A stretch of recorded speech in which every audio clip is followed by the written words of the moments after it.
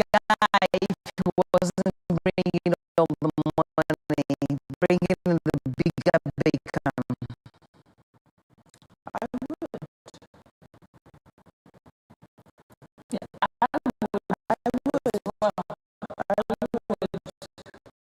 I mean, I think go hard. I think, can we be honest? Yeah.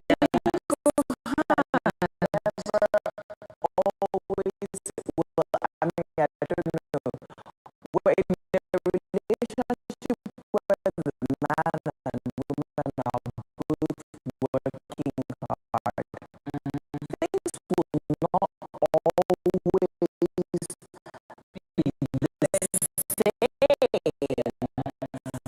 where he's always bringing the major bacon or you are. Sometimes, it's a synergy. So if we're going to be honest, it's not going to be sort of like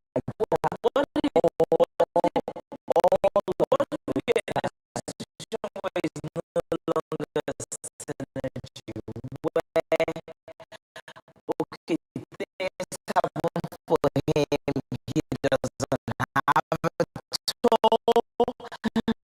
and you keep carrying and carrying and carrying. The budget. Give them an example of what you're talking about. I'm the one bringing all the money in the house. I'm paying the house rent. I'm doing everything. Now, I fill the fridge with beer, Coca-Cola, whatever. Beer is his favorite. He's one who watches soccer team.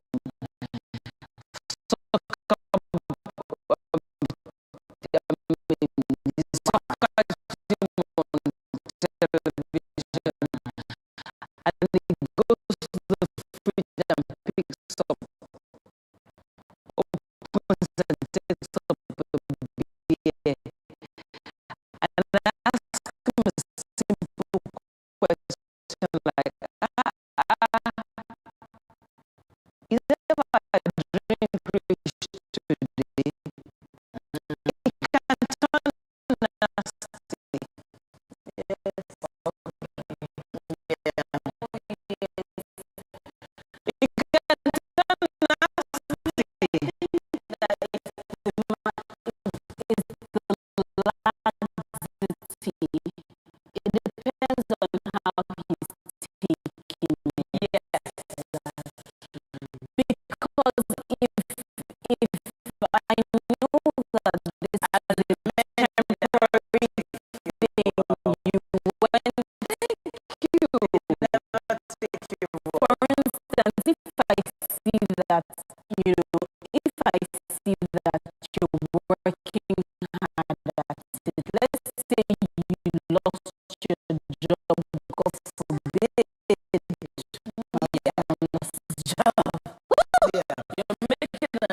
God forbid that he lost his job. Why are you saying God forbid? Why are you saying God forbid? Because to be honest, I say to people that me, I prefer it that my husband earns more. Exactly. Because you have less drama. Yes. That's the truth. Because everything you say, if you're earning more, is going to be misconstrued. Okay, but you see, because of here, is it also a function of where we are? Because places like the US, the UK, if you look at two high-powered people and their children are suffering, they ask whose salary is bigger. If her own is bigger, the man will say, I will become a house husband. Hey, hallelujah. That day will happen in Nigeria. You see, yes. But the way it's based it's on... not our culture. No, that's okay. Nigerian then that's man the problem. But culture that is determined. to become Then a house yes, husband but will that's get the all the problem. disrespect in the world. Why- that is the why truth. would- why I've would seen you do marriages that? break up because the men are not living up to... So whose fault? Is it the man who can't take the fact that he's not the one bringing the bacon, or the woman, or the society that will be looking at him that your wife because of even the way society looks at him, he starts to even act funny. Do you understand? I see men that are not doing, and their wives are I doing agree with everything, that, and they start You to agree, act right? funny because, but he knows deep down that but they don't care. This thing you're saying has reminded me of something. When my dad was working before, there was this lady that was she was the staff, and then the husband wasn't. And in the morning, he would wake up, take his gym bag, and he's off to the gym. This man has gone to work, and he's jogging. I know. We look out of the window, I'm like, this man. This man, You know, and there's then- shame. Yes, He has and then nerves. at That's what I some call it. point, there was a time that they had a fight. I think he had a fight with her mom while she was at work. He now beats the mom. Okay, but you see, but that's the thing. The All of you, what insulting. you're talking about things that have to do with, that keep marriage together. Now, what this is really about is love, whether you're married or not. If you're in a relationship, what are the things that speak to you? Even a relationship between two friends that are female. Oh. Yes, Value. you know, yes, value. What makes you feel valued? What language, what speaks to you that makes you feel valued? Communication, You know, you for and your me. mother. Do you know, in Yes. every relationship and in every form of communication, okay? Relationship between two people, you must add, what are you bringing to the table? Thank you. You must add value. Yes. Even Why in am I your in a friend? normal relationship, if you're not adding value to my life, why am I your friend? The same thing with a relationship with husband and wife. So what is value to you, right? Is that what you're saying? What is value to you? Okay, I mean, like you said, right? Like you rightly said, there are times when anything can happen where the man doesn't have it like he used to. But guess what? You're also still very responsible. You say How do you to mean? your The wife, person that doesn't have money? the person that doesn't have money, let me take care of this because you're fun. Not in terms of payment or I'm making sure that the kids are okay. I'm making sure that because I see you're working too hard. You come back from work. You ask the man. You make me food. I'm telling you, it will make me feel good. I wouldn't, but I do all the work. Then I come back and I have to cook for you. Then I go to the Then kitchen. I have to open my legs at night for you. I know you're on your own. Not just I know. You understand? It's not We'll fair. continue from where we stopped. Okay. When we come back into Yeah. Welcome back to the lounge. We're talking about love languages, what communicates love and value to you as a person. Yes, I have this friend that used to, I think I used to try too hard, you know, so I didn't realize that she didn't value me as much. Aha. Yes. So we're taking it away from husband level. Yes, I needed her. I Friendship. was a little bit ill and she was in town and I needed her to just be there. You know, quality time is very important to me. You know, just be there. And she had other things she was more interested in. But and you we've been always there for friends. her. Yes, and we've been friends for over 2 decades. And that really hurt me. And I don't think we've recovered yet. We had to talk about it, but I don't trust her anymore. But do you know, Yes. it's the same Yes, thing. I don't You see, I trust say her to people anymore. in marriage, your husband is your friend. Yes. When you start to see your husband the way you see you and I are, then it helps the relationship, it makes the relationship healthier. But we in Nigeria, we tend to see our husbands as husbands. No, you I cannot. my do you husband understand? was my friend. And that's what that's you and your friend, you and your husband are very good friends. I think the I've watched them question, I think the before. question here is communication. Even Yeah, if it's it your is very friendship key. or whatever. Yes. Maybe you find out your friend doesn't really understand what is your mumu button. My husband knows my mumu button. Yes. Yes. Something as simple as popcorn. He brings it. They know that in fact that day you got me because I love popcorn. Exactly. What I love, you do it for me. Yes. But again, I keep telling, and it's something I keep telling my husband, he should start teaching classes. You know. Yeah. Because sometimes the men have to do some work. They have to. If you want a woman to be a particular way, it's only important that you talk. It's not sometimes. Tell the her men always they have need to have talk. That work. You see, They need to why I use her as an talk. example. I've watched herself and her husband. I've watched Anne and her husband as well. Anne and her husband have it's like a silent communicator. They look at each other and they They understand. know she says something and he says, I was just about to say that. You know, it's exciting to watch. She and her husband, like, it was one of your birthdays. I think came to the office. They go to mass together. in the Secret. afternoon. You know, I've always admired both of them. Yeah. I think, for crying out loud, they have too many children. So there must be something No, but working. isn't that evidence of how much we Yes, like? he'd come in to get her for mass, and they said, "Come with us." You know, I hadn't been to Catholic mass in a long time, and when I got there, I was in between two of them. They put me to decide. They come, respect yourself. We are supposed to go there. Don't divide what God. We had mass and everything, and we're going to lunch and everything. And she just turned to him and said, "Let me take Dion out to lunch and everything. I'll catch up with you later." It wasn't a go problem. away. He got in the car. That's You know, it. so They now- need to so now I came communicate. on- Men don't Communicate, talk. No, men talk. But there's this thing with us in Nigeria, especially for we women, we have this Lord and master view of our husbands. Not everybody. I don't No. like I that know. too. I do not agree with it, but I see women. You scare women say, but how are you with your partner? You travel. No. It's really hard for me to Dion, relate that's what I'm to saying. this. But that's why I- there are no, two different sides. Dion, that's what I'm saying. No, Ebon, I'm saying to you what I hear a lot of. I mean, like, she knows now. I know. I yeah. travel, I do, you know. I do work I hear my friends say to me, Didi, your husband spoils you. He lets you allows you, He yes. allows you. And I'm like, no. He understands that I have to do this. Yeah. This is the way I've laid my bed. And there are no pretense and all that. It's wrong. For me, my husband, even my sons know.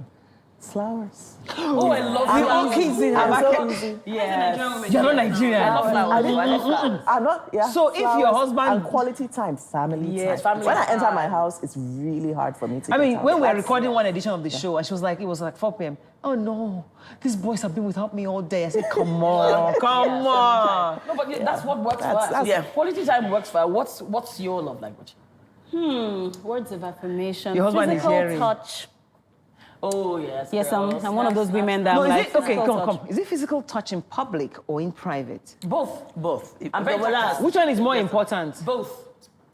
I like So my- I how like about my those ones that are partner to touching do the that. physical outside and you're like, ooh, then inside you're like, please, Okay, your so leg. which one? No, but I'm very tactile. Inside, I mean, a bit so of I both think inside. physical touch. It's a- in or I love out you, baby. Of the house. That kind of thing. So people will be jealous when they But see I you. think that when we're I talking think you about love should- languages, yes. I also think that there's something that we have to identify for a couple, let's say, or even friendships. There are fillers and drainers. Yes. So Please there are things explain to that me. fill you up, there are things that make you feel relaxed, rested, and all of that, and there are things that drain you. So I think that in communicating with your spouse, I learned this recently, so we had to itemize these things. What are your fillers? What are your, no offense, if I write your name as my drainer, maybe the way you rant. Like what I think my husband said was, Anne, when you are cranky, Drainer, fillers. So I think that in also building togetherness and friendship in marriage, you should have fillers that are together.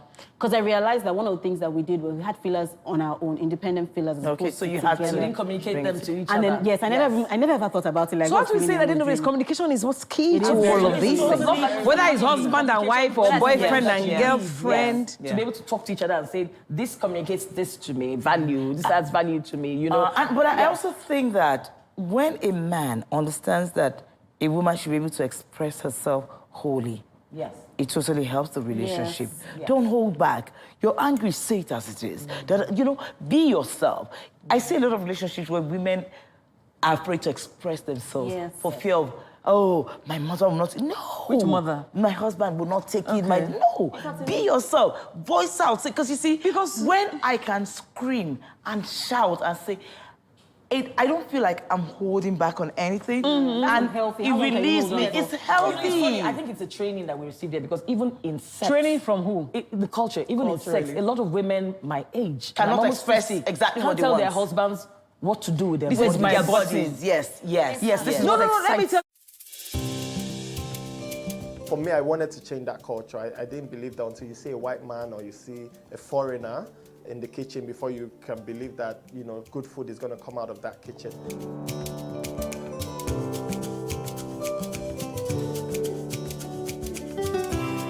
You can leverage on each other's spaces and, sell. We believe in Nigeria, right? We believe that Nigeria can get better. We, the youth, are the ones that can make it better. And my products are proudly made in Nigeria.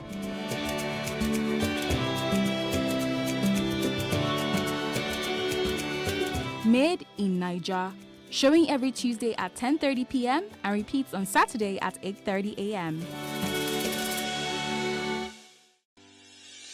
Increase the reach of your events or business services to advertise on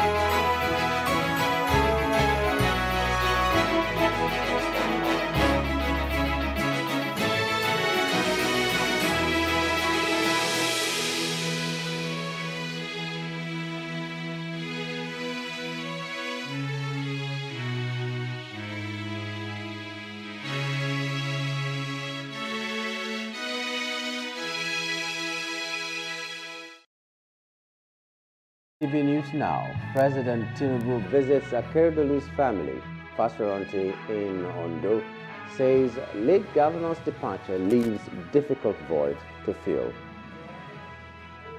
Edo Deputy Governor Philip Shaibu storms PDP headquarters, demands certificate of return. Burundi detains dozens of soldiers who refuse deployment in fight against M23 rebels in Congo.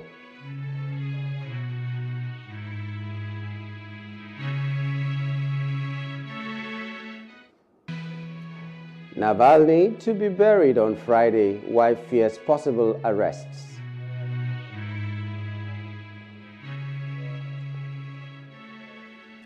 Good evening. My name is Nyamgul Agaji. This is News Now. President Bola Tinubu said the death of the late Governor Rotimi Akeredolu left a void that will be difficult to fill. He said this during his visit to the paramount ruler of Owo, the Olowo of Owo, Oba Ajibade Ogunoye. Tinubu said this while in a private visit to the state to commiserate with the people of Ondo over the death of the former governor. During the visit, Tinubu visited the family of the late governor and later visited the national leader of the Pan-Yoruba socio-political group Afenifere, Pa Ruben Fasoranti. Speaking during the visit, Tinubu said that the legacies of the late governor will endure forever. We lost and he lost 12 sons. Yes, he say a man passed. Akeredolu is my very, very close ally. And he's a son of the soil. Thank you very much. Thank you. That's all. As simple as that. I'm running out of time. But I said, I must be here. I must see you. I feel the life of my friend, my partner, my political associate. Thank you for giving him a befitting burial. Thank you very much. Aiyedatiwa. Thank you, Deputy. Thank you very much. God bless you. A fresh crisis is brewing in the People's Democratic Party, PDP, over the just concluded Edo State governorship election following the insistence of Deputy Governor Philip Shaibu that he won the primary and should be given a certificate of return. Shaibu, who emerged as winner of a parallel primary, stormed the National Secretariat of the PDP yesterday to demand that he be issued a certificate of return. His demand came barely 24 hours after the party's acting national chairman, Ambassador Umar Damagum, and the party leadership issued a certificate of return to Dr. Asue Godalo, who won the primary recognized by the party. The deputy governor, who was at the secretariat with a handful of his aides, did not meet any member of the National Working Committee on seat. He, however, insisted that the party must abide by its own rules or be prepared to face legal action. Today is the day set aside by the electoral guideline approved by the National Working Committee to be the day that the return certificate will be issued. And so it's not something surprising I'm here. I'm here to receive my certificate of return because I won the primaries in Edo that was conducted and the authentic delegates voted. I'm sure when you look at the walls of the PDP, you see the names of all the delegates that voted for me on the walls of PDP. When the party internal mechanism is being followed, and it's obvious that the party is not ready to listen, the next line of action obviously will be the judiciary. But I pray we don't get there, and that is why I came today. I'm sure in the coming days, the national chairman and others will adhere to what brought me here today, and when they do so, obviously there won't be need to go to court. But if they don't do what is needful in the sense that I won the primary with the authentic delegate, the certificate should be returned to me. If that is not done, we will not have any choice to seek for interpretation by the courts. The Nigerian Senate has approved the President Bola Tinubu's request to sack the Federal Competition and Consumer Protection Commission Executive Vice Chair, Babatunde Irukera. The President says he was removed due to his inability to effectively perform the duties of his office. Tinubu, in a letter read at the plenary on Wednesday by President of the Senate, Godswill Akpabio, said that he was demanding the sack of Irukera based on inefficiency. According to the FCCPC Act, the President needs the approval of the National Assembly to sack the Executive Vice Chairman of the Federal Competition and Consumer Protection Commission. After deliberations, the request was put to a voice vote where the ayes had it and the Senate President hit the gavel. The provision is very clear. If the Senate's job is to approve the request of the President, not to investigate the request of the President. And luckily the section of the law is very clear that the person could and can be removed from his inefficiency to perform his duties. And who measures the efficiency? It is the principal, in this case, Mr. President. So I want to thank all for their contributions. Ours is to either approve the request of the President, or if we have any reason not to, then we can say we do not approve. Then in which case we have to communicate the reasons to the President. As far as all the arguments are concerned, there is no reason for us not to approve the request, because it is aimed at strengthening his government and ensuring more efficiency. The Nigerian Senate has urged the federal government to introduce a food stamp program as an interim measure to cushion the effects of food insecurity in the country. This was even as the Red Chamber also called on the Federal Minister of Agriculture and Food Security to liaise with development partners and other relevant stakeholders, especially the Lagos Food Bank Initiative, which introduced Temporary Food Assistance Program, TEFAP, a few years ago.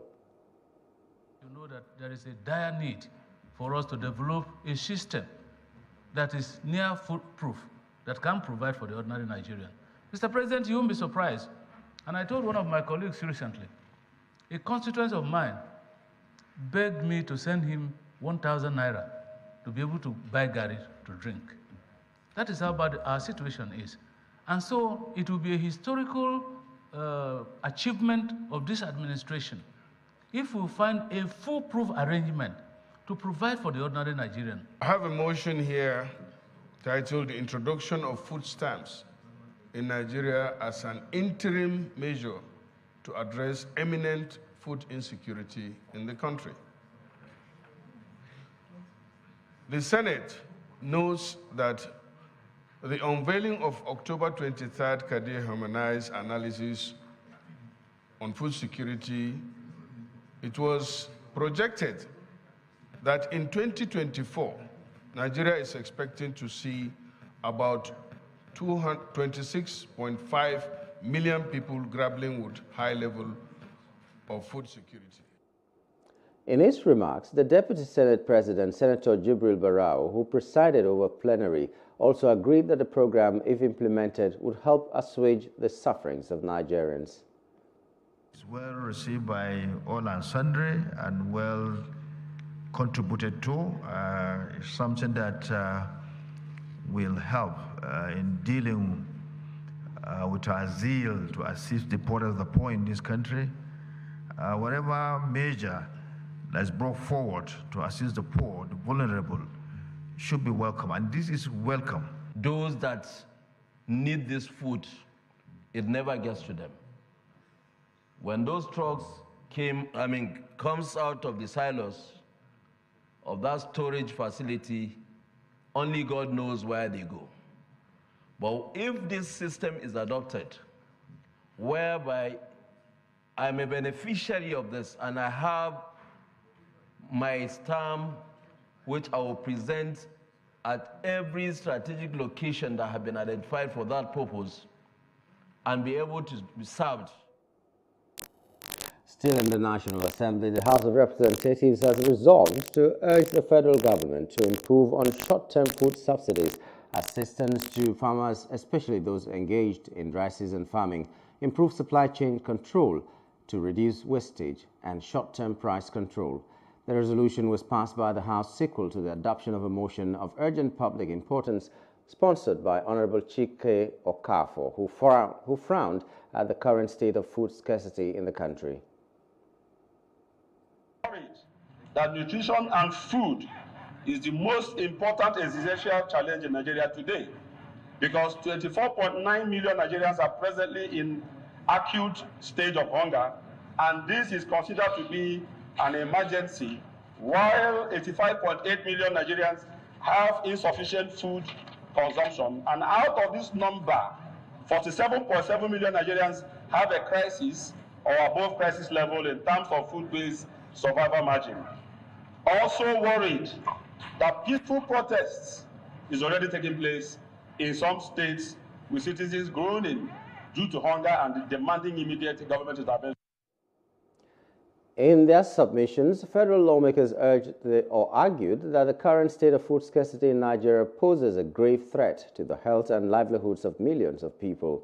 They added that insufficient access to nutritious food not only leads to hunger and malnutrition, but also exacerbates existing health conditions and undermines the overall development of a nation, as they demand immediate action from the government.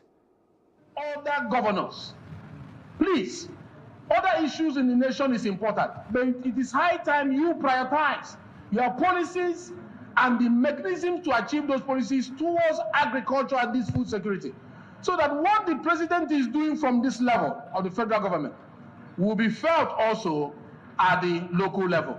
If there is a need for any subsidy, Mr. Speaker, if there is the need for any subsidy in this country, it is to subsidize these farm inputs. Observes that the systems audit and investigation revealed enormous indebtedness to the tune of over 1.8 trillion naira in back total taxes for MultiChoice Nigeria and $342 million in value-added tax for MultiChoice Africa that had never been paid, that had never paid any taxes since they started business operation in Nigeria. Both amounts were levied upon the MultiChoice Group by the Federal Indirect Revenue Service. Concerned that there are ongoing arrangements to sell MultiChoice Nigeria and other MultiChoice Group subsidiaries in Nigeria to a foreign interest, while tax indebtedness is outstanding. Over 75% of the Nigerian people could not have food on their plates. Mr. Speaker, it is about the insecurity. Secondly, Mr. Speaker, the cost of the inputs to the farm is equally on the high rise. I am privileged to have been an executive chairman of a blending company. 5 years back, Mr. Speaker, a bag of fertilizer NPK 2010 was being sold at 5,000 to the off-takers. Then the off-takers had a margin of 500 cost of transportation, loading and unloading, being sold at 5,500. Today, Mr. Speaker, a bag of NPK 2010 is at 8,000 naira. We should give particular attention in providing the necessary infrastructure to the farm place, so that we, even after the lifespan of this government, you leave something that is sustainable for others to come and build on. So I think, in summary, we need to be very measurable, very calculative. The Nigerian Labour Congress NLC Adamawa State Chapter says its members are hungry and insecure in the state, while calling on the government to do the needful. The chairman NLC in the state, Comrade Emmanuel Fashe, disclosed this during a press briefing at the Labour headquarters in Yola, the Adamawa state capital. According to him, Nigerians are not finding it easy, hence the need for the government both at state and federal level to come to the rescue of Nigerian workers. Comrades, it's no longer news that the hunger has ravaged the land and poverty is eating deep into us. And of course, the chief or the head of them all is, even as hungry as we are not secured. We can no longer go to our farms. We can't sleep with our eyes open. Our herders in the bush don't find it easy because cattle rustling is on the increase. And of course, all these are problems that are bedeviling the common man. Yes, hunger is ravaging some other parts of the world too. But the governments in these countries are quickly putting measures into place to cushion the effects of what is going on. In some other climes, before policies of this nature, before policies of this magnitude will be put into place, measures of palliative will be put in place to actually cushion the after effect of these policies. The chairman of the Kano Council of the Nigerian Labour Congress, Kabiru Inuwa, on Wednesday urged Kano State to pay the 20,000 naira wage award, which was agreed upon by the government and labour in the state. He also told the federal government to immediately stop implementation of the International Monetary Fund, IMF, and World Bank policies in the country. He stated this during a press briefing organized by the Kano Council of the NLC following the cancellation of Day 2 of the NLC nationwide protest over economic hardship in the country. According to Inuwa, the NLC and the state signed an agreement on payment of 20,000 naira to labor, but the government has failed to fulfill its promise. He pointed out that a letter has been sent to the governor to remind him of the agreement signed between the both parties. According to Comrade Inuwa, top government officials collect loans from the IMF and World Bank but misappropriate the funds with impunity. In our state, we have signed an agreement with the state government on the payment of 20,000 naira wage award. We are yet to start receiving the money. We wrote to the government that we want them to immediately commence the payment, as the majority of the populace of Kano are going to embark on Ramadan fasting in the next few days. We have the belief that the wage award, if paid before then, will sincerely help in cushioning the effect of the hardship we are experiencing. Immediately halt the implementation of the IMF and World Bank policies in Nigeria. They have not only worked anywhere, but have brought extreme hardship which imperils our nation's security and undermines our sovereignty. You will all agree with us that the policies of the IMF and World Bank are not favorable to our society. 49 kidnapped victims have been rescued from the kidnappers' enclave in Gongo Maliki Mountain in Yoro local government area of Taraba State. The rescue is a sequel to joint efforts between the police, professional hunters, and vigilante groups. The local hunters succeeded in rescuing 40 kidnapped victims from the kidnappers' den.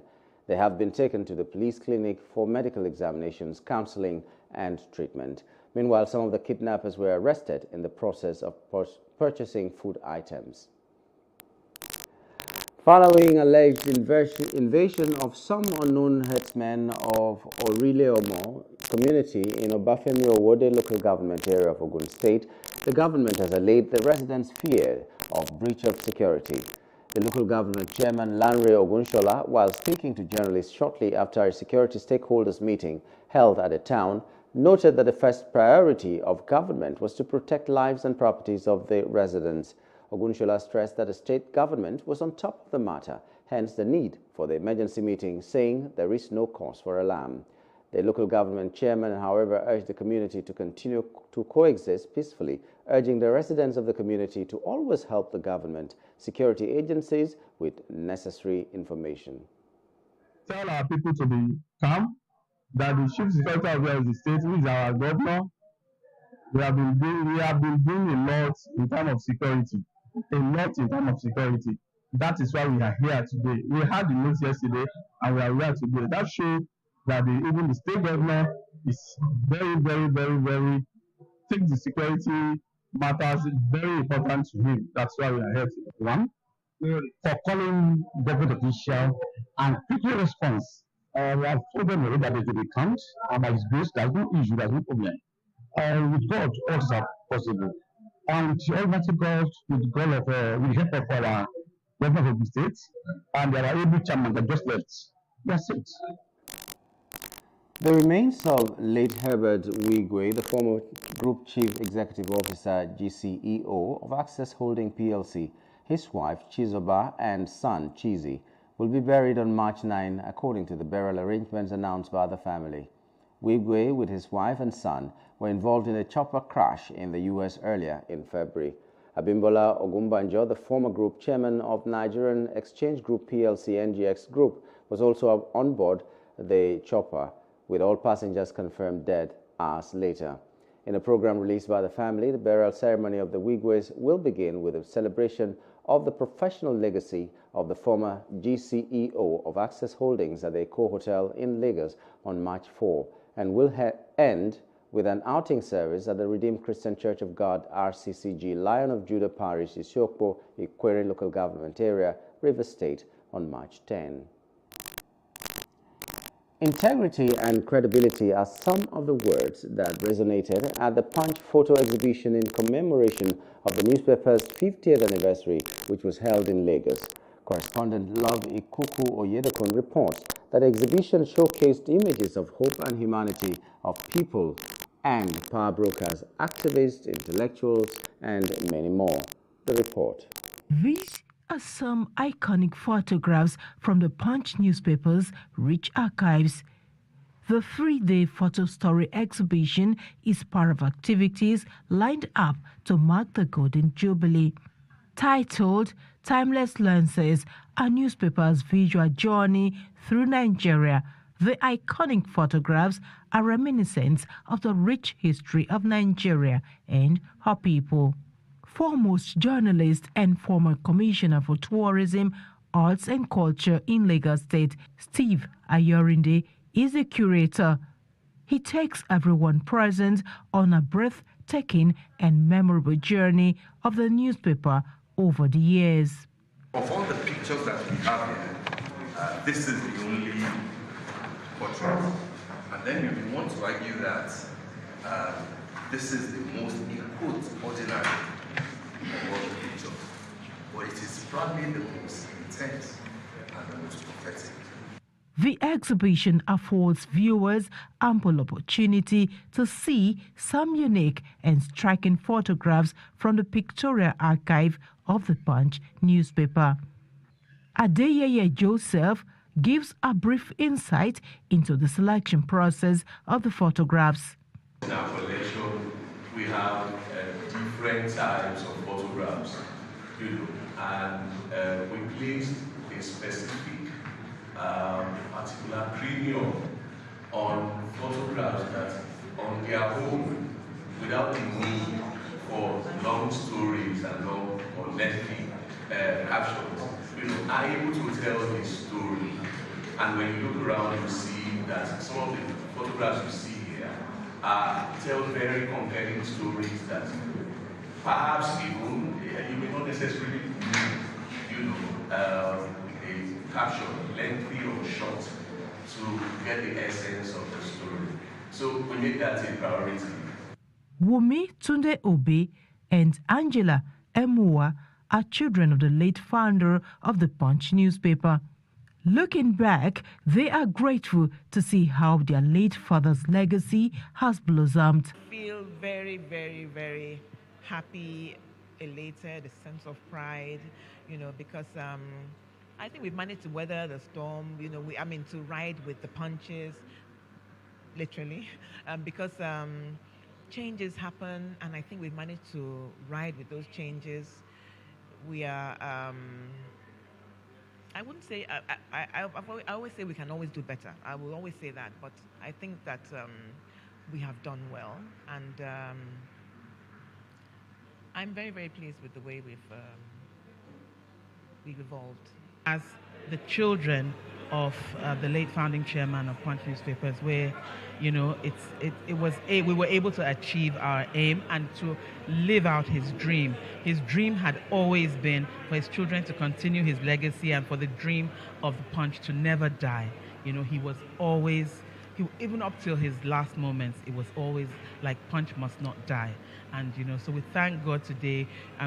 40 years later, we know he's smiling down on us. And I believe he's proud. It'd be nice to know that he's proud. And that makes us smile that, Dad, we didn't let you down. Here we are, and we're still going strong. So I've been involved with Punch over the years. And it's a thing of joy to see that the children of late friend of mine, Olu Abodere, have all worked hard to keep the flag flying. I congratulate them. It's not easy for a family to unite and carry on the legacy of their father. It's a great achievement. The week-long event continues with a public lecture to be delivered by Nobel laureate Professor Wole Soyinka. Love Ikuku Oyedokun, Plus TV News. Artificial intelligence, AI, has been on the upsurge for quite a while now in other parts of the world. No doubt Nigeria would not want to be left behind, as such a development could result in ease of life in many areas and aspects from top to bottom.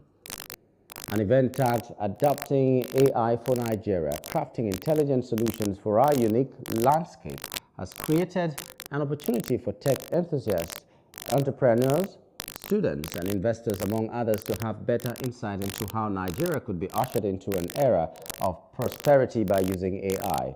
Our correspondent Abdul Salam Dokilasisi has more.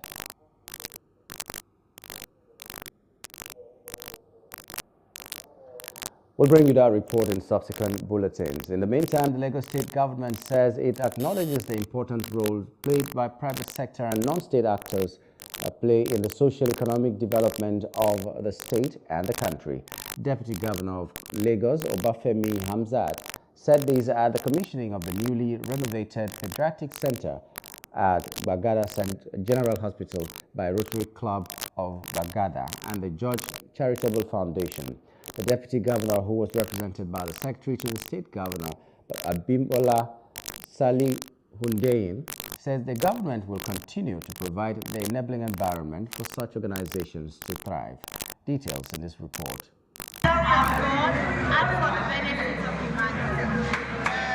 The Pediatric Center of the Bagada General Hospital was built by the Rotary Club of Bagada over 30 years ago and has undergone refurbishment. Privilege, but in 1985, the center has got a facelift thanks to the partnership between the Rotary Club of Bagada and the George Charitable Foundation.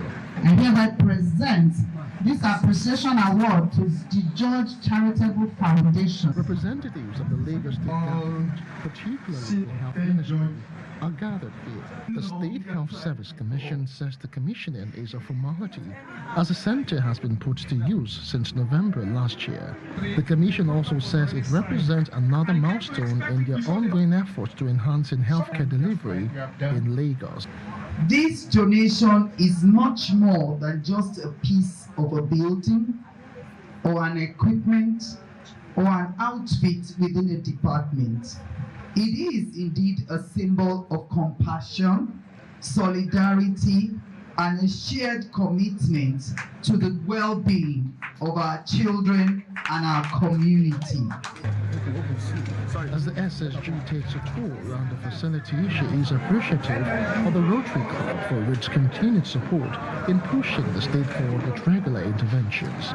This partnership, to me, aims to provide quality healthcare delivery to our children and improve the quality of life of our citizens. This shows that these two organizations' commitment to maternal and child healthcare is worthy of emulation. Thank you. It is on this premise that I therefore commend and appreciate the leadership and members of these non-profit organizations for the foresight and initiative of renovating and expanding the children's ward of this hospital. The district governor and club president they're able to as well a collaboration share the vision behind the project and plans to ensure sustainability. So we always monitor to be sure that the children that the ward is supposed to take care of, that they're actually being taken care of. And when we donate things, we follow up to make sure that the things are actually given out freely too, the way we have given it freely, because we don't charge money for whatever things we do. So if we can embark on a 30 million naira project and give it freely, we want to also ensure that the children of this community are benefiting from it, and they are getting free services too. It's saving the child of the world. This is children's ward, pediatric ward, as you may call it. And you save a child, you save the world. That's the way it is. So it's open not only to Gbagada community, but to the entire Lagos State community. We've done a great work here. We have the emergency session of it. We have the outpatient and we have the inpatient. We have a room for the mother and we have a room for the mental aspect of life for the mother. Basically, it's to give back to society, to assist our fellow citizens, to support Lagos State, to do good, to help with the development of the country. This gesture will no doubt help in the delivery of efficient healthcare for children in the state, as the club hopes for continued support and partnership. Governor Agbu Kefas has commended retired General T.Y. Danjuma for his unparalleled investment in the health sector in Taraba State. The governor stated this in Takum while commissioning the Senator Daisy Danjuma Eye Hospital Takum, constructed by General T.Y. Danjuma, targeting towards meeting up the needs of vulnerable people in eye service. Correspondent Jude Nuhu Gundali filed in this report. This eyes clinic is the latest investment of General T.Y. Danjuma towards health development in his immediate constituency in Takum local government area of Taraba State.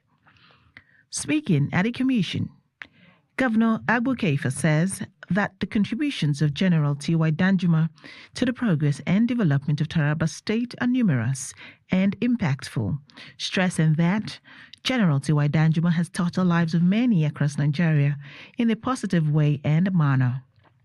Governor Kefas noted that the Just Commission Eye Hospital will provide essential services to the communities in the state and urged the people to patronize and safeguard the facilities. Contributions to our community have been numerous and impactful, and the Daisy Danjuma Hospital is a shining example of his dedication to making the difference in the lives of others. In his remarks, retired General T.Y. Danjuma said Taraba State is well endowed by nature and stressed the need for peaceful coexistence among the populace in order to attract investors to the state. We must have peace in our land so that our young men and women will not be running to other places looking for jobs. There are no jobs anywhere outside here in our country. Our young men are now going abroad and they suffer there. Many speakers at the occasion enumerated the importance of the eyes clinic to the people of the state, particularly the vulnerable. Because this project will bring about not only to impact the life of the people through direct labor, but people will gain knowledge. So it's a wonderful achievement to us. So we are very grateful for that. It's a private facility. What we can do is to give them all the support whenever they need it from us, and then make sure we make the workers comfortable and protect the place so that the place will function. This eye hospital will flourish and it will become a cornerstone of excellence in eye care in Nigeria. The occasion featured cultural performances and was attended by dignitaries from far and near. The free surgical intervention program for indigent residents, initiated by the Ogun State Governor Prince Dakpo Abiodun to cushion the effects of the current hardship, has commenced with surgical operations performed on patients at the State Hospital in Abeokuta, Ijebu-Ode, and Ilaro. The program, which began with the registration of beneficiaries, would involve major and minor surgical operations as part of the Governor's medical palliative to the people. Speaking while performing the surgical operations, the Permanent Secretary, Ogun State Minister of Health, Kayode Oladeinde, commended the Governor for huge investment in the health sector and directive for the replacement of health personnel who have left the service for greener pastures abroad. We started the exercise here, and we've operated quite, I think about 5 or 6 even this morning, and we still have quite a number of them outside to be operated. They are all here happy.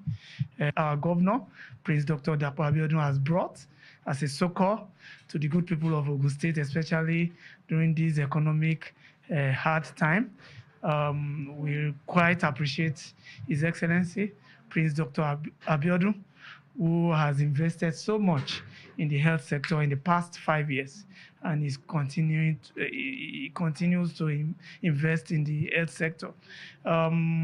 We appreciate him. We can never be thankful enough, because some of these patients we are operating today have been online for quite some time. Because of funds, they've not been able to come and access the surgery they need. Some of them are blind in the 2 eyes, so people have been leading them about for quite some time, but all it takes is for us to operate one, and they'll be able to see and contribute to the economic outlook of the state and, of course, of the nation at large. It is no secret that the economy of the country is in dire straits. Nigerians are speaking on how they have been coping with economic hardship and what the government can do to assist the people. That's on Street Views. Take a listen.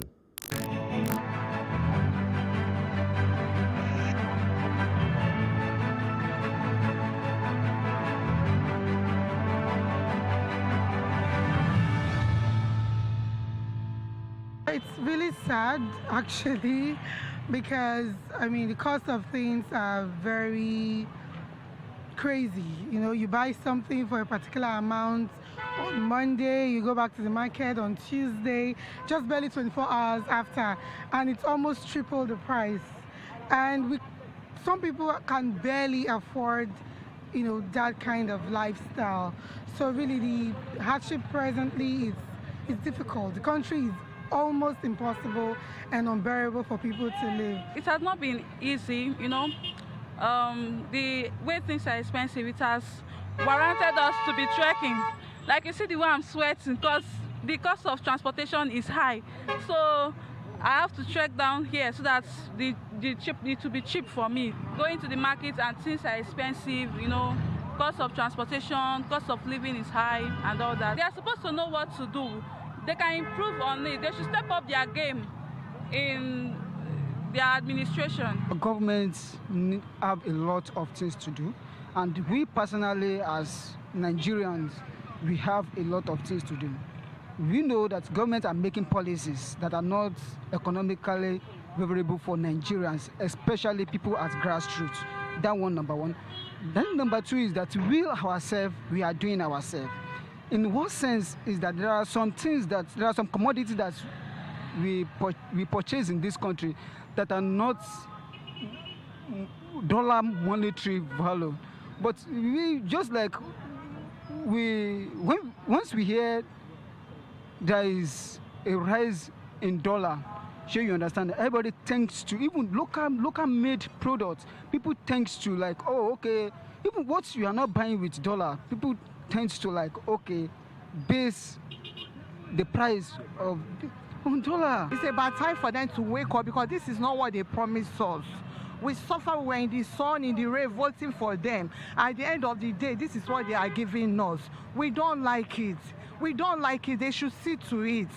The hardship everywhere. Even yesterday, I saw it at the social media, where a father shot his son because the son did not give him permission before he cooked the last meal, and the guy died.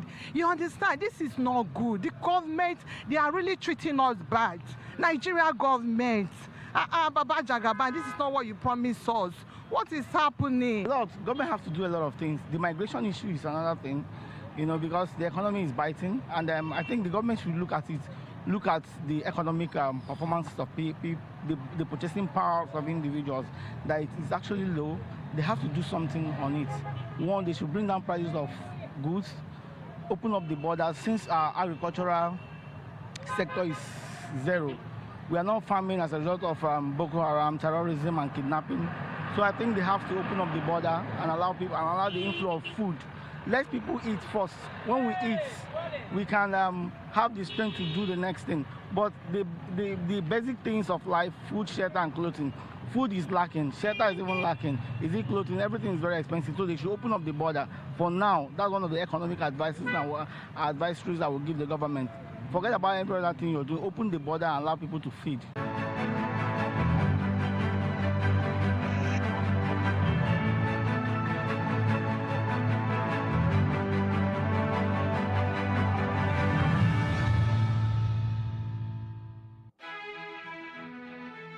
Still ahead, UN peacekeepers begin pullout from war-torn East DR Congo.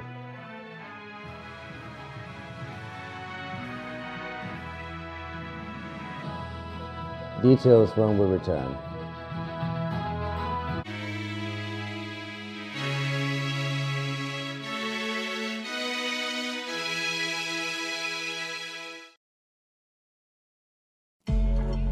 Sometimes, it's not just the distance we travel. It's the gaps we close.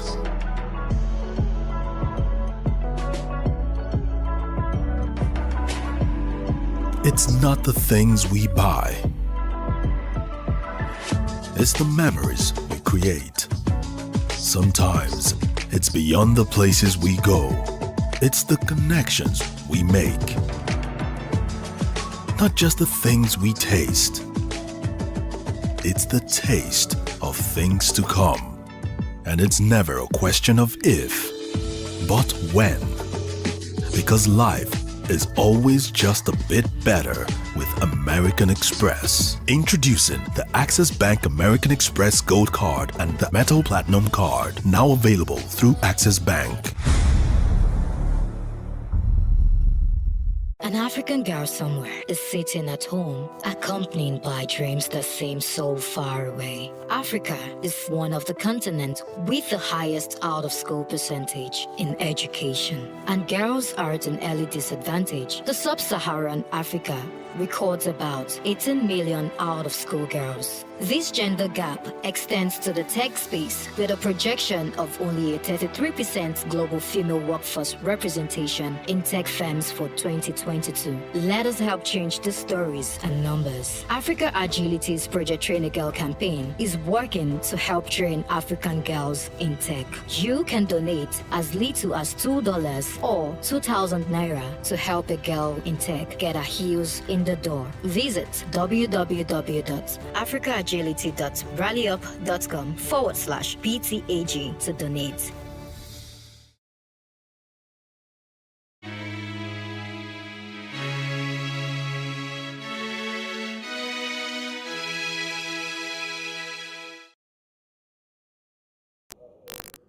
Thanks for staying with us. We move to other parts of Africa. Former Guinean opposition leader Mamadou Oreba has been appointed Prime Minister by the country's military junta, according to a decree read on national television on Tuesday.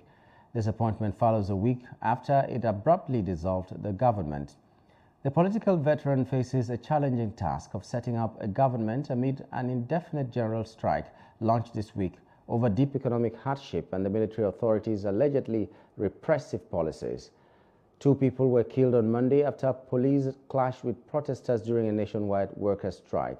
Trade unions have been demanding lower food prices as Guineans struggle with the high cost of living. The economist has been a prominent figure on the Guinean political scene since the early 90s. He served as Minister of Reconciliation in a consensus government in the wake of a political crisis triggered by the killing of at least 130 people in union-led protests in 2007. Guinea is expected to hold elections to restore democracy in 10 months when the 24-month transition period set by the junta and regional bloc ECOWAS expires.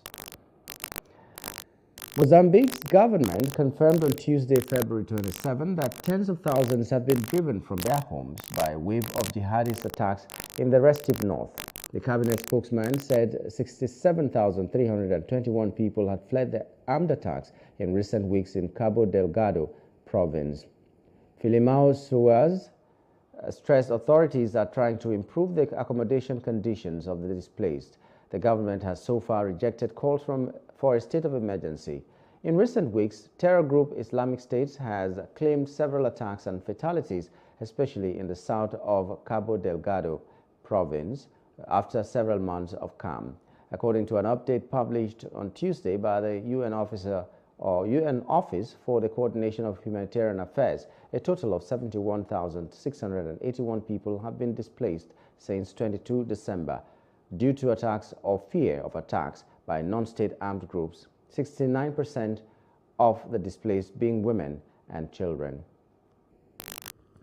Dozens of Burundians have been detained for refusing to be deployed to Eastern Congo in the fight against the M23 rebel group as it advances towards a major border city, according to army officers, prison officials, and other witnesses. The descending soldiers were being held in at least 4 prisons across the tiny Central African country. Clashes between M23, which the U.S. says is backed by Rwanda, and Congolese troops have intensified in recent weeks, with the rebels threatening the Congo city of Goma on the Rwandan border. Burundian President Evariste Ndayishimiye, in a public broadcast on December 29, acknowledged the presence of Burundian troops in eastern Congo under the terms of a defense pact with Congolese authorities. According to 2 army officers and multiple prison guards who spoke to journalists, the arrest of descending soldiers started in December, with more than 200 detained. The United Nations is to kick off the withdrawal of MONUSCO peacekeeping forces from the Democratic Republic of Congo by handing over a first UN base to national police. The DRC demanded the withdrawal despite UN concerns about rampant violence in the east of the country. The UN force currently fields around 13,500 soldiers and 2,000 police across the 3 eastern provinces of Ituri, South Kivu, and North Kivu. Outside Africa, Alexei Navalny will be buried in Moscow on Friday, a spokesperson has confirmed. The service will be held at Borisovoskoye Cemetery after a farewell service at a Moscow church. In a speech on Wednesday, the opposition leader's widow, Yulia, said she didn't know if the funeral would be peaceful or if police would arrest those who come to say goodbye. We would have time to prepare for this speech. But first, we spent a week getting Alexei's body and organizing funeral. Then I choose the cemetery and coffin. The funeral it will be peaceful, or where the police will arrest those who have come to say goodbye to my husband. Last Saturday was 2 years since Putin started a full-scale war against Ukraine. A brutal and sneaky war. The whole world rushed to Ukraine's aid, but 2 years passed. There is much exhaustion, much blood, much disappointment, and Putin has gone nowhere. Everything has already been used.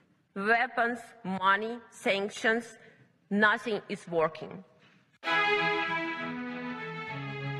Up next, CBN begins sale of $15.7 million to 785 BDCs weekly.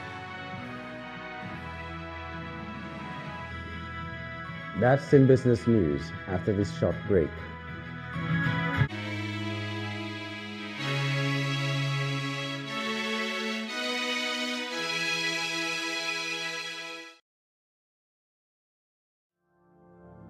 My name is Adejoke Lasisi. I'm the founder and creative director of Planet 3R. As Planet 3R, we convert textile and plastic waste into eco-friendly products. The motivation actually came from a rural community in Ibadan here. Whenever it rains, the whole place, people will not be able to go inside the community. If it rains overnight, people will not be able to go to school, they will not be able to go to work. Anytime the water now goes away, you now realize a lot of waste. And I was like, this is actually the root cause of this problem, improper waste management system. Then I look at it that, what can we do to solve this problem? And that was how I started using the weaving skill that I've acquired from my mom since I was 9 years old. Then I started using it to weave those waste to now make sure that we now convert them into beautiful items like bags, shoes, even clothing. I actually participated at Womenpreneur Season 3, that was 2021. One of the things I really gained at that time was business development. You know, it's not just about the talent now or having to know how to convert the waste or having the idea, but to be able to put it into a successful business. I really appreciate what Access Bank is doing for entrepreneurs. Let us now say women now, because most of the time women don't really have much of these advantages. I love the fact that there's an initiative for women. I want to encourage you to make sure that you go and apply honestly. Your life will not remain the same again.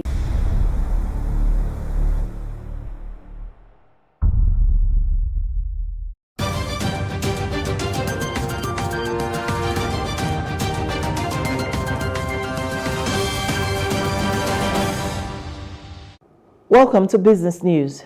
The Lagos Chamber of Commerce and Industry has advised monetary and fiscal authorities to focus on factors driving inflation rates by tackling supply-side efficiencies rather than the demand-side management.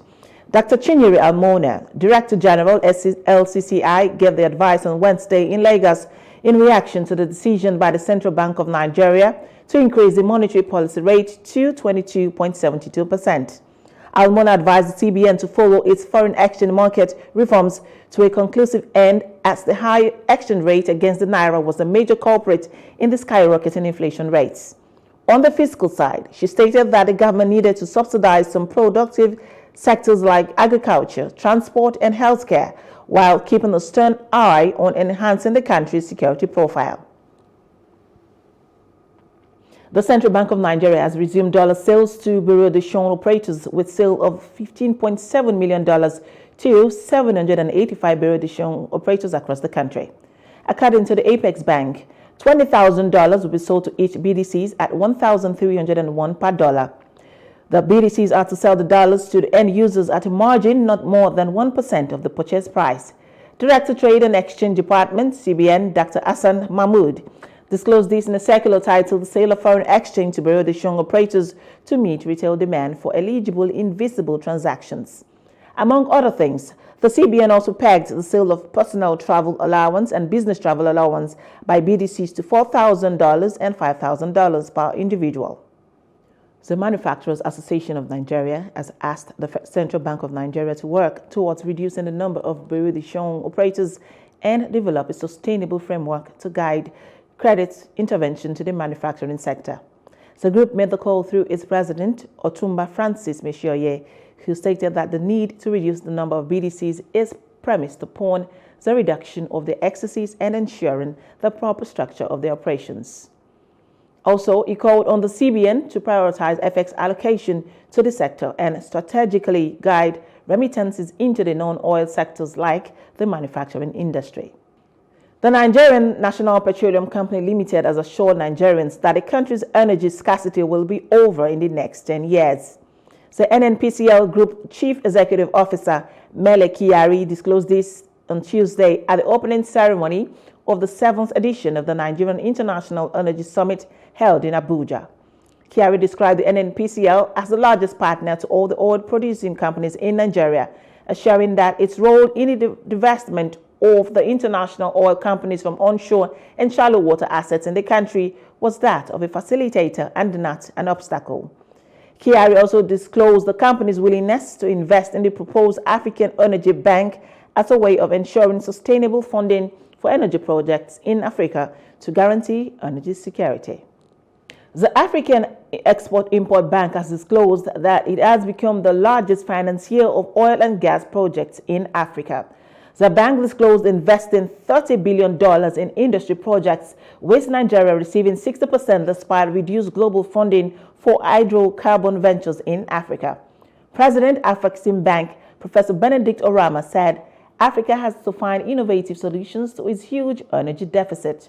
Orama was speaking at the National Oil Companies Forum at the ongoing Nigeria International Energy Summit in Abuja. And that's it on Business News. The news continues. I am Shade Uwe. Thank you, Shade. Up next is entertainment news.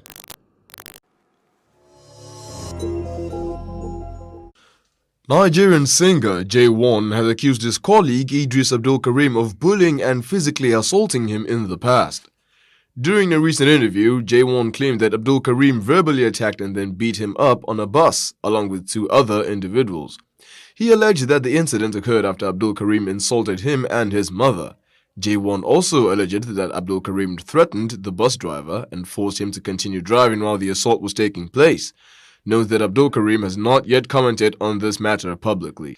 Moving on, gospel singer Moses Bliss and his fiancée, Mary Wiseborn, tied the knot in a civil ceremony on February 27, 2024. They shared the news and photos from the wedding on their Instagram account, expressing their joy and gratitude.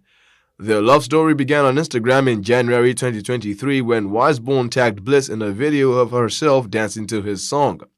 They connected shortly after, and Bliss proposed to her in a romantic ceremony at a church in London in January 2024, with a song he wrote just for her. The couple exchanged vows in their civil wedding, with Bliss serenading his wife once more. They shared their happiness and excitement for their future together on social media. And finally, in a recent interview, Nigerian singer Fireboy DML, whose real name is Adedamola Adefolahun, shared a remarkable story about pop icon Madonna. He described having a date with her as the most memorable day of his life. This encounter seems to have blossomed from a surprising online interaction. Madonna reportedly reached out to Fireboy DML on Instagram, expressing her admiration for his music, specifically mentioning a song from his debut album. He found her message weird and funny in a positive way, further solidifying his admiration for the Queen of Pop. Their initial connection led to a professional collaboration. In 2022, Madonna featured Fireboy DML on a remix of her classic 1998 hit, Frozen. They even filmed a music video together in the United States, solidifying their creative partnership. However, Fireboy DML revealed that their connection went beyond the music, culminating in a memorable date that he considers the highlight of his career thus far. And that's all for the entertainment section tonight. Enjoy the rest of the program and do have a lovely evening. Abdul Salam Jakila Sisi, Plus TV News. Up next is Sports Update.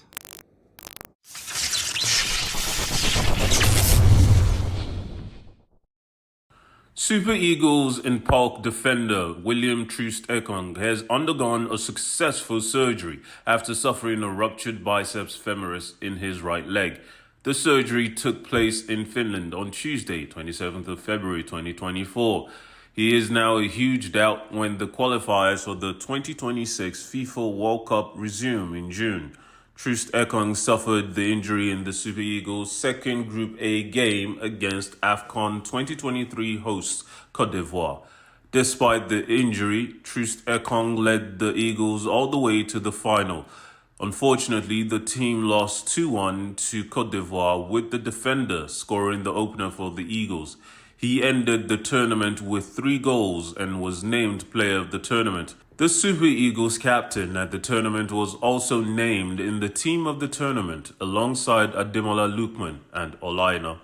Bayer Leverkusen manager Xabi Alonso is reportedly not interested in making an audacious move to either Liverpool, Bayern Munich or Real Madrid, as he looks set to stay at the Bay Arena this summer. Jurgen Klopp revealed last month that he will be departing Liverpool to take a break from football, so the club are searching for a new manager.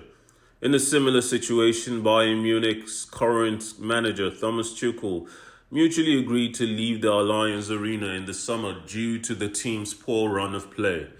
Alonso, former midfielder of Bayern and Liverpool, is thought to be the early favourite for both positions following his performances this season with Leverkusen.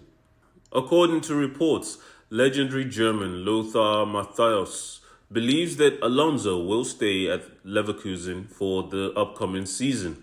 Despite reports that Liverpool are now his clear preference over the Bundesliga giants this summer, Matthäus said, quote, "His dream may be to one day coach Bayern, Liverpool or Real Madrid, but in my opinion, he is not done at Leverkusen yet," end quote. Alonso has led Leverkusen to an unprecedented record as the first German team to go 33 games unbeaten across all competitions. The Spaniard is currently leading Leverkusen to their first ever Bundesliga title as... And that's the news now. For more stories, please follow us on Facebook, X and Instagram, and do subscribe to our YouTube channel at Plus TV Africa and Plus TV Africa Lifestyle. You can also view us from Limex on limex.tv and Glow TV apps anywhere in the world. My name is Nyamgul Agaji. Have a wonderful night.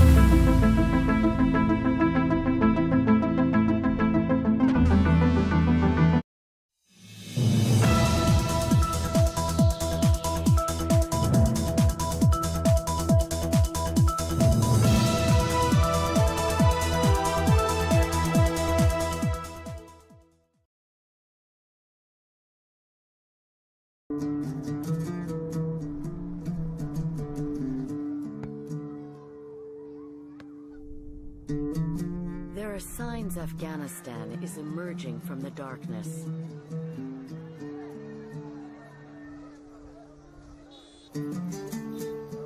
Recovering from 30 years of war and repression, with a new democracy in place.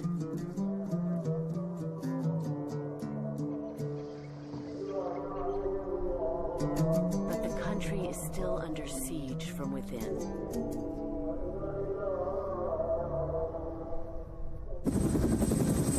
War with Taliban insurgents threatens the nation's security. Corruption reaches into the highest levels of government. Addiction rates rise among women and children. And a booming multi-billion-dollar illegal drug trade continues to thrive. The amount of cultivation in Afghanistan is scary. It's actually terrifying. No other country in the world has ever produced that much narcotics. At the center of Afghanistan's crisis, a hardy, drought-resistant crop that joins poor farmers with criminals and extremists, while pushing the nation toward the brink of disaster.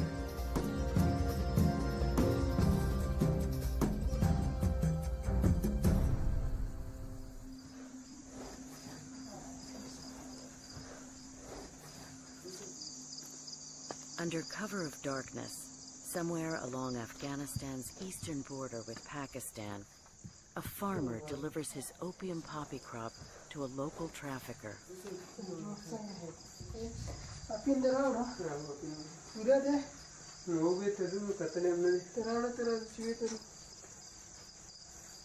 Here begins a worldwide illegal narcotics revenue stream, one generating $4 billion a year in Afghanistan.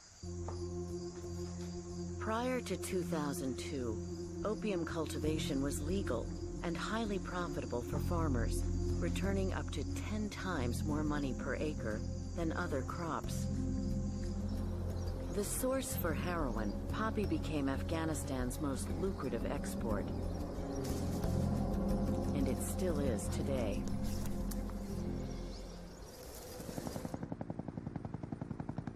Cultivation has been banned since 2002, yet poppy still grows in regions of the country where the central government has little control. The international community, led by the US and Great Britain, has invested hundreds of millions of dollars to combat Afghanistan's drug trade, mainly because money from opium helps fuel the Taliban insurgency. But when US-trained Afghan eradication teams plow up poppy plants, like here in Helmand province, it's not always the criminals who pay the price.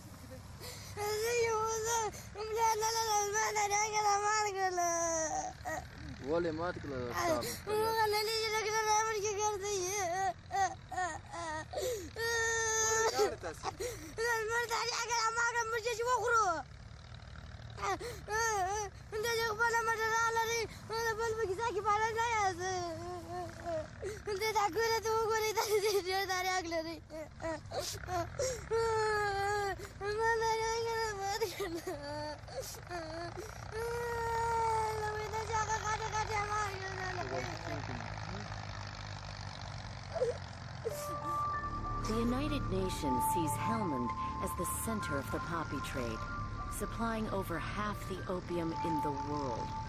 But many farmers here see poppy as a means of survival and eradication by their own government, a harsh punishment.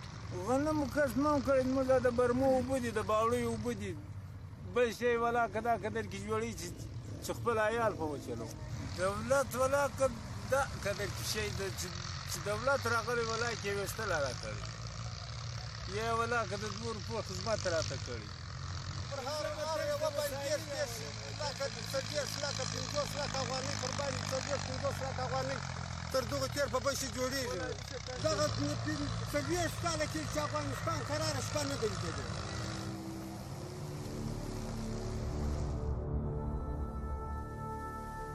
Afghanistan's poppy problem began in 1973 with the overthrow of King Zahir Shah, whose family had ruled the country for 2 centuries. A series of political upheavals followed, orchestrated by the Soviet Union. First of all, you have to know that the Russians spent 200 years trying to get control of Afghanistan because they wanted Afghanistan as the route to the Indian subcontinent and the sea.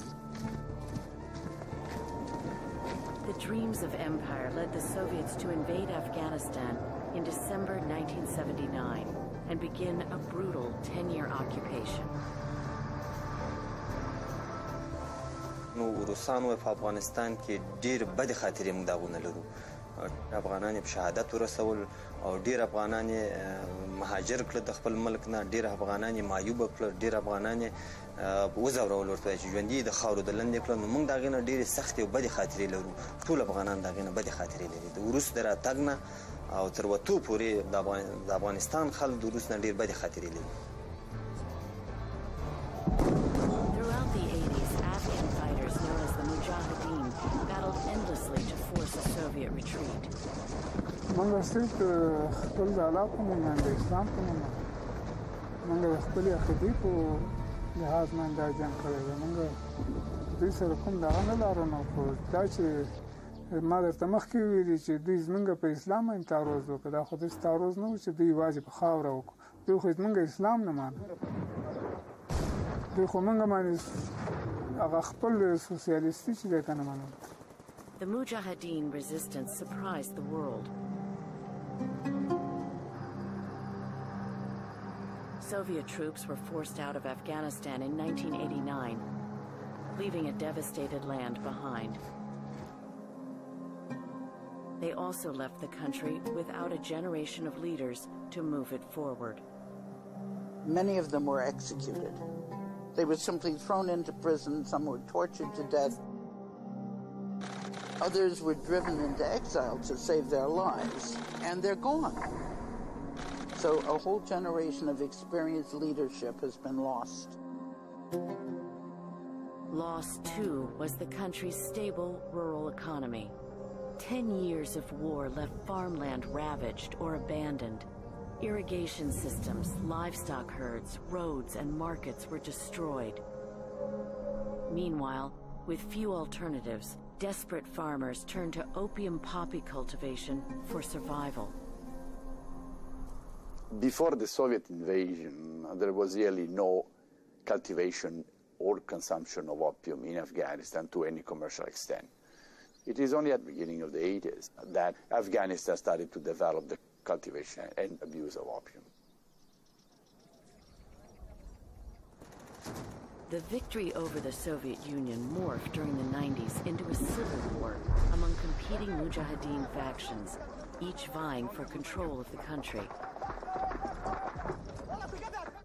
Opium became a reliable income-generating crop, not only for farmers, but for the rival forces who needed money to fund their military operations. The Taliban's rise to power in 1996 did not slow opium cultivation.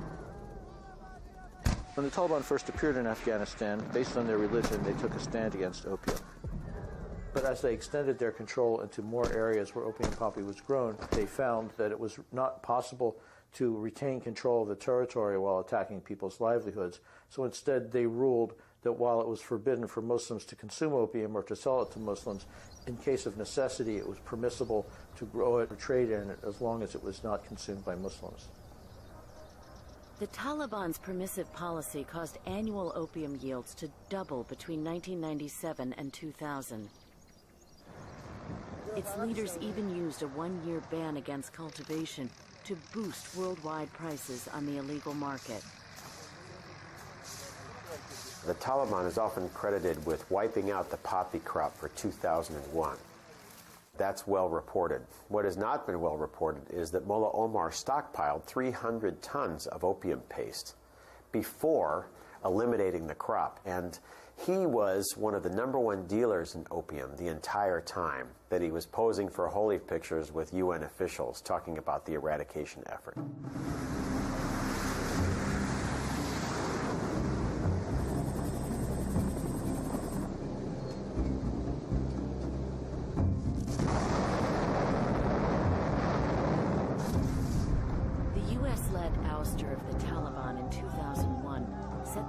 For a new democracy which outlawed opium. President Karzai made controlling poppy a top priority. It destroys our economy. It destroys a good family life in Afghanistan, which is the most important thing to have in any country. And most important of all, drug production and trafficking goes hand in hand with terrorism. In 2004, under great pressure from the US, President Karzai declared jihad against poppy and promised that in 2 years there won't be any poppy plant left in Afghanistan. Well, obviously, this has not materialized at all. There is more poppy in Afghanistan today than there has been at any point in Afghanistan's history. There is more poppy today in Afghanistan than there has been in the modern history of the drug trade. That fact was underscored by the United Nations report in August 2007. Afghanistan produces 92% of the world's illicit opium, so we have virtually a monopoly situation. A monopoly that many believe makes Afghanistan a narco state. It is not a narco state, but it does produce a lot of poppies. Afghanistan has the problem of poppies, and Afghanistan has the problem of the fight against terrorism. We're fighting both. But the fight against poppy is not going well. The amount of cultivation in Afghanistan is scary. It's actually terrifying. No other country in the world has ever produced that much narcotics. Nor has any country in modern times exported as much narcotics. Getting the product to market starts with the sap from the opium bulb being harvested in the fields. Through a series of steps in secret labs, the sap can be processed into grades of heroin inside the country. Then it's sent out along one of 3 main trafficking routes: east into Pakistan, south and west into Pakistan and Iran, and north into the Central Asian states and Russia. With hundreds of miles of open frontier borders and thousands of people pouring across checkpoints each day, smuggling narcotics out of Afghanistan, while risky, is big business. The $4 billion Afghan opium generates internally grows to over $40 billion as it travels through the Middle East, across Europe, and into Great Britain. This is more than a money-making criminal enterprise. Intelligence reveals links between Afghan drug lords, traffickers, and Taliban insurgents who are paid to provide protection against government counter-narcotics efforts. The Taliban has been one of the principal dealers in opium paste and in heroin. And we have seen the insurgency fueled by funding from the trade in drugs. Estimates suggest as much as 40% of the Taliban's income derives from opium. You look at a map of Afghanistan and see where the poppy is grown, and you look at a second map of Afghanistan to see where there's insecurity, it's the same map. Where there's poppy, there's insecurity. Where there's insecurity, there's poppy. And so what we're trying to do is adjust the strategy. We focus more on a closer coordinated counterinsurgency, counter-narcotics effort. We have to work more closely with the military to make sure those efforts are well coordinated.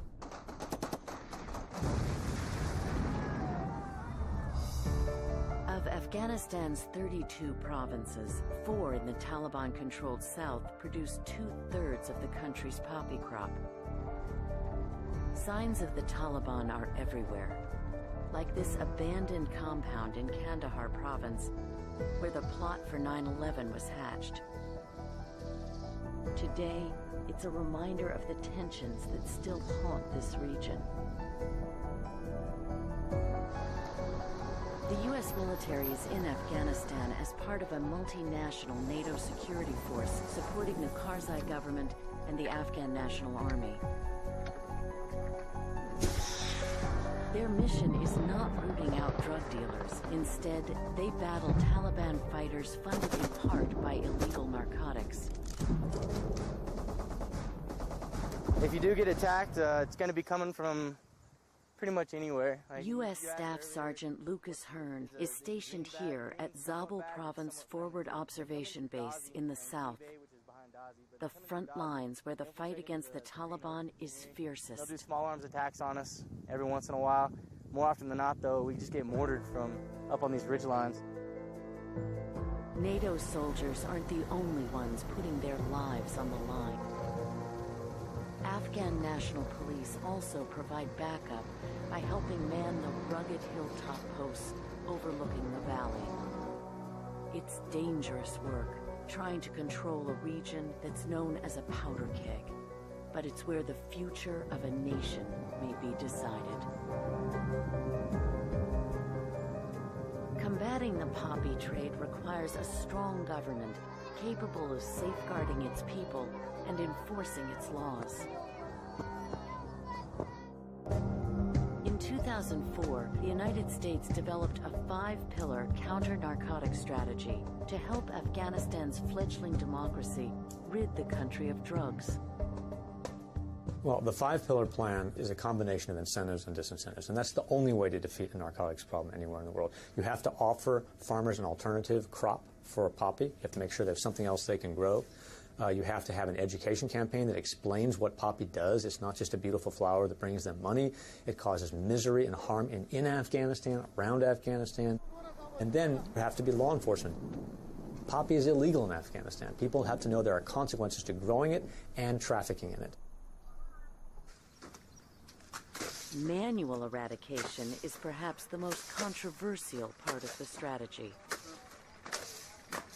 The United Nations says that you need to eradicate about 20% of the poppy in a given area in order to deter planting the next year.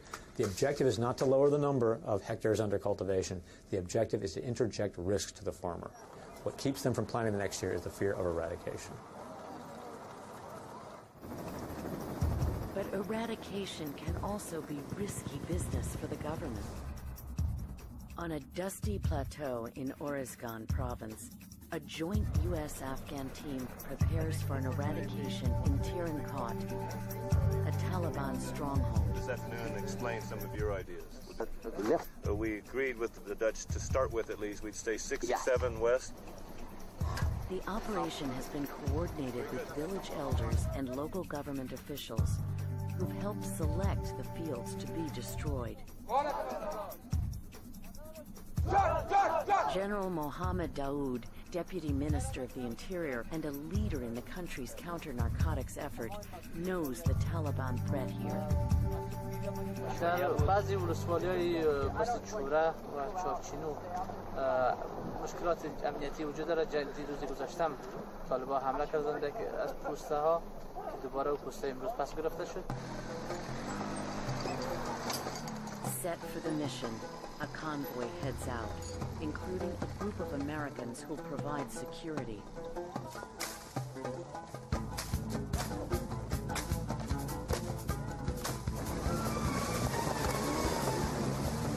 But soon, there's trouble. We are taking fire. How copy? Taliban. They are Taliban fighting. Yes.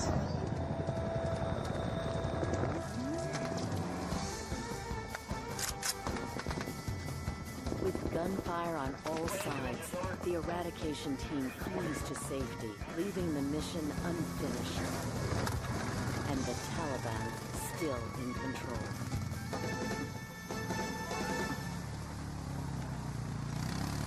When forceful eradication takes place, the rural population is still fundamentally dependent on the illicit opium puppy economy. It alienates the population from the government and the peacekeeping forces and pushes it into the hands of the Taliban. Many agree, including a British member of parliament.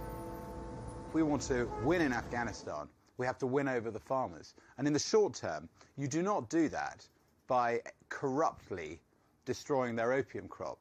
You persuade them over time that it is better and possible for them to have alternative livelihoods, to make meaningful money doing something else. And you won't do that till you've got proper irrigation systems, till you've got decent roads, till you've got access to markets. All these things, they need to happen first. Just to, traipse in and, tractor over someone's fields is not the way to, endear yourself.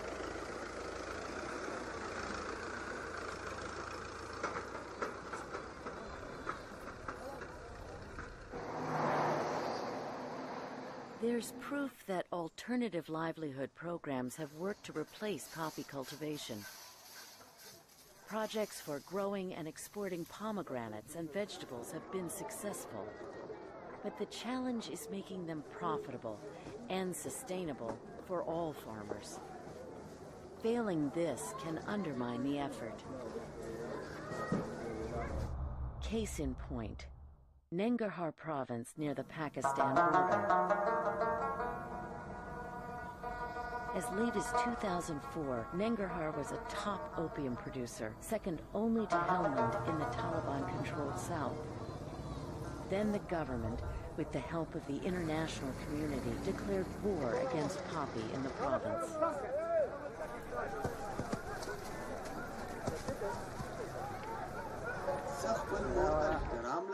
زه د خپل کلی امنیت ضرورت لرم. افغانستان د مخدره Along with eradication efforts, Cash for Work projects supported by the U.S.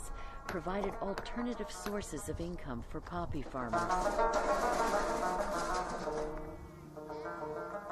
Agricultural aid programs gave farmers an incentive to grow legal crops instead of opium. The result, cultivation in Nangarhar dropped by over 90% in a single year. 2005, Nangarhar saw a 90% decline in cultivation. And this was hailed as a major success of eradication and counter-narcotics policies in Afghanistan. Why was this success achieved? It was because both the willingness of the governor and police chief to arrest and imprison and shake up those who violated it, as well as lining up tribe leaders into persuading the population not to grow. And they did so by telling them that alternative livelihoods would come. In the Shinwari district of Nangarhar province, Elder Dur Jan was one of the tribal leaders who supported the government ban against cultivating opium poppy. He convinced local farmers to stop growing it, based on the promise of alternative livelihood aid. and helped reduce cultivation levels to nearly zero. Himself a farmer, Durjan endured the financial sacrifice the ban imposed on growers.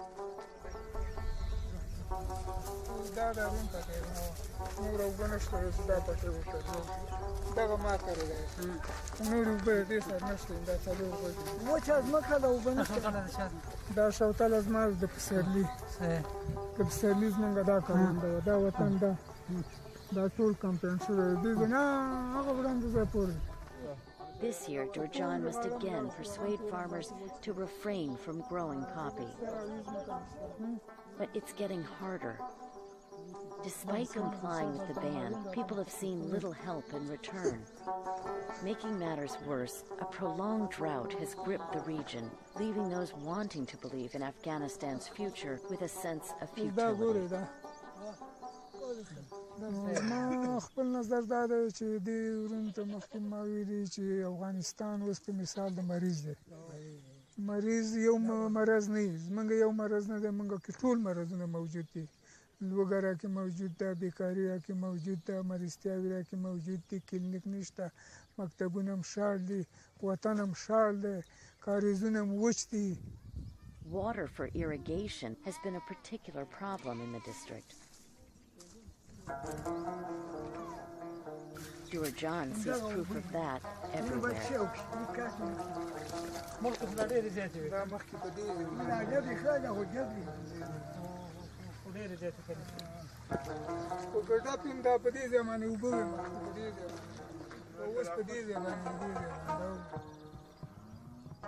Since poppy plants can survive on rainwater alone and in drought-like conditions, Durjan fears farmers may resume cultivating it out of necessity.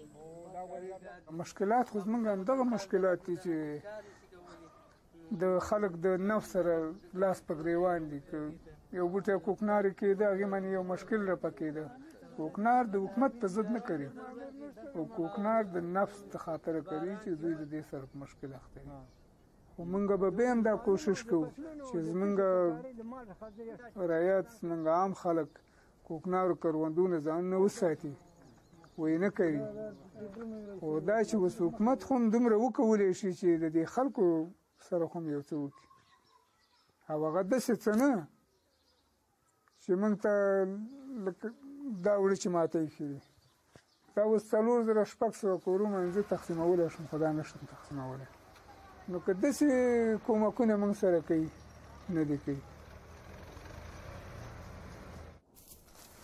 In 2007, the Shinwari district returned to growing poppy. The promises of alternative livelihoods never materialized for many. In some circumstances, household income crashed by more than 90%. People lost all productive assets.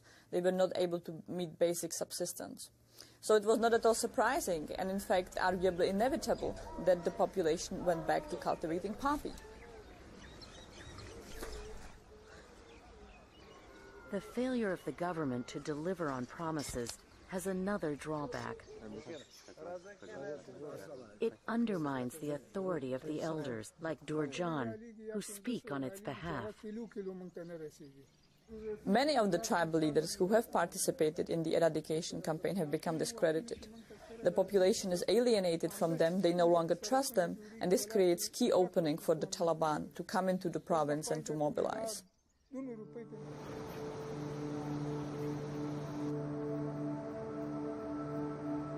The return of high-yield cultivation to Nangarhar means more business and profits for the traffickers.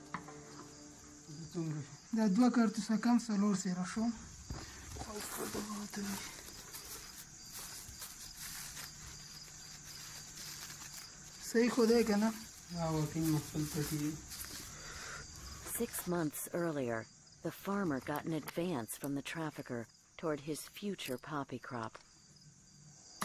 Providing credit is standard business practice and helps farmers make it through the winter. It also proves the value of opium, which generally returns 8 to 10 times more per acre than crops like wheat or rice. The trafficker comes from a long line of those who followed in their father's footsteps. زمونږ دا کاروبار مونږ ته د ډېر پخوانه راپاتې دی یعنې د خپل پلرونو نیکونو نه مونږ ته په دې سره خپل ژوند په مخ بل داسې کاروبار زمونږ دپاره نشته چې مونږ یې دې ځای کې په دې منطقه کې وکړو مونږ دپاره په دې اندازه باندې مونږ ته کوم عاید لاسته راشي. With the average income less than $400 a year, for many, trafficking makes economic sense, despite the risks. The opium's freshness is judged by touch. Soft and putty-like now, it will later dry out and harden in storage, becoming more concentrated.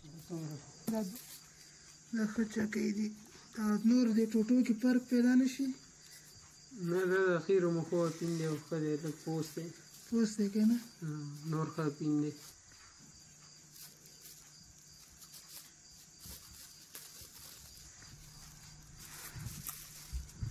زه صحیح شم ذمهوار یم تر اخره پورې ذمهوار یم چې په اخیر ووایي.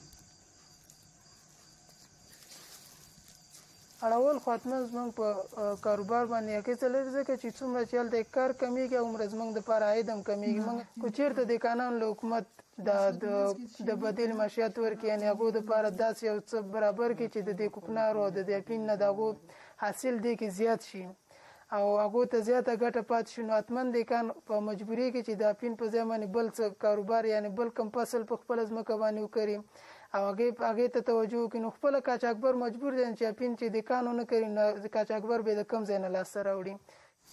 Yet for the immediate future in Nangarhar, the trafficker's job is secure.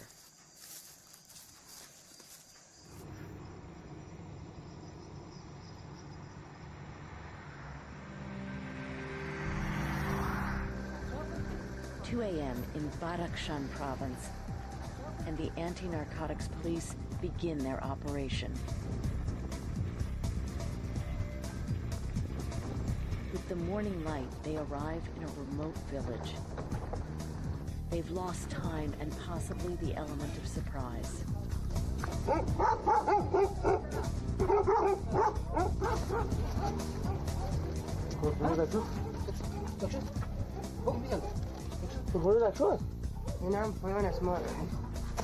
Colonel Amin Ali, head of the provincial anti-drug force, hurries with his team through the village.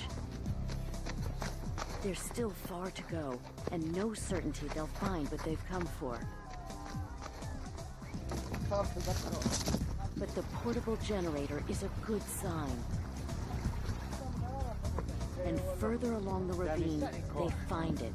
A makeshift heroin processing lab with 600 kilograms of opium ready to be processed into 75 kilograms of heroin. Wholesale value in neighboring Iran, $250,000. This time, the lab workers were tipped off and escaped, but not before converting the raw opium into a solid morphine base, the step before refining it further into heroin. او آب انتقال میتن در این ظرف کلان آب باز میگیرن این بیلرایی را که شما میبینید در این بیلرا این آب جوش میتن. بعد از اینکه این آب جوش آمد بعد از او در اینا باز دمو تریاک میندازن.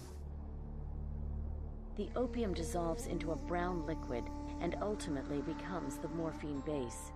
It can later be processed into various grades of heroin for smoking or injecting. Given the remote location and difficulty of the terrain, Amin will have his men pour out the liquid here and destroy any remaining raw opium or bags of chemicals. This is the 11th lab Colonel Amin and his men have raided in Badakhshan during the last year. But it's too soon to declare a victory in the province's drug war. Police reports claim many other primitive heroin labs in Badakhshan. They exist because the big money's in processing. The UN Office on Drugs and Crime has estimated in recent years that the farmers are getting from 20 to 30%, and that traffickers, corrupt officials, Taliban, and other participants in it, like people who make heroin out of opium, are getting the remaining 70 or 80%. 70 to 80% of a yearly $4 billion revenue stream is a staggering amount of money. The average per capita income in Afghanistan is under $400 a year. Few legal jobs can match the money earned in the drug trade. But efforts to stop trafficking have begun. د هوایي ډګر د سرحدي پولیسو او د نورو نهادو ارګانونو په کومک سره بیا هم پولیسو امروز وکولی شول چې دوه کسان چې د افغانستان اوسېدونکي وو غوښتل چې د کمیر د الوتکې په ذریعه دوبۍ ته او د دوبۍ نه وروسته چین ته تقریبا په حدود 12 کیلو هیروینو غوښتل چې د دوه بکسو کې چې ډېر په ماهرانه شکل سره ځای په ځای کړي وو غوښتل چې ولږدوي بیا هم د بیدارو پولیسو لخوا د چک په وخت کې دستګیر. Catching drug dealers and traffickers is only part of the mission of the police. They're also trying to revamp their country's tarnished image. لکه څرنګه چې ګران هیوادوال په دې باندې پوهیږي چې میدان هوایي و هوایي دروازه ده د افغانستان د خلکو عزت او ابرو ده چې زموږ د نړۍ سره ارتباطات تامینوي. The next stop for these men is a date in an Afghan court. حضرت وزیر قضایی محترم آقای صاحب عبدالوهاب سدید و آقای صاحب عبدالظاهر سدید در مورد قضیه قاچاق مقدار 11.10 کیلوگرم تریاک با اتهام Typically, defendants go to trial about 2 months after arrest. But they're not the only ones whose lives hang in the balance. Outside the courtroom, judges have been threatened, abducted, or killed for doing their job. و هر آن ما چون با قاچاقبران مواد مخدر روبرو هستیم و این کلش مجرمین سازمان یافته هستند، چون مسلک ما پیش ما مقدس است، با آن هم ما وظیفه خود همونطور به حساب با مسئولیت و با عشق علاقه انجام میدیم.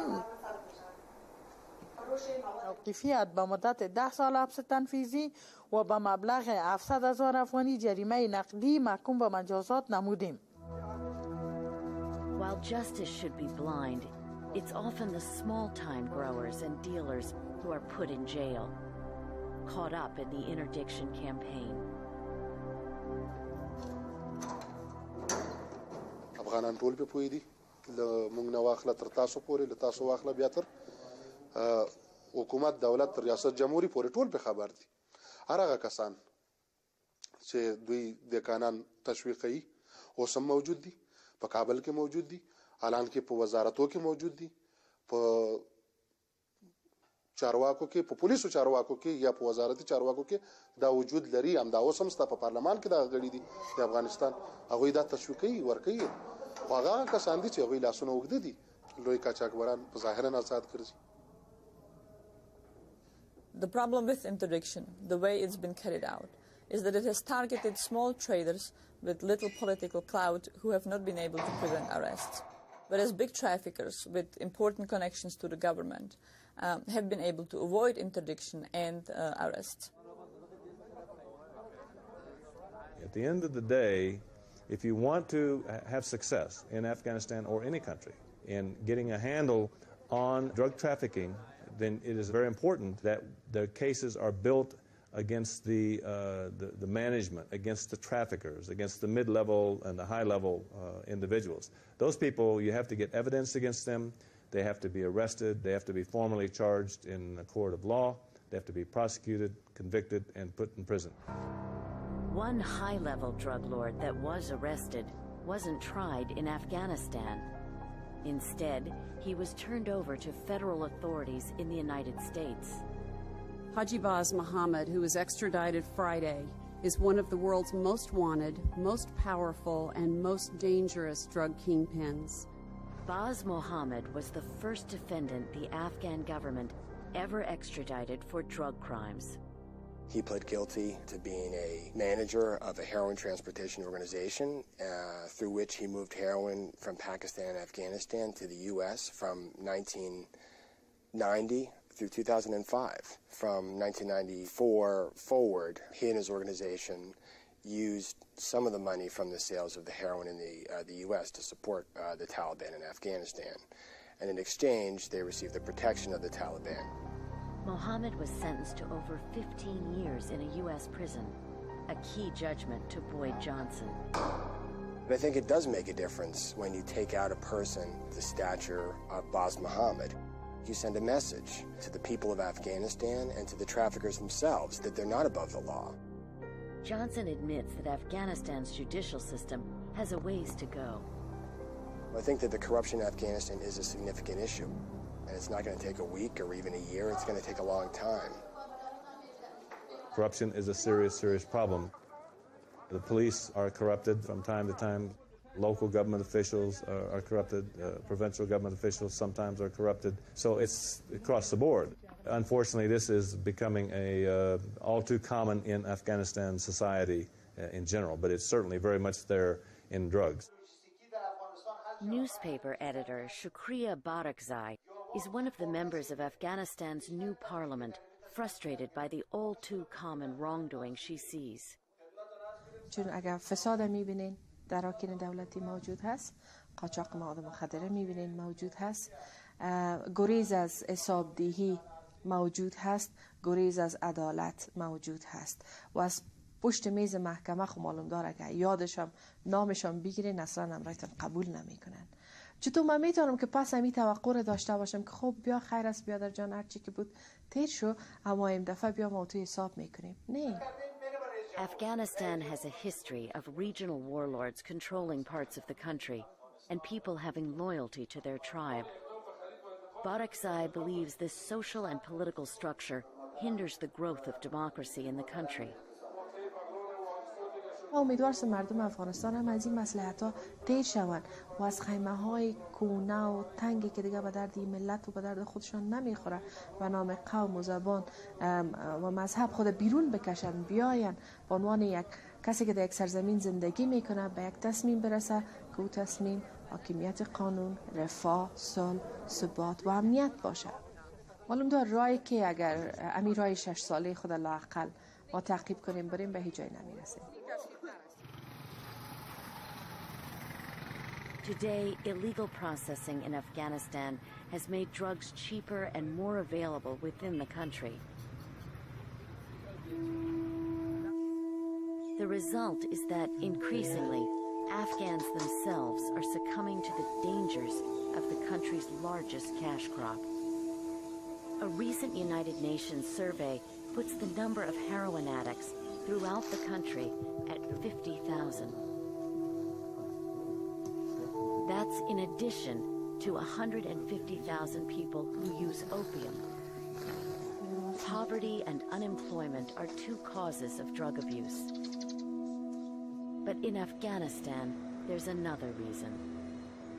During the past quarter century, so many conflicts against the Soviet, against one another, the Mujahideen civil war period, the Taliban rules and the fight against the Taliban, all of this has created a context whereby people, especially internally displaced people, especially refugees, finding themselves in dire conditions, and some of them started to use opium as a way of just forgetting the daily chores and the daily difficulties and tragedies in life.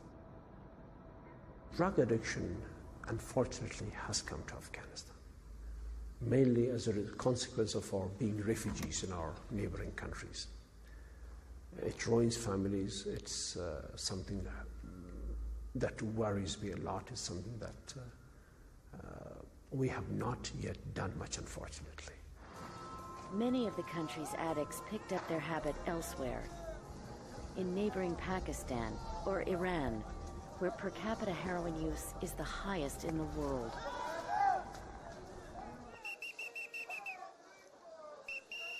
Among them, 39-year-old Abdurrahman, who struggled 12 years with addiction. His life reveals a growing trend in a country where domestic drug abuse was once virtually unknown.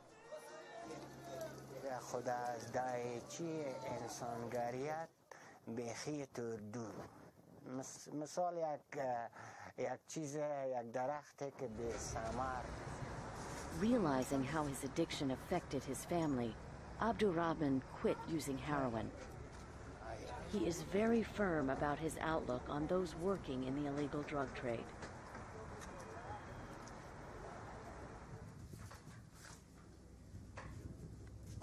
کسی که این کار میکنه اون اصلا مسلمان نیست، زاده این خاک نیست، بر ضد مردم، بر ضد جوانای این وطن، بر ضد جهان. طور یک ایانه که از اساما اون بدتر است. Abdurrahman escaped from the web of addiction, but many Afghans still struggle.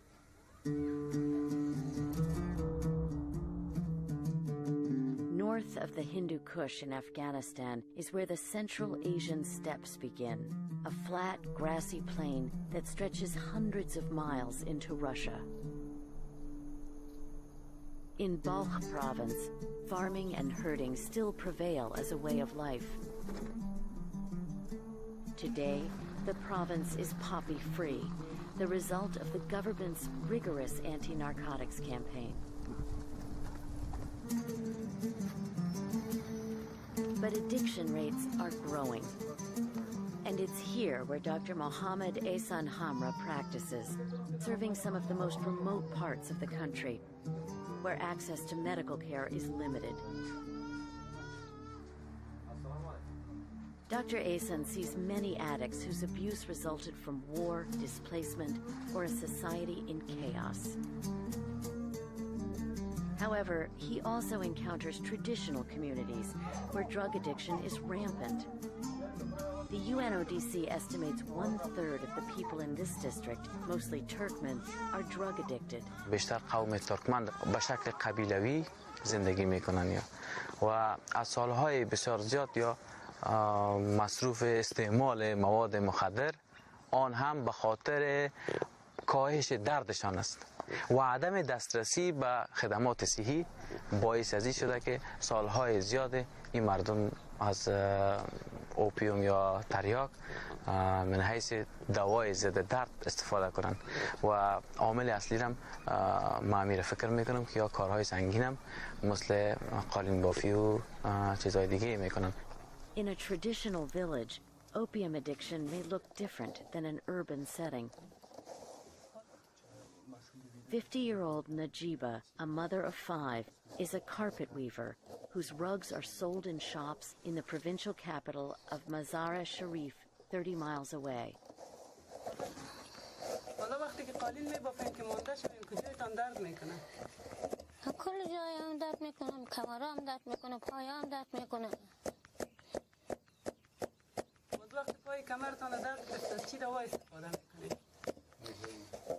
تریاک میخوریم.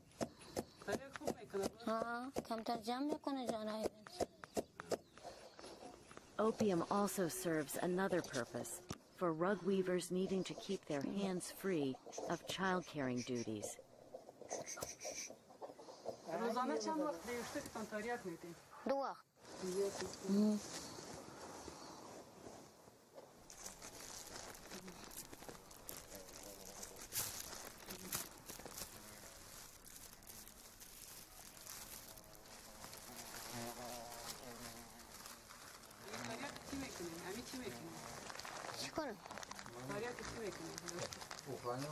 خواهو نمیکنه نتی نمیکنه کو بیکار آدم تیره ده دست بگیره ده اونجا بگرده بیکار آدم نیست کو دیگه.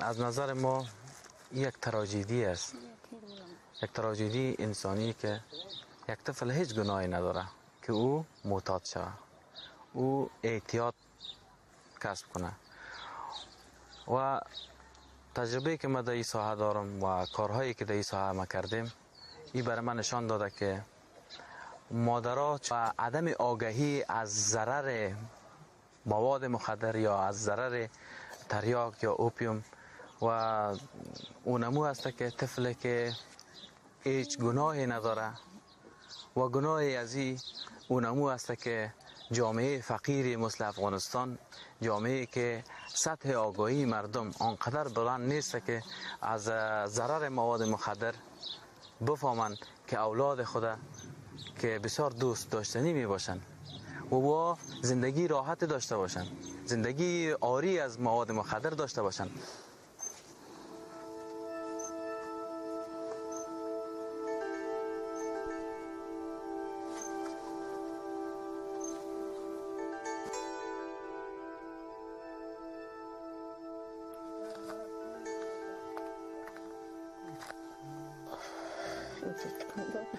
Begun in childhood or later to alleviate work-related pain, opium addiction often continues into old age.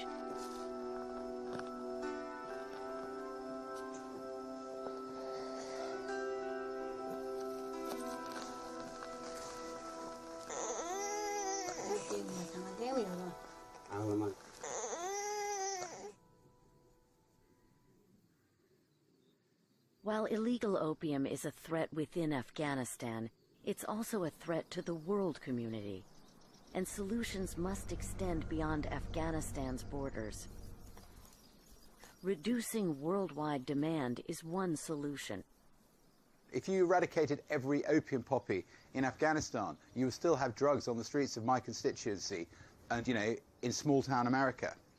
What we have to do is we have to focus on dealing with demand for drugs and not just seeing it as a question on the supply side. If you look at any success story in the world on fighting drugs, you have to reduce demand in the countries that have the demand while simultaneously cutting off the supply. Meanwhile, as the insurgency continues in the country, efforts to curb the drug trade have yet to produce results. A UN assessment for 2008 found opium cultivation at virtually the same levels as the record-breaking harvest in 2007. Welcome news for traffickers in the country. دتی واړه کچاکبرانی مونږ د طالبان او د حکومت یعنی هغو سره مونږ کوم ارتباط نه لرو نو په دې خاطر باندې مونږ په دې باندې مطمئن چې دا کوکنار به تر ډیر وخته پورې زموږ کاروبار به هم د دې کوکنارو تر موجودیت پورې دا هم ادامه پیدا کوي. There's agreement Afghanistan's illegal drug trade slows the country's progress toward becoming a stable, economically independent democracy. But there's not agreement on how best to deal with the poppy problem, or how long it will take. Putting an end to the opium cultivation in Afghanistan is going to take a very long time. Perhaps 20 years, perhaps 25 years. But we have to start, and we are starting now. It took almost 30 years for Afghanistan to get into the condition that it's in now. It will take a long time to rebuild the institutions, the trust among people, and the basic functionings of the economy. I think it's totally wrong to say that we are losing Afghanistan. There's a risk of that. But people who know Afghanistan see there's a lot of hope in that country too. And what we need is perseverance, political will. We need to recognize it's going to take some time to do this, and then we can do it.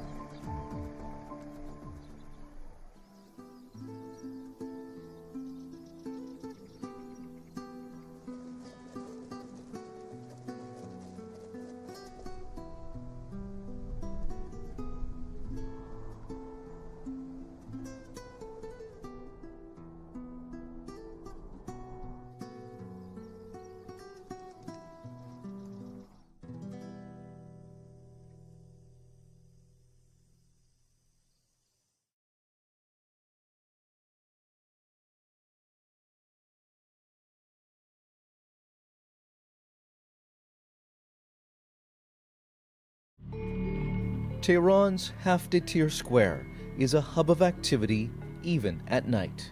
Along with shops and restaurants, there's also underground business taking place. It's known as one of the neighborhoods where prostitutes and their clients can meet. همه جای شهر میریم فرقی نمیکنه همه جا مشتری هست. In Iran's religiously conservative society, prostitution is not only illegal, even discussing it in the media is taboo. But RFERL's Radio Farda was able to interview sex workers from different walks of life as well as their clients and employers. They spoke openly, using pseudonyms, about a thriving business that often takes place just out of view. شوهرم میدونه ولی به رو خودش نمیاره برای اینکه بچه‌های اون نیست بچه‌هامو میسپرم دست مادرم برای اینکه خرج بچه‌هامو در بیارم شوهرم نخواد پول اونا رو بده پول خرجیشونو بده فعلا خفه شد. Studies by independent researchers have found that around 50% of Iranian sex workers are married. Many are university students or still in secondary school. And an Iranian welfare organization found that girls as young as 12 work in the sex trade. But crackdowns by the police are rare, according to Pari, who works as a so-called auntie, arranging business for other women.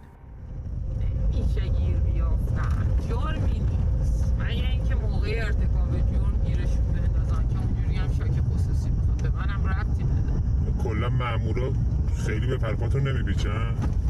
حالا نکنی نه کاری نداره نهایتش اینه که حق حسابشو میگیره ولی نه به من که گیر نداره چرا؟ حالا نیستم If someone is caught, a judge can impose prison time or lashes. And punishment is more likely to be handed to sex workers than to their clients. That allows some clients to take a casual attitude toward paying for sex, even counting it as a routine expense. الان اگه نرخ امروز بخوام بگم کمترینش 200 تومنه بیشترینش هم دیگه 1 تومن 2 تومن اینا هست. من خودم مثلا شاید ماهی مثلا 2 تومن اینا ولی دوستان هستن که مثلا ماهی 5 تومن قشنگ دونن. A number of women described the harsh economic pressure that drove them into sex work. Iran is in the midst of its worst financial crisis since the 1980s, driven partly by punitive U.S. sanctions. اوضاع خرابه ما خیلی خوشمون نمیاد ولی دیگه مجبوریم الان همه چی گرون شده بعد یه جوری خرج زندگیمون رو در بیاریم دیگه پول بخوام کار نداشته باشم خب دیگه این کار بلدم دیگه یه کاری پیدا بشه که درآمدش بیشتر باشه بازم انجام میدی اگه کاری پیدا بشه که درآمدش بیشتر بشه قبل از این پیداش کرده بودم. The economic pressure has only worsened during the coronavirus crisis.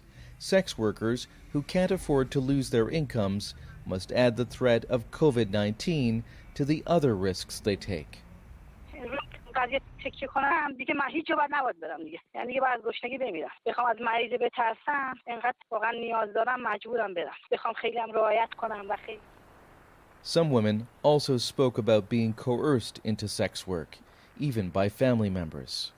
اولین بار من چند بود من 17 سالم بود که به یه پسر پولدار بود به مامانم گفته بود این دختر تو اگه بیاری مثلا من باشه من اون موقع نیست حالا مثلا 80 تا 50 تومن بود گفتم من 1 میلیون بهت میدم دختر تو بده یه شب پیش من باشه از اون زمان من دیگه واقعا دختر نبودم که هنوزم دیگه ادامه داره دیگه با مامانم با هم میریم حالا مامانم جدیدن دیگه یه سالی نمیاد خب منم خیلی حالا نسبت به مامانم خیلی بیشتر طلبه داشتم به قول معروف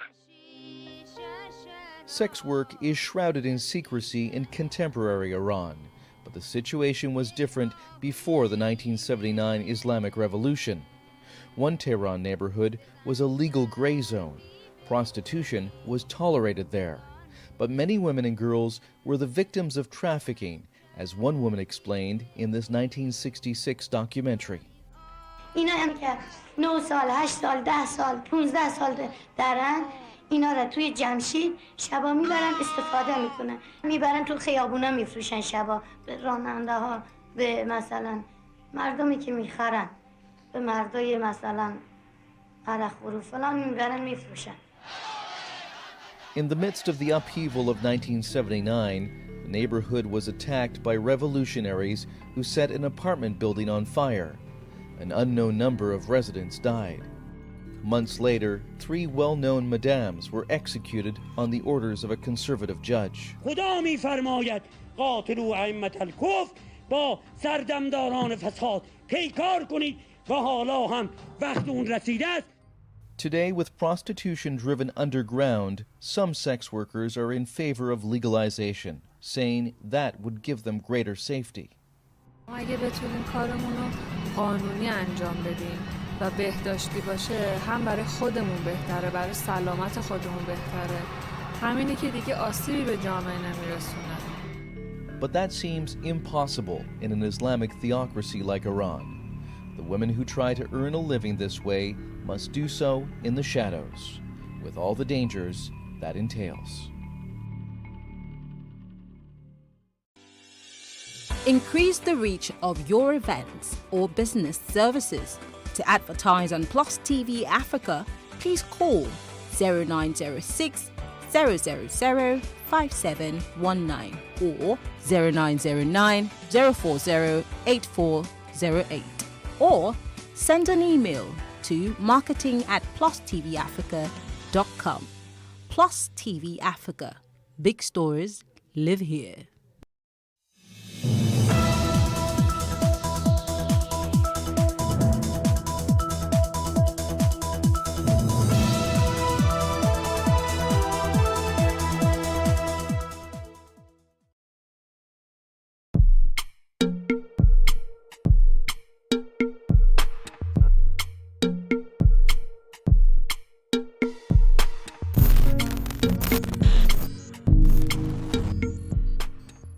Hello and welcome to Plus Events, your #1 diary show that brings you the best and biggest events to your screen. I am Uyime Elijah, and on today's show we have 2 interesting events that you would absolutely enjoy. First, Nigerians have been advised to be intentional about their profession and businesses, as it is the best way to achieve results, by extension produce the desired changes needed to grow the economy. This advice was given at the Ecclesia Realtors Conference, a gathering designed to transcend the ordinary and inspiring entrepreneurs who harbor a passion for real estate.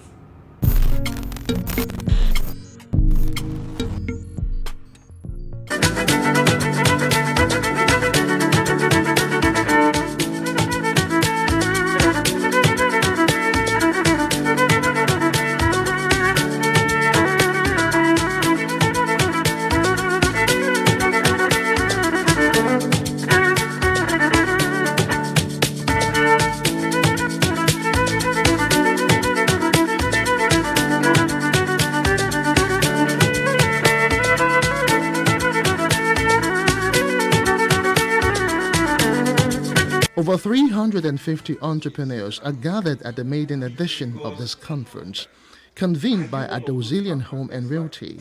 It is said to be not just a gathering, but a journey designed to spark the curiosity of those who intentionally want to choose their dreams in the world of real estate. If a focused fool can do more impact than a genius, how do we get to our dream? Simon Adozi is the host of the conference. He welcomes all in attendance by explaining why the conference is themed on intentionality and how Nigerians can get to their dreams. One thing that has helped us and one thing that has distinguished us from every other is one thing: we do things intentionally. Every detailed thing that we do with intention. The way we view and interpret the world will always determine the way we respond to it. You want to pursue every goal that you see. You want to pursue it. In your video, you said this place is a dry land, but I'm seeing water. After like 2 months, thank you again for your referral. We'll anticipate. Undoubtedly, speakers are drawn from a powerhouse of exceptional and experienced professionals who gladly share their wealth of experiences, guiding the participants on the path towards success. Former Lagos State Commissioner for Budget and Economic Planning, Sam Igube, speaks on the aptness of the conference theme. In his presentation, the former commissioner speaks about the power of connectivity and building human capacity. Be intentional. In other words, don't let it go without you deciding within yourself as to what you'll begin to do next. I know some people's modus operandi is avoid government as much as possible. But what did I say? You are not trying to build relationship with people you like or people that are supportive of you necessarily. You are trying to build an industry, a sector that will be transparent, that will have accountability, that will have efficiency, and a sector that can then drive investment. In an interview, the convener hints at making the event an annual one, while other speakers share insight on several aspects of the ever-growing real estate business, including closing of sales, need for profiling and understanding the market and customers' needs. Give me the assignments of talking about how to close big sales. You need to profile yourself. How do you profile yourself? It's a list of things that you need to do. Number one, you yourself. Confidence mentioned that. How are you looking? Are you looking like 50 naira? And you want to close a 500 million naira deal? How? The person that you want to buy. See, to get people to bring out money from their account, it's not easy. You have to keep on creating that presence, making yourself that go-to person when it comes to luxury, that you are the person, you understand the luxury market, you know what they need, and consistently remind them that you are the go-to person, you have them at heart. The moment they understand that, and that can only be done by consistent posting. No doubt the entrepreneurs at the event have been impacted by the Ecclesia Realtors Conference, which has acted as a catalyst to fueling passion to doing great things in the industry.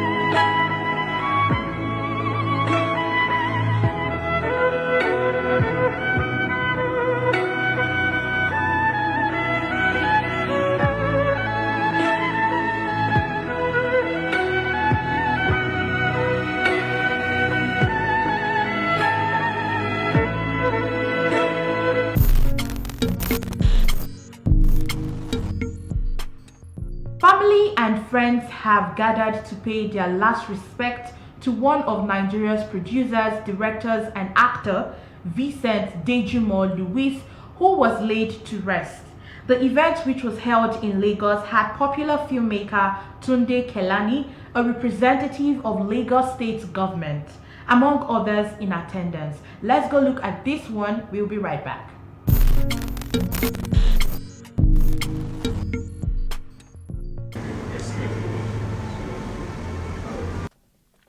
At a line estate in Lagos, family, friends, guests arrived to see the quintessential Vincent Dejumo Louis's corpse for the last time.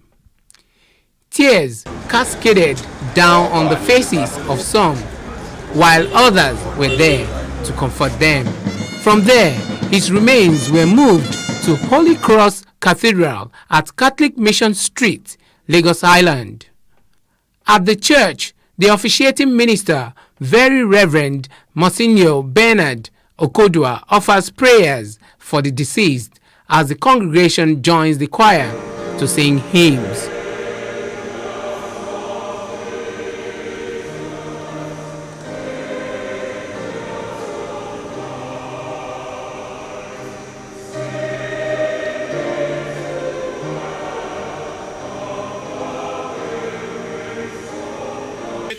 You give life to all things and make them holy. And you never cease to gather a people to yourselves, so that from the rising of the sun to its setting, a pure sacrifice may be offered to your name.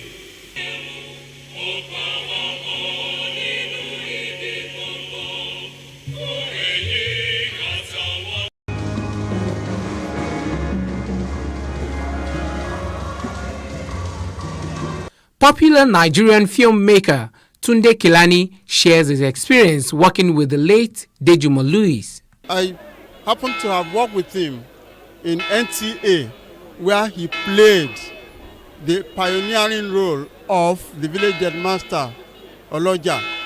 And he carried it on stage and off stage. He was Kabiyesi Adeposipo in Mainframe Productions, Agogo Ewo. He comes with a large dose of humility. He was famous, but he didn't carry it. Kelani says the late icon's contribution to the entertainment industry will not be forgotten in a hurry. He was home with everybody and inspired all of us. So we can never forget him. Even I can disclose here that the next film I'm going to make, Agogo Ewo 2, we are going to pay a tribute to his memory. So may his soul rest in peace. The first daughter of the deceased, Adiola Folabi, says one thing no one could take away from his father was that he was apologetic whenever he was wrong. She wished him eternal rest. What I remember the most is his voice. He had a wonderful voice and he sang a lot. And then he taught us how to sing, but he sang a lot. It was very thoughtful, and very forgiving. He can say sorry when it hurts, and I find that hard. The way we grew up, most parents don't know how to say sorry, but my daddy would tell you he's sorry when he's sorry. He has to be with the Lord. He has no choice. More tributes poured in for Dejumo Louis as his son-in-law, Chukwuma Osakwe, recounted the moment he sought the hands of the thespian's daughter's hands in marriage. He describes him as a detribalized Nigerian. The wife of Osakwe, Adelola, corroborated her husband's view, hoping to see her father's wish for Nigeria come through. I saw the side that the rest of the world didn't see, because I met a very playful man. When I arrived, he said, that he'd always known and prayed that one of his children, especially the males, should marry an Igbo person. But that this is his daughter now bringing an Igbo man, so that he's happy that his family is around. He wanted intertribal marriages. There's so many of them, but they always ended with hugs and kisses. So for me, those are the things I will miss the very most. So I'm wishing him good rest. And I'm trusting that his desires for us will come to be, right? And also that his desire for this nation, as we call that's cultural unity, is something that would really come to be, not in the not too distant future. Vincent Dejumo Louis, an accomplished TV producer and director, played the role of Kabiyesi in Nigeria's longest-running soap opera, Village Headmaster, which aired on the Nigerian Television Authority, NTA. He was one-time lecturer at the NTA College, Jos, Plateau State, and manager of programs at NTA Ibadan until his retirement in 1999. The late TV star was born on the 28th of July 1943 and passed on the 22nd of December 2023 at the age of 80.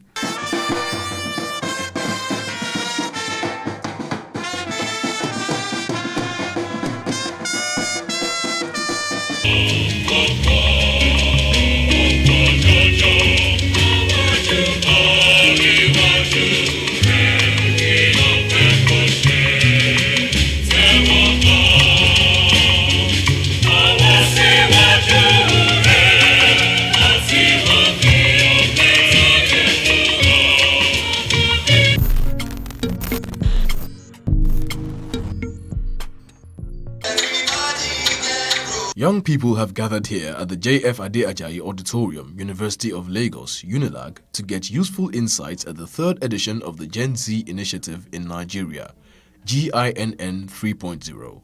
The event had a multitude of enthusiastic Gen Zs, underscoring the growing interest of the younger generation in Nigeria's socio-economic transformation. The theme of Gin 3.0 was daring to invent the future of the Nigerian entertainment industry.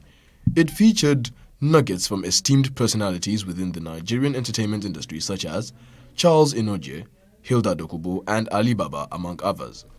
It also had a panel of discussants who delved into practical strategies for navigating the entertainment industry, honing creative skills, and projecting a positive global image for the Nigerian entertainment sector. They said that suya. As I say, make I go buy suya, they can't show me different type of suya. To point to the one where I like, that's their problem deal. My this is no green move. That time I don't say Nigerians will be loving people, they can't find NG oil. My armpit the first I fly out 2 hours before my armpit come free. You know, armpit Nigerian they tickle you, they do like this. When they want to tickle me, my armpit hard. They do crack. My brother, don't let anybody deceive you. Say money na vanity. Money is important. Money when Bible see talk say money answer all things. No be even some things. Poverty is a bastard. You don't get money, they carry your drink, go peace. Who won't poison you? Who get your time? You don't get money, they pray for long life. What do you want to chop when you're alive?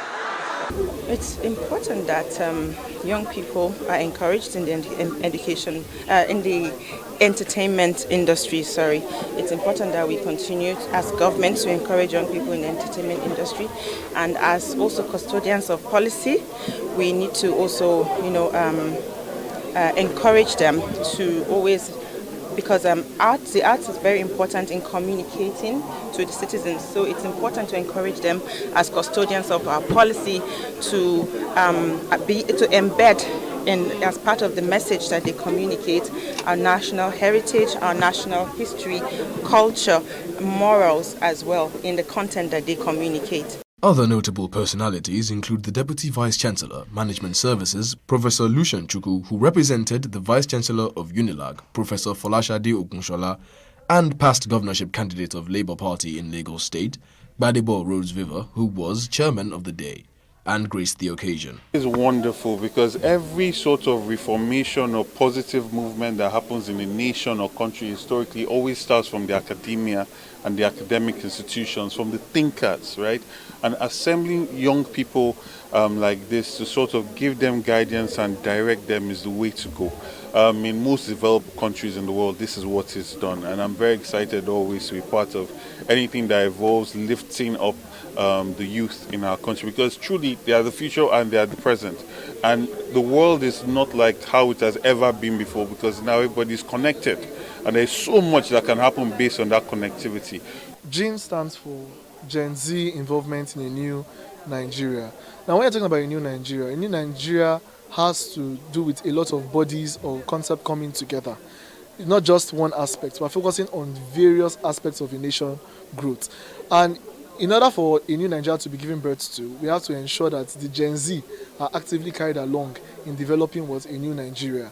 So this came out of this whole concept came out as a hunger of ensuring that the Gen Zs are not left out in developing Nigeria. Because I believe for us to get the future right, we need to ensure that the youth are actively carried along. The first edition was the Gen Z involvement in the business sector of Nigeria. The second edition was the Gen Z involvement in the political sector. That was the political year last year. And this edition is in the entertainment space. So every year we'll always come up with different concepts and content on how the Gen Z can get involved in various sectors of Nigeria. So next edition can be on tech, just touching different aspects of a nation growth. Because if we can effectively grow various aspects, trust me, Nigeria is going to be a better place. Because we'll be engaging with experts. Because in this edition, we're engaging with experts. Last edition, we engaged with experts. So how was it during their time? How is it now? And how do you think the Gen Zs can make the necessary adjustment in that sector and give birth to a better Nigeria in that little space? So once all this little space coming together is what gives birth to a new Nigeria. So, yeah. You must give it to the Nigerian youth. He's not just hardworking, she not just hardworking, but also adventurous. these are young people who are faced with a lot of challenges and also remain sane. Because it's one thing to be faced with challenges, it's another thing to handle the challenges without losing your mind. So I'd say they dominate the scene really. And you know, for a place where you really don't have a lot of grooming grounds, and then you have these young people daring and not minding to learn, fall, rise, but create a career for themselves and be part of the industry. I think we should actually, you know, commend them. There's this thing about being a youth. The bursting energy that is naturally quartered in that demography. If you do not trap it and nurture it, harness it for positive use, either by the community or the state at large, it will be used negatively, either against the community or against the state. So that is why whoever has thought of this, and incidentally, this is the brainchild of some young chaps, is something that anybody should strive to support. The Gen Z initiative in Nigeria is a social impact program which strives to inspire active participation among the youth, particularly the Gen Z, in the molding of a better future for Nigeria by mobilizing for positive action in pivotal sectors such as education, health, business and entrepreneurship, politics, entertainment, technology and innovation. When money come, they go forget to them the best in father. You go back a year in preach of propaganda. Katobo, Mama Mercy, to share the Kung Fu Panda. Siwa, all I see black square. I'm a federal nominee to Moante. This is serious. I'm initiative views, whatever is nice.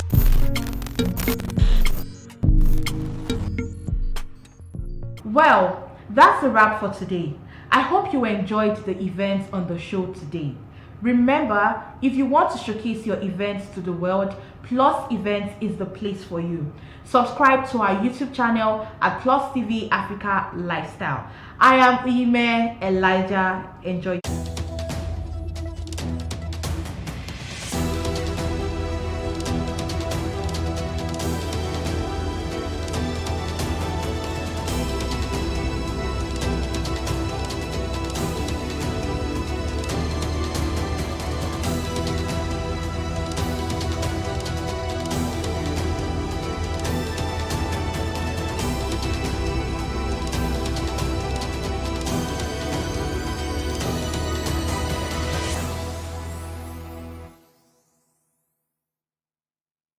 At exactly 6 a.m., the 9th edition of the Access Bank Lagos City Marathon began at the National Stadium in Tulare with over 3,000 runners eager to win the coveted prize of $50,000.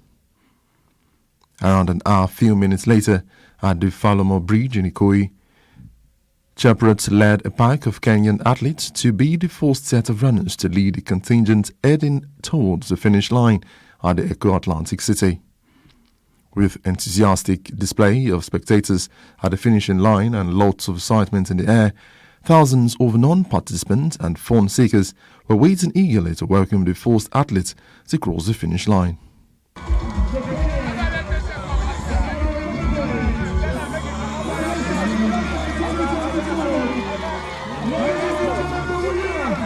In 2 hours, 16 minutes, 49 seconds, Kenya's Bernard Sang, who came third in 2023, emerged winner in his third attempt.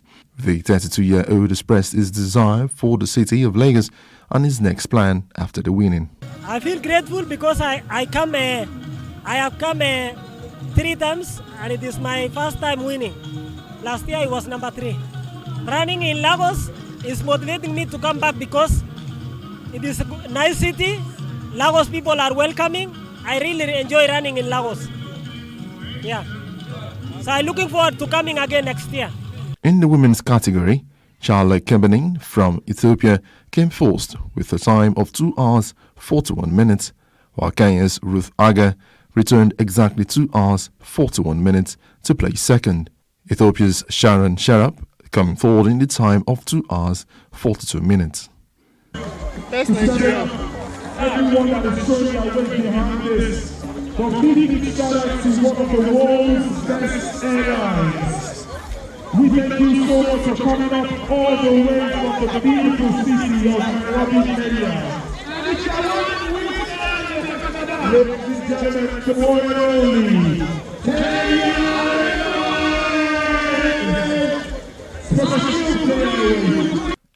Adamu Muazu of the Public Complaints Commission became the first Nigerian to cross the finish line, repeating the feat as he achieved last year. Muazu crossed the line in a personal best of 2 hours 27 minutes, while Deborah Pam of the Nigeria's Security and Defense Corps was the first Nigerian woman to cross the finish line. My training shows me that I'm equal to the test because always I'm training to win this competition. A day, I'm training 3 times a day, morning, afternoon, evening, because of this tournament. So there is no how you compare someone that is training once daily and me that I'm training 3 times a day to run this marathon. So that is the hard work that I'm doing, and because of that hard work that God see me through to win this one again. In Nigeria, especially the Access Bank, they are encouraging. It's the only standard and successful marathon that is taking place without any hindrance. We are saying kudos to the Access Bank because this is the only marathon that we have work, no matter how it is. If you win, your money will be given to you at the appropriate time that they state. What motivating me, they are giving us sensitive, motivating us by giving us cash to provide our needs. That is why we are putting more effort to be coming and to be participating in this marathon race. The Access Bank Lagos City Marathon has grown in bound and innovation since inception in 2015, and it has put Nigeria on the global map that has attracted tourists and boosted the economy of the state.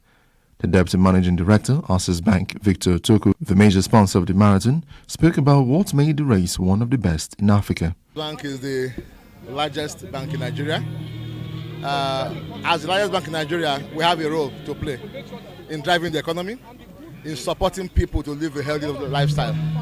So we have been supporting this marathon for the last 9 years because we believe in it. We believe it helps people drive a healthy lifestyle of fitness and health and healthy living, because only healthy people can build a healthy economy. There's a clear nexus between health status of citizens and the economy of a country, and we are interested in building the healthy Nigerians so we can build a healthy economy. Apart from that, marathons help to drive the economy. Today, as we speak, there are about 18 countries represented here. So we have people coming in to understand who we are and bringing fortunes into the country. You can imagine the impact on the economy of Lagos State for the last 2 months.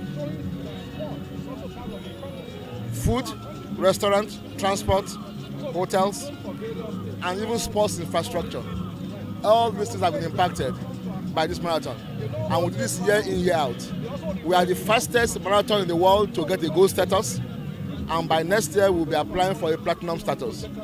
We are the biggest marathon in Africa, and we are at par with every other marathon anywhere in the world, be it London, Boston, and Chicago, and New York. The Deputy Governor of Lagos State, Obafemi Hamzat, said the public-private partnership between the state government and Access Bank and other stakeholders has made the race continue to develop yearly.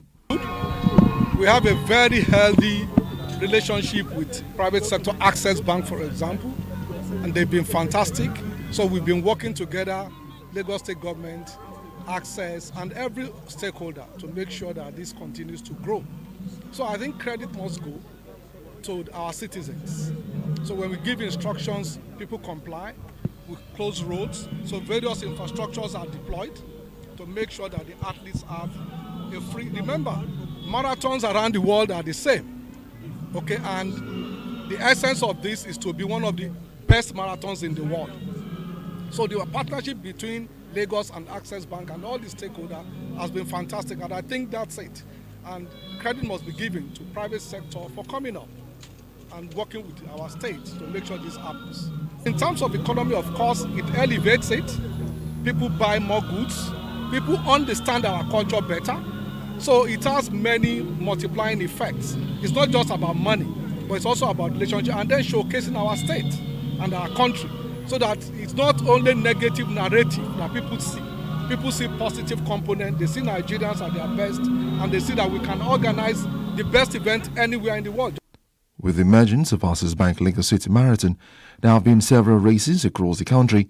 The race general manager, Yusuf Ali, believed that Nigeria is now among the marathon countries in Africa. I think so. Since 2016, we now over 70 marathon races all over Nigeria. I think we are growing, and if you compare to other countries, I think we are up there. Apart from running to win a prize, marathon races has been proven to improve the mental state of individuals and their total well-being.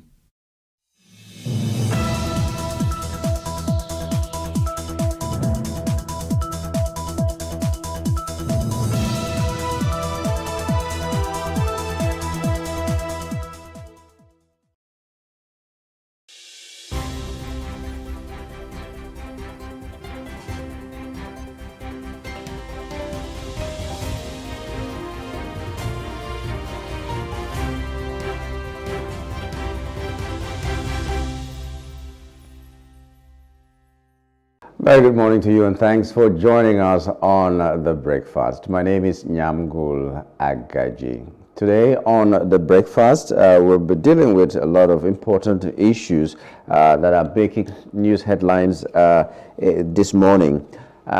It's the 28th day of February 2024. I had to put on my glasses to look at that and be sure. 28th day of February, which means if it were any other year, it would have been the end of this month. But this is a leap year, which is accumulation of a quarter day every year that gives us one full day, making a leap year. And eventually, we know that leap years coincide with the years that we have Olympics. So if you cannot remember what year will be a leap year, just remember that an Olympic year always falls on a leap year because it's 4 years for both of them.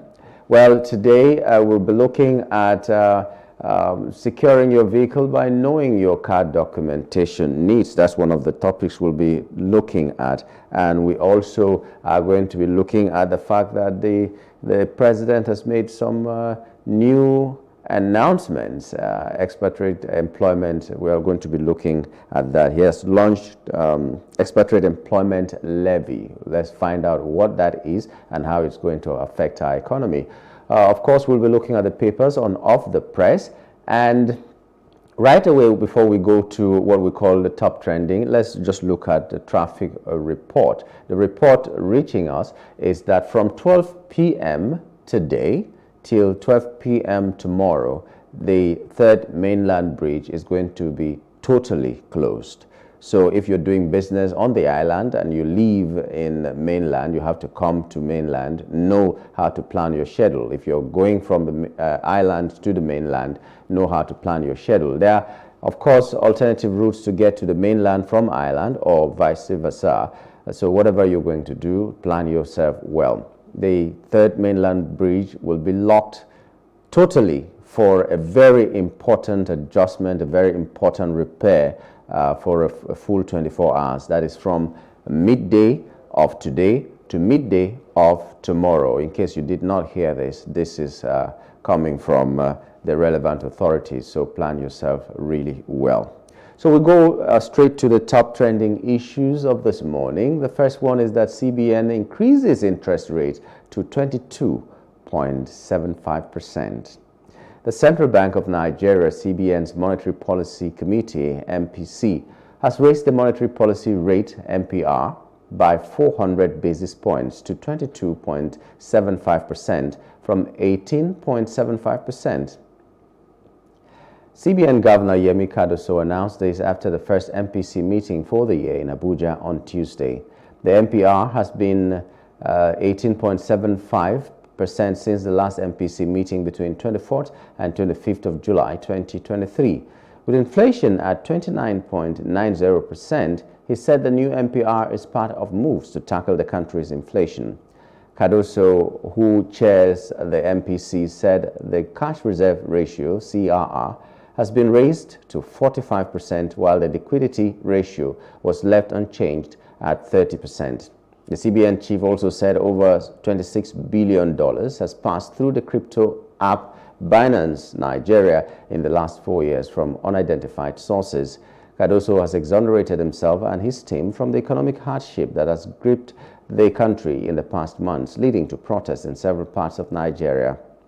While responding to a question on how the CBN intends to tackle the country's biting economic hardship, the former Lagos State Commissioner for Economic Planning and Budget claimed he and his team are part of the solution.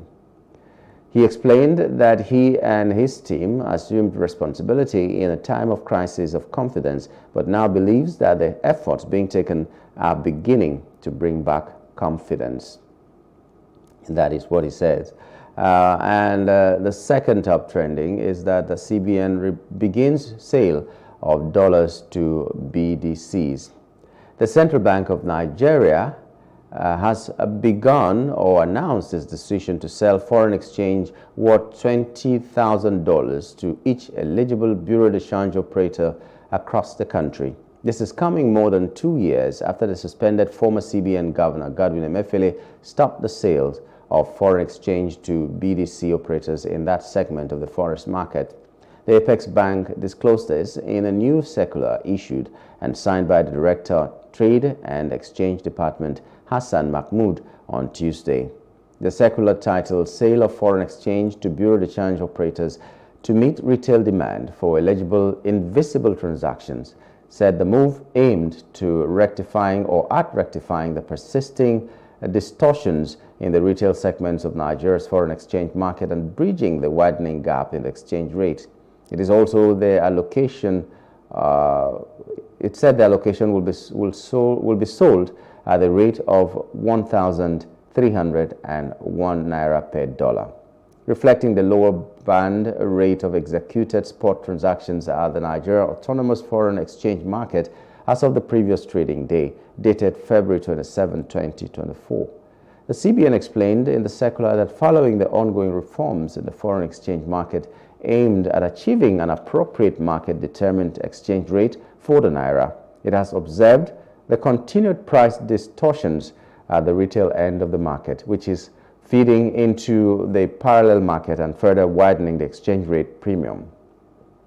Now, the CBN has thus approved the sale of $20,000 to each BDC, and the Apex Bank also directed that all BDCs are allowed to sell to end users at a margin not more than 1% above the purchase rate from CBN.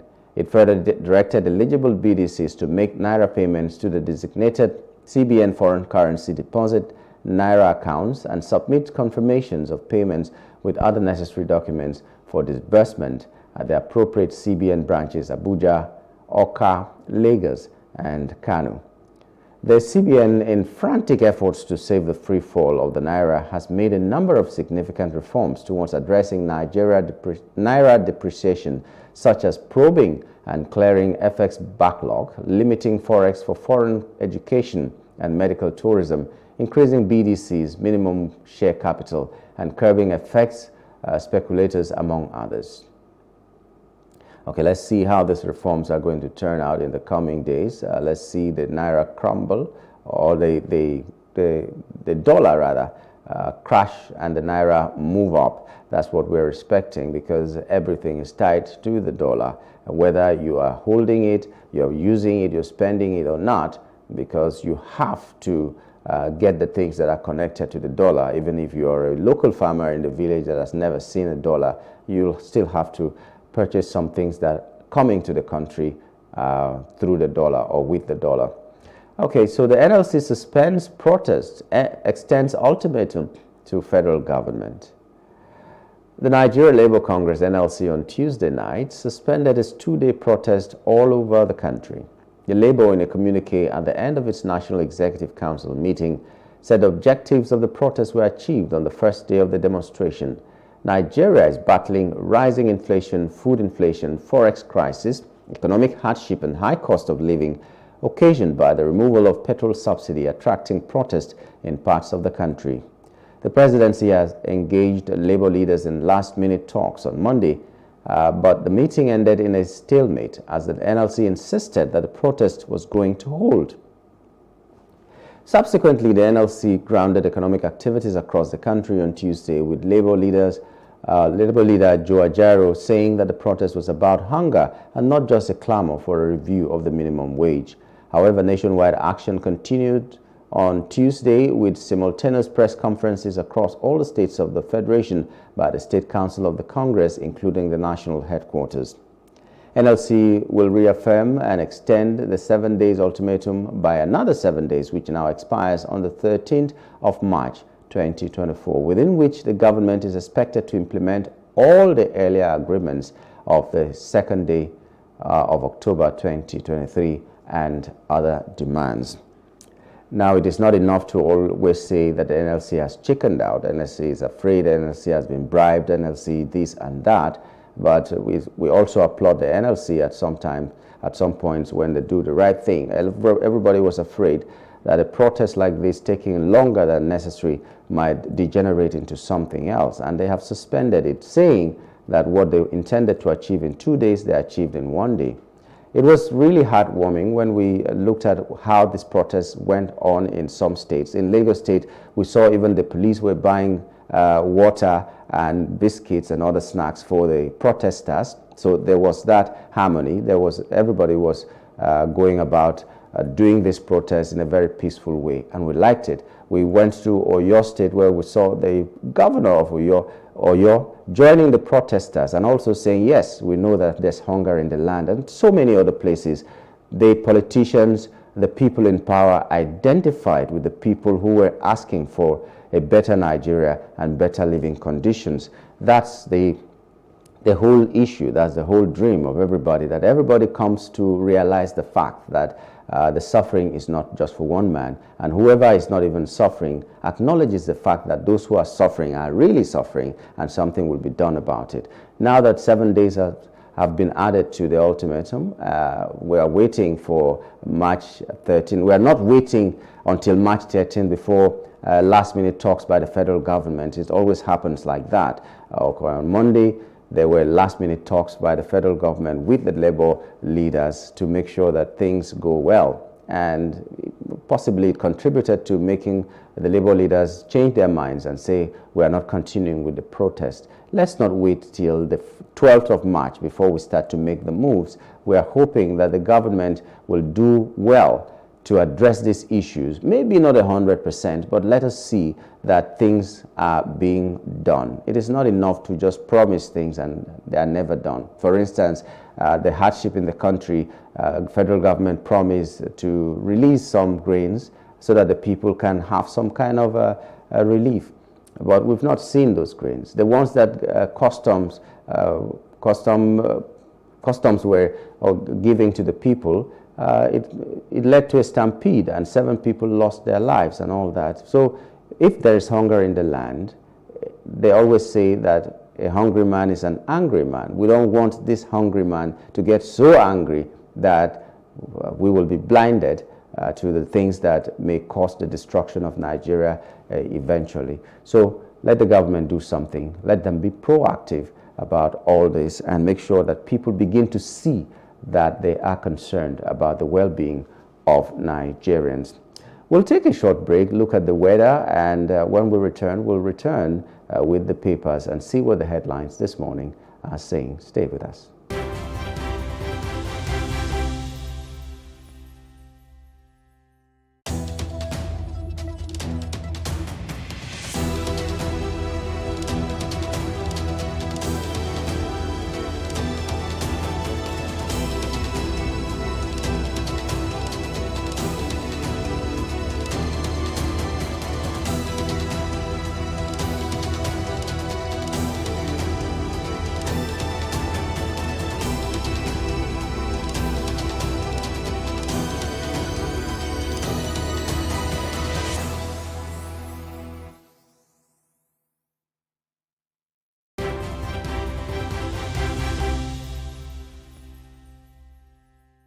Thanks for staying with us. It's time now to go to the press and see what the headlines are saying.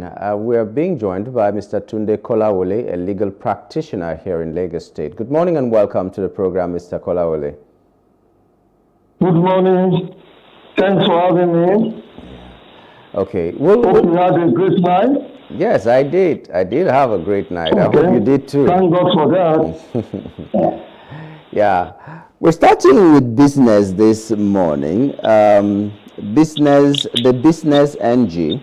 There are stories that are on other newspapers as well, so I decided to bring this to you. Senate proposes 6-year tenure for CBN governor, 1 trillion naira recapitalization for banks. That is owing to the CBN raises interest rate to 22.75% to tackle inflation or rising inflation. Let's just match this together. While the Senate is proposing 6-year tenure for CBN governor, 1 trillion naira recapitalization for banks. What do you think? I would think that those things are a kind of inflation management measures. When you look at the value of the naira today, vis-a-vis the dollars and what have you, you will want to say that there is a need to manage the inflationary trend that is in the atmosphere all over the country. But how that will solve the problem is what we will know, in the sense that we have tried some of these measures before in the past, which didn't help us much. The crisis in the Nigerian economy is facing really is that of a comatose productive sector. And when the productive sector is comatose, you hardly can do anything with the management of inflation. I would rather want to see a situation in which we find ways and means to really stimulate the productive sector in the area of agriculture and manufacturing, and also find ways to begin to export the abundant solid mineral resources that we have all over the country. While the challenges in the petroleum sector, such as theft of petroleum products, our crude oil, and find ways to raise all those ones in. And then, of course, too, we have to cut them in the cost of governance and that of contracts in this country. If we are able to do that, we will be better off than merely managing the inflationary trends that we have in the country. Remember that when Sanusi was there, the governor of CBN, some of these steps were taken. I'm not too sure that Nigeria derived much benefit from those things. Most of the banks that were asked to recapitalize, when you look at them today, they are still not doing well. In fact, the CBN at that point in time had to purchase the bad debt in some of those banks, remove the management structures in them, put other structures in place and all that. But some of those banks up to today, not all of them, are still not healthy. So it is this reason that I have my fears that I really don't believe too much in some of these measures that the CBN said is embarking upon. The capitalization, not just of the banks, but also of the Bureau changes that we have all over the place. And I'm sure they will also go down to the microfinance and the community banks sooner than later. Okay. Well, we'll move from the Business NG to the next paper, the Punch newspaper. That's where we're going now. The Punch newspaper leads with the headline, Presidency alleges political agenda as protests hit states. No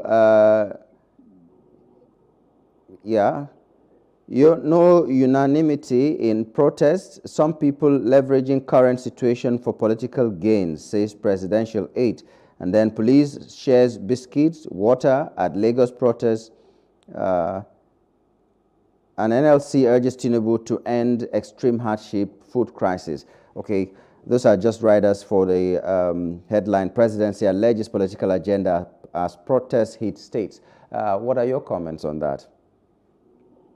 Honestly speaking, I feel totally sad that the president or the presidency is responding to the hunger and anger in the land the way it is doing. Why do I say this? All of us go to the market. I am sure all the people in the presidency also have relations, friends, workers, acquaintances who also go to the market the way we do. And they know what they are facing in the market in terms of trying to purchase food items, groceries, and what have you. So, if they are exposed to these experiences, why they will be saying that the protest in the country today is politically motivated is very, very strange to me. The outburst of the presidency appears to be an escapist approach to the challenges that we have in our hands. Recollect that this country abandoned farming almost about 50 years ago, since the Boko Haram insurgency took over Borno State and most parts of the north before banditry, and then the herdsmen, the Maruji herdsmen, and then the kidnappers also took over the different parts of the country and all that. We had stopped farming. The Boko Haram would not allow people in the far north to go to the farm, and then the banditry spread to the different parts of the country. With the working insecurity, the people could no longer farm.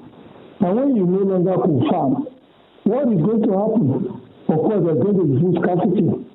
To couple that is the fact that the hard currency that we require to import most of the foods, flour, wheat, and what have you, rice, and all that from outside the country, we are no longer getting them as we used to get them. Also remember that during the era of President Muhammadu Buhari, there was a time certain food items, certain grains were banned from being imported to the country. It's like rice and what I know. The stories we were told and they have become to produce rice and other grains in their environment. And we will see display on the pages of newspaper and heard on radio and television the rice pyramids that have begun to emerge in the different parts of the north. Whereas in truth and in fact, those things weren't there. It was a make-believe. It was certain politicians who were displaying those things to mislead the presidency as regards the reality of the food scarcity that was carrying the country in the field. I would advise the presidency that they should have some independent means of ascertaining or verifying, of seeing what is happening in the society, rather than rely on the official channels. If they are able to do this, they will know, they will be told, and they will see that the food insecurity is not being mitigated by certain politicians, and that the protest that's going on in the country today is born out of the hunger and anger that the people are facing. So, for God's sake, governance is not about propaganda. It is not about deceit. It is not about trying to buy time. It is being honest with what you are doing and being honest with the people that you are leading. Sometimes we hear that the government has discovered hundreds of routes through which food is being smuggled out of the country. Sometimes we will be told that certain things being imported in the country are being seized and they are being shared among the people and all that. If another year nor there, when we never had the challenges of food insecurity, all those foods, if it is true, have always been there. Let us go back to the farm. Let us provide security for the farmers. Let us provide the equipment. Let us provide improved seedlings for all these farmers to be able to apply their trade in the rural area. If we're able to do that, I am sure some of these things will begin to weather the storm of scarcity of food and the hunger staring us in the face in the land. It is not rocket science. If other countries can do it, I'm sure we can also do it better. Okay. And then there is this bid by the Central Bank of Nigeria to curb inflation, and in the last MPC meeting, they raised the interest rate to about 29.77%. And the private sector economies foresee fresh job losses and recession. CBN, the rider is that CBN clears a $400 million debt, plans tough sanctions for banks to tackle excess money supply. So the interest rate has gone up. And a lot of us do not understand what that really means, but I'd like your thought on that. They said because of this, the inflation rate will come down. Well, whatever measures that the government, the CBN has to put in place to rein in inflation should always be welcomed by all citizens, because nobody is profiting from the huge inflation that we have in the country today. But the truth of the matter is that so long as the productive base of the Nigerian economy remain as commercial as it is, that no manufacturing is taking place, agriculture is not being done, whatever measures you do in the area of controlling inflation using monetary policies and all that, I'm not too sure that you are going to get the best out of that. So, but then, we should not discourage the CBN from doing some of these things. Like the high volume of currency in the country.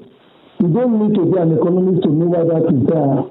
You remember, just this last week, we were told that the government President Muhammadu Buhari, by way of means and all that, printed about 23 trillion naira, which was just spending, without backing it up with any productive activities. So that is what is causing the inflation, or that is what is responsible for the high volume of currency that is in circulation all over the country.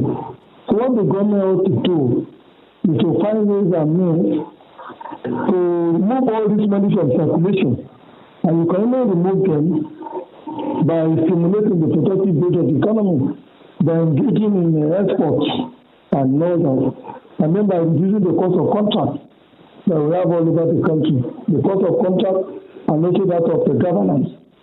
That I should think is what we should do more than just hammering on this monetary policy to fight inflation.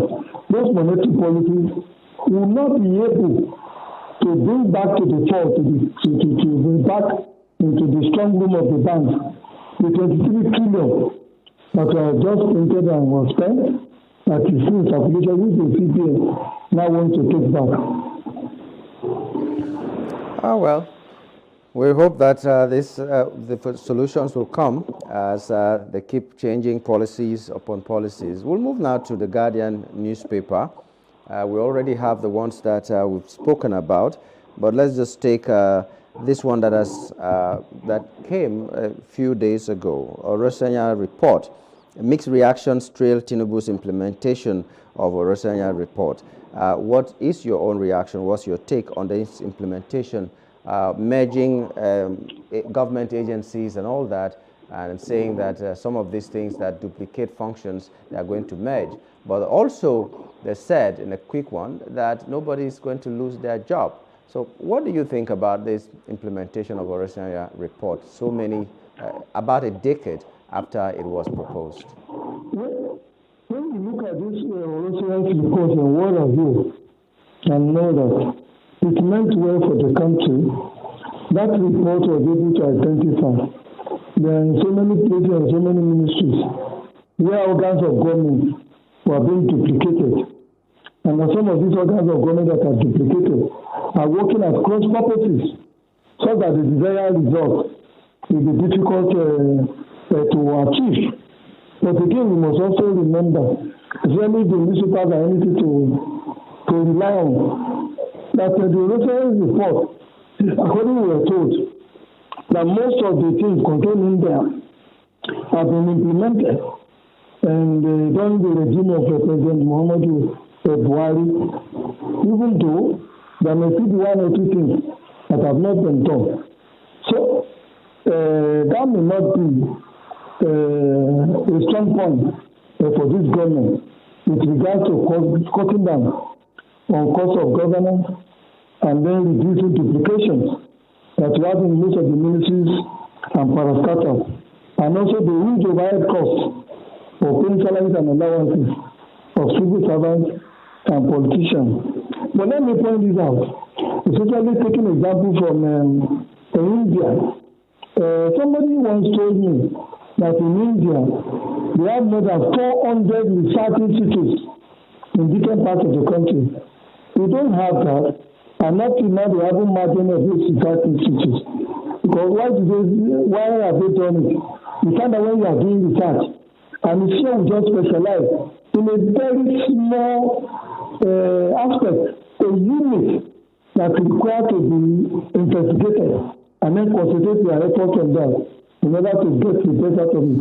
For example, a research institution may be established just to study mosquitoes with view to inventing malaria drugs and then vaccines that will eradicate malaria. Whereas I now know, you could say, let us establish an institution to deal with all insects that we have in the environment. Those are possible things, but the kind of result that we tend to get, we might not be able to get it. Nigeria is a very huge country with about 200 million people. So having ICPC, having EFCC, having special code units for the Nigerian police and what have you, and all that. In my humble opinion, it's not too much for this country. All we need to do is to make sure that we give to all these institutions a very tight schedule of duty, give them responsibilities that are not overlapping, but there could be areas in which they can collaborate, and then let them do the job, and then we empower them. But if you now merge ICPC, EFCC, special code unit, and all manners of investigative agencies that you have in the police, the regular police, and also that, and what have you. They may not be effective in policing the country as much as we would have required them to be able to police us. So this is a challenge. Furthermore, we say we want to match on agencies and what have you.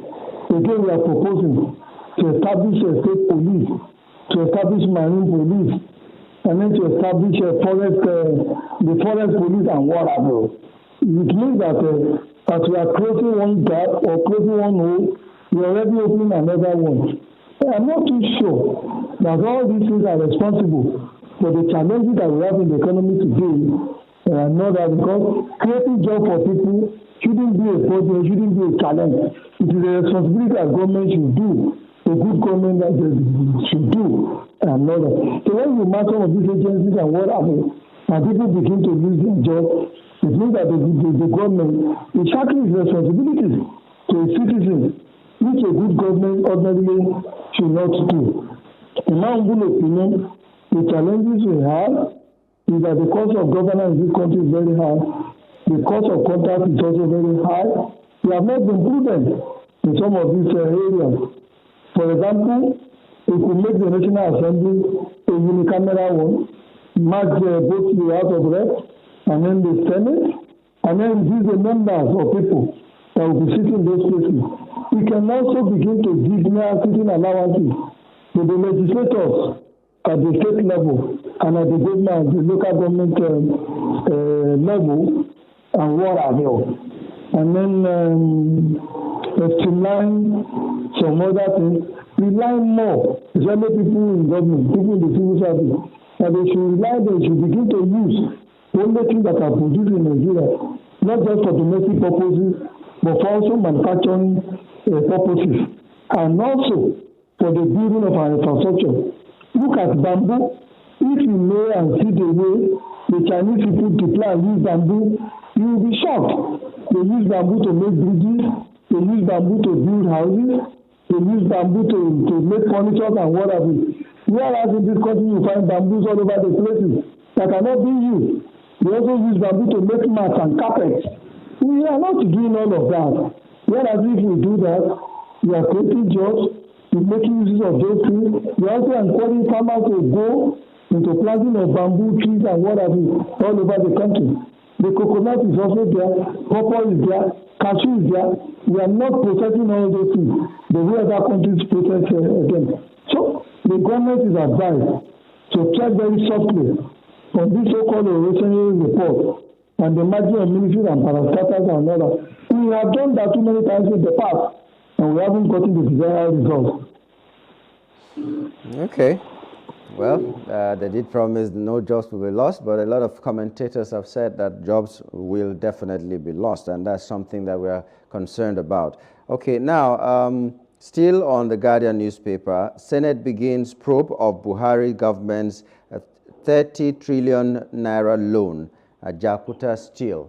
So, yeah, they have started the probe, and we're going to see how it's going to go. I don't know what your thoughts are. My attitude to probe is, like I said last week, is that to the best of my knowledge, I hope I am wrong, we have had several or many probes in the past without any corresponding results from those probes.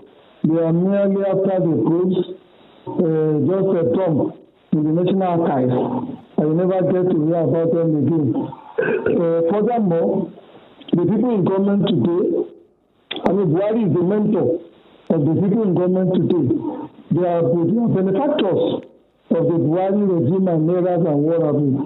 And then too, remember that the Senate approved most of these money that the president was said to have printed, the former president was said to have printed and then began to spend. They approved most of those things. So what moral justification, what lawful justification would they have to not begin to probe what they themselves have approved and what have you, and what most of them have benefited from? Because it wasn't just the presidency that spent those money, it wasn't just the civil service that spent those money. At the end of the day, you will find out that as much as 30-40% of that money may have gone into servicing the bureaucracy in the National Assembly, the Senator and the House of Representatives. I would rather want to see this government, I would rather want to see the National Assembly sit down and concentrate more on the duties and responsibilities given to them by the Constitution, which is to do oversight function, to make laws and what have you, and also to represent their different constituencies that they are in the National Assembly to represent. You don't start cutting your own noses in order to spite yourself, which this probe, in my humble opinion, will begin to look like. And also look at the National Assembly. Immediately they came in, just a few months ago, what was the first step they did? They began to buy luxury bulletproof cars for themselves. And they didn't go to buy Nissan Motors. They went as far as Japan to import those vehicles and all that.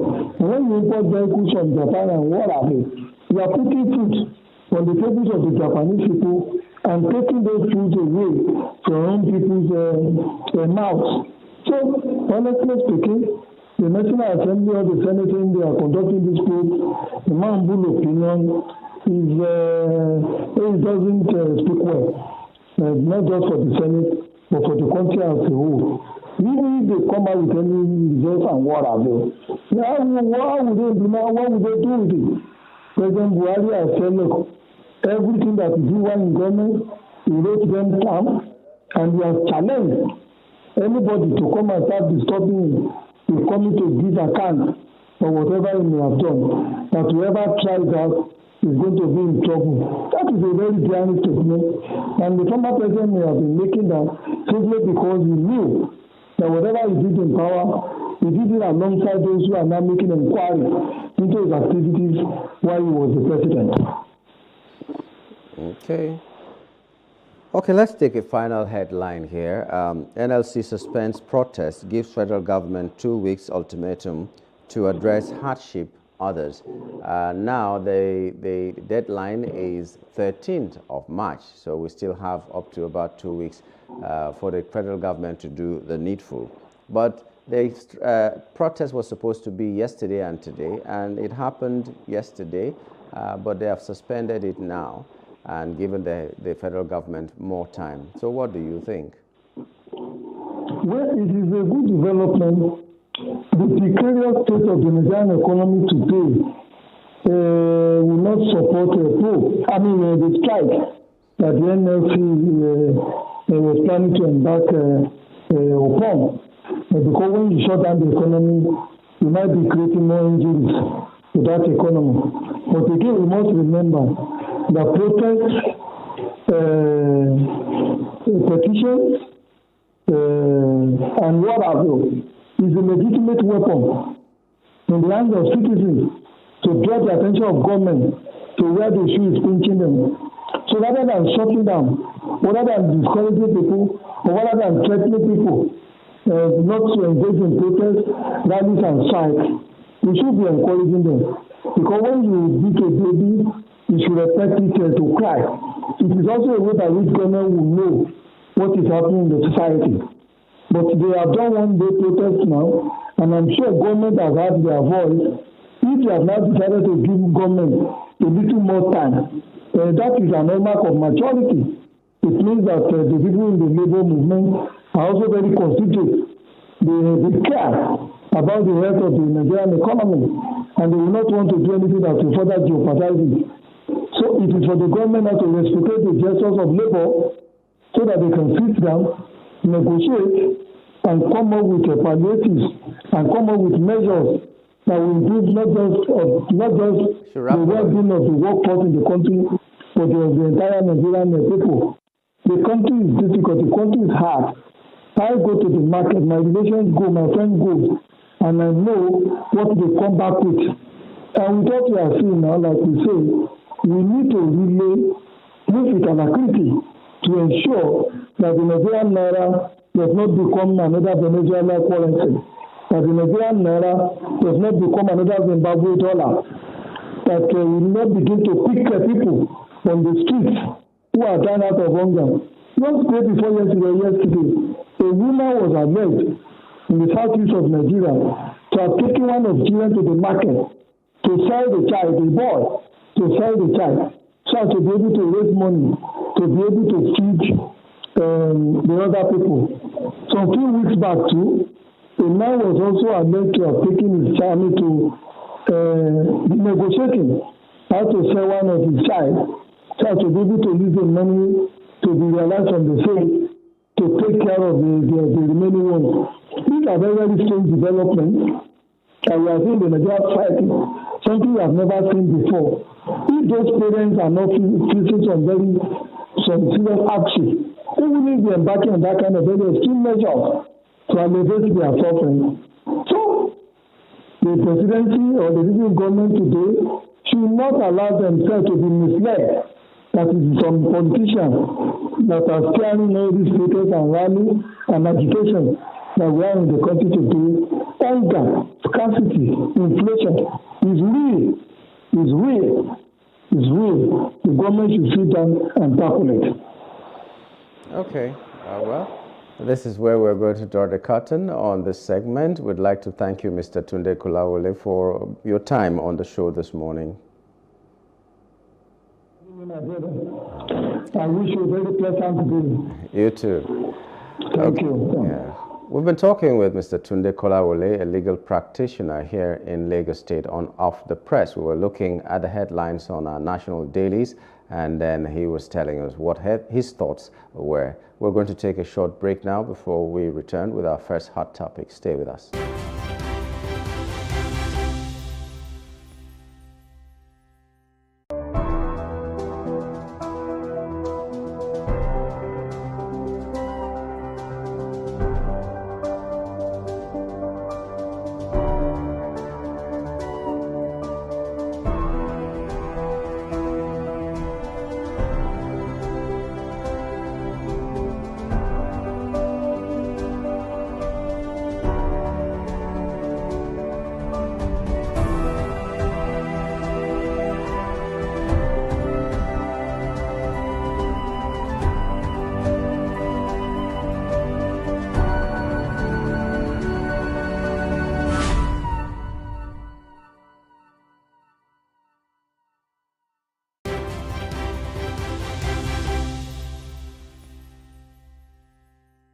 It's time now for our first hot topic, and we're talking about the fact that the president has launched expatriate employment levy. We'll get to find out what that is and how it's going to impact on the economy. And we're being joined by Mr. Gbolahan Olojede, a public affairs analyst. Good morning and welcome to the program, Mr. Olojede. Yeah, good morning. Nice to be on the program. Everything is being done. Frantic efforts are being made to make sure that our economy improves. And the president has just launched this expatriate employment levy, saying that it will bring more money, it will make for more employment opportunities for our people, and so many other glowing things that this thing is going to bring to us. First of all, make us understand what this actually means. Well, essentially, this is just something to channel or to influence the employers of expatriates to look inside Nigeria for their staffing. So rather than bring, say, Chinese or European or other members of the international community, rather employ them for certain roles, for which there are competent Nigerians. There are skills that are available in country. The government is trying to tune the attention of these employers to employ Nigerians instead of the foreigners that have been employed. It will help to bolster employment, and then the levy that you have to pay for employing expatriates could be a disincentive for employing expatriates, while at the same time, where you must, you pay levy and government makes some income by virtue of that. It's just one of those things that you put into the entire mix to help drive up employment and maybe to a certain extent revenue. But I think more of employment is some sort of local content version, a version of that is more pervasive outside of the usual oil and gas area where we have strong local content issues. Yeah, because apart from the fact of this payment, if you have to employ an expatriate, which I didn't hear before now, I was wondering what the marked difference was between this and what we've already had in place before, even though it's not being adhered to. This quota system for indigents, the employment of indigents in jobs that indigents can do. I don't know how this is different from that, apart from this payment that has been attached to it. The payment changes behavior. That is the reality. It's a different case when all you are saying is, oh, you must obtain your expatriate quota, you must file your expatriate returns and all of that. Now that there is a disincentive for hiring expatriate and an incentive for hiring Nigerian, it will definitely have certain influence on behavior of the applicable employers.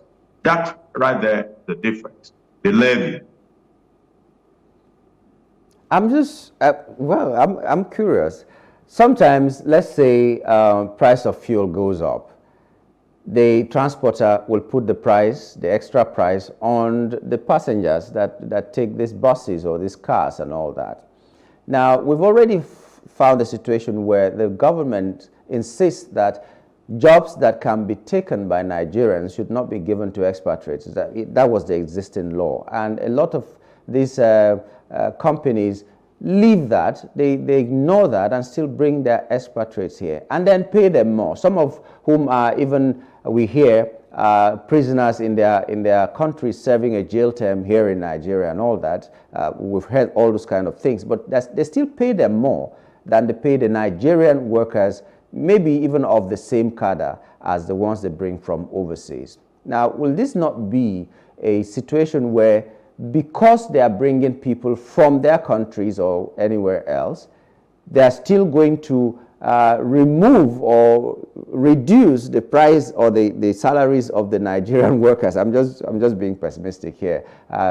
In order for them to pay for the expatriates that they are bringing from outside the country, will it not affect us negatively?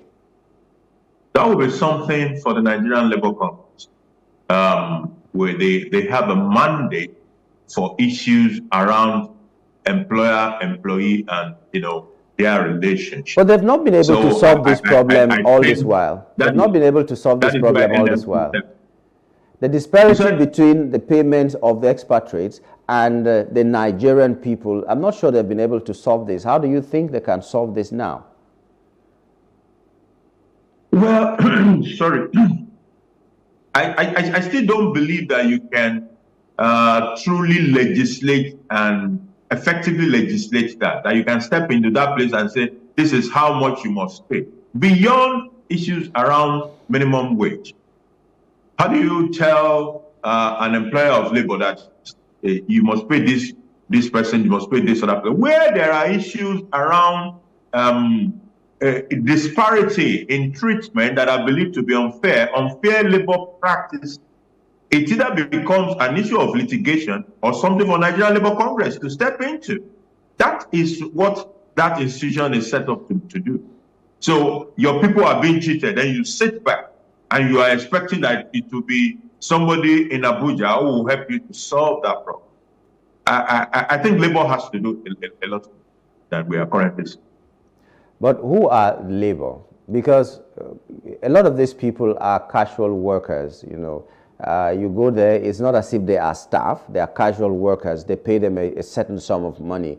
The other people who come from there, I don't know whether they are staff or they bring them as casual workers as well, but they still earn more. Now, if Labour is talking to these companies regarding these people, will they have that right? Are these casual workers also part of Labour? You see, Labour is actually a lot more important than the credit we're giving to them, or maybe than what they are doing in our own environment.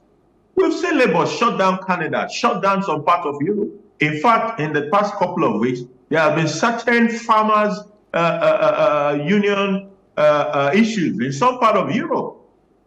And those things, they cause the attention of all stakeholders to discuss, negotiate, and resolve the issues at stake. So while an individual factory worker may not be strong enough, that is where Labour comes in, because Labour is an organized society, it's an organized structure that is much bigger and stronger and can effect changes as far as labor practices is concerned. So what you are probably saying is that our labor has not been living up to the expectation. That is what I hear you say. Really, let me put it differently. In some organizations, even here in Nigeria, their staff are not allowed to have a union.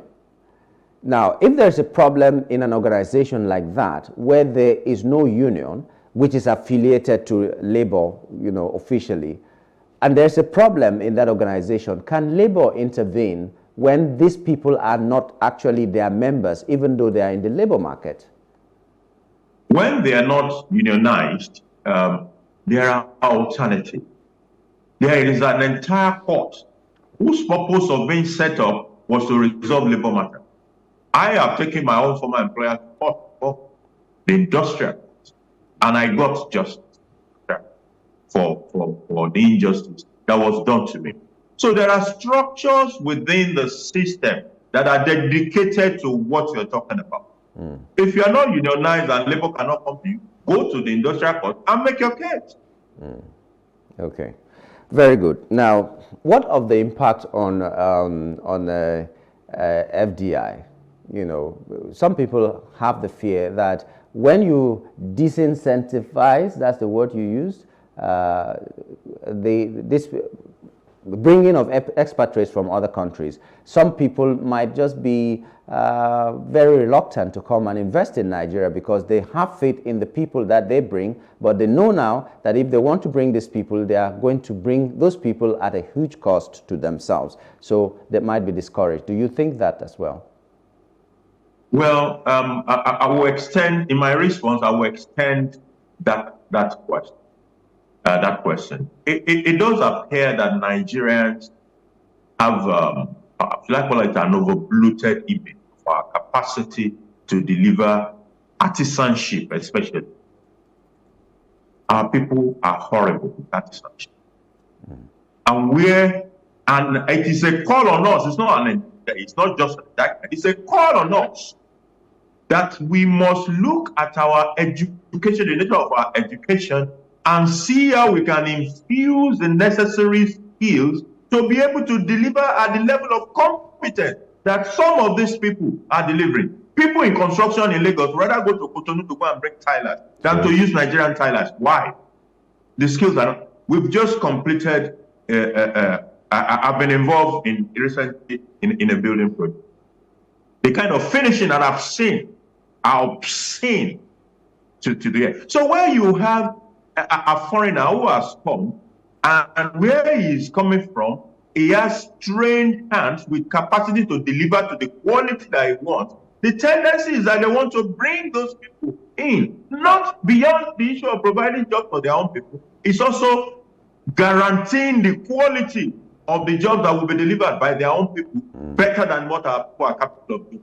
So it's a call on the entire system because it involves a lot of factors that we're talking about here. Then when you bring somebody from, say, Ghana to come and work in Nigeria, it will definitely earn a little more because you're bringing him to a strange environment. He doesn't. So there are certain inconveniences that are associated with pulling that guy from where he is to where you want him to come and work, and there must be some sort of compensation for that above someone who is at home already and you are giving the same jobs. That is part of the problem that we're facing. So we need to extend it largely and ask people, especially who are hiring casual workers, and they will tell you the story of the Nigerian artisanship space. It is not a very nice story, from plumbing to electrical works to tiling to everything that you can think about. So let's fix that in our own redesigning of what we call education or acquisition of skill, to have people who are competent. These are part of the thing that will help this initiative that the government is talking about to also succeed. It even maybe goes beyond competence. I think we might have artisans that are very competent, but will they not cut corners? Because cutting corners does not really mean that you're not competent enough, but are you disciplined enough? Do you have the integrity to deliver on what you promise that you're going to deliver?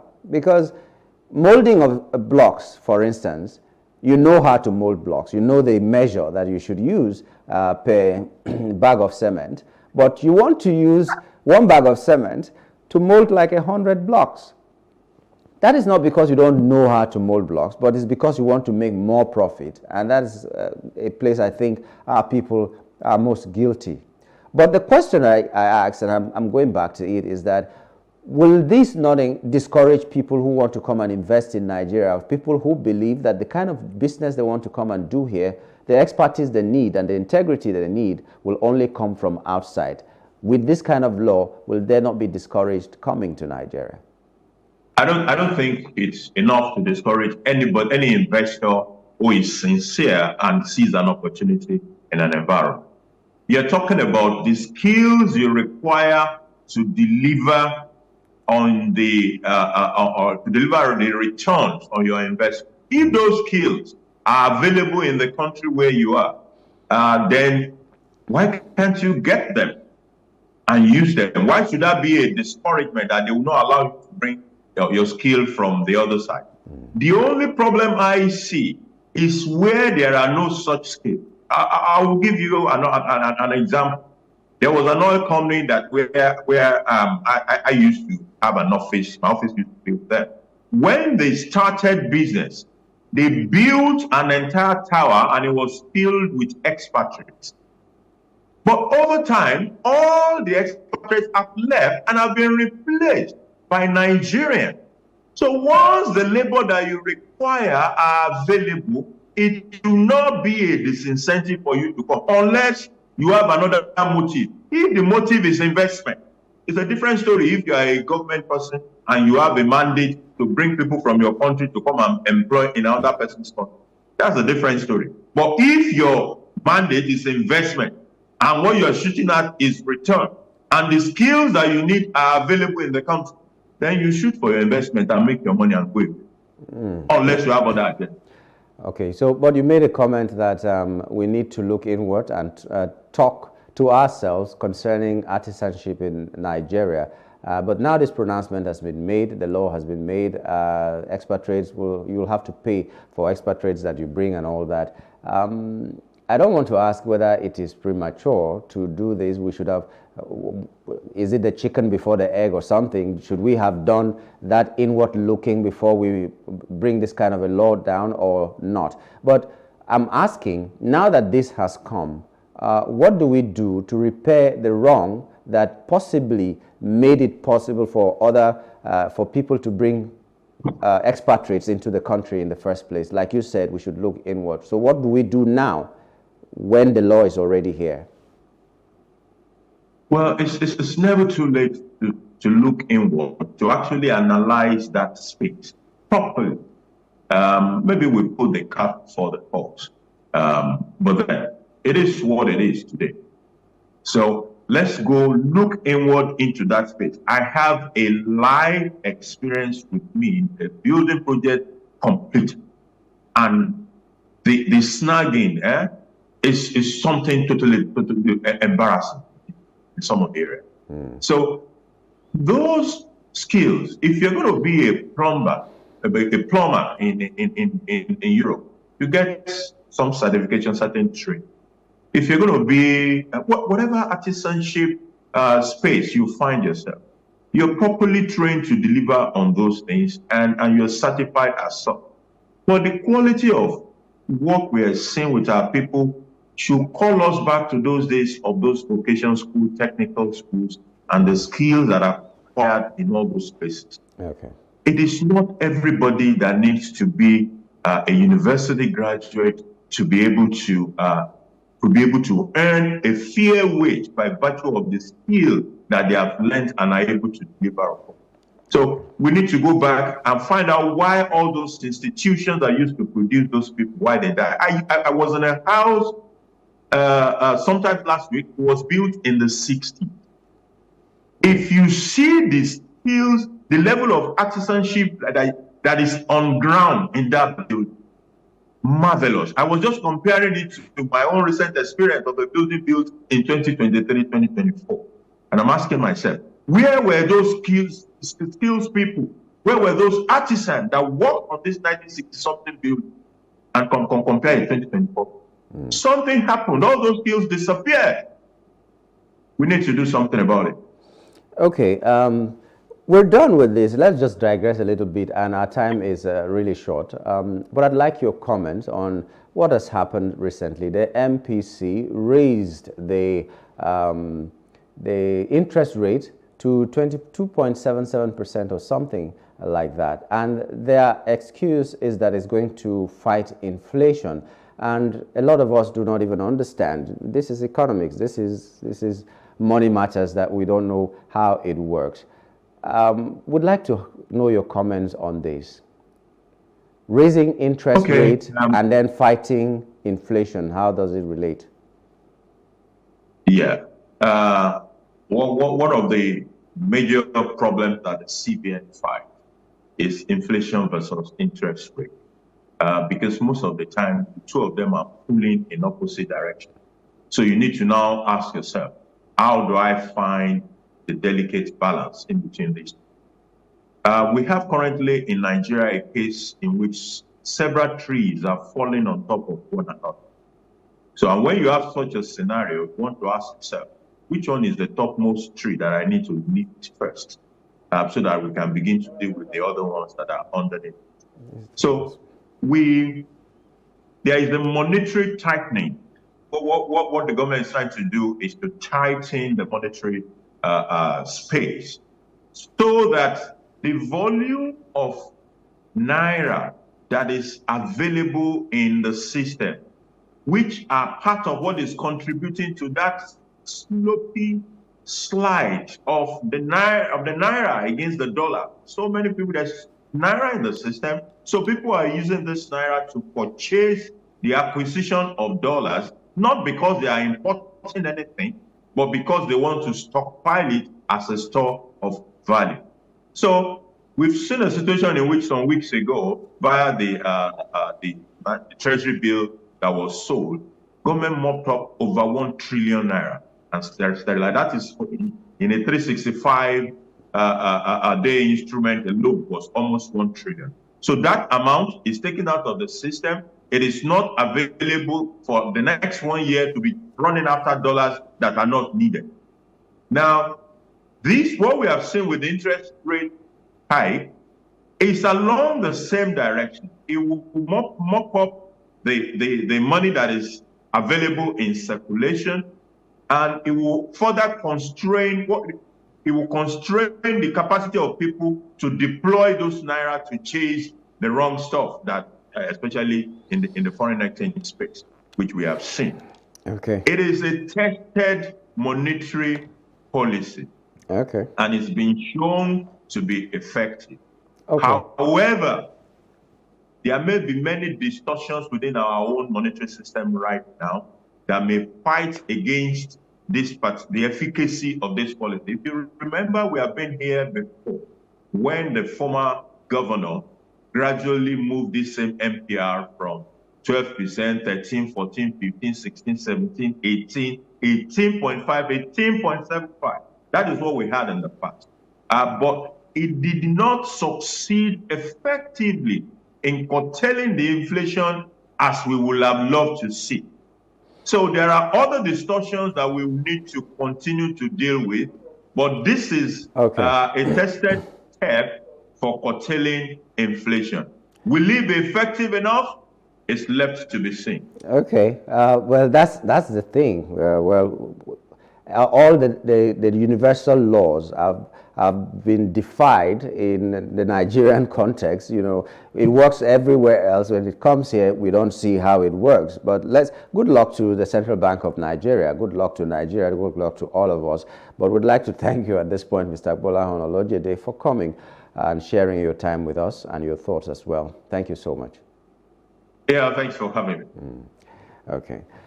We've been talking with Mr. Gbolahan Olojede, Public Affairs Analyst. We'll take a break now, and when we return, our second hot topic will be up. Stay with us.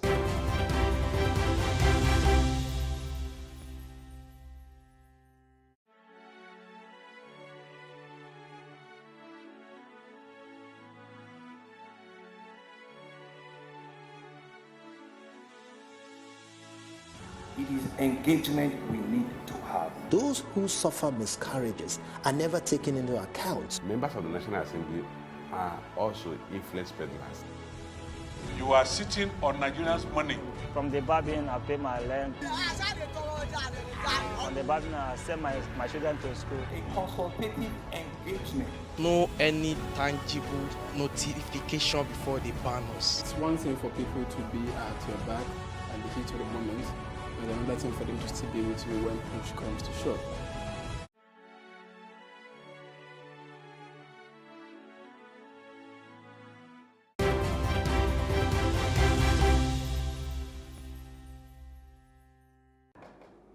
We're glad to know you're still there. It's still The Breakfast on Plus TV Africa. And now we're on to our second hot topic, and this is securing your vehicle by knowing your car documentation needs.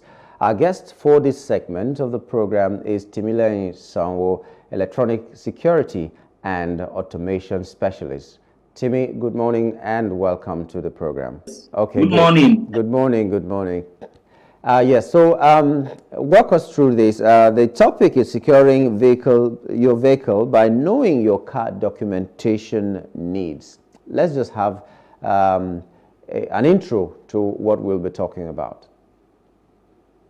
Okay, so there has been an increased rise in carjacking and car thefts recently. I don't know if you've noticed it.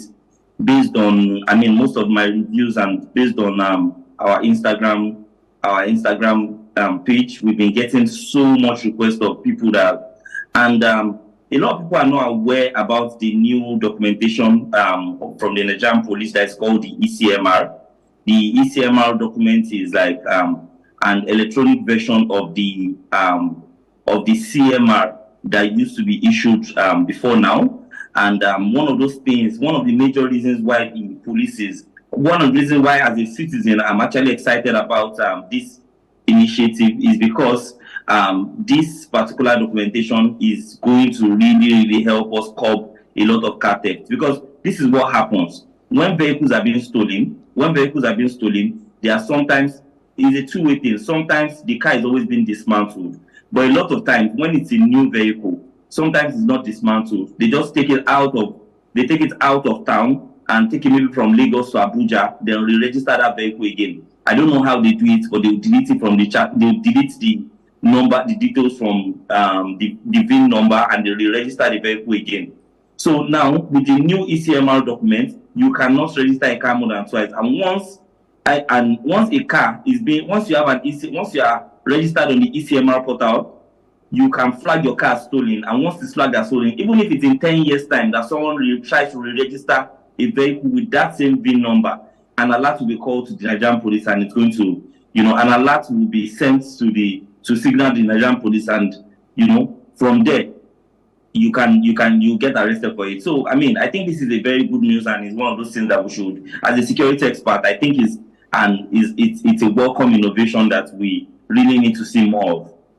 Okay, this new document that you're talking about, you said it's an electronic version of another one that is not electronic. Now, if you get this, do you still need to have the other one, or one replaces the other? Okay, so what the CMR is one of the most important, is like what we call the police documents, one of the very important part of our vehicle documentation. So now, before now, what used to happen was that a police officer will just write that paper for you. They'll just write it, and that is all. But right now, the police now has a database for it. They now have a portal for it. So on this portal now, it links your vehicle. It links your vehicle license with your NIN. It links it with your NIN. So the NIN has to match the name on that vehicle when you are registering it. So with this, you don't need, the old one is no longer in use, and the new one is going to, the new one has, even the PRO announced a few days ago that also, even the issuers of tinted permits is back. I did a publication months back about how the tinted permit was not in use anymore, but right now, tinted permit is back, and from the 29th of this month, you will start being able to apply for the CMR, the tint permit, even on that CMR portal. So this is actually a step towards digitalizing the police force, and I don't see a lot of people talking about this, and that's why I'm here to talk about it. Okay, what if the vehicle changes ownership? What happens? Because that document is linked to your NIN.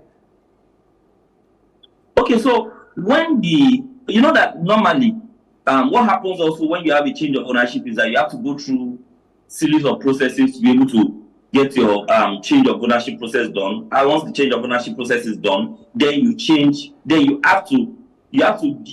change the plate number. You have to change the plate number. The same thing is going to now happen, but this time around it's going to be automated. All those things happen now on the portal. It happens on the ECMR portal. This portal is ecmris.mpf.gov.ng. On that portal, once you sell the vehicle, you apply for the change of ownership on it, and the request for the new NIN of the person that is buying the plate number. Once that has been effected, then you can now proceed to pick another plate number, then the ECMR changes. That's interesting. But, you did say something in your opening that there's been a rise in carjacking. Now, a lot of people will be concerned how to curb this carjacking. It's not just to have the document, because you said that one of the things they do is when they steal your car, they could also dismantle it, not just to sell it. They could dismantle it and maybe be selling the parts and bits and all that. Well, we don't know how that is. But how do we curb these carjacking that is, according to you, on the rise?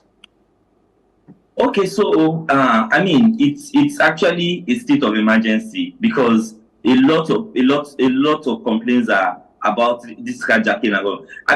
One of the main things that we've stopped using, that's right now because of the situation, especially when you live in an high-risk environment, is that you need to get an alarm system. One, you have to have a car tracker on your vehicle, and two, you have to have an anti-jacking system. This is the usual alarm system that once a touch sensor, when you touch your vehicle, once they touch the body of your vehicle, the vehicle triggers an alarm. And this, as simple as it is, it can actually scare someone that's trying to jack your vehicle, because the way they do this thing is very scary. By the time you wake up the next morning, your headset is gone, your whole media system is gone, your winder is gone, your most of the most important things in the vehicle is gone. So with this, but when you have an alarm system, you can, aside from that also, there's also an option of you fortifying your car glass. When you fortify your car glass, it means that it's like using a screen protector for your glass. I have a lot of testimonials about that also, of people that, they try to hit their glass. Normally, your glass, when you hit the glass of a vehicle, it shatters immediately. But when you have your glass protected, it takes a longer time. It could take as much as 20 hits. And you know that by the time you are doing this and they are trying to hit your glass and they find out that it's not good, they move on to the next vehicle. But we need to be more aware about this. We should not be a victim before we start to, complain about it. We need to, and aside from all these security gadgets we are talking about also, you need to be very careful about where you are parking your vehicles. Stop parking your vehicle in a dark spot. Ensure you park your vehicle at a place where you are sure that there is physical contact. You cannot just park your car. This is not the period where you should just park your car at the roadside. So you are seeing your vehicle and you are seeing mobility. Some people are seeing your vehicle and they are seeing funds, they are seeing money, So all this needs to be put into consideration in ensuring that your car is very secure. Because the period we are in now, things are getting very expensive, and we need to ensure that we take care of lives and we take care of our properties and ensure that as much as possible we rather take care of them than thinking about buying a new one. Okay, but when you talk about securing your glass, it sounds as if you want to change it to bulletproof or something. What do you really mean? What do you need to do to secure your glass? Okay, so it's called a glass fortification. And for you to fortify your car glass, you need a ballistic film. It's just it's installed the same way it seems it's installed on your car glass, and it's installed the same way it seems it's installed on your car glass from the inside. Then it makes it stronger. It gives it like an extra ballistic layer from the inside of the glass. So once this is installed, as the more the sun hits it, the stronger it gets, which creates an extra layer for the glass from inside. So when you hit it, once it's being hit from outside, and this has also saved a lot of people from traffic robbery. It has also saved a lot, because traffic robbery, what they do is that they have a material or something that they use on your glass. Once they use it, your glass shatters immediately. But when you have a ballistic film installed on your glass, you can actually prevent this from happening to you. And this is it's also something that is being it's called fortifying your car glass, and a lot of people are actually getting this to actually protect you from to protect their vehicles from carjacking and traffic robbery and traffic robbery. How available are these things that you're talking about? To fortify your glass, to put alarm system and all that. How available are they? So yeah, they are available. They are available. The first thing is that awareness is what is most important, and you know that because some of these innovations are new, and the best way to actually sell them is always through displaying it. Displaying it is always the best way to sell them. So the best.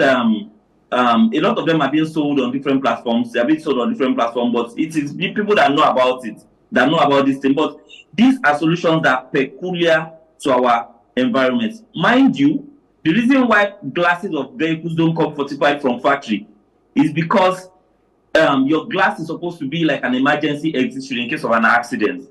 But because of the peculiarity of our environment, these innovations are being very important for us to actually use in Nigeria. But they are available. There are vendors that sell it. There are vendors that sell it. There are lots of vendors that do displays of these things on Instagram and some other platforms there.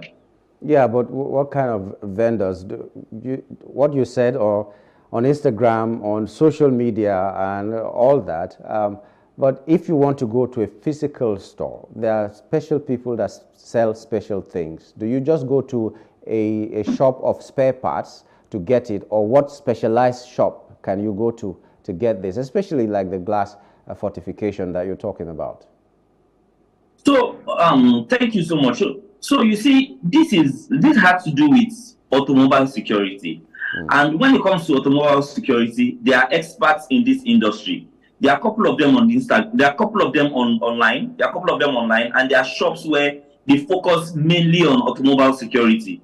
When you visit shops like this, they all have physical outlets. When you visit stores like this, they will. Once you visit stores like this, these are services that they offer, and that is why I don't want to mention businesses. I don't want to mention names of businesses, but these are services that some people offer primarily: vehicles, glass fortification, car tracking system, anti-jacking system, and lots of other solutions like fuel monitoring systems and all. These are unique automobile security solutions, which are not like the usual car parts. They are professional service that are handled by professionals. Oh, okay. Yeah, because we needed to know if we just walk into a spare parts shop and demand for that or ask for that and all that. So it's good to know that there are specialized shops that you can look for and you get this. Yeah. The next thing a Nigerian will be thinking about is, what about the cost? Are they affordable? Yes. Let's not compare it with the loss. Let's not compare it with the loss of your vehicle. Just tell us how affordable they are, because Nigerians will always, especially, okay, an example is when we had this cash crunch, and you go to some businesses, they will insist on getting cash, and you tell them, why not get a POS? And they'll tell you that my business is not big enough for a POS. And this is someone who has a shop and is selling a lot of things, and they say their business is not big enough. They feel for you to have a POS machine, you need to have a supermarket or something like that. So Nigerians are very draggy when it comes to things like this. So how affordable are they? Because blood of Jesus, not my portion, is not costly. You just go on your knee or you pronounce it. That's what Nigerians use when they should do something else. Yeah. Okay. So in terms of costs, let's not comparing it with the cost of the vehicle, but security is in different layers, and it depends on what you can afford and what value you place on the value you place on security as a whole. But the values, they are not expensive devices. They are not expensive. They are not expensive solutions, but they are in layers. They are in layers. The alarm system is the cheapest. Car tracking is another layer. Glass fortification is another layer. Bulletproof as the whole, having a bulletproof device on your vehicle is a lot. You know, if you want to do a bulletproof on your vehicle, you are talking about millions. You are talking about millions. But fortification is less than 200,000 naira. If we see, fortification is less than 200,000. Tracking system is less than 100,000. Alarm systems is less than 50,000 naira. These are investments that when you do on your vehicle, you are sure of the longevity of your vehicle, and you are sure of the longevity of your vehicle, and you are sure that you've created an extra layer of security while you move, while you drive on the road, because it's very important for us to. It's very important when we move out of. Then another thing I really want to discuss about is I really don't know, but I think it's getting to a time where we really need to talk more about this. I don't know what is happening in areas like Alakpere under bridge. That Alakpere in Ward K2 towards 7up. That place is a danger zone every night. Like, this is an office. It is somewhere that if you are passing that place between 7:30 to 8 o'clock every day, you are prone to getting robbed. And I've had a lot of complaints about that same spot, but nothing is being done about it. These are things that I also feel like the police also needs to cooperate with us more on things like this and ensure that we don't. I mean, it's okay for us to say that there are some security risks that happen once in a while, but there are some places where we know that, and there's like a police van that is always parked somewhere around there. But I still get every other day complaints of people complaining about security issues in that particular spot. Those are things that also we need to actually The government needs to look into it. The inspector, the commissioner of police needs to do something about that particular spot. And I mean, there are some other hot spots like that, but this one is too glaring. It is very, very close to. It's very, very close to the Ikeja Secretariat. It's a road that is plowed by a lot of Lagosians every day. But I see here people are still coming on Instagram to complain and cry about being robbed in that place. Alakpere under bridge towards Ketu. Yes, Alakpere inward 7 up from Ketu through Ketu, that express. All right. Okay, I get that. We have less than 30 seconds, but let me just ask you this. The tracking device, very important. Some car owners, especially these people who buy cars and put on the road, put drivers to take care of the cars and make returns, some of them don't even have an Android phone. And if you have a tracker, how do you track without an Android phone? Is it possible to do that? You don't need an Android phone to track your vehicle. Okay. The first thing you need to do is ensure you have a tracking device. Secondly, you can track your device using a SIM card. Once you know the phone number that is installed, so the way a tracker works is like it's like a mini phone. It has a SIM card inside it. Okay. Once you know the phone number inside your tracker, once you know that phone number offhand, it has a password. You can send a text message to it with any mobile phone. You get, and who you install your tracker with also is very important. Sometimes for some businesses, when you install trackers with some businesses, maybe like mine, what happens is that you don't even need to know your phone number offhand. Once you have an incident, just leave them alone. Just call us immediately, and we're going to track your vehicle for you within less than 24 hours. We'll stop your vehicle immediately. The car can stop. The car is going to stop. We'll stop your car immediately, so far you can get access to us either through our website, through our phone number. So tracking does not need an Android phone for it to operate. Okay. It doesn't need an Android phone for it to operate. It's something you can do via a text message, and if you have a good partnership, you can always track your vehicle. All right, Timmy. Thank you so much for your time and your thoughts this morning. We'll do more about this security. Thank you for being a part of our program this morning. Thank you so much. Thank you so much. All right. Thank you so much for the opportunity. Yeah. We've been talking with Timileyin Sanwo, electronic security and automation specialist, talking about knowing the right documents for your vehicle and also security for your vehicle. And this is where we wrap it up on the show this morning. I would like to see you again tomorrow, Thursday. Until then, my name is Nyamgul Agaji. Have a wonderful midweek.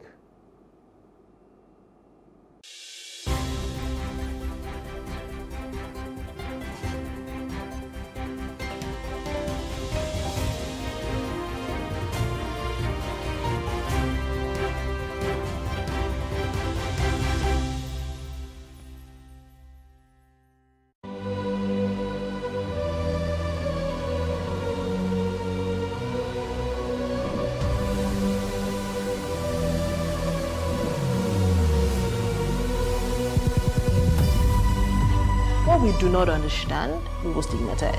What you can see is the remaining of the tanker that exploded. The suspect equally confessed.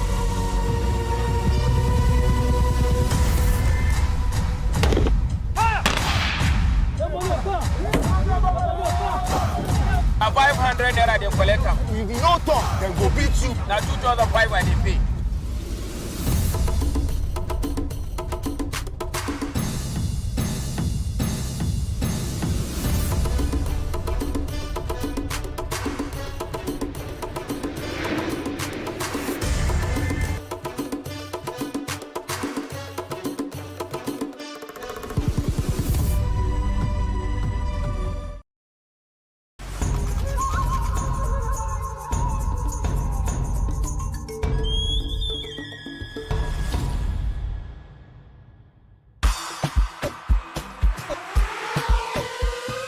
It's been an unusual year for us all.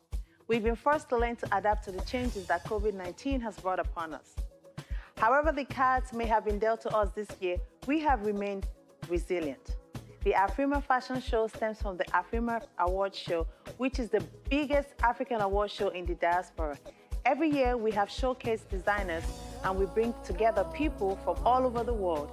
This year, the Afrima Runway is graced by the top 3 African designers who have welcomed the challenge of doing a virtual runway show without any physical audience. Don Murphy, Ese Ezanabo, and lastly, Sai Sanko. Let the show begin.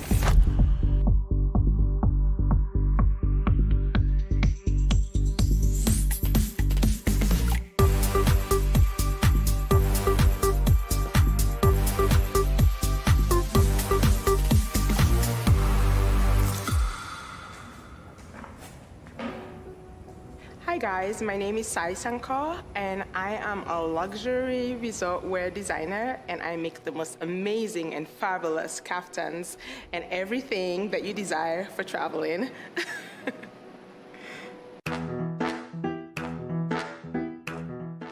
I just really love the way women carried themselves back then, you know, the Marilyn Monroes, you know. It was sexy, but there was still glamour to it, you know, and elegance and sophistication. And I feel that's what my designs are about, you know.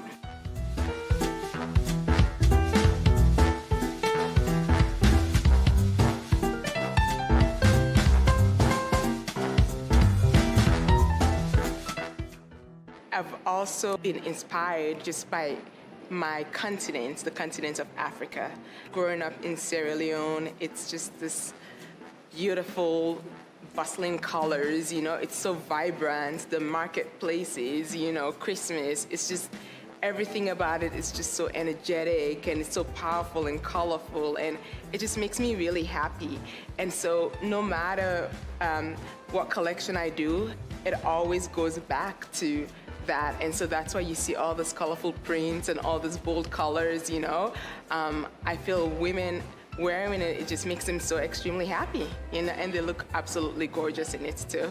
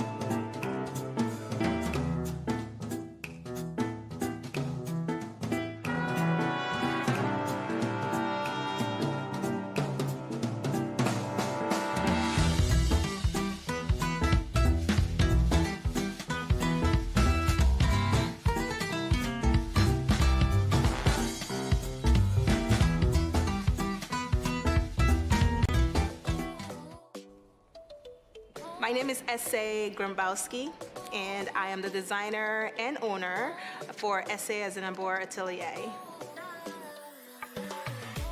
My source of inspiration for my designs, number one, to be honest, comes from God, because I go to sleep literally and dream about my designs. And that only has to be from God. So I always give credit to Him for that. And of course, my culture is very influenced in my design. I've been designing since I was 8 years old. Even before that, my mom would tell me wild stories of me taking her fabrics and cutting them into pieces and making a dress or a skirt or pants out of her expensive African materials that she had in our home back in Nigeria when I was growing up. And I draw a lot of inspirations from where I've been, and I just try to tie them into modern design mixed with vintage designs, mixed with traditional looks, and just tie it all together in a bowl to create a true Ese Ezanabo couture piece.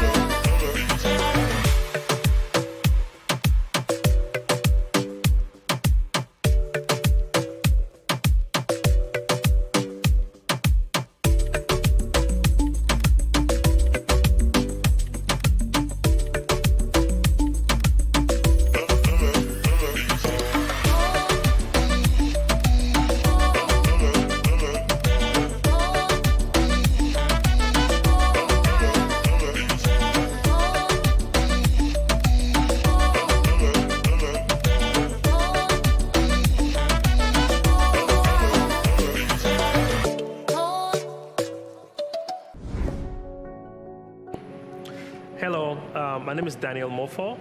I'm the founder and designer of Don Murphy, a men's luxury custom suit clothing in Dallas, Texas. Fashion is color. In the past, men were all very scared of, the colors. They were used to the blacks, the grays. But now, if you look at fashion, men wear almost bolder colors than women, You see men in red suits, men in yellow suits, men in pink suits. So for me, fashion is color.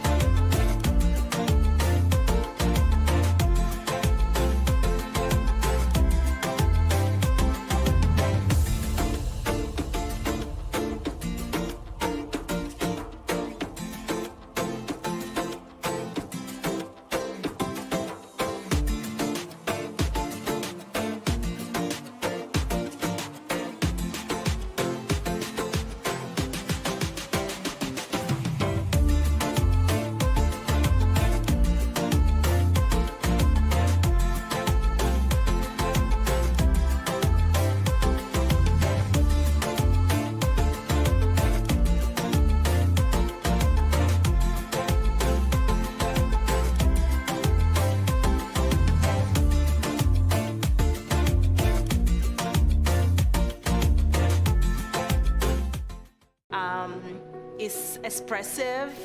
So when I just wake up and have an idea and I create something out of that idea, it's God showing off. So that's what it is for me. I've always been a little bit shy, but when it comes to fashion, I will wear anything and I will wear it with confidence. And so for me, that is a way of expressing myself, you know? And I feel it also is the same thing for a lot of women.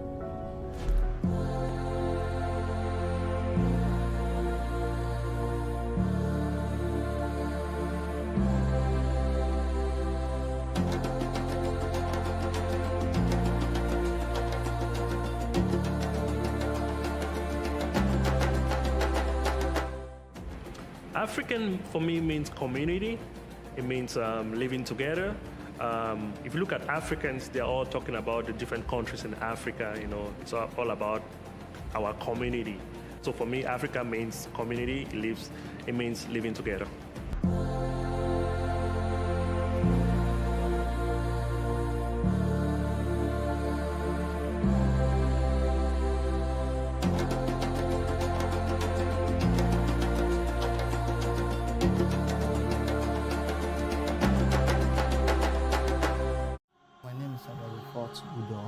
I'm from Nigeria, born in Lagos, grew up in Orishoki since when I've been little, and I discovered what I can do right now from a particular movie I watched, that's Twin Mission. And from that movie, I blend myself to the people I saw, the actors I saw from that movie, which were very rare. I've not seen that kind of people before. So from there, I started, it was like, they were doing some kind of move. And at that moment, while they were doing it, I said I should try this. I've never seen something like this before. And at that very moment, as I tried it, I did it.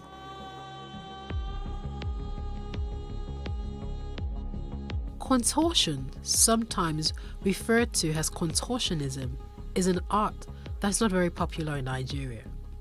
Sam and Blessing are contortionists in Lagos who hone their skills from constant practice and watching videos on YouTube. So from there, I started pushing. Then I pushed into dance. From there, till I grew up. I still didn't know what I was doing all this while until 6-7 years back. Then I had to start doing research on it. From there, I then know what I am doing. Then I started working on it professionally, taking it very serious, taking it to a very high stage. Till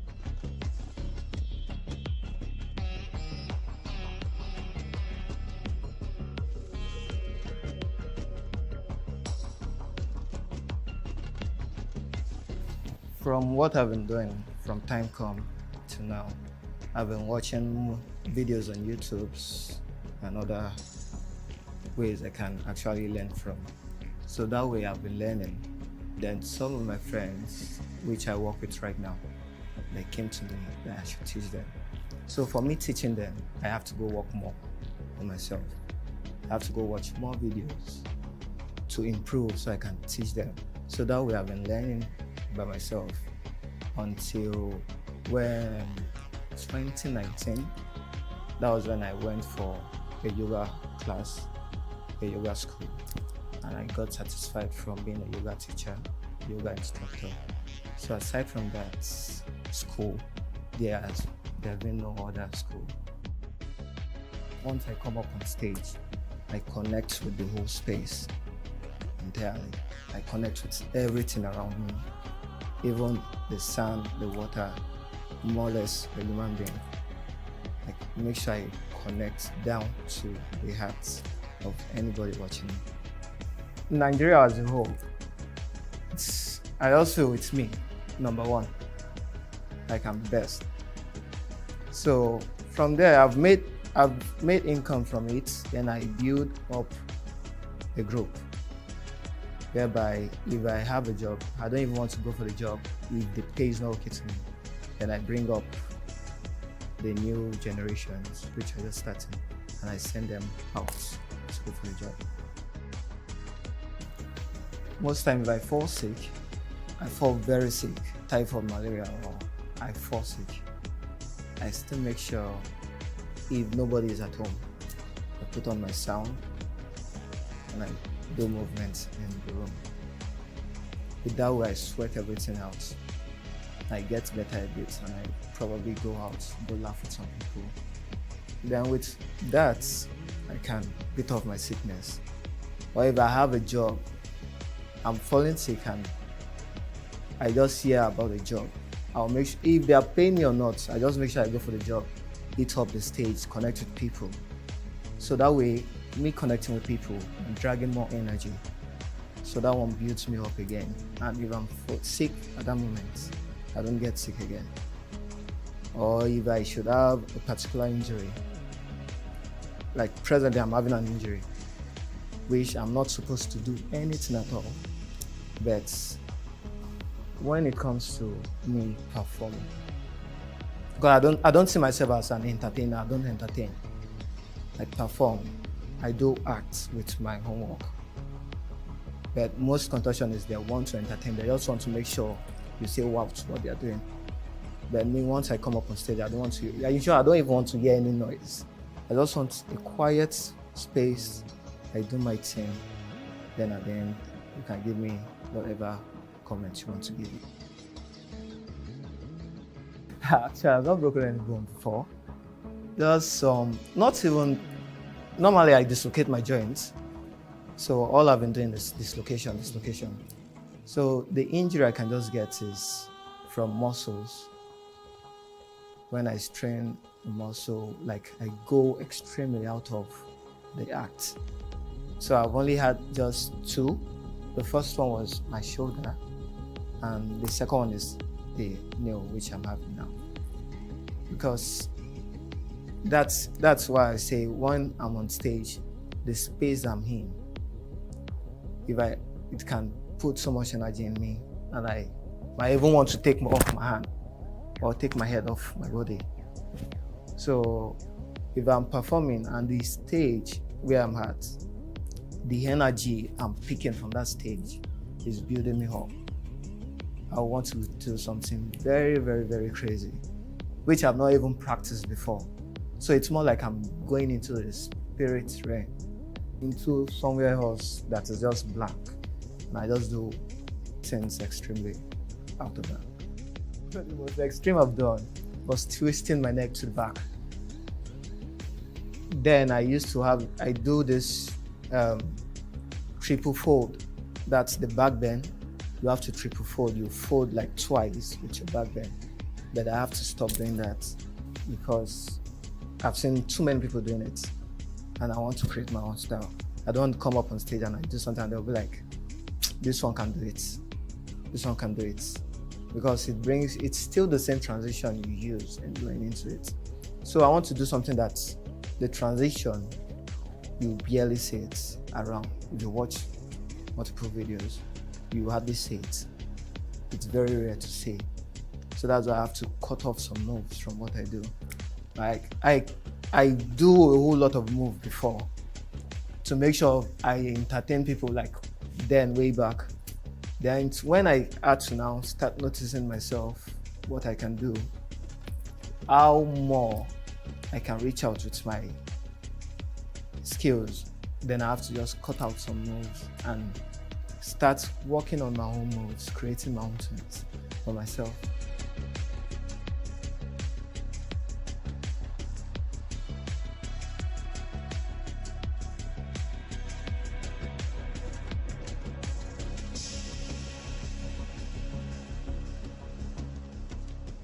More like the racket move in Nigeria now, presently. I'm the only one. Though there are others now coming up as well, trying to get their own rackets and start doing. And some of them will still come up to me and like teach me this particular move, and I'll still teach them. So there'll still be a time whereby if I see that okay, they have gotten it up to that level, I know, I'll drop that and move into another one. So because they've gotten the neck twist to the level I know, hey, I can't do it again, I can't go any further than that. I had to leave it for them.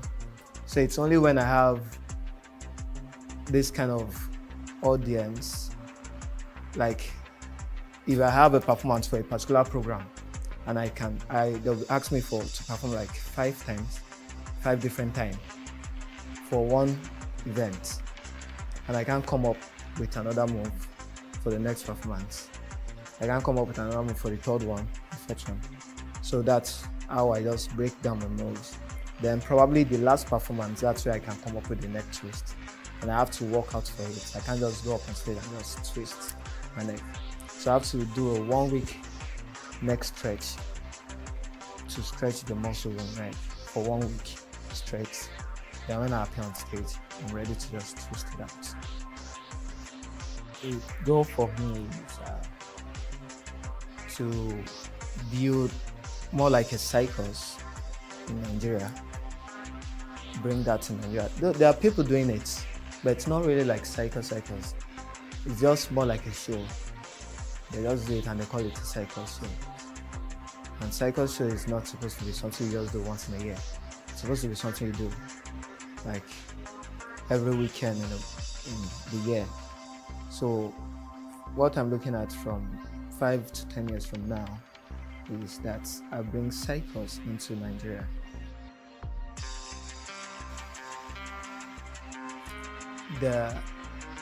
When it comes to contortion, most people they mistake contortion for dance. And most times they just be like, what do you do? I'll say I'm a contortionist. They'll be like, oh, dancer. I will say no, I'm a contortionist. And they'll still want to be like, explain what is different from contortion and you being a dancer. So I have to now start breaking it down to them that this is contortion, this is dance. Though it still looks more alike. Like when I come up on stage, I move to music. Some contortionists, they don't have that musicality. They just do. Make sure people shout. But me, I just make sure I come up on stage, I have that musicality. So that's why when some people see me perform mine, they call it dance. It's not dance, it's contortion. So I call mine contortion act. So it's an act I'm just portraying to people, not.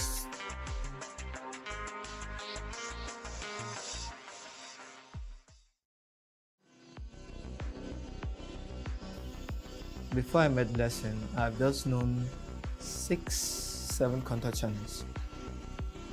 Before I met Blessing, I've known just 6-7 contortionists which I've worked with.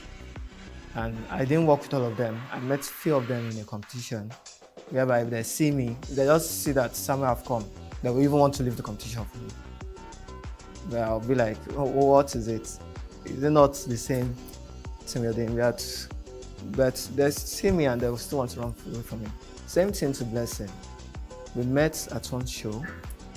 Then from that show, I saw her. She was the first female contortionist I've seen. Like, I've traveled Nigeria, I've seen contortionists, but she was the first one I've seen that was different from other females. Hi, my name is Miss Okute Blessing Uche. I'm 21 years old. I was born January 7th, the year 2000. I'm a student of Lagos State University, Ojo campus, 200 levels. I'm actually studying physical and health education.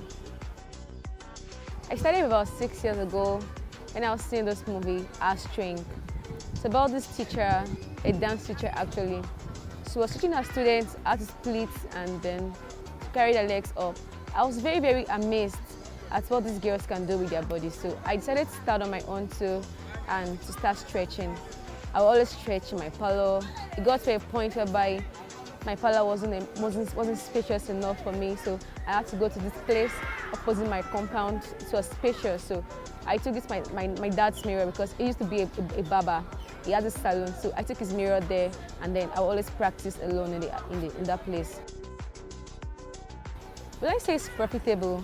Okay, it has been profitable because I was able to use this money I get from the shows I do and the concert I go for my school bills and other bills that I have to pay. It's actually helping me to take care of some other things too, but I'm not where I want to be right now. I'm not getting what I want right now because I want more. So every lady that wants to be a gymnast or a contortionist should know that it is painful. And whatever you put your mind into, you're going to achieve it. One thing that helped me to get this far is my consistency and my persistency. I was always training. Sometimes I go as hard training for like 3 to 4 hours every day. Most times I train in the night, stretching in the night before I go to bed. My mom always be like, blessing, blessing, blessing. You're not a boy, you're not a boy, you're always acting like a boy. I'd be like, mommy, just stop that, come out of it. This is what I like to do most.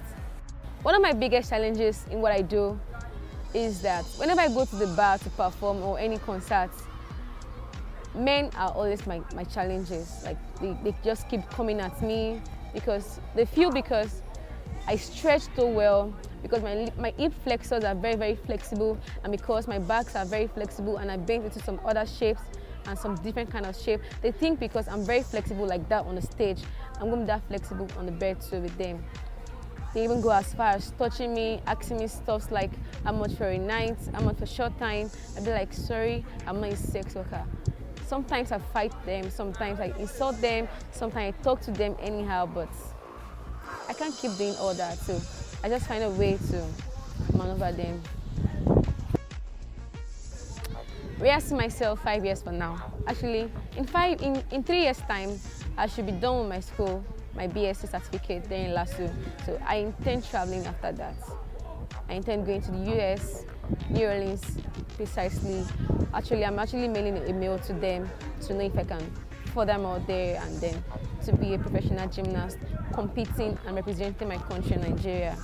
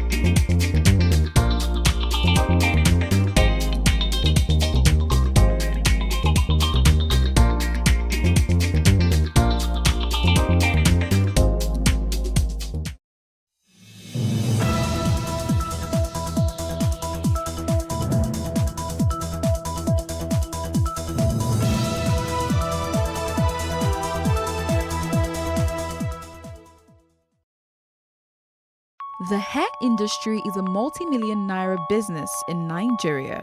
The industry has experienced impressive growth in recent years. From the sale of hair extensions, wigs, and hair care products, it is a huge market and it is largely buoyed by patronage from women. Women are mostly identified by their hair, but does that mean without hair they have no identity? Definitely not. There is a condition called alopecia. It causes the partial or complete absence of hair from areas of the body where it normally grows, and for women who have it, they experience baldness. We met an alopecian, Jasmine Oguns, who shared her story with us. Alopecia is an autoimmune disease, but we alopecians like to define it as an autoimmune condition, so we don't scare people. So alopecia is an autoimmune condition that happens when the immune system attacks the hair follicles, thereby causing partial or total hair loss. You know, the immune system is actually supposed to protect us from germs, diseases, and sickness. But in this case, the immune system attacks the hair follicles because it sees the hair follicles as a stranger to the body system, so it attacks it. And once the hair follicles get attacked, then there's a problem in the roots of hair growth. Yeah, so that's where hair loss starts from. I started having hair loss in 2004. That was my first year in school, in higher institution. Before then, I used to have very long hair, like very beautiful hair. And a particular day, I went to the salon and my hairstylist noticed a bald patch behind my head, just around here. It was very tiny, very insignificant, but she noticed it because she has been making my hair for a long time. Yeah, so she noticed it and called my attention to it, but I didn't pay so much attention to it because I felt it was a minor thing and my hair was going to grow back. So after 2 weeks, I went back to make my hair. She noticed another one on this side. She called my attention to it again, so I became scared. I informed my mom about it, and my mom also didn't see it as a big issue. She just said it would grow back. And after a while, the patches started increasing, and they started forming a map on my scalp. I stopped going to the salon to make my hair. It became a thing of concern, and someone told my mom it was lakpa caused by dandruff. But then I didn't have dandruff, so where did it come from? So she got sulfur, started applying sulfur on the scalp, but instead of it to get better, it got worse. That was how the alopecia journey started for me. How I knew it was alopecia. Okay, before I got to that point, it was the whole journey. Because after the Lapa episode, there was always an extended family member who would come up with one name or the other. In fact, it metamorphosed to spiritual problem. So they tagged it a spiritual problem. I know in this part of the world, anything we don't know is automatically a spiritual problem. So that was when the frustration started.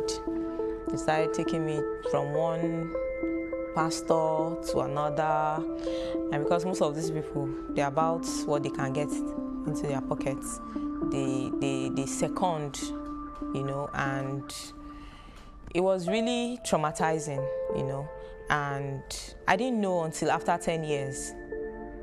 Yeah, I didn't know it was alopecia until after 10 years. So I'll share a bit of my experience in that journey. First, some pastors said someone took my hair to the ocean. That's why I don't have hair. But there are some sacrifices here and there that we could perform that would make my hair grow. So I had times that I killed cows. I had times that I killed chickens. There were times we just give out the cows raw, like the meat, the pieces, you know, raw like that. There were times we cook and feed people with it, just in the quest for my hair to grow back. And there were other ugly experiences I had too, ugly encounters I had of some spiritual men asking to have some form of intimacy with me before my hair could grow. Like, it was really traumatizing. It was annoying. It was frustrating because at some point I got depressed, and I got to meet with a dermatologist who introduced some hairsprays to me that I used. It didn't work. And the moment I stopped using the spray, my hair fell off. In fact, at this point, I now lost my hair completely because the spray did not work. You understand? So it triggered some other hormones, and then I lost my hair completely. So I became completely bald. You know, initially, it was just in patches. And then after applying those sprays, I lost my hair completely. And I used that spray for a period of 1 year and 6 months. And at that time, a spray costs 15,000 naira. So I must use a can, like I must buy a new can every fortnight. It was a fortnight thing. I was buying a new can every fortnight. And I administered it for a year and a half. But instead of it to get better, it got worse. And I still did not stop. I wanted a solution. I wanted my hair back. So I approached another dermatologist who placed me on a wrong medication. And because I was so desperate, I didn't even bother to ask, what is this thing you're placing me on? What is this medication for? I didn't know it was using me as a specimen. For every time I got 0.1 mg, I took 5 as a dose. For every time I got 0.5 mg, I took 10 as a dose. So that was an abuse. And I discovered that my memory was diminishing. So at that point, I had to stop. But it had already caused some damage, and I became depressed. And I became suicidal as well. So at some point, I became suicidal. I almost died because I made a suicidal attempt. But thank God my mother was at home on that particular day and she saved me. So it has been from one bad encounter, one bad experience to another until 2015 when I decided I was going to do a personal research to know what exactly my problem was. And that was how I stumbled on the word alopecia on the internet. And I realized it was a condition, or it is a condition, like what I've been going through actually has a name, and the name is alopecia. So that was how I got to know that the condition is alopecia. I started embracing myself in 2015. Yeah, that was when I did the personal research that I became aware. And okay, I stumbled on a particular lady's story online and I started following her up. Her daughter has alopecia, and I saw the way she instilled confidence in her daughter at every stage that her daughter was encountering. Like, it started with bald patch. From one bald patch, it increased to patches, and then she lost almost everything, and there were just few strands of hair left. I saw the way she would pack the hair into ponytail and go everywhere with it, you know. So I admired that. But I noticed that while I was doing my research, I didn't really see much of black people with the same condition. There were more of white people. And within me, I resolved that I could be a strength to other people, especially black people who are going through this same experience, who are experiencing the same thing. Because looking back to how my journey started, it wasn't funny. And at that point, I knew there were people who were going through worse situation than what I went through. So I decided I was going to be a voice to other people. I was going to stand my ground and create awareness. Though in the process of doing that, I opened up to a few persons, media personnel, who did not really understand my story, and they made a mess of it because I wanted to do a come out video, you get? So they made a mess of it and turned it to a comedy skit. That was when I knew there's really no bad publicity, because that was when I met my deputy, Moshudat Badmus. I was really sad about it because the whole thing went bad for me. You know, it went viral. A lot of people saw it. A lot of people misunderstood the message because they actually did not pass the message right. A lot of people misunderstood it. So it went sour, and she came online, saw the ridicule and everything, and she started fighting for me.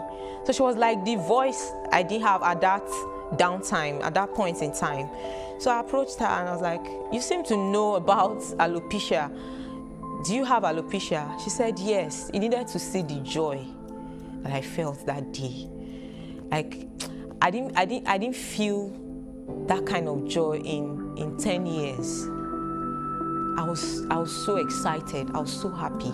I contacted her immediately. We started talking, and before you knew it, I was on my way to. Then she was in Ogun State. I was on my way to Ogun State from Kaduna. I took a trip to Ogun State just to meet her because, you know, it was relieving for you to see someone or know that there's someone who can relate, you know, to whatever it is you were going through. Because before then, people around me could not understand.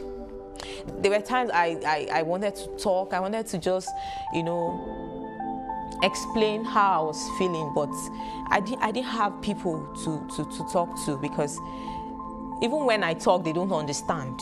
You understand? It was more like a mental thing for me. But when I met her, it was relieving. I felt so much relief because she could relate. Yeah, she understood where I was coming from, and that was how the foundation journey started. The National Alopecia Areata Foundation states that alopecia affects about 147 million people in the world, and according to Africa Prime News, there are over 100,000 persons living with alopecia in Nigeria. It has not been easy running the Heroic Alopecia Foundation because, okay, one thing is for people to know what their condition is. Another thing is for them to come out, right? So, like I said, when I met Moshodat, that was when the foundation journey started. Though I'd already started single-handedly before I met her, and then we took the race together, and we continued the race. Then some other members joined, and we grew to about 13 members, and in the process, we got to know more. We got to know that alopecia is actually a journey. You get? Some would accept the fact that this is what it is. Some may never accept it. But it's a good thing that you're aware that this is what the problem is, right? And we realized that a lot of people are out there suffering that don't know what this condition is. And they really need to know, because if you know that you have a problem and you know what that problem is, I think your problem is half solved already. So what we do basically is try to reach out to people, try to create awareness. Thanks to BBC Pidgin, I was featured on BBC Pidgin last year, and as a result of that publicity, our member strength grew from 13 to 70. Yeah, so right now we have 70 members. Majority are Nigerians. We have few of them in Ghana, some in Sierra Leone, Cameroon, Senegal, America, London. So we still feel there's a need for us to create more awareness. Because if you'd ask for my opinion, I would say only 2% of people in Nigeria are aware of this condition called alopecia. I think a lot has to be done, a lot needs to be done concerning awareness. There was a training I went for recently at Nikkei Art Gallery, and on the first few days of the training, I didn't go with my wig. I didn't wear my wig, and nobody really paid attention to the fact that I don't have hair. I only got comments like, your hairstyle is nice, and because of what I went there for, I didn't have that time to explain to them that it's not a hairstyle, but a health condition. Until after 5 days, I decided to wear my wig. So I went there with a wig, and after a while, I started feeling uncomfortable with my wig on, so I removed it. And people were like, it's better. You look better without your wig than with your wig. So another question popped up from someone else, that why the hairstyle? What inspired the hairstyle? And I told them it's not a hairstyle, but it's a health condition. So that got a lot of people's attention, and they're like, oh really, it's a health condition, tell us about it. So while I was talking, I heard whispers of two persons arguing about one Tope somewhere that has a similar condition, and the other person said, no, it's not the same. Tope's case is spiritual.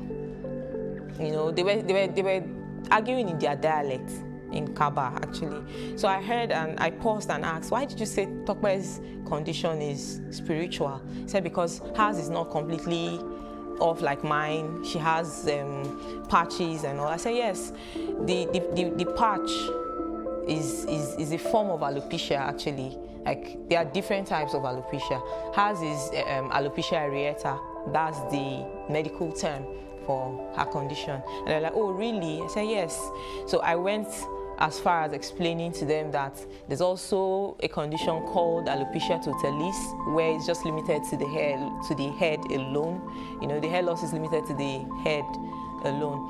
And I also explained about alopecia universalis, where the victim loses the lashes, the brows, and every other part of the body that has hair. And they were amazed. So when they told me a lot about Tokpe, I told them I was interested in meeting Tokpe. But guess what? Tokpe is dead. Tokpe died as a result of isolation. Tokpe died as a result of stigmatization. I also heard of the story of one woman in Benue State that died as a result of stigmatization. She was tagged a witch because her hair stopped growing. And she was isolated, far away from people. You know, they stopped giving her food, and that was how she died. I also heard of some girls in Benin who were constantly tied and flogged with broom because they have alopecia. And at the moment, we have two parents in Kaduna who are representing their sons because they are kids. One is 6 years old, the other one is 7. There's this belief in the north, when strange things happen to you, they just assume you have Anjanu, like a spiritual problem, like evil spirits. I think Anjanu is evil spirits. And they kept burning their scalps with fire, that they are chasing away the Anjanu, until they met me. Someone actually told me about them, and I went to visit the family. So when I got there, and I removed my wig, I saw the relief. You know, there was this sigh of relief that, oh, okay, so this thing is not happening to our son alone. There are other people who have this thing, and it's a medical condition.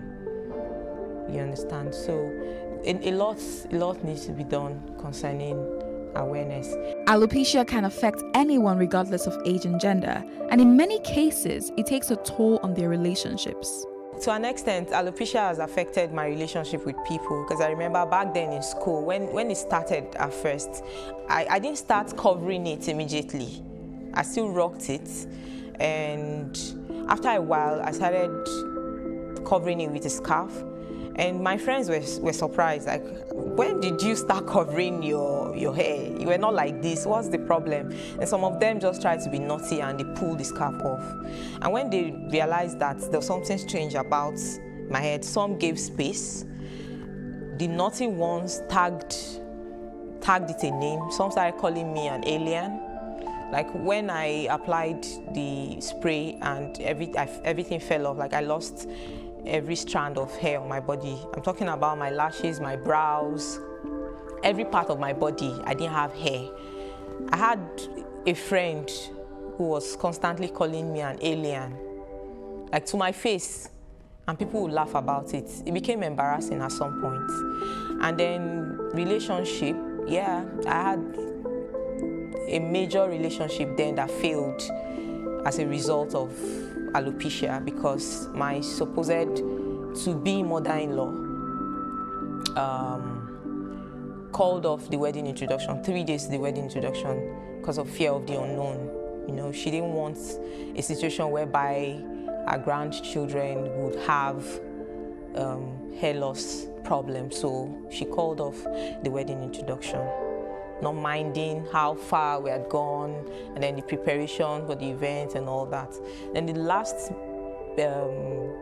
disappointment I got to was as a result of alopecia, because I went for a consultation with the person I was dating at that time, and he heard all the medical advice I got about me.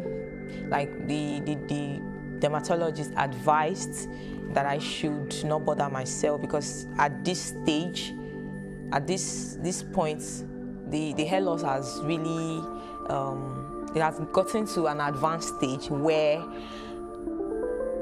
my hair might not grow anymore, you understand? So he heard all of that, and his countenance changed on our way home.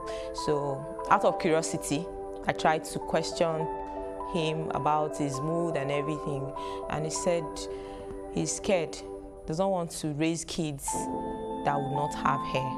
So to a great extent, alopecia has affected my relationship with people. Alopecia has really affected my family in a lot of ways. Like my mom, right now, she still does not accept the fact that it is a medical condition. She's yet to come to terms with the fact that it's a medical condition. She still feels that there's more to it and the hair would grow. Yes, the hair could grow because alopecia actually has a mind of its own. The way it decides to go off, like the way your hair decides to go off, it could just decide to start growing overnight. That's another mysterious thing about alopecia, because it has to do with your immune system. So your immune system might just decide, okay, I want to be good, I want to be perfect, and then your hair starts growing again, you understand?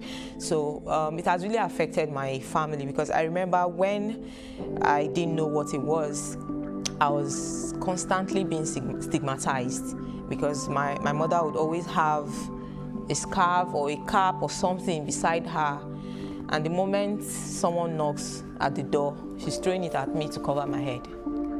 I didn't like that part. I didn't like the fact that I could not just be myself, you know, and feel free like every other person. I didn't like the fact that I have to always cover my head, you know. And another thing is, it became a prayer request. Like till now, it's still a prayer request. Everyone is always praying at some point, at one point or the other, for my hair to grow back. Yeah, so it has really affected my family, not just me. 1 in 20 people with alopecia also has a family member who has experienced the condition, which implies that most people that have alopecia usually don't have family members with this condition. I'm not too sure that the awareness is really there. Having said so, I mean, if we think about the patients who come into the clinic, alopecia is, at least one, I would say some studies have shown that is one of top 10 dermatology consultations. And because the world is generally getting more visual, everybody's more concerned about appearance, and we talk about quality of life and all this. So you're seeing a lot more patients coming in.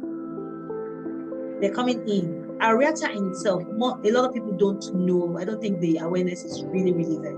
But remember that when you are dealing with a specialty, so if you talk in the general population, maybe no, but if you come into the specialty community, specialty hospital, we'll see we have a bit, a high enough number of cases. But I would say if you just ask for the general population, no. And so to the next question of how can we make them more aware of what you're doing? If we have people who suffer from, I remember that because of the stigma of alopecia, everybody knows that a woman's hair is supposed to be like her crowning glory. She wants to do things with it. She wants to look well. You don't really want to cover it. But with wigs and weaves, nobody knows who has what. Now, a lot of women will just take it out. So you don't know who has a problem because of the stigma or the quality of life. Very, very significant impact on the quality of life. So people are hiding. People are not able to get, and some people go to those who don't really know what to do. Some people, the salon, the hairstylist, who should almost be like your first sort of, oh, madam or girl, as the case may be, what's happening to your hair? Do you think you need to see somebody? Most times they might give you their own version of what they think works, and the hair loss is worsening. Where ideally, if you present early enough in alopecia areata, you may just be able to break that autoimmunity. Alopecia often develops suddenly over the course of just a few days. This condition affects the mental health of the victims and sometimes makes them withdrawn. Dealing with stigmatization before I became aware was not easy. I had days that I cried. I had days I didn't want to see anybody. Like I locked myself up in the room for days, for weeks. there were days I didn't want to see my immediate family members, my downtime and all, as a result of stigmatization. Like I mentioned earlier, that there was a time I was depressed. It was as a result of stigmatization, because I felt stigmatized by everybody, even those that were close to me. You know, at every point in time, I was expecting people to show me love. So at every moment that I don't, at every time that I don't get that kind of love that I expect, you know, I feel stigmatized. So it was really ugly for me. But the moment I got to know that this is what it is, I became free. You know, I got some form of liberty, got some form of liberation, and I don't get stigmatized anymore. So when people try to mock me now, I just laugh at their ignorance. And if I have the opportunity to educate them, I don't hesitate. Alopecia can cause a lot of anxiety and sadness. It is important we have more support groups in the society to help people living with alopecia deal with the psychological effects of this condition.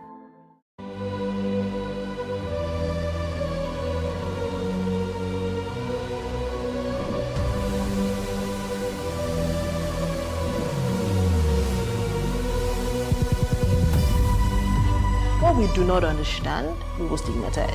What you can see is the remaining of the tanker that exploded. The suspect equally confessed.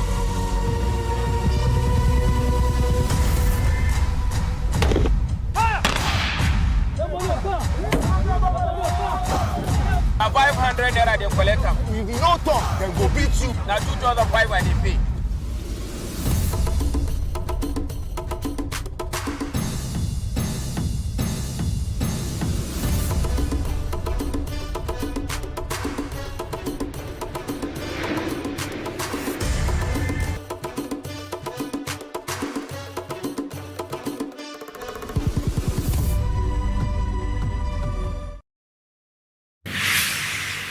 So what are the top decisions that the United States considers necessary that Nigeria must take?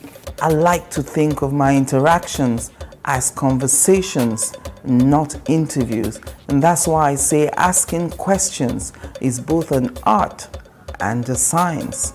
Everyone says in Islam you are allowed to have 4 wives. Is it mandatory? The right question enables answers that educate, inform, clarify, and help you, the viewer, to better understand the issue before making up your mind. Our goal is to reduce from 10 to 2 days the time it takes to register businesses in Nigeria. Join me every week on this station, Plus TV Africa, and gain exclusive access to my conversations. I'm Angela Ajetumobi. Increase the reach of your events or business services. To advertise on Plus TV Africa, please call 0906 000 5719 or 0909 040 8408, or send an email to marketing@plustvafrica.com. Plus TV Africa. Big stories live here.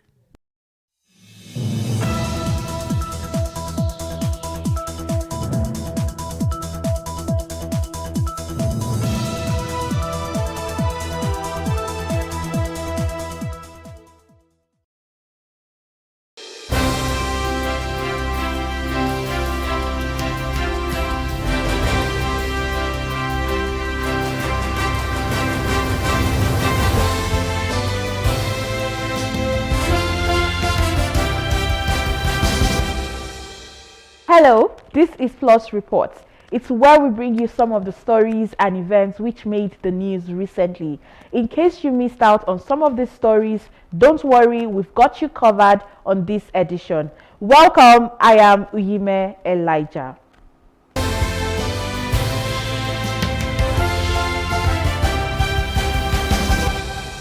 We begin the show with election petition disputes. A civil society organization, Clean Foundation, is proposing for the final conclusion of all election-related matters or cases either in the appeal or Supreme Court before a candidate takes oath of office. They say this will not only restore confidence in the electoral process, but also build confidence in the judiciary and democracy in Nigeria.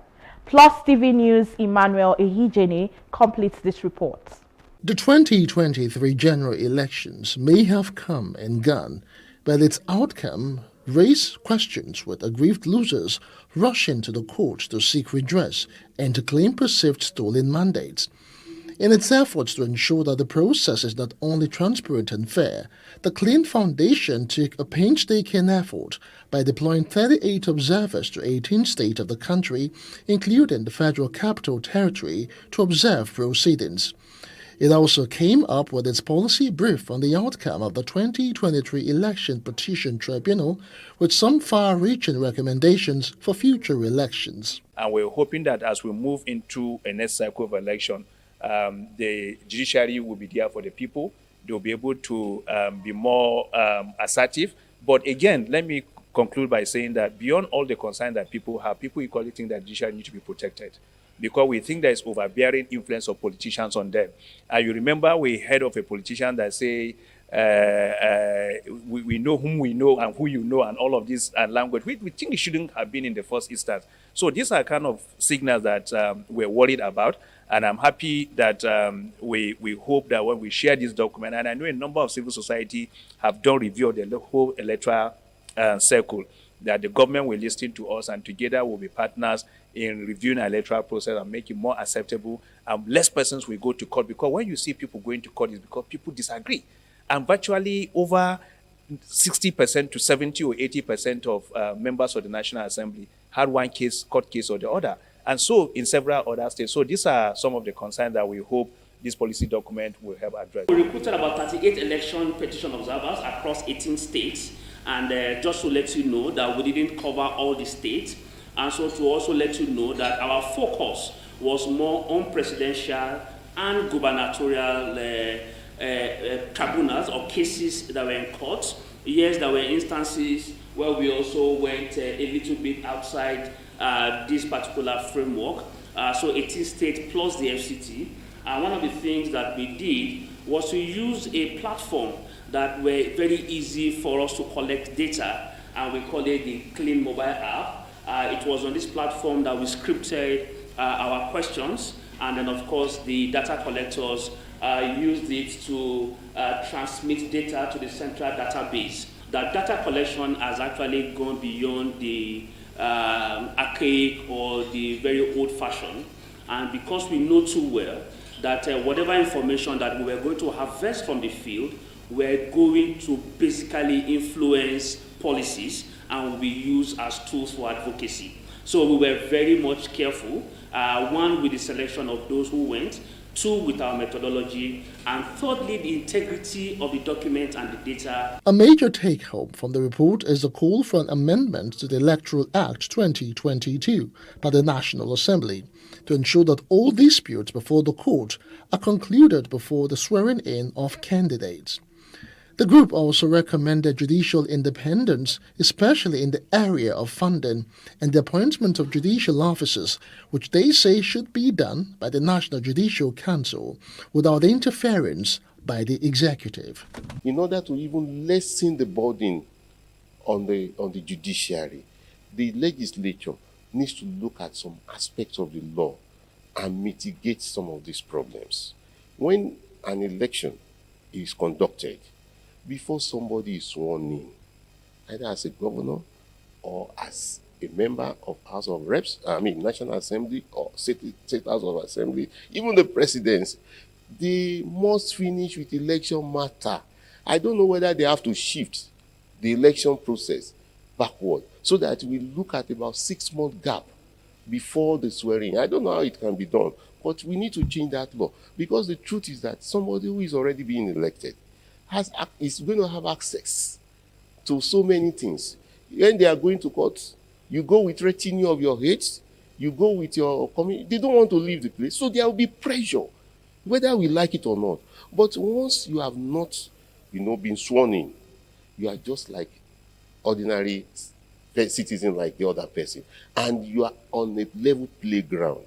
But there is an advantage after somebody might have been sworn in, over the person who has been petitioned.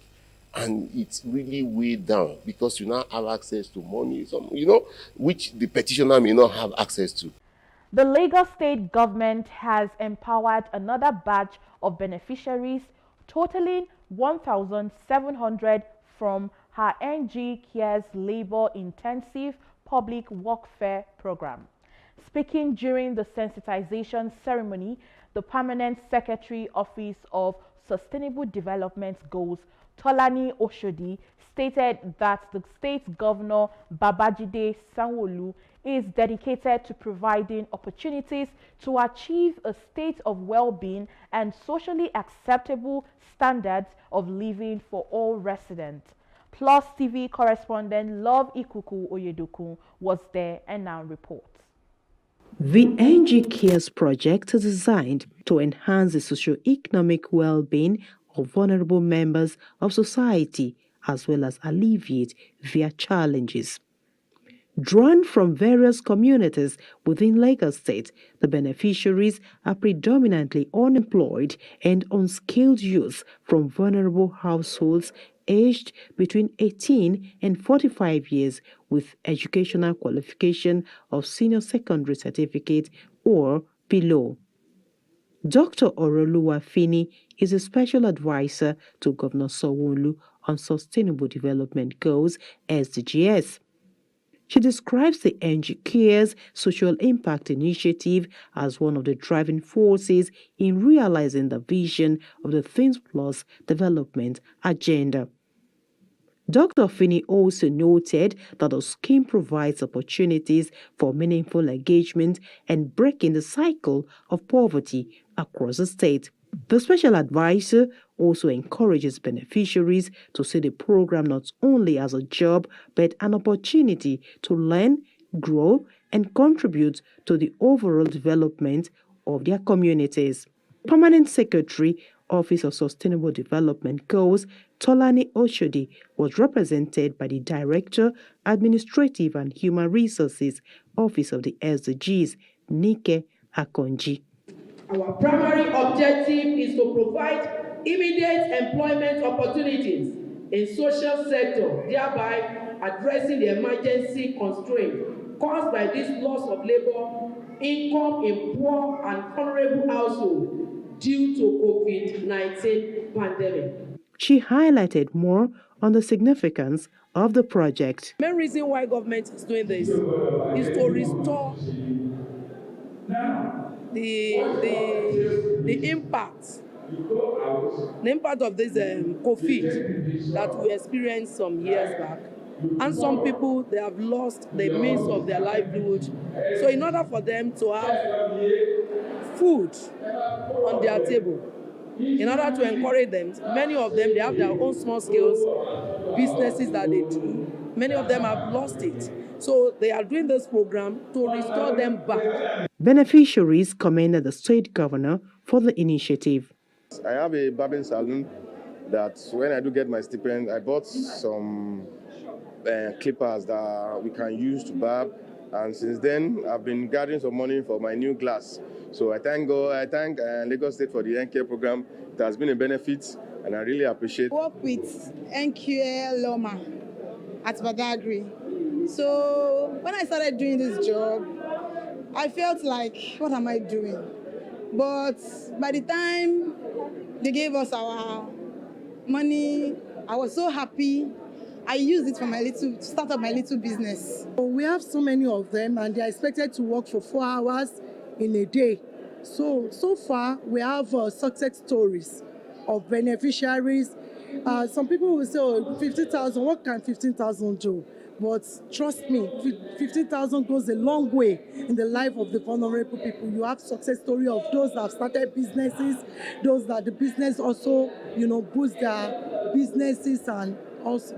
Earlier, Tolani Oshodi said the sensitization and engagement with the new beneficiaries was aimed at identifying their unique needs and support areas to ensure that they carry out their assignments responsibly.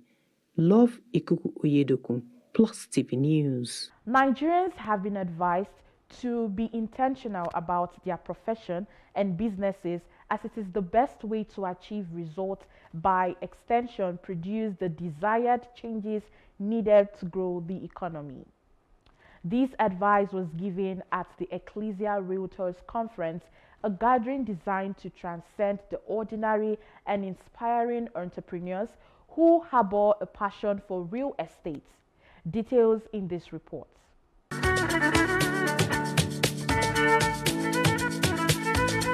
Over 350 entrepreneurs are gathered at the maiden edition of this conference, convened by Adozilian Home and Realty.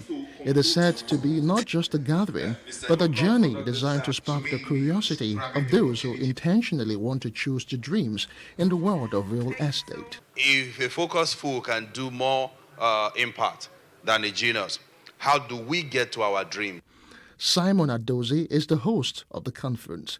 He welcomes all in attendance by explaining why the conference is themed on intentionality and how Nigerians can get to their dreams. One thing that has helped us and one thing that has distinguished us from every other is one thing: we do things intentionally. Every detailed thing that we do with intention. The way we view and interpret the world will always determine the way we respond to it. You want to pursue every goal that you see. You want to pursue it.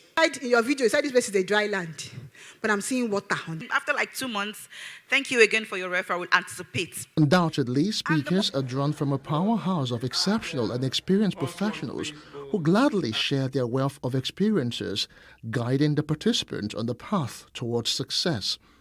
Former Lagos State Commissioner for Budget and Economic Planning, Sam Igube, speaks on the aptness of the conference theme.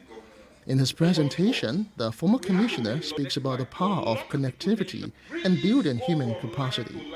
Be intentional. In other words, don't let it go without you deciding within yourself as to what you'll begin to do next. I know some people's modus operandi is avoid government as much as possible. But what did I say? You are not trying to build relationship with people you like or people that are supportive of you necessarily.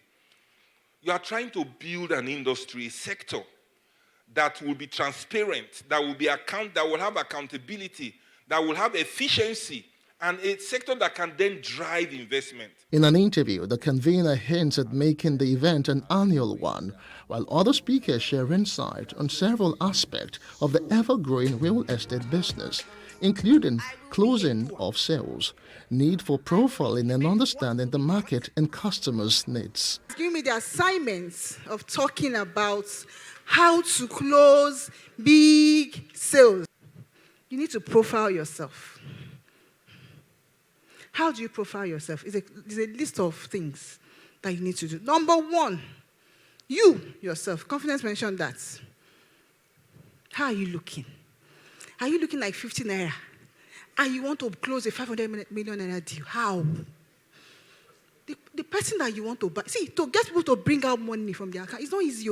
You have to keep on creating that presence, making yourself that go-to person when it comes to luxury, that you are the person, you understand the luxury market, you know what they need, and consistently remind them that you are the go-to person, you have them at heart. The moment they understand that, and that can only be done by consistent posting. No doubt the entrepreneurs at the event have been impacted by the Ecclesia Realtors Conference, which has acted as a catalyst to fueling passion to doing great things in the industry. It's time for a short break now. We'll be right back with more stories.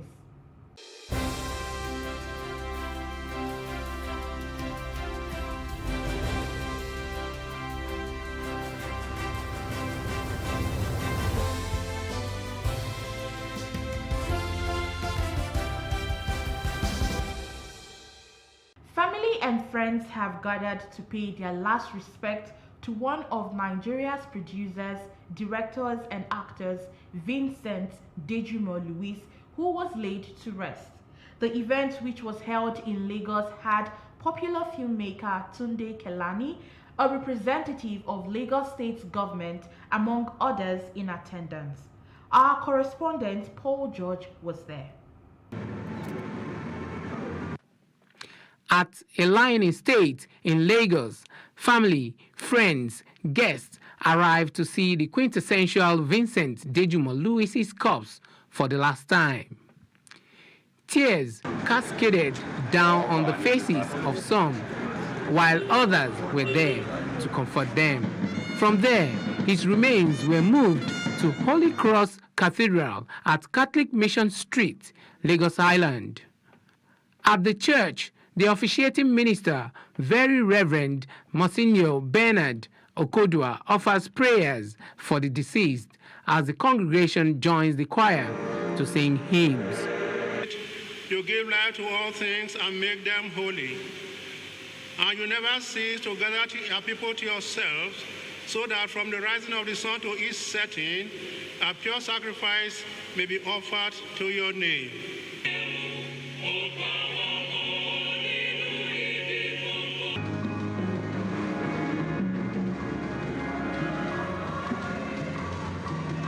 Popular Nigerian filmmaker Tunde Kelani shares his experience working with the late Dejumo Louis. I happened to have worked with him in NTA, where he played the pioneering role of the village headmaster, Oloja. And he carried it on stage and off stage. He was Kabiyesi Adeposipo in Mainframe Productions, Agogo Ewo. He comes with a large dose of humility. He was famous, but he didn't carry it. Kelani says the late icon's contribution to the entertainment industry will not be forgotten in a hurry. He was home with everybody and inspired all of us. So we can never forget him. Even I can disclose here that the next film I'm going to make, Agogo Ewo 2, we are going to pay a tribute to his memory. So may his soul rest in peace. The first daughter of the deceased, Adiola Folabi, says one thing no one could take away from his father was that he was apologetic whenever he was wrong. She wished him eternal rest. What I remember the most is his voice. He had a wonderful voice and he sang a lot. And then he taught us how to sing, but he sang a lot. He was very thoughtful, and very forgiving. He can say sorry when it hurts. And I find that hard. The way we grew up, most parents don't know how to say sorry, but my daddy would tell you he's sorry when he's sorry. He has to be with the Lord. He has no choice. More tributes poured in for Dejumo Louis as his son-in-law, Chukwuma Osakwe, recounted the moment he sought the hands of the thespian's daughter's hands in marriage. He describes him as a detribalized Nigerian. The wife of Osakwe, Adelola, corroborated her husband's view, hoping to see her father's wish for Nigeria come through. I saw the side that the rest of the world didn't see, because I met a very playful man. When I arrived, he said, that he'd always known and prayed that one of his children, especially the males, should marry an Igbo person, but that this is his daughter now bringing an Igbo man, so that he's happy that his family is around. He wanted intertribal marriages. There's so many of them, but they always ended with hugs and kisses. So for me, those are the things I'll miss the very most. So I'm wishing him good rest. And I'm trusting that his desires for us will come to be, right? And also that his desire for this nation, as we call that's cultural unity, is something that would really come to be, not in the not so distant future. Vincent Dejumo Louis, an accomplished TV producer and director, played the role of Kabiyesi in Nigeria's longest-running soap opera, Village Headmaster, which aired on the Nigerian Television Authority, NTA. He was one-time lecturer at the NTA College, Jos, Plateau State, and manager of programs at NTA Ibadan until his retirement in 1999. The late TV star was born on the 28th of July 1943 and passed on the 22nd of December 2023 at the age of 80. Paul George, Plus TV News. From all of us at Plus TV Africa, we wish Louis' family the fortitude to bear the irreparable loss. The popularity of Gen Z generation in Nigeria has resulted in an upsurge of talent and creativity across various fields. They are breaking barriers and challenging the status quo in various industries, including business, technology, entertainment, and fashion. An event tagged "Daring to Invest the Future of Nigeria Entertainment Industry" has given an insight into the entertainment industry and also provide a comprehensive platform for young individuals to explore, learn, and connect with professionals. Details in this report. Young people have gathered here at the JF Ade Ajayi Auditorium, University of Lagos, UNILAG, to get useful insights at the third edition of the Gen Z Initiative in Nigeria, GINN 3.0. The event had a multitude of enthusiastic Gen Zs, underscoring the growing interest of the younger generation in Nigeria's socio-economic transformation. The theme of GIN 3.0 was daring to invent the future of the Nigerian entertainment industry. It featured nuggets from esteemed personalities within the Nigerian entertainment industry such as Charles Inoje, Hilda Dokubo, and Ali Baba, among others. It also had a panel of discussants who delved into practical strategies for navigating the entertainment industry, honing creative skills, and projecting a positive global image for the Nigerian entertainment sector. It's important that young people are encouraged in the entertainment industry. It's important that we continue as government to encourage young people in the entertainment industry, and as also custodians of policy, we need to also, encourage them to always. Because the arts is very important in communicating to the citizens, so it's important to encourage them as custodians of our policy to embed as part of the message that they communicate our national heritage, our national history, culture, morals as well in the content that they communicate. Other notable personalities include the Deputy Vice-Chancellor, Management Services, Professor Lucian Chukwu, who represented the Vice-Chancellor of UNILAG, Professor Folashade Ogunshola, and past governorship candidate of Labour Party in Lagos State, Gbadebo Rhodes Viver, who was chairman of the day and graced the occasion. It's wonderful because every sort of reformation or positive movement that happens in a nation or country historically always starts from the academia and the academic institutions, from the thinkers, right? And assembling young people like this to sort of give them guidance and direct them is the way to go. In most developed countries in the world, this is what is done. And I'm very excited always to be part of anything that involves lifting up the youth in our country, because truly they are the future and they are the present. And the world is not like how it has ever been before, because now everybody is connected. And there's so much that can happen based on that connectivity. You must give it to the Nigerian youth. He's not just hardworking, she, not just hardworking, but also adventurous. These are young people who are faced with a lot of challenges and also remain sane. Because it's one thing to be faced with challenges, it's another thing to handle the challenges without losing your mind. So I'd say they dominate the scene really.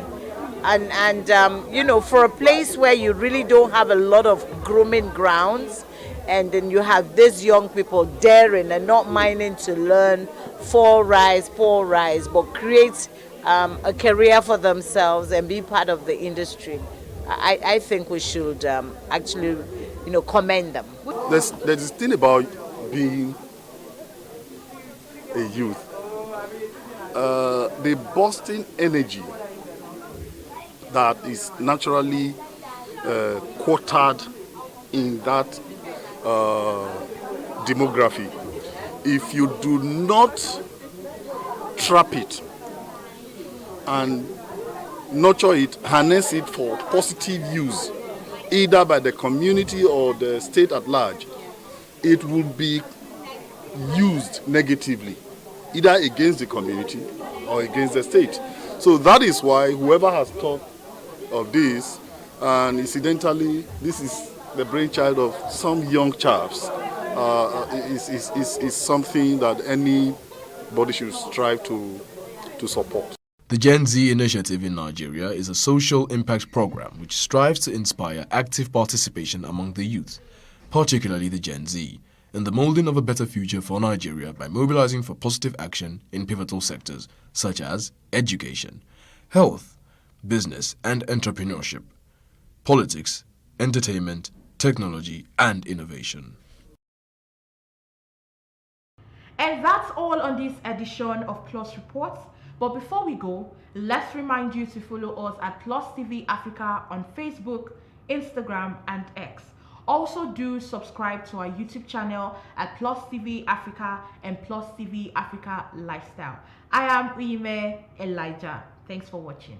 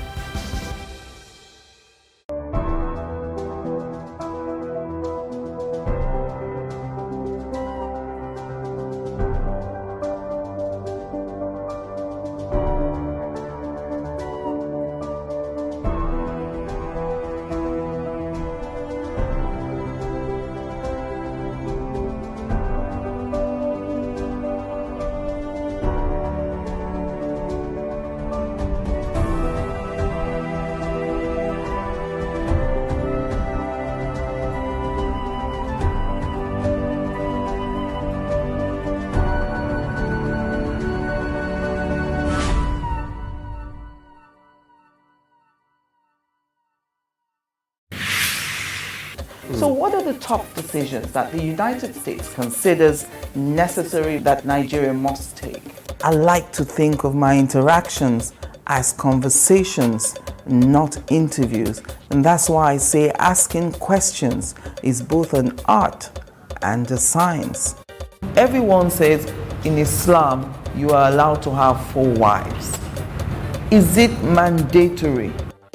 The right question enables answers that educate, inform, clarify, and help you, the viewer, to better understand the issue before making up your mind. Our goal is to reduce from 10 to 2 days the time it takes to register businesses in Nigeria. Join me every week on this station, Plus TV Africa, and gain exclusive access to my conversations. I'm Angela Ajetumobi. True Nigerians, Heroes of Our Time, a program where we celebrate Nigerians as a people and Nigeria as a country. It's uniquely different from every other TV program. Why? Because it's a celebration of Nigerians, both at home and in diaspora, who have achieved in their various fields. A celebration of patriotism, hard work, role models. It's all about Nigerians as a people and Nigeria as a country. My name is Zaki Adze. Join me every Thursday, 9 p.m. and a repeat broadcast every Sunday, 12:30 p.m. on this station to celebrate true Nigerians, heroes of our time.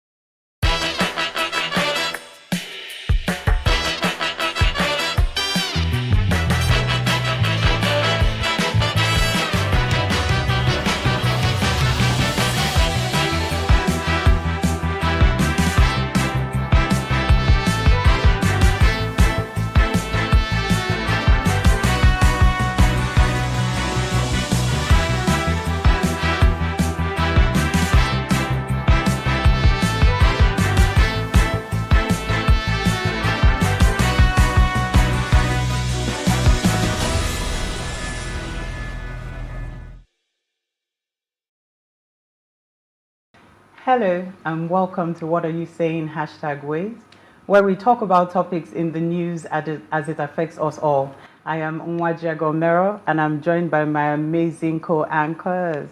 Hi Chinelo. Hi Dami. It's been a while, Dami. I haven't seen you in the studio in a while. Well, yeah. Yeah. But now I'm here. I know. Happy to have you back. What's with all of us wearing black, buddy? Who has She has inflected us with the whole black Excuse thing. me, by the way, my best color happens to be black. Black as well. Black is Interesting. reality, Okay. so But it's okay. Black is good. It's It's a very fantastic. beautiful color. Apparently, all the ladies don't always show love black. That's a good thing. Yeah. How you doing, AJ? I'm good. How are you? How's your day? It was good. Dami, how's yours? My day was good. I mean, I work from home today, so I think what brought me outside is this studio. So yeah. People that work from home, God when? God, like seriously. Unfortunate. But it's okay. That's how life is. How are we supposed to cope in Nigeria if we don't work from home some days? Let's not lie to each other. My dear, then for the rest of us who have been working on site, let me put it like this, working on site for years. And this is me, not even with that much experience in terms of I count myself lucky then. Yeah. Anyway, here's what we found as today's quotes.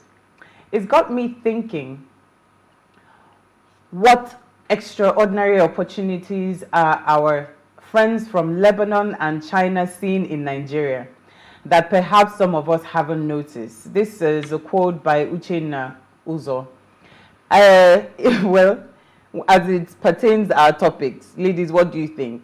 So, extraordinary opportunities in Nigeria that Lebanon, the Lebanese and the Chinese have been in Nigeria for God knows how many years. So what are they? What are we seeing? What are we not seeing? What are they seeing that we're not seeing? Is it that we're not seeing anything or that we're not encouraged to see anything? I think but this is our conversation. So we have a lot to say about it. My main question for tonight that we're going to be discussing will be, how is it that international businesses and companies seem to thrive in Nigeria and we haven't gotten there? How do they do it?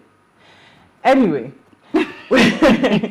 we recently came across the thoughts of Professor Uchenna Uzo, who shared some interesting statistics on the number of Nigerians leaving the country for Canada this year alone. While Lebanese and Chinese communities celebrate a milestone in the country with over 75,000 and 40,000 individuals who have decided to call Nigeria home.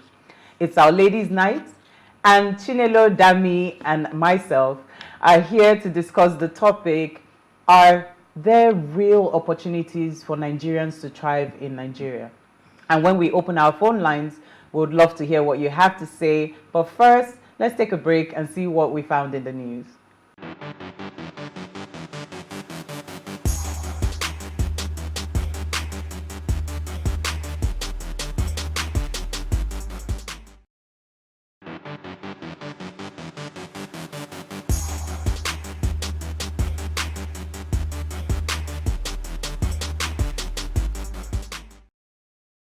Welcome back. You're still watching Ways. National Waffle Day is celebrated August 24th in the United States. It commemorates the anniversary of the patenting of the first waffle iron in the United States by Cornelius Swartout of Troy, New York, on the 24th, 1869. The first waffle was made in Belgium in the 13th century. They were made by pouring batter into mold with a gilded pattern on the bottom. The waffles were cooked over a fire.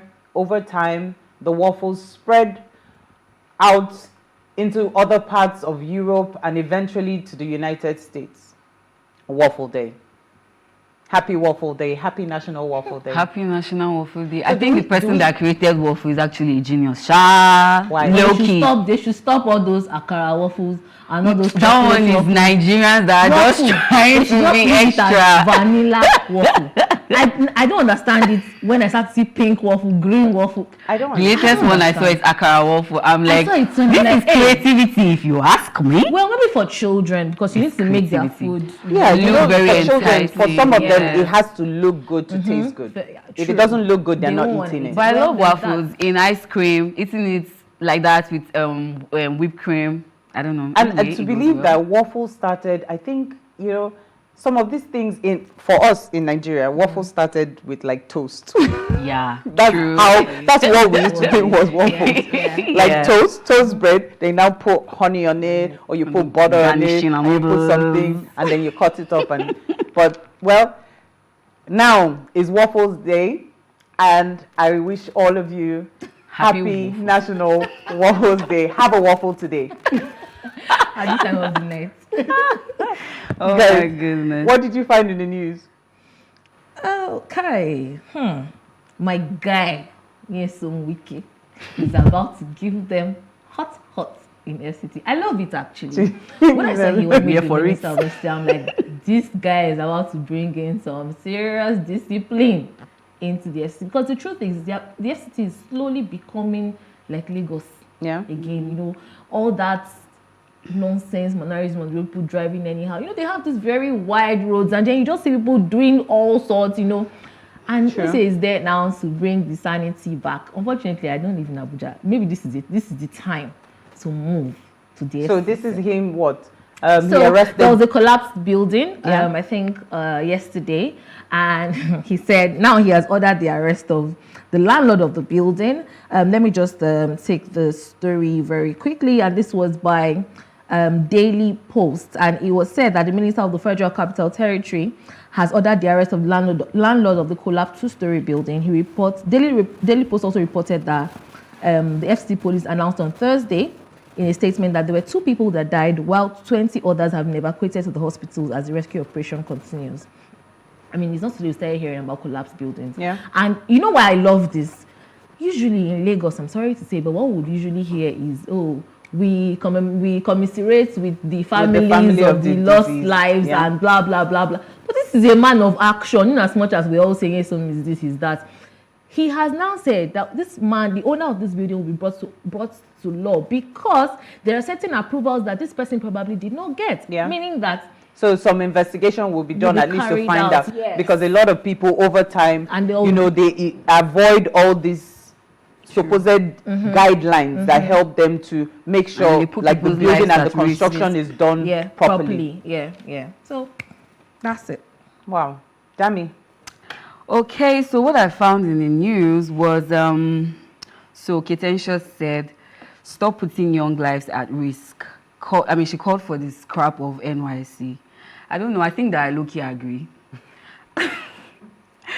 I don't know, maybe in this recent time and age, I'm not particularly sure the purpose of NYSC anymore. I feel like it has lost its initial purpose. Value. Yeah, because I know that one of the reasons why NYSC was encouraged is because we have people come from different parts of Nigeria. You know, some people that have even gone to study abroad, you know, they come back to the country, mix up with different people, and like, we're having this conversation backstage, and my dear sister here said, she said, do you know how NYSC has impacted people's my lives? life changed because of NYSC. Honestly, I met the person that helped to literally change the trajectory of my life during my NYSC. Well, congratulations. But you're one out of how many people?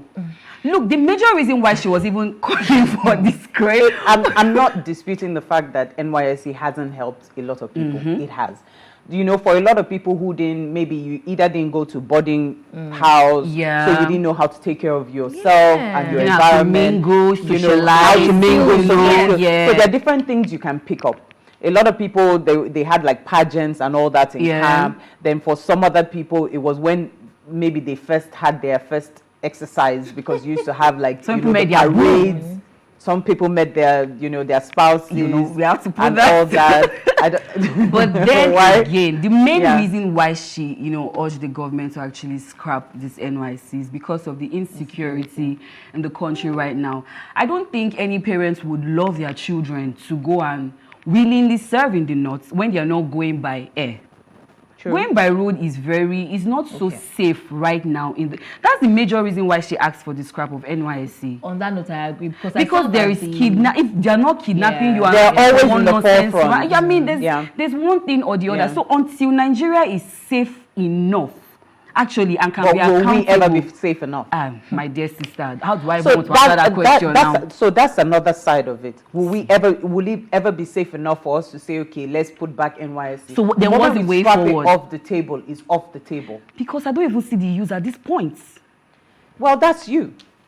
Some people still see it.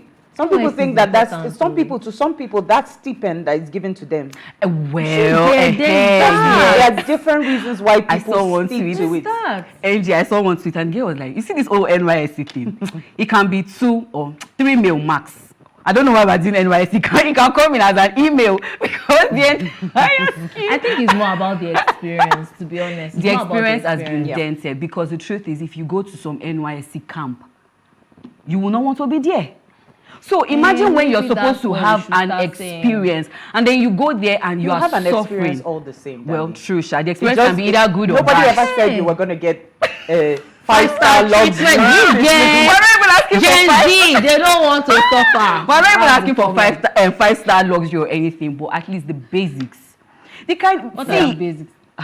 There's no water. There's no water. Oh, trust me. There's no water. The beds. Sorry, I said in Lagos we have the water. See, you can't compare someone. I'm not even going to say where I said, but we also had issues with water. But yeah, these things happen. Okay. You know. I comment my reason. I agree, Sha, that they should scrap NYSC.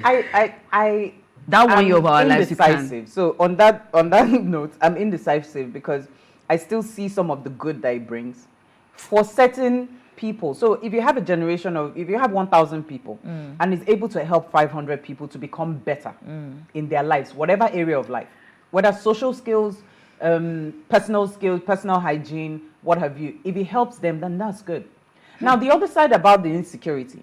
Now, that insecurity affects every area of our lives. It's not just NYSC. So even if they're not on the NYSC, you know. But now that they say NYSC people they are going to be putting them at war fronts. So what should we do about that? The soldiers and go and fight Boko Haram. What should we do about that? Okay. I'm going to serve my country and they say they want to put me in the war front. What should I do? Well, I'm sure we'll have that as a topic one day. Because I'd love to hear about that, because I'm wondering how man o' war and walking up the hill equates to real war front. No. But it's okay. Thank God I have served years ago. Do you get? And I would not be nominated. Glory to Jesus. So my news is quite, I'm going to just run to it. So students of the River State University had to stage a protest over rampant robbery attacks in their hostels. They staged a protest because a few of them were attacked the night before. Their valuables were carted away, and as well there were alleged rape of some female students. So if that video can be put up, you would see how much chaos this has caused, and a lot of uncertainty for some of the female students, because it goes back to what we were just talking about, the insecurity. And I said it, that the insecurity is happening everywhere. It's not just at the NYSC camps. This is a university. I am almost so certain that part of the culprits of this, part of the people who will, if they are eventually caught, you'll find out that they're students. They're your classmates, they're your colleagues, they're there, they know, they hear. Because that's the thing about social media. When you're on the phone and you're having conversations, oh, Baba is giving me 500,000. A lot of people are listening to that conversation. That's why you have to always be careful, because that's the thing. Because why would someone, there was even a part of this, this is just the video of the protest, but there was even a part of it, when you look, because there were several pictures, when you look at some of the pictures, they dug a hole through the wall and everything. These are all informations that is within the school. It's not anywhere else. The culprits are within the school system. And it always goes back to tell you or to show you the kind of mindset we have coming up, the younger generation.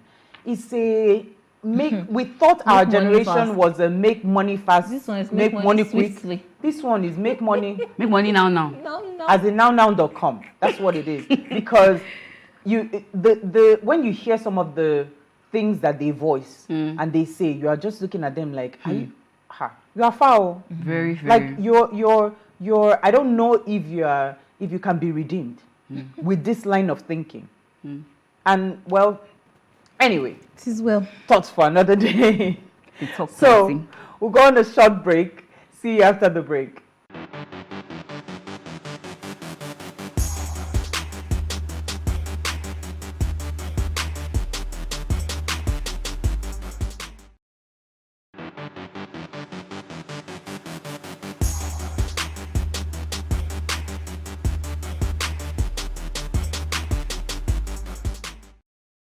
You're welcome back. Nigeria is a land of many opportunities with bustling population of over 200 million people. Now, whether Nigeria is a profitable place to live depends on your definition of profitability and your willingness to take risks. The country has a large and growing population, a young workforce, and a wealth of natural resources. However, it also has a high level of corruption, insecurity, and poor infrastructure. There are many successful Nigerians who have built businesses, created jobs, and made a difference in their communities. However, there are also many Nigerians who are leaving the country and who are struggling to make ends meet. The country faces a number of challenges, including corruption, insecurity, and poverty. Nonetheless, our Lebanese and Chinese friends have seen opportunities to flourish in Nigeria, and now they call it home. So tonight, we are asking the question, are there real opportunities in Nigeria to thrive, for Nigerians to thrive in Nigeria? Please, let's hear what you have to say. Remember, you can join the conversation. Send us an SMS or WhatsApp to 081-803-84663. I'll take that again, 081-803-84663.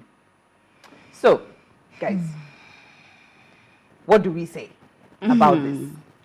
Are there real, first of all, yes or no? Are there real opportunities in Nigeria? I think there are. Chinelo, yes or no? This is yes or no. First. Yes or no? First. Yes or no? I wish there was a word in between. No. Yes, I know, right? But yeah, there are real opportunities. Not a lot, but there are real opportunities actually. When you say real opportunities, there are a lot. Not a lot. Not a lot of opportunities. So, what do you mean by not a lot? Okay, so first, let me say this. I remember them was asking a question backstage, and I said, when we come on air, I'll answer that question. First, see, Nigeria is one of the most populous countries, if not the most populous country in Africa. It is. Right? Yes, it is. Based on statistics. Number two, Nigeria has over 70%, maybe about 72% of people under 35. Right? Yeah. And we know what that means. Youngest population. Youngest population in Africa. We know what that means. You have people under 70%. That is. You have a workforce. That's true. Get. Yeah. So that already tells you that, look, there is a massive business opportunity right there, because there are people that are going to buy, there are people that are going to sell, there are people that are going to work. Right? So this is what I mean by there are real opportunities. Yeah. But at the same time, when I say that there are not a lot of real opportunities, what I'm then talking about is, okay, when you were talking about the Lebanese and the Chinese guys, right? And then I remember we were saying something about how are we favoring the people in the white skin other than people in the black skin and things like that. If you look around the commercial areas, you find out that most of the restaurants, most of the supermarkets are run by these guys. You barely ever find. Do you know? In fact, I found out something very recently. Do you know that even the Nigerian-owned supermarkets and restaurants are literally paying the Lebanese guys to manage and run for them. Definitely. So what exactly is the reason behind this? Okay. Sorry to cut you off, Dami, but do you know that if you walk into a restaurant today, I think it's a mindset which has now also affected the government. If you walk into a restaurant today and you see a Lebanese guy as the manager or as the whatever, the front, the how do I put it now, the face of the restaurant representative, people tend to, calm down and listen, and they are more receptive and open to the person other than when it is a Nigerian. So let us start from there. We are our own problem. First things first. Now, this also has now translated to the governments. So let me not say all, but most of you see CCECC. What I remember as a child, I used to ask my mom, what is this CCECC? She said it's China Civil Engineering Company. And I'm like, why? So are you telling every day there are people graduating as engineers, civil engineers? So why is it that most of the major constructions that are done in our country is by the Chinese? So clearly, there is something that we probably don't know yet. I don't know if it's that there's some trade by barter. But then how many construction companies owned by Nigerians do we actually have in Nigeria? Because you cannot possibly want people to employ a certain, you can't expect, for instance, I think Dangote Refinery, there was something about it one time when people were like, they employed Indians. They did. But then again, how many people in Nigeria have actually worked in a refinery before that it can be employed? And that's a good point. Do you see the problem? Yeah.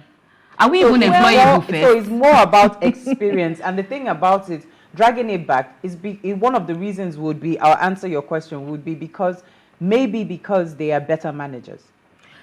No, NJ, I'm not disputing that. Their business sense. I think it brings us back to the educational system of Nigeria again. I don't think that it equips its citizens enough to actually have certain types of experience to function in certain types of capacity. But when people say this experience, I have a problem with this experience thing people are talking about. How do you gather experience?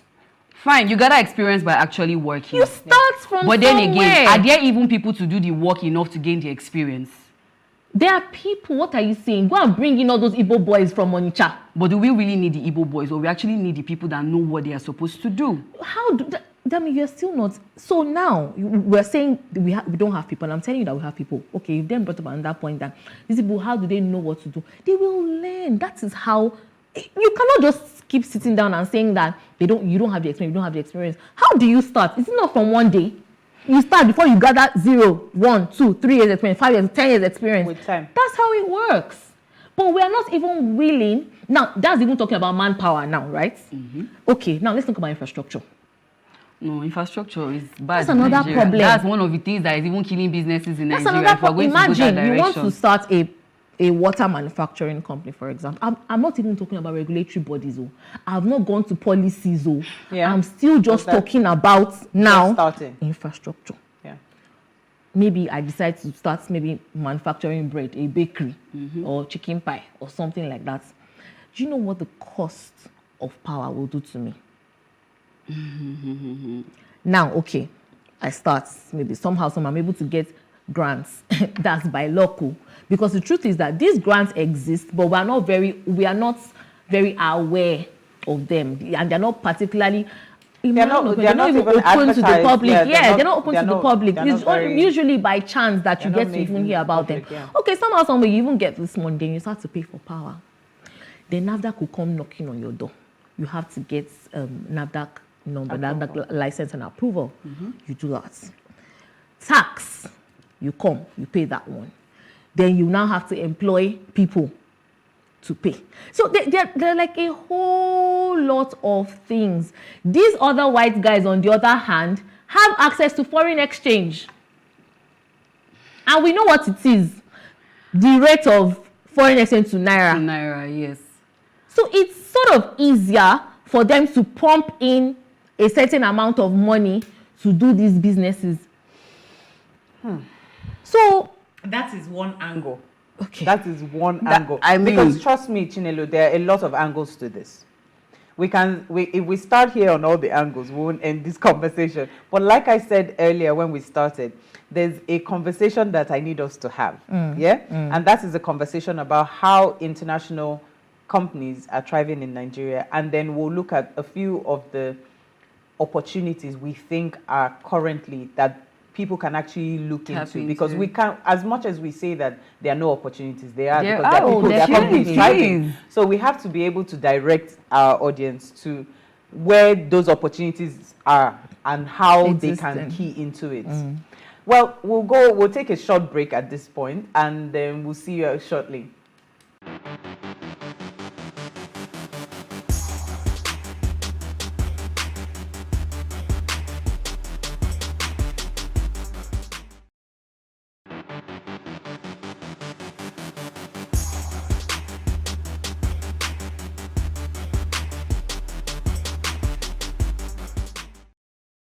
If you're just tuned in, it's our Ladies' Night Out, and we are discussing the topic, are there real opportunities for Nigerians to thrive in Nigeria?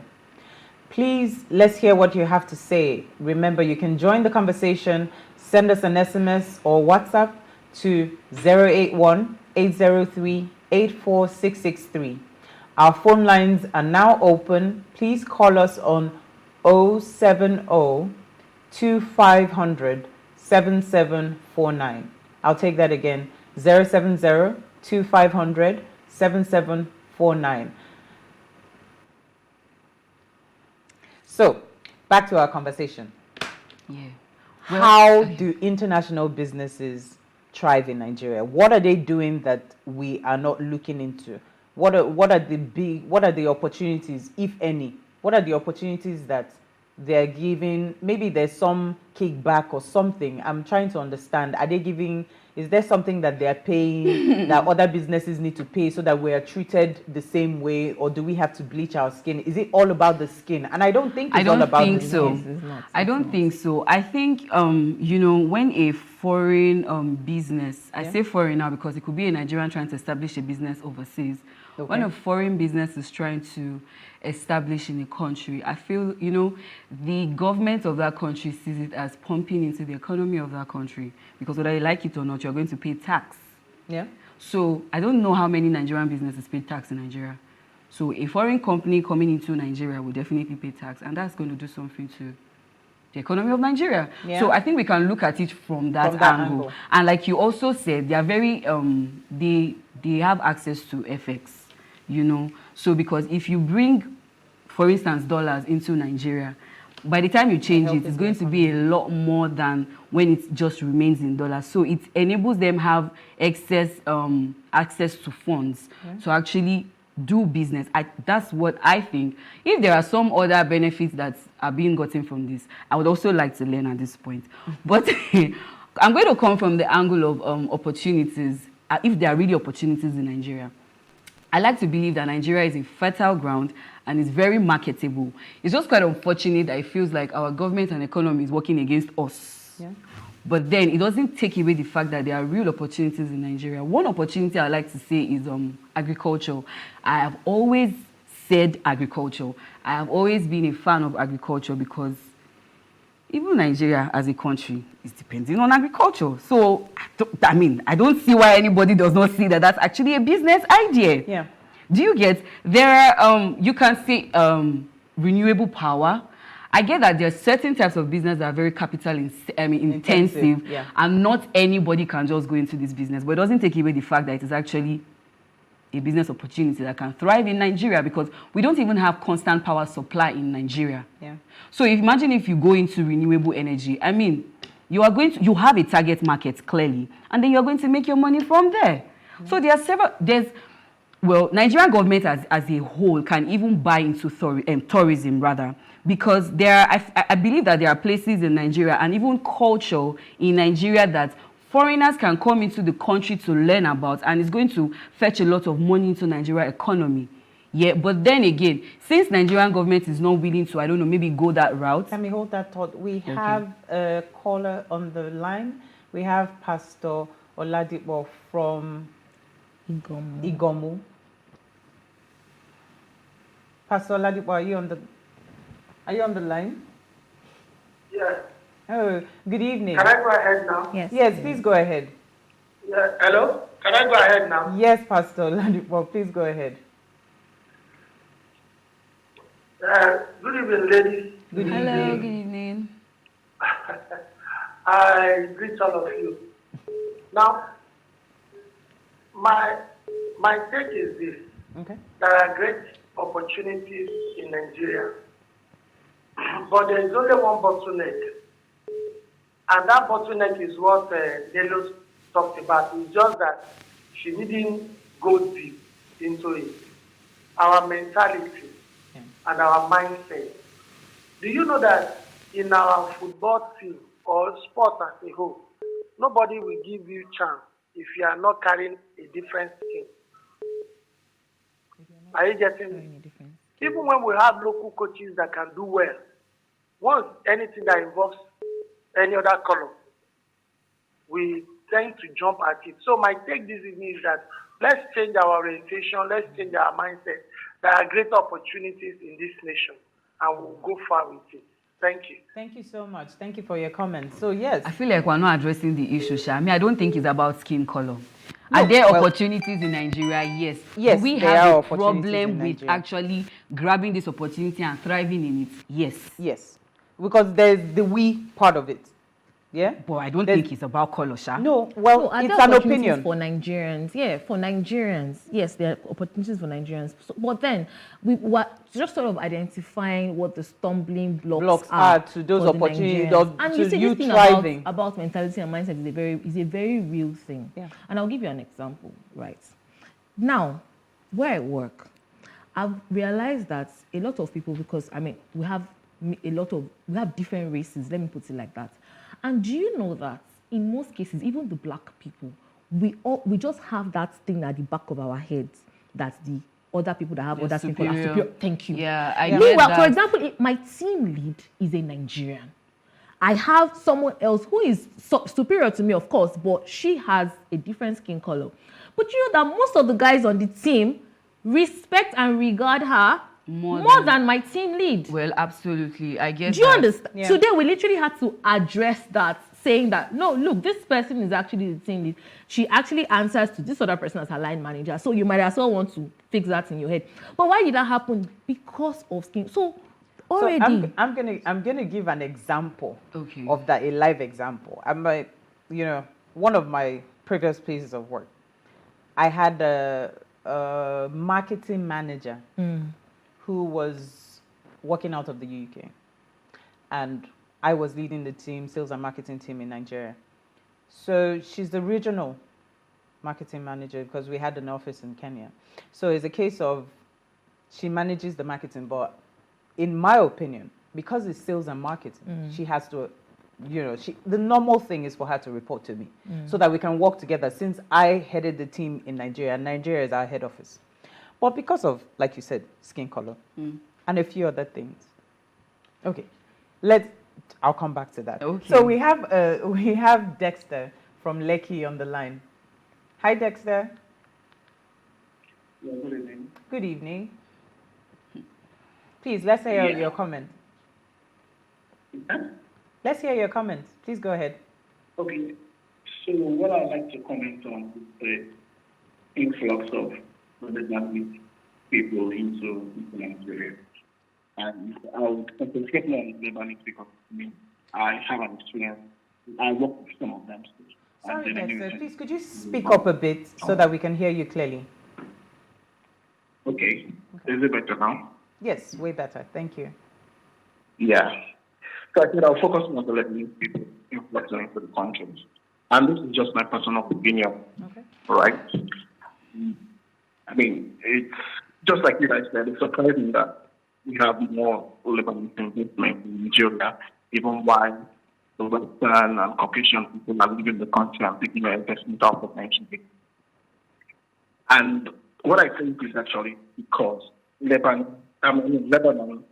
is not very different from Nigeria in terms of the economic life. In fact, I think it's worse in the sense that, first of all, we have the same production index, 24. and then their currency even worse than Nigeria's currency. And that January 22 this year, the currency went from 500 Lebanese to 15,000 Lebanese, so 15,000 Lebanese pounds to $1. So by extension, the country is not even viable for you, right? And I believe they are just a part of Egypt. And then we have the advantage these countries when they come to this country. So they can navigate what climate. So when they bring their investment, they're not saying as, oh, just another person, just another corrupt person. They're saying this country that have come to invest in. So now, while they are corrupting their country, they're taking out whatever interest they have because they can invest it there. They have to come and invest it here.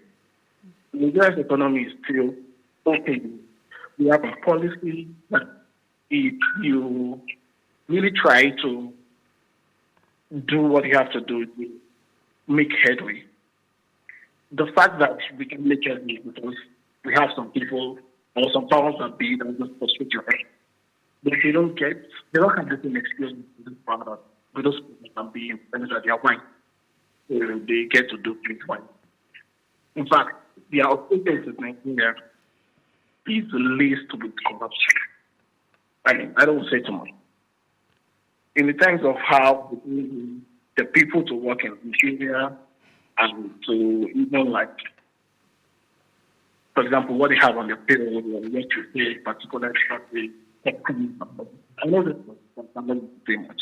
So I believe the reason they call it is because it's easier for them to know where they're coming from. I don't know much about the Chinese. Okay. Any smart investor wants to come and invest in anything because the economic climate is like that. But for someone that already has a harsh economic climate, or even harsher than what Nigeria is very attractive. Yeah, you keep doing it. Okay. I'm not correct. Okay. And yeah, I think that I'll probably do stuff. I believe it.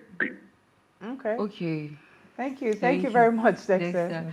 I mean, I didn't catch everything I you didn't said, catch but I think everything, but yeah. I could pick out some things. Some He of was the talking things about the economy from where these people are coming from. I think they have either I said they have a better economy, something along that line. Lebanon does not have a better economy to Nigeria. What he's trying to say in that, currency. Like, it's not very different bad from what we have here. Okay, well, yeah, possibly. Not very different. Okay, From I thought you what we said have it's here. better. Not very different from what we have until here. recently, the naira was literally at par with the Lebanese currency. What's this thing called? So I'm not sure. Well, I mean, I understand that, right? But you see, this is part of what we're saying. We don't like to give ourselves a chance in this country. The thing is that these people, I think we fail to understand that these people have more access to fund than we Nigerians actually have access to fund. Yes, because even if you're about to start a business now, you're going to go and take a business loan, the interest rate will choke you. See, there are a lot, like I said at the beginning, I feel like there are a lot of things. There are a list of things. If we actually sit down here, we'll be listing out too many things that. So we should prefer solutions. That's I believe that that's one of the major reasons why the foreigners are thriving in business more than if Nigerians are actually doing business in Nigeria, because first they have more access to funds, and then again, I don't know. I feel at some point I heard that the devaluation of naira was actually very intentional. I'm not particularly sure why now, but then. Thinking about it again from a very layman perspective, if the naira is devalued, right, and then I have dollars dollar is a global currency, right? Yeah. I have dollars and I'm looking for maybe a country to actually invest in. And like I was saying earlier to you, the things that actually sell, or rather that you get quick returns on, are very everyday things. That's why you see that most of all these businesses that are owned by all these Lebanese and Indians, they are supermarkets. Because Supermarkets, do you foods. get because food? Do you understand what I'm saying? Because those things So you they can go for get quick things- returns. yeah. They are not trying to go for specific products and what's it called now, a customized product, because those ones might take a while because you need to really appeal to your target audience. Those ones might actually take a while to get returns, and at the end of the day, you don't want to be in a country doing business and you're not adding to the economy of that country. You will be sent out. You know what? Let me cite an example. Let's look at clothes, for example. Fashion. Yeah. Do you know that it's very expensive, and I say that without mincing any words, to patronize a locally, a Nigerian RTW brand? No, let's not even go there, please. A Nigerian what? RTW, that they call RTW. That It's not even RTW, that takes 5 to 7 working days. That we call RTW. Let's not even go there. You are hearing things like 35,000 naira. 70K. Why? Yellow top, 16,000. Why? I'm sorry, guys, but I'm not going to go into that conversation. No, because like I say, it's not even because right like now. I say, there are things that would affect for any business to But get you to that can't point where they are blame charging them. that much. They are paying like we earlier we spoke about it. Dami, you mentioned it. You mentioned about the issues with light, issues that affect businesses. So you have issues with light. Now where a lot of businesses are dealing with petrol and fuel, diesel, everything is increasing. And even those now, that are for a manufacturing business outside. that wants to thrive in Nigeria, how are they going to thrive? If they make like, they might as well go to Aba to go and print it now in mass production. So, but guess what? You are getting this RTW kind of businesses are made to measure, made to fit. Will you wear tailor-made? NJ? If I tell you calling tomorrow mine? now, that NJ, I now do a business, so I now make clothes from Umahia. And now I'm doing mass production, and my tops now are 4K or 335. But you will see it on 200 people low. Will you buy it? No. Okay. That answers the We're question. not. I'm sorry, but See, we can't do anything to help that situation. we can't do anything to help that situation. Sorry, guys. We have Abimbola on the call from Lekki. Hi, Abimbola. Good evening. Hi, good evening. Good evening. Please share your comments. Okay, so I want to start with the Chinese. Okay, so first of all, a lot of the Chinese businesses are government sponsored in most cases. And it's not just about Nigeria.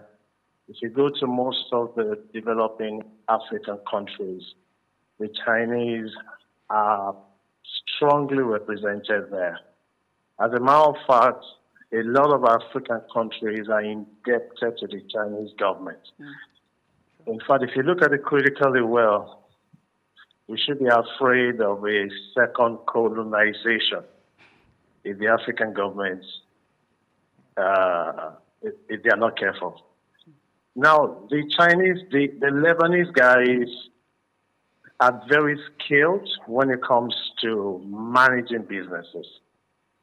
Now, not just Nigeria, if you go to a lot of African countries, you see the Lebanese guys and the major business they run in most of these places are actually supermarkets. So they are very skilled when it comes to running supermarket, when it comes to running hotels, anything that has to do with hospitality business. The Lebanese guys, let's give it to them. They are very experienced and they know what to do. However, in Nigeria, there are too many opportunities. But you see, because a lot of these guys come into Nigeria with a lot of equity, which most Nigerians do not have access to, except for the big players. You know, so that's some of the issues we have here. But in a case where the Nigerian government is able to make good policies that will favor indigenous businesses, you would see a lot of businesses beginning to come up in Nigeria. Nigerians are too smart not to have businesses run in this country. So if we have policies, if the government creates an enabling environment for businesses in Nigeria, you will be surprised at how Nigerians will begin to fly. So there are too many opportunities here.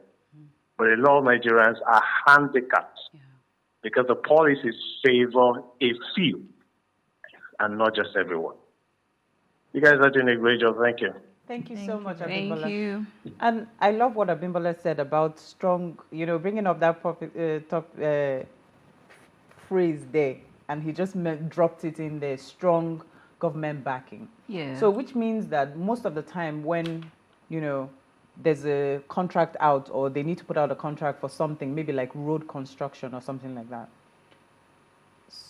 sometimes there's someone at the other end, there's someone within the system, and they now go and, this whole back end thing, go and co-opt someone, say, okay, I want you to come and bid for this business, but I'll take some profit. But then do we have Nigerians in that industry or in that particular space? Are you saying that there are no Nigerian civil engineering companies that actually have the same capacity? If you empower them, why not? Well, so that brings us back to the government. See, understand? That's what that's the end conversation. That is the end conversation. But then again, are they really? See, I mean, I can say for some other industry, but for the construction industry, Damilola, I don't know. There are actually, I don't think there's particularly any industry that you cannot find Nigerians that are good. True. I honestly don't think because I feel like talk about healthcare. Knowing even Nigerians and the way they are, we're very resilient people. We're everywhere, even the North Pole. I'm so sure that you'll find someone living comfortably in Nigeria. Have you thought about it? Why is it that we have our same Nigerians, right? That's thriving when they leave the country. Thank you. I know you were heading to that. That's where, no, of course, I have to go there.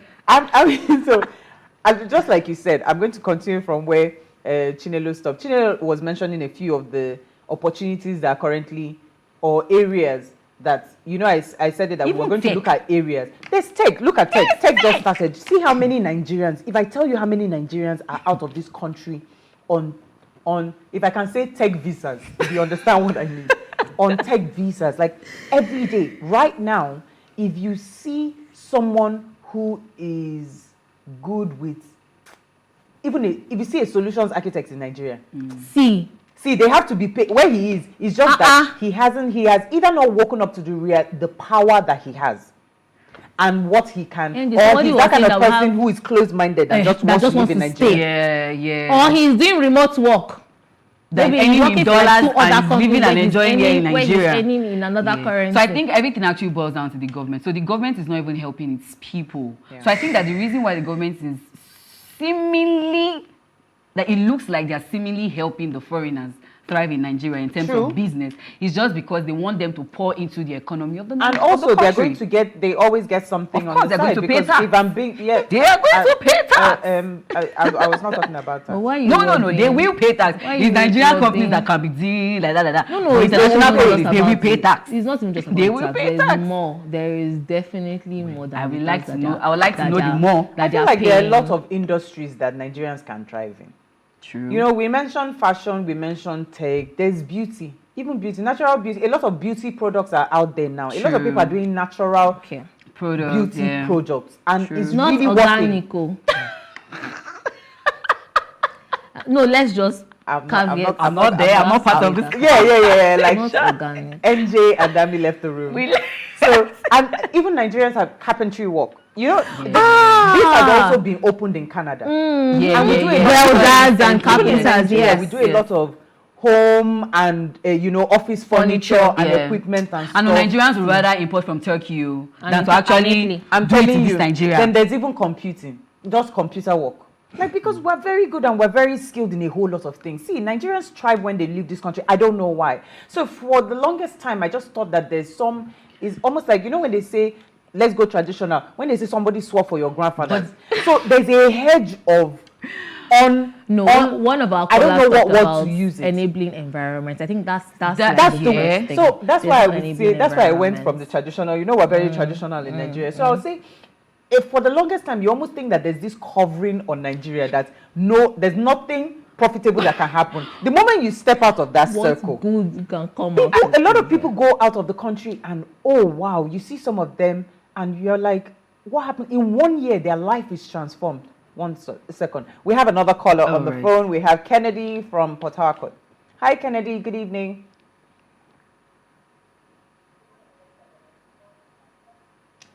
Kennedy, are you there? Good evening, my sisters on ways. Hello, Kennedy. Hello, Kennedy. Thank you Yeah, for joining us. can you hear me? Yes, Yes, we can we join can. you. Kindly make your Can you hear me comments. now? Yes, we can. Yes, we can. Good evening, I'm calling you. Yes, so I was listening to you with this topic of if there are opportunities in Nigeria. Of course, there are opportunities for Nigerians in Nigeria. There are more opportunities than even you ladies can think of. You know, we are a country where people mentioned a lot of them. There are no power, there are no good infrastructures, there are security issues and all that. You know, those are opportunities actually. You know, when you're from a country where most of those things does not, like most infrastructures are not readily I think we lost Oh wow. And I was actually enjoying that. He was and I was just jotting that down because he made a very valid point that Nigerians, I think I'll continue from where he was. So one point that I got from Kennedy is that Nigerians should see opportunities from even the current problems that we have. So like Nigerians will thrive if we see our problems and create solutions. Because when you create solutions, you first of all, you counter that problem, and two, you make money off it. I think another point I want to come from is this. Okay, we keep saying that Nigerian businesses are not thriving. One of the reasons why I think that businesses in Nigeria might not be thriving is because of the consumers, because, I mean, there's a business and I'm sure that we're trying to meet certain needs and demands, right? But are Nigerians really trusted people? Because we talk about mindsets. The truth is that an average Nigerian will trust a white person, not necessarily because of their skin color, but because they have proven to be trusted over time than a Nigerian business. But that's the truth, because you are buying something on Instagram, for instance, and you will find out that what you see is not what you get. So how am I then supposed to? Everywhere now. It happens abroad too now. You order from Alibaba and you order one thing and get another thing. Where when we're talking about artisans, but okay, let's even leave the online business. Let's Where talk about exactly regular. are you placing that order from? Because if you order from Alibaba in the UK, you will ship it back. And then they'll bring it, and then they'll send you the right size. That's what we're saying. So we're in Nigeria where we can't ship, that we are ship it back. particularly trusted people in Nigeria. Let's even look at the artisans. You will pay a carpenter to come and do something for you. He's something else he will do. Now, do you want me to give the furniture of my house to that person to do for me? I don't So we have a lot so. of this is what I ordered as against this is what I got. So I would rather go and buy it in Turkey because I am sure that I am going to get value for my money. So you see. Now so let's look at we it need like to come back to our own selves as the problem as well. No, see, I agree with you 100. I agree with you. But guess what? If we start, these people have associations. Right now, it's not strong. We can't hold them accountable because there are no, how do I put it now? There's nobody or there's no. There are no agencies or authorities that they are accountable to. Thank you. So now imagine that you have a National Welders Association or National Carpenters Association. Is it effective? Or a regulatory body? That's what I'm saying now. That this now brings us back. See, if people see that this thing is serious, do you think that the banking system was like this? Now you see that we have our problems at the end of the day. No, we've always known. And that's the reason why we have conversations about it, because we're trying to. For me, I feel like the reason why we have conversations like this is not just because we're trying to reiterate our problems. Yeah. We're trying to get some people who haven't heard of these problems or who don't even know that these problems exist, because there are people like that, to learn certain ways of moving forward in different directions. Because I feel like as a country, we can't continue to do the same thing over and over again, expecting a different result. So why we keep talking about this thing and we share our opinions, our different opinions, because we all have different opinions, is so that people can catch on something that will change their life. That's the whole idea. Is to catch on something so that the change can start from somewhere. Because if we don't discuss it, how do we even know that we have a problem? But you know, it's very difficult to actually birth change when you're standing alone. Do you believe? I believe in change. Do you believe? First of all, you need the changer. Do you believe that it's possible to even change? Because it just feels like you are part of the problem. Because it feels like you have a mindset of this thing cannot change. Funny enough, no. But then again, just need maybe to stay realistic. Some people. Come on. She's representing the people. So we have to be maybe I'm playing the devil's advocate. Advocate in this point. I don't know. I feel like we have to be a bit more optimistic if we're going to see any sign of change. And the thing about it, we're Christians, yeah? If I can speak freely. So even as a Christian, they said there's a lot of power in the tongue. True. So if we as Christians, and you know, the funny thing is always that we have a lot of churches everywhere, but most of the times, our major problem in Nigeria is that we don't even believe in the things we pray for and we ask for. We ask the government to give us all these good road, good this. Do you drive well? I don't even so if it, no, not you. But if you don't drive well, how is the road going to remain good? Do you understand what I mean? Yeah. So there's a part that we need to play as people. So even from and that's the mindset. It goes back to the mindset that Chinelo was talking about. If we do not set our mindset right, we will always be in this place of, we're going to be good. It may not be good. We're going to be good. It may not be good. And guess what? Even that is confusing for God.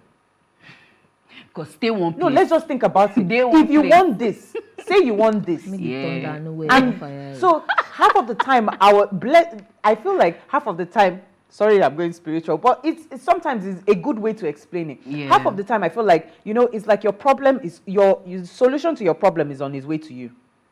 And then you open your mouth and you prophesy, and you say, I don't even think this thing is going to work. Why am I even wasting my time? I don't believe in this thing. You see that thing you said can start, so your solution starts coming back. Yeah.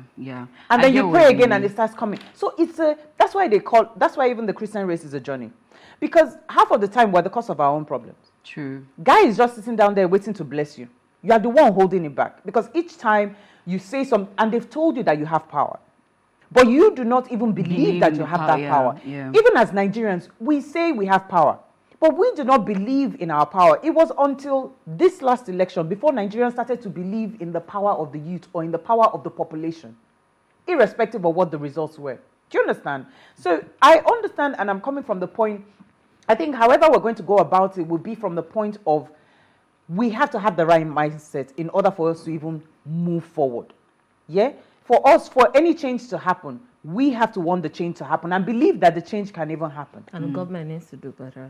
Oh no, definitely we know that the government needs to do better. Government owes everybody. It's our right as citizens, and that's what births loyalty for country.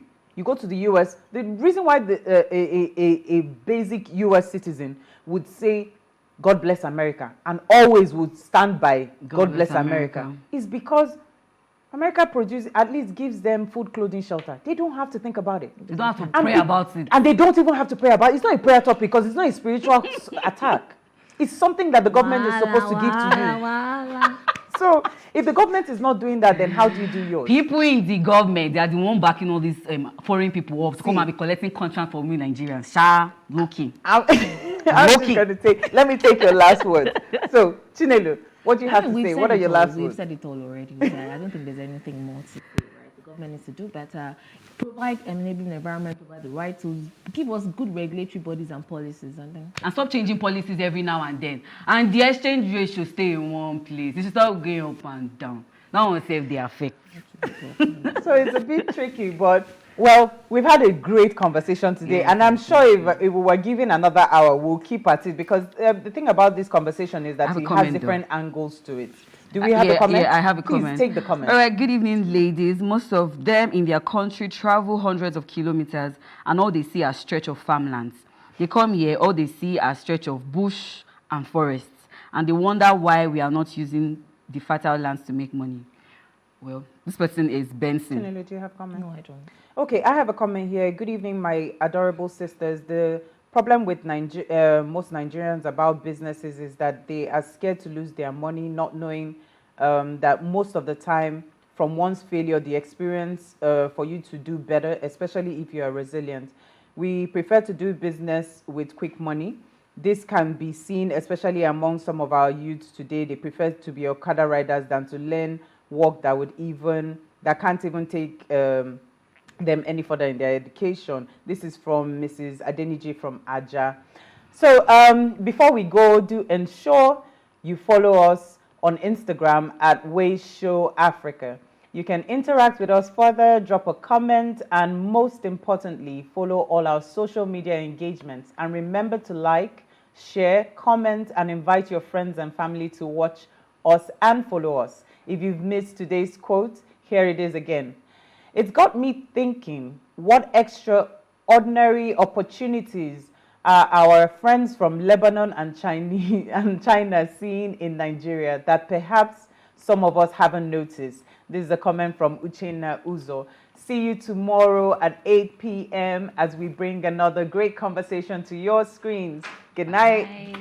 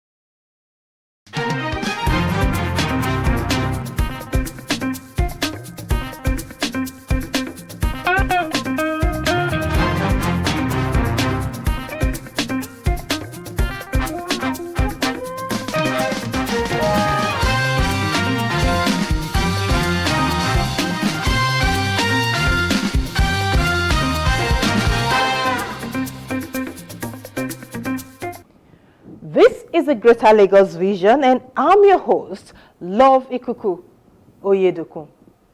Lagos State Governor Babajide Sanwo-Olu says his administration is not unawares of the present socio-economic challenges in the country. To this end, the governor has rolled out various interventions, including a reduction to 3 working days for civil servants on levels 1 to 14, while those on levels 15 to 17 will work for just 4 days in a week. He also announced the reintroduction of 25% transport rebates/subsidy, among others, to cushion the hardship. Other interventions as announced by the governor also include prompt payment of pensioners' entitlements, reintroduction of Sunday markets for subsidized goods at selected places, subsidy on some drugs, suspension of tax clearance certificate registration requirements in public schools. This, according to Governor Sanwo-Olu, is to accommodate more out-of-school children. This is not all. 100 trailers of rice have also been made available for 300,000 households. All of this is to ensure that the current harsh economic realities have little or no impact on Lagosians. This is the Greater Lagos Vision. Welcome once again. I'm Love Ikuku Oyedokun. This is Lagos, the heartbeat of Nigeria, a city steeped in rich cultural heritage and now poised to become a global financial center. We're a lot mayor's show, and it's an opportunity for us to just depict what Lagos is all about. And it's only at an event like this, competing with other bigger cities and other nations, that you can get to tell your story. So it's storytelling time for us. In a historic moment, Lagos made its inaugural appearance at the renowned Lord Mayor's Show in London, a testament to its growing economic prominence. Lagos is a big mega city on its own right now. It's the largest city in Africa. It's the biggest economy that is a sub-national in Africa. But we want to make it one of the international financial centers in the world. All we're trying to do is to be able to let the world know that Lagos is indeed ready for bigger business. Lagos isn't just open for business. It's a gateway to the future, embracing innovation and welcoming investors from around the globe. We invite the world to witness Lagos's dynamism, progress, and the myriad of opportunities available for transformative, groundbreaking projects. Lagos is indeed ready to take over the world in the financial space, in the economic space, and to truly really be able to tell both the Lagos, the Nigerian, and the African story, and be able to let other parts of the world know who we are, understand our culture, understand that we're the center of culture, entertainment, music in the whole of Africa, and to also be able to, for people to know what we have to give to the world.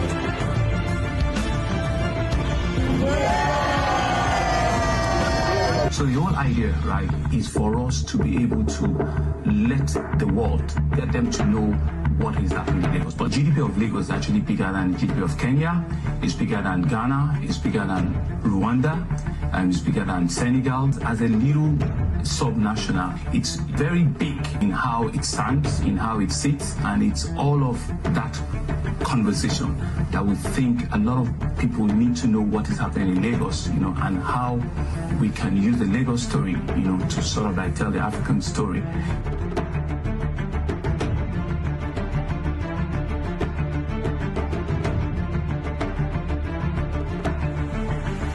This episode features infrastructure.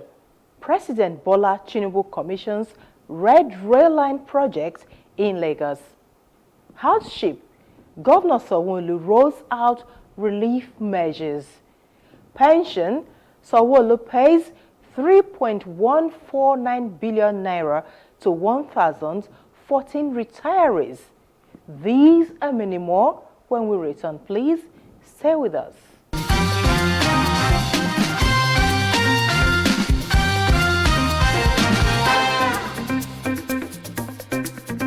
As part of measures to cushion the effect of the harsh economic realities on Lagos residents, the state governor, Babajide Sanwo-Olu, has set up open markets for cheap food items, slashes transportation fares by 25% on public transport, as well as launched palliative in health, education, among others. The governor made this announcement during a live media chat in Lagos State. We want. So we will be reducing the number of days that they'll come. You don't have to put pressure on the road. You don't have to be on the road for 3 hours trying to say you're trying to get home at night. So you can plan better. You also can reduce, your economic pressure. We have in the fleet of the public service over 120, buses, but it's not enough, right? So reduce it. Let's plan out our time. Services will not be disrupted. Services will not be reduced, to our citizens. You want something for government, there will still be somebody that will do it for you. 2 other arms of government that are already doing this. In the health sector, they always have a calendarization. They always have, days off and rest. So they will continue in that line. Our teaching, sector will continue. Our students will continue to come for 5 days.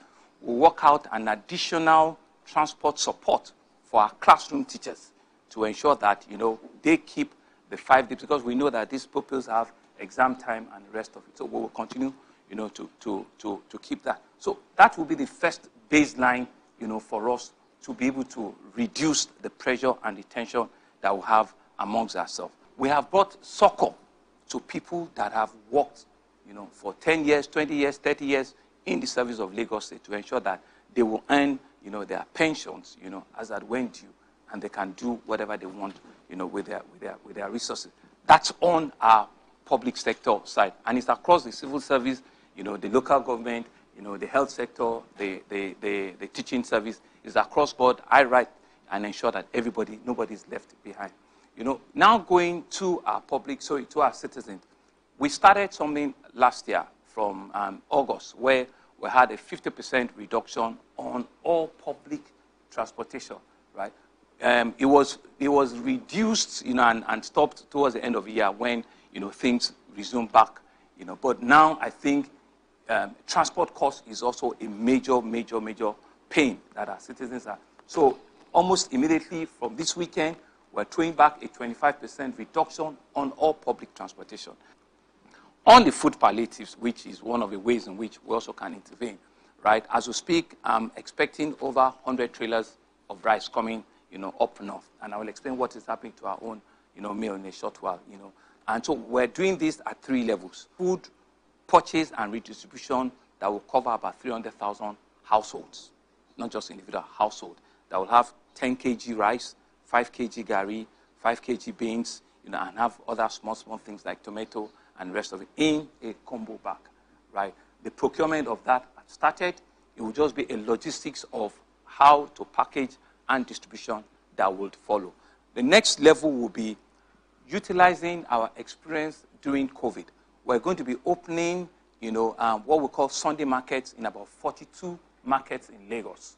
Sunday market. What you will see in those markets, is the same sort of like, stable, food item. But this time, you'll be buying, but you'll be buying at a reduced cost. We're going to cap what you can buy at not more than 25,000, and we'll be giving you a 25% rebate immediately there.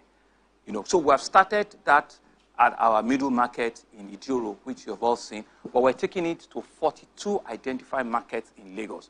We're not giving you the opportunity to come and want to buy worth of 100,000.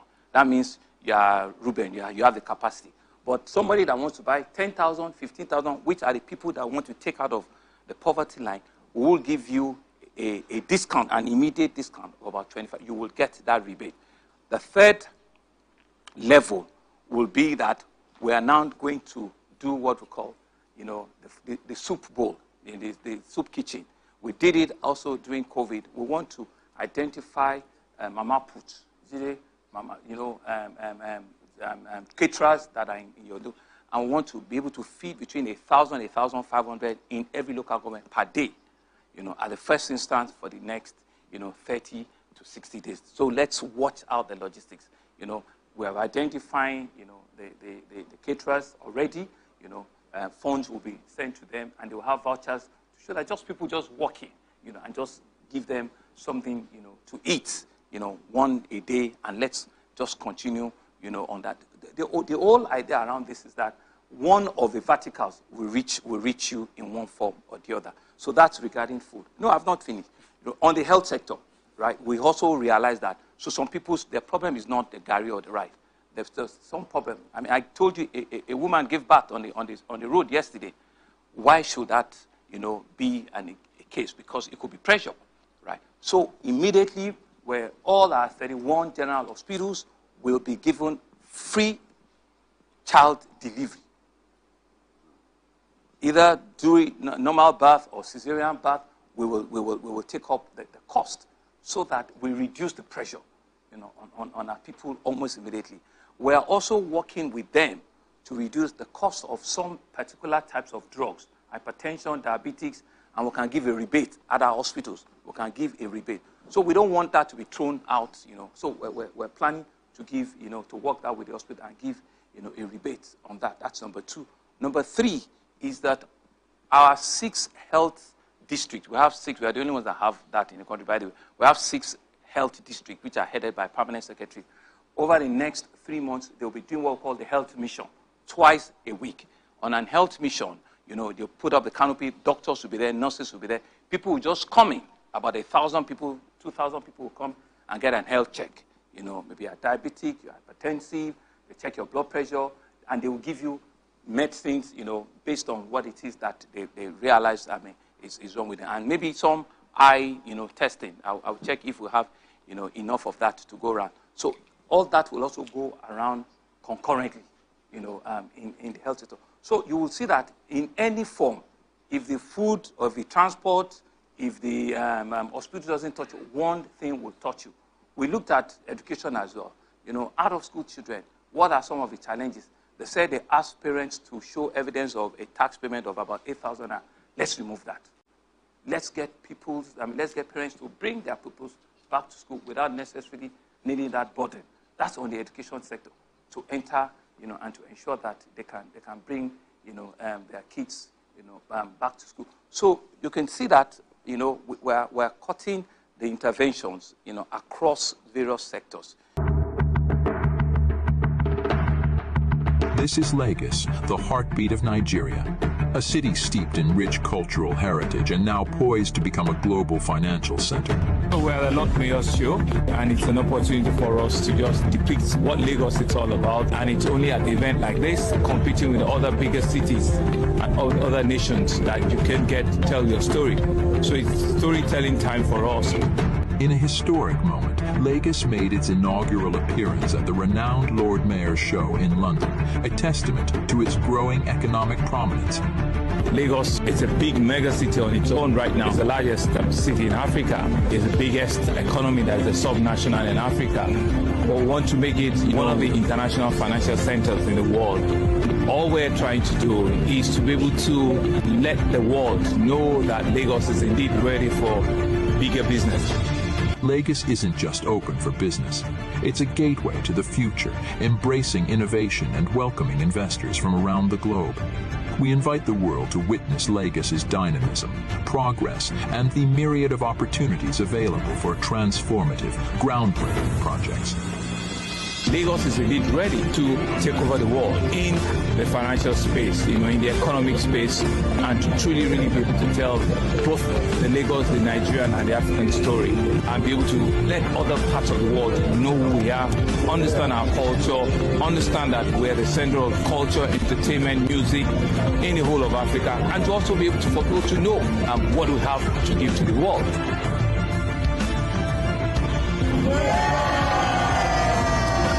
So the whole idea, right, is for us to be able to let the world, get them to know what is happening in Lagos. But GDP of Lagos is actually bigger than GDP of Kenya, it's bigger than Ghana, it's bigger than Rwanda, and it's bigger than Senegal. As a little sub-national, it's very big in how it stands, in how it sits, and it's all of that conversation that we think a lot of people need to know what is happening in Lagos, and how we can use the Lagos story, to sort of like tell the African story.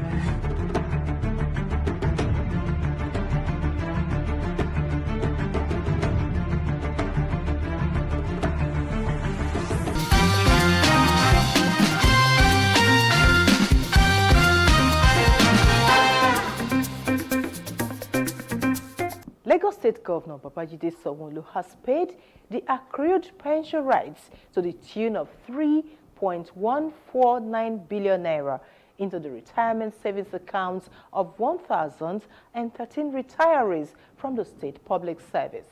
Speaking at the ceremony, Governor Sanwo-Olu disclosed that since the inception of his administration, a total sum of over 6.5 billion naira has been paid into the retirement service accounts of 16,026 retirees in the state.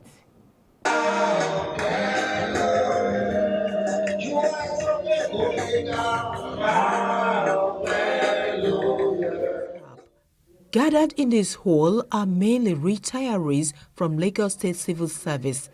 They are here for the 103rd Retirement Bond Certificate presentation ceremony. It was another occasion for the Lagos State government to celebrate the commitment and invaluable contributions of the retirees whose legacy have remained indelible in the service of the state.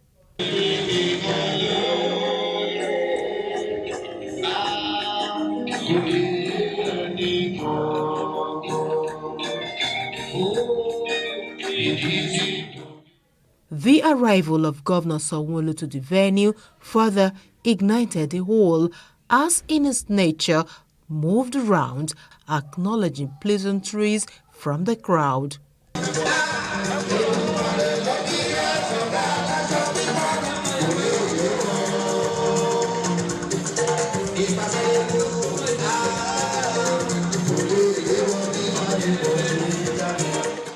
And quickly, he settles down to the business of the day, heading straight to the podium. Governor Sanwo-Olu expressed profound gratitude to the retirees for their dedication to the service of the state. He said the occasion was to honor and express appreciation to the retirees for their hard work and sacrifices to the growth and development of Lagos State. We're here this morning to tell you that, yes, we've gone through a lot of ups and downs, but last spend has come to stay.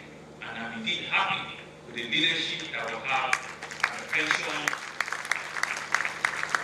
pension agency of Lagos State. I want to express, therefore, my profound gratitude to you, our retirees, who have dedicated your lives to the service of our dear state. Your dedication, your hard work, and your sacrifice have contributed immensely to the growth and the development of a great state of ours, Lagos State. Governor Sanwo-Olu also restated his continued commitment to the welfare of the workforce, both active and post-service. We want Lagos State to be the first. We are already the first, but we want pension issues to be an issue of the past. Nobody should retire from Lagos State public service, and within the next 2 to 3 months, they should not be able to retire. Earlier in his welcome address, the Director General, Lagos State Pension Commission, Babalola Obilano, emphasized the importance of proper financial planning and management during retirement. He advised the retirees to make informed decisions regarding their finances to ensure long-term sustainability and security.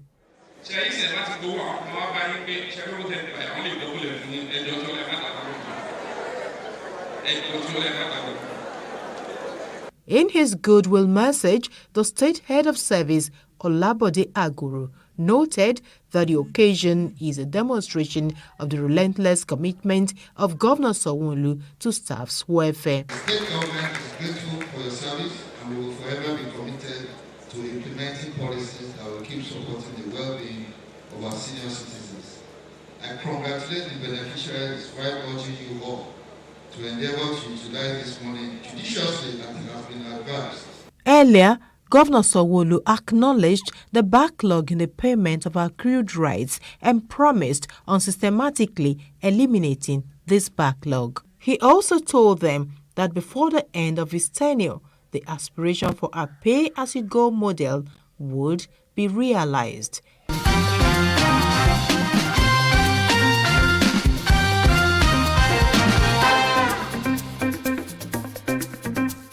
Similarly, Governor Babajide Sanwo-Olu has charged all heads of parastatals and government-owned agencies in the state to strive to create an enabling environment to foster innovation, entrepreneurship, and business growth. The governor handed down this charge at a parley with all heads of parastatals / government-owned agencies. Seated are heads of agencies, parastatals, and government-owned companies across Lagos State. They are not here for a briefing, but for a frank talk session and deliberations with the governor on how to move the state to a more progressive pedestal through digital transformation. The ball is set rolling with the arrival of Governor Sanwo-Olu. As a tradition, the governor exchanged pleasantries with everyone, signifying proper take-off of the program.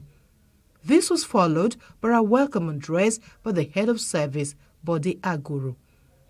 The HOS described the forum as a rare opportunity presented to all heads of parastatals to interact with the governor on salient issues geared towards improving operations in their various agencies. In his presentation, the guest lecturer, Professor Larry Bale harped on the need for all to embrace digital transformation and agile transformation. What we need to learn to make this agency come alive. So it's important for us to be educated, to engage stakeholders in co-creating agile processes, and to foster cross-functional collaboration. The governor in his address stressed the need for collaboration among the agencies and strong partnerships across all sectors. How well can we run if someone like LRS does not perform?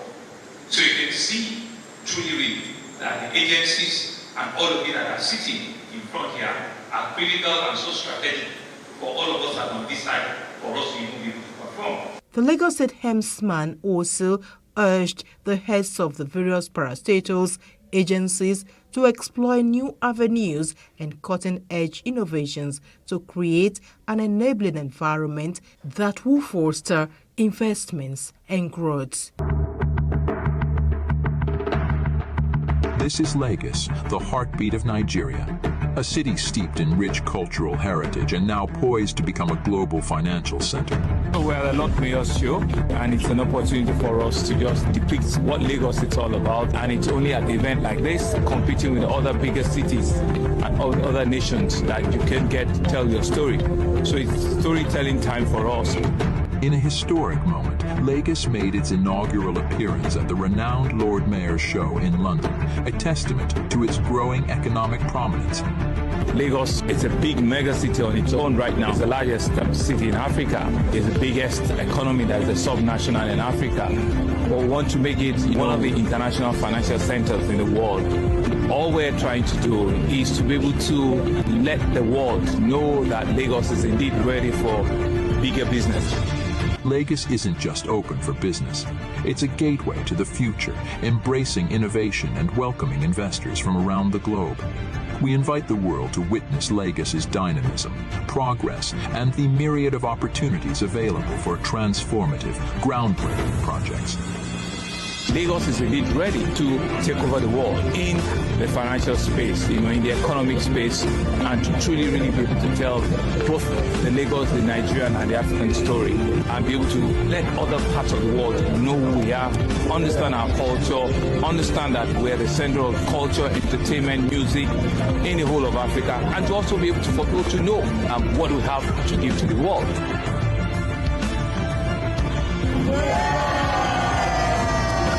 So the whole idea, right, is for us to be able to let the world, get them to know what is happening in Lagos. But GDP of Lagos is actually bigger than the GDP of Kenya, it's bigger than Ghana, it's bigger than Rwanda, and it's bigger than Senegal. As a little sub-national, it's very big in how it stands, in how it sits, and it's all of that conversation that we think a lot of people need to know what is happening in Lagos, and how we can use the Lagos story, to sort of like tell the African story.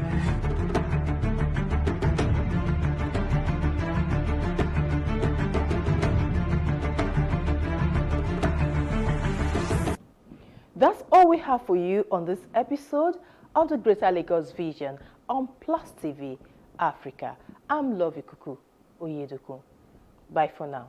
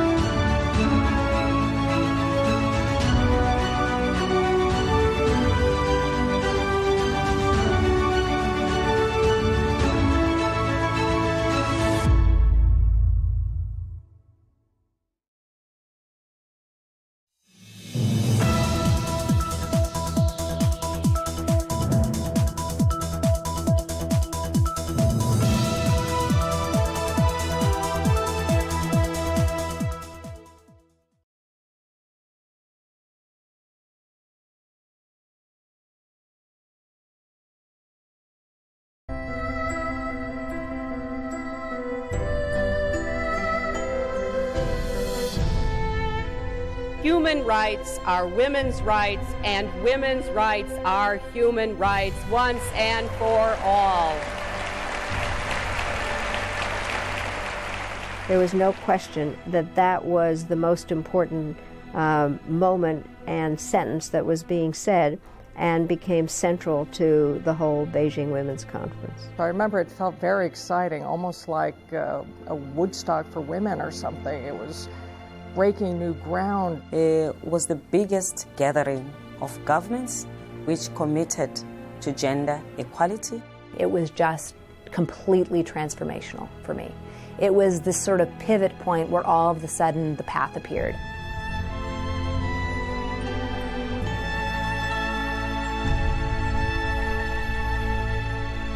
I was there, and it changed me. I'm Sally Field. The 4th UN Women's Conference in Beijing inspired me to take a bigger role in women's rights. We've made great strides over the past 20 years, but a vast distance lies ahead. The women you are about to meet are true global leaders, groundbreakers, innovators, agents of change. We began our journey in China with Peggy Liu, a leading voice in the environmental movement. Peggy is taking steps to make a more green China and in turn help our planet. She brings together the best minds to create innovative and sustainable solutions for China and the world. We're in the midst of a huge urbanization boom in China. 40 years of building city after city. But what happens to these places? What happens to the soul of our city? You've really seen nothing like it until you land in China and you take a look at the skyline. To deal with China's growing pains from unprecedented economic growth, Peggy Liu, an MIT-educated engineer, started JUICE, or Joint U.S.-China Collaboration on Clean Energy.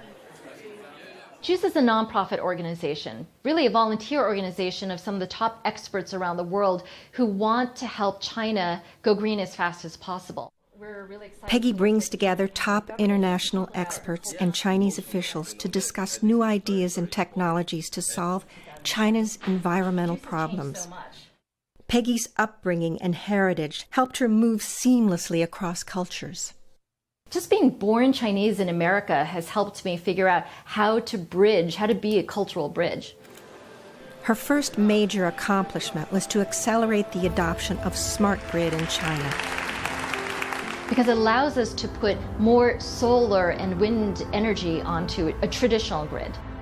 It reduces the need for buildup of power plants. Since we introduced this to China, China has really become the leader in investing in smart grid technologies around the world. Peggy began promoting clean energy in China, but over the years has expanded her work. Livability is the single biggest challenge. We need to make sure that we have shared spaces for these tens of millions of people that are coming into China's cities. In order to accomplish this, JUICE reaches out to mayors, as Peggy explained in a recent TED Talk. In China, one of the most effective channels is to teach government leaders about how they can build the China dream as they're building new cities, as they're building 226 cities with 1 million or more people. So now the power of this is that in a short amount of time we've been able to reach out to over 900 mayors, and these mayors might have 1 million people, they might have 30 million people in one single city. Mayors can impact the environmental policies in China in the short term, but the long-term sustainability will depend on the actions of future generations. Before you add any sugar, try it. We can teach children how to make a huge impact in climate change through their stomachs. So we created a new way to eat, or teaching them how to eat in a way that's good for you and good for the planet. As a mother, like hopefully every parent, I do feel a personal responsibility to make a change in the world, to leave a better world for my kids and their kids. To Peggy, China's crisis is both personal and urgent. I know you've heard and seen these ugly pictures of pollution in China, and yes, this is affecting the rest of the world. 25% of the particulate matter in Los Angeles, for example, is drifting there from China. So we know that we need to win this battle on pollution. We need to win this battle on clean energy. But to do that, we really need to learn how to capture the essence and the beauty of Chinese heritage while we chase this urbanization and modernization. Perhaps bamboo, which is fast growing, strong, and beautiful, is the best metaphor for Peggy's vision for China. Bamboo is really symbolic of the type of nature that we need to preserve in the cities as we urbanize. We need to bring to life the soul of bamboo, but in our concrete jungles.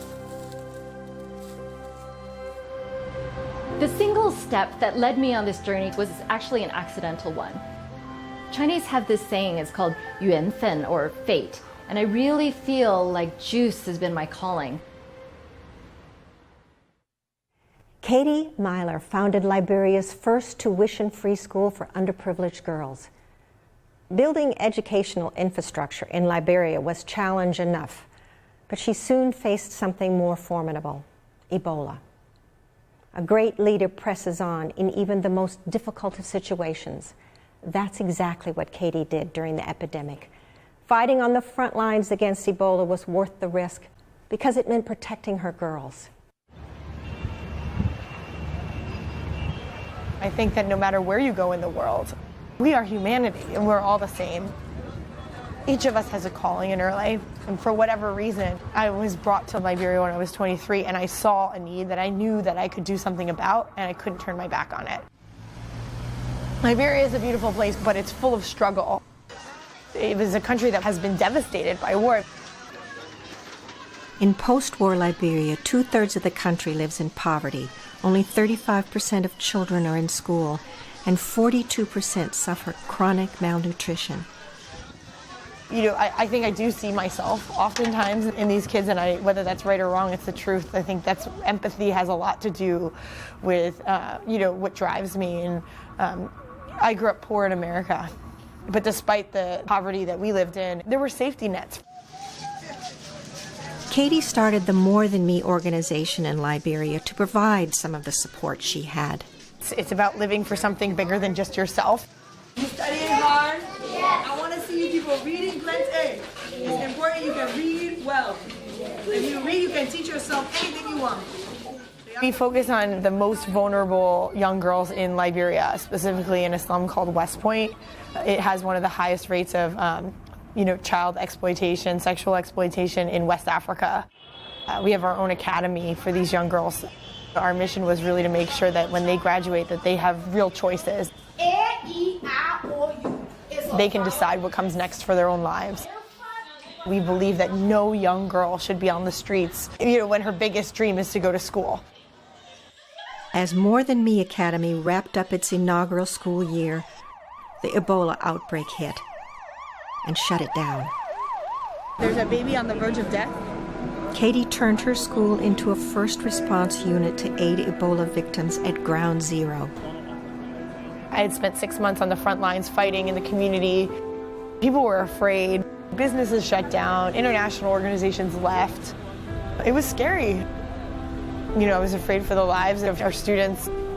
To be honest with you, I was afraid that Liberian existence was at risk. So we coordinated ambulance responses and worked with the Ministry of Health to hire nurses and medical staff. I will come and get you. You will be okay, okay? We rescued and took care of orphans that had been abandoned. Take care of you. All right? Ambulances took as long as 4 days to reach Ebola victims. Katie cut that time down to 30 minutes. When I talk about Ebola, it's still pretty raw. There's definitely moments that will never leave me for the rest of my life. One was this little boy named Charlie. I remember, I left people laying outside of the holding center just dying. I felt like vomiting. I felt like I had to go back, so I did. I went to the grocery store and I bought ice cream and I bought toys, and I went back later that night and I went looking for Charlie. I handed out ice cream and toys and sang and prayed with people as they were dying, squashing through the vomit and the blood. And I found Charlie and I put a blanket on him. It was time to go, and I was like, I can't leave him here. And so I left, and I never saw him again. In the wake of Ebola, Katie's looking beyond the epidemic to help aid Liberia's recovery. What's scarier than Ebola is what happened before Ebola and what will continue to happen after Ebola is out of the news. You know, unless you fix the infrastructure of the country, starting with basic education, nothing is going to change. You're just treating symptoms. Katie's focus continues to be on education. I'm working with everything that I have to make sure that we rebuild education in Liberia so that we can protect our girls and the women of Liberia long term. It's about coming together with different people and joining hands to make sure that we do everything that we can, to create a more beautiful world. I want to know that my life has purpose. I believe we all have a blinking light inside of us, and that light leads the way, and I'm following that light. I'm gonna take you places, show you faces that you've never dreamed.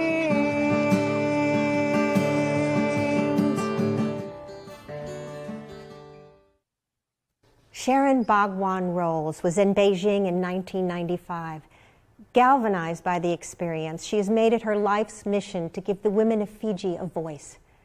Sharon provides women with access to radio so they can broadcast and promote gender equality.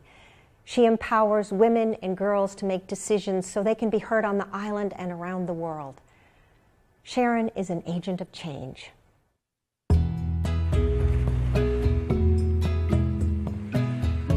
We love this country. We've got from the beaches to beautiful mountains, we've got this amazing geographical structure that you don't have to go anywhere beyond Fiji to enjoy the Pacific. Fiji's landscape may be beautiful, but it has one of the largest gender gaps in the world, according to the 2014 Global Gender Gap Report. Decisions aren't being made for or by women. If you look at all our governance structures, traditional, local, even parliamentary, we haven't seen any change in addressing the gaps in decision making. So that's a big problem politically. A problem rooted in the patriarchal society of Fiji. We are women. We stay in the village. We will respect the elders. When they talk, we have to keep them mouth shut. Yeah, we want to be empowered because as women, we got all these powers. We got the talent. We can talk. We can raise our voice to be heard. To give women a chance to express their viewpoints and share their stories, Sharon launched a community radio initiative in 2004. On Fem Talk 89 FM, I'm Sharon Bhagwan Rolls, and it's time for a special program, our Lambasa Women... Sharon used a simple yet powerful tool, the suitcase radio. It's both portable and easy to use. It's literally a whole radio station in a suitcase that weighs up to about 20 kilos, and we've been able to travel around Fiji into rural centers and taking our community radio station to women in the communities. It's meant that the local issues have been discussed. It's just given women that chance to talk, to speak out, to overcome those traditional barriers of participation and decision-making, and to value their voice, and for us to demonstrate that you don't need to be highly educated to have something to say. Regardless of who you are, your voice counts. My issues, there are times I face discrimination. When I talk, they seem to think, oh, she's disabled, who is she to talk to me? And there are times I cried, and it's just a big challenge for me. Sharon turned the suitcase radio into a platform for programming central to Fiji's women's movement. If I just look at women's programs, you suddenly had women's programs with DJs or personalities reading recipes out of Women's Weekly, rather than we still needed assistance in terms of the development issues. So the poverty of information is that the airwaves not being dedicated to the kind of information that could liberate women, that could alleviate some of the poverty that they experience. We are left out.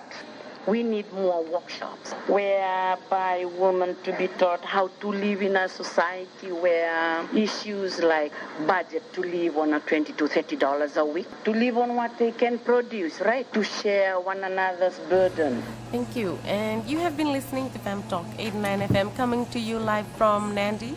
Today, a network of volunteers is taking an active lead in FemLink Pacific and its radio station.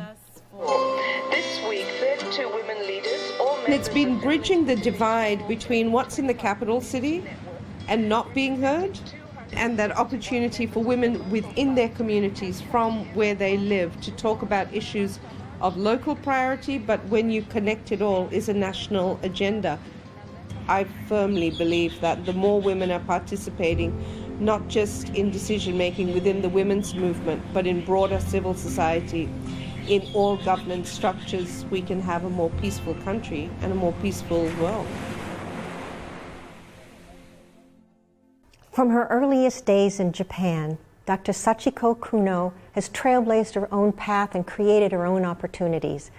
Dr. Kuno's love for science and sheer determination drove her to break societal barriers. She co-founded a multi-million-dollar pharmaceutical business that spans from her native Japan to her home in the United States. Now, Dr. Kuno pays her good fortune forward to inspire the next generation of innovators.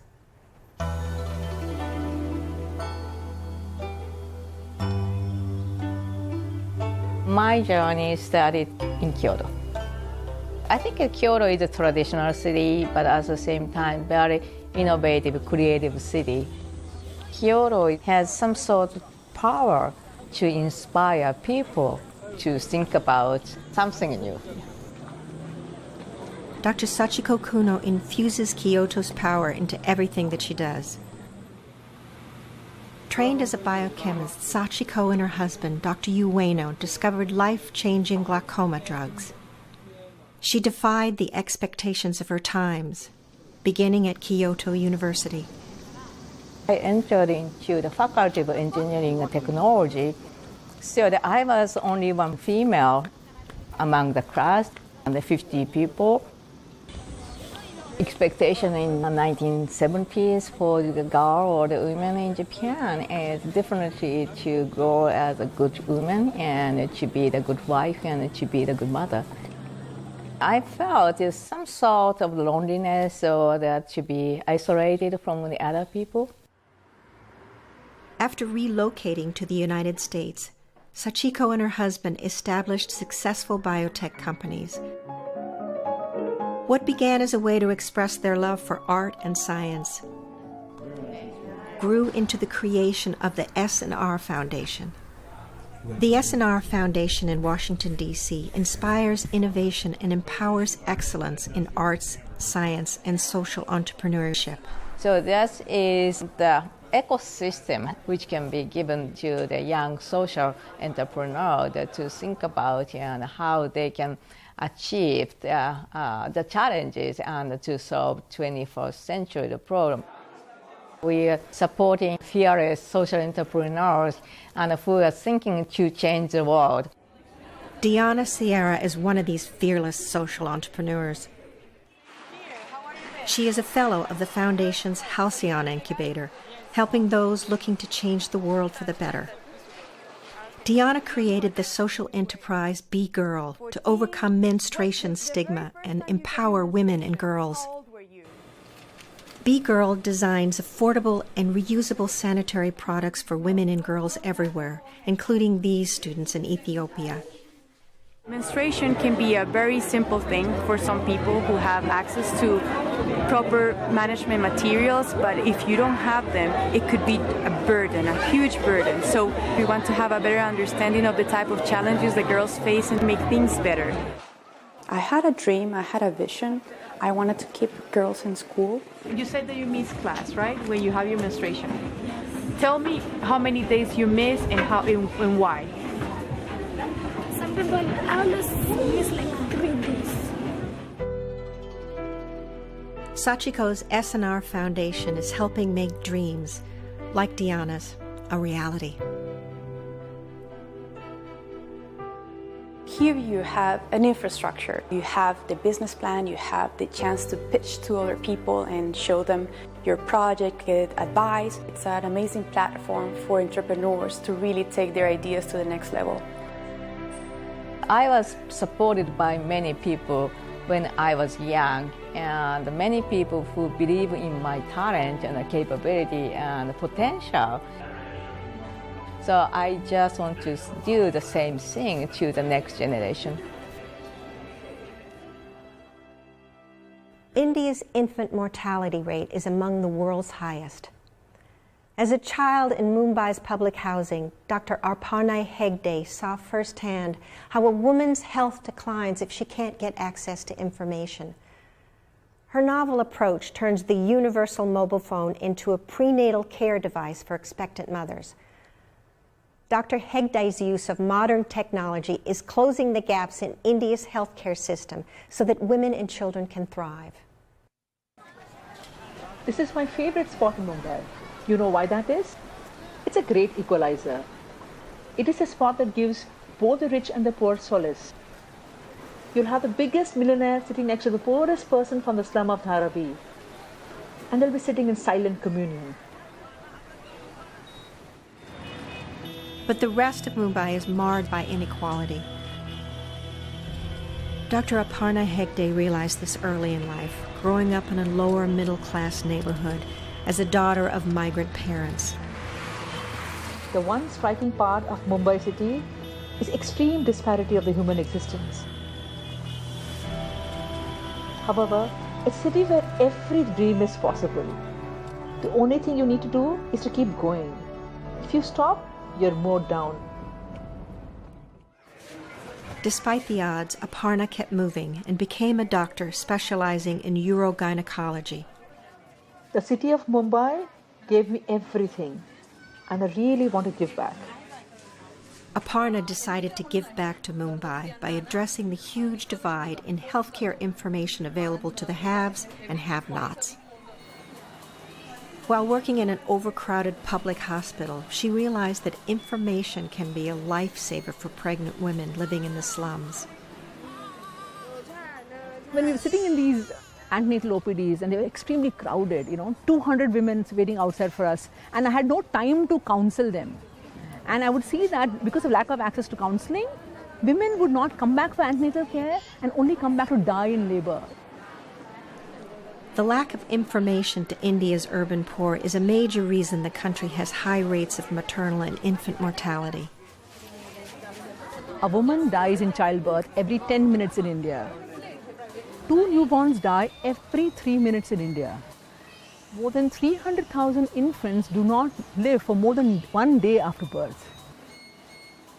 So I realized that, I had to do something to give them information. And then I suddenly realized that there are, maybe these women had phones. There are more phones in India than toilets. So why couldn't I use a phone to reach across to her in a cost-effective manner with the information she required? To provide simple yet life-saving information to poor pregnant women and mothers with mobile phones, Aparna started the non-profit Arman and a program called M-Mitra, or Mobile Mitra. Mobile Mitra is an automated voice call service that sends timed and targeted preventive care information directly to the phones of the enrolled women through pregnancy and infancy and their chosen time slot and language. We also have a call center.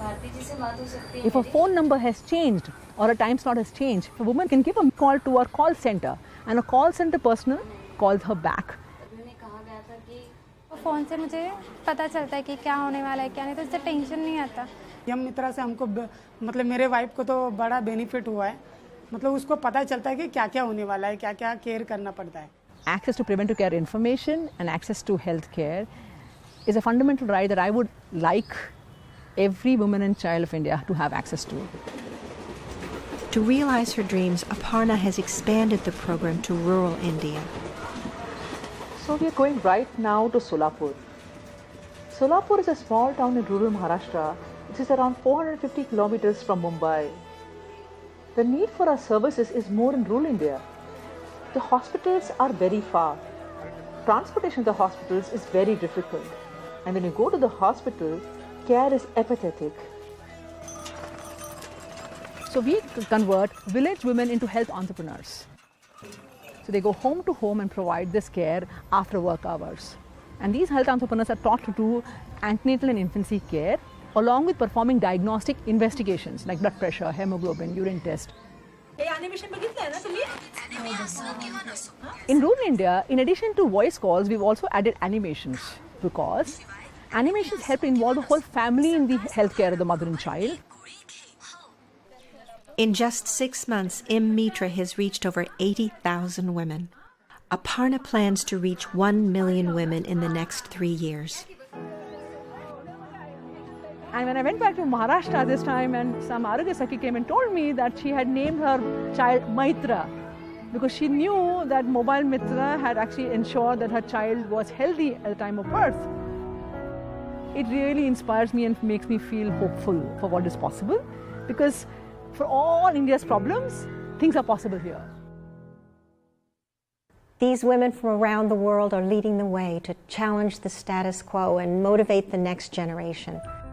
They're doing their part to close the gender gap, empower women, and create a healthier future. The 4th World Conference on Women in Beijing ignited a movement.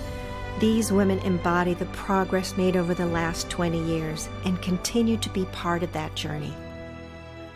A journey of 1,000 miles begins with a single step. I think one of my proudest moments is that I was lucky enough to go to Beijing, to be part of that journey, and to now know that the journey has been moving ahead. Equality can't happen overnight. There are steps. One of the first major steps is educating, providing education, literacy to women and girls all over the world. If women are empowered and they're included, economic development will have a much, much better chance to advance. We are still on this road. Some of us are farther ahead in the progress we've made in our countries. Others are farther behind, but we're all on this road together.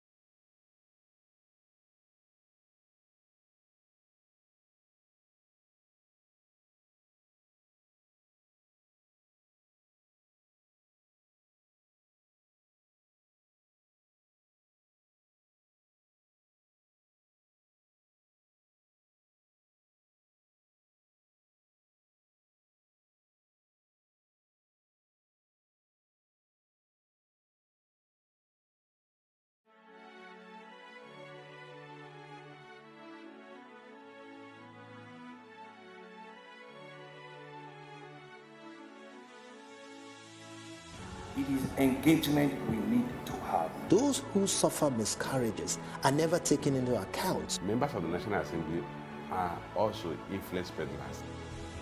You are sitting on Nigerians' money. From the Babin, I pay my rent. From the Babin, I send my children to school. A consultative engagement. No any tangible notification before they ban us. It's one thing for people to be at your back and the heat of the moment, and another thing for them to still be with you when push comes to shove.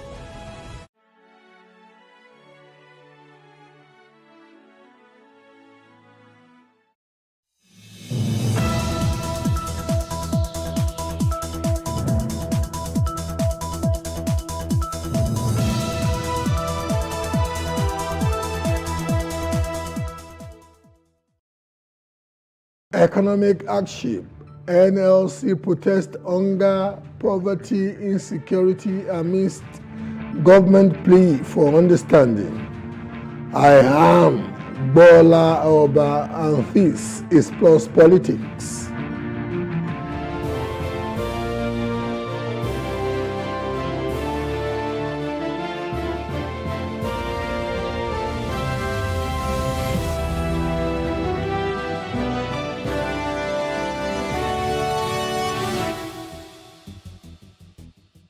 The organized labor under the leadership of Comrade Joe Ajaero on Tuesday made bold its threat to stage a protest over the continued hunger, poverty, and insecurity that have caused serious hardship on the citizenry despite the government's plea to show understanding. The Nigeria Labour Congress, together with other affiliated bodies, started the march in the early hours of Tuesday from the headquarters.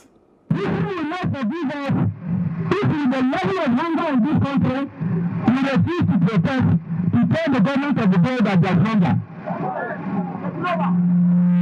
It is important that all of us take something home, that this is not just a symbolic rally, but it is a rally to signal to the people in authority that there is problem in the land.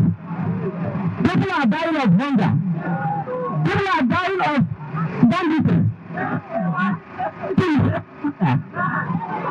All the issues we brought before, we settled out with even the Senate President. And that nothing has happened to this moment. We are here once again to tell you that hunger is a hunger in the land. A bag of rice is selling to over 70,000.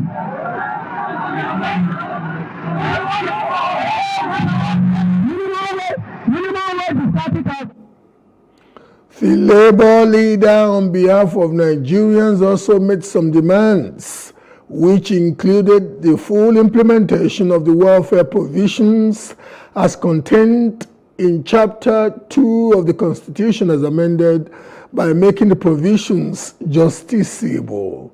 In his response, the representative of the leadership of the National Assembly and Chairman Senate Committee on Labour, while assuring that the leadership of the National Assembly is aware of the hardship being faced by Nigerians, assuring them that the National Assembly will interface with the executive to address the situation. The government has intervened on the rates. The government has intervened on transportation. If there was a measure on transportation, even before the one subsidy, where you have 3 vehicles or 2 vehicles, for one point to the other, the cost of food stuff will not be too high. When people move their food stuff from the bush to the town, they have transportation money. And with the increase in transportation, everything went high. I think governments will realize that there is a need with this. That the very moment we thought the price of petroleum products, everything in Nigeria will change. And on behalf of the leadership of the National Assembly, we collect your matter. We understand his need, our chairman. We feel what we feel. We understand that this matter will be discussed immediately at the plenary session. The leadership of the National Assembly feels what we feel. Joining us to discuss this is the Chief Operating Officer, People's Daily Newspaper, Ahmed Bello, and Secretary, and also joining us is the former advisor to Vice President Atiku Abubakar, Frank Shuaib. Gentlemen, welcome to Plus Politics. Let me start with you, Ahmed. At least I want to believe that your position is not going to be that partisan. What is your take of Labour's march yesterday, and how successful would you say it was? and what would you want to believe would be the impression it must have left with the government? Thank you very much. I'm very glad to be part of this program. And going by what the NLC said, they have achieved their aim in the protest which they staged on the first day, and then they felt it was not necessary for them to proceed to the second day because what they wanted to achieve in the 2-day warning protest had been achieved in 1 day. So what one understands from that is that they have been able to communicate to the authorities the pains Nigerians are going through, the harsh economic condition under which Nigerians are living in, and the demands that the Labour has made on how to mitigate these conditions. Well, the ball is now in the court of the government to see whether they are going to toe the line of Labour to implement some of the suggestions that Labour has made. And I believe that both the government and the Labour are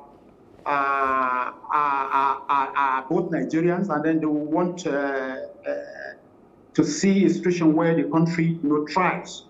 So I believe that hopefully the government will listen to the case made by Labour, and then implement some of the suggestions they have made, and the ones they know they cannot implement, maybe they have to sit on the same table, with the Labour, so that there will be a common ground.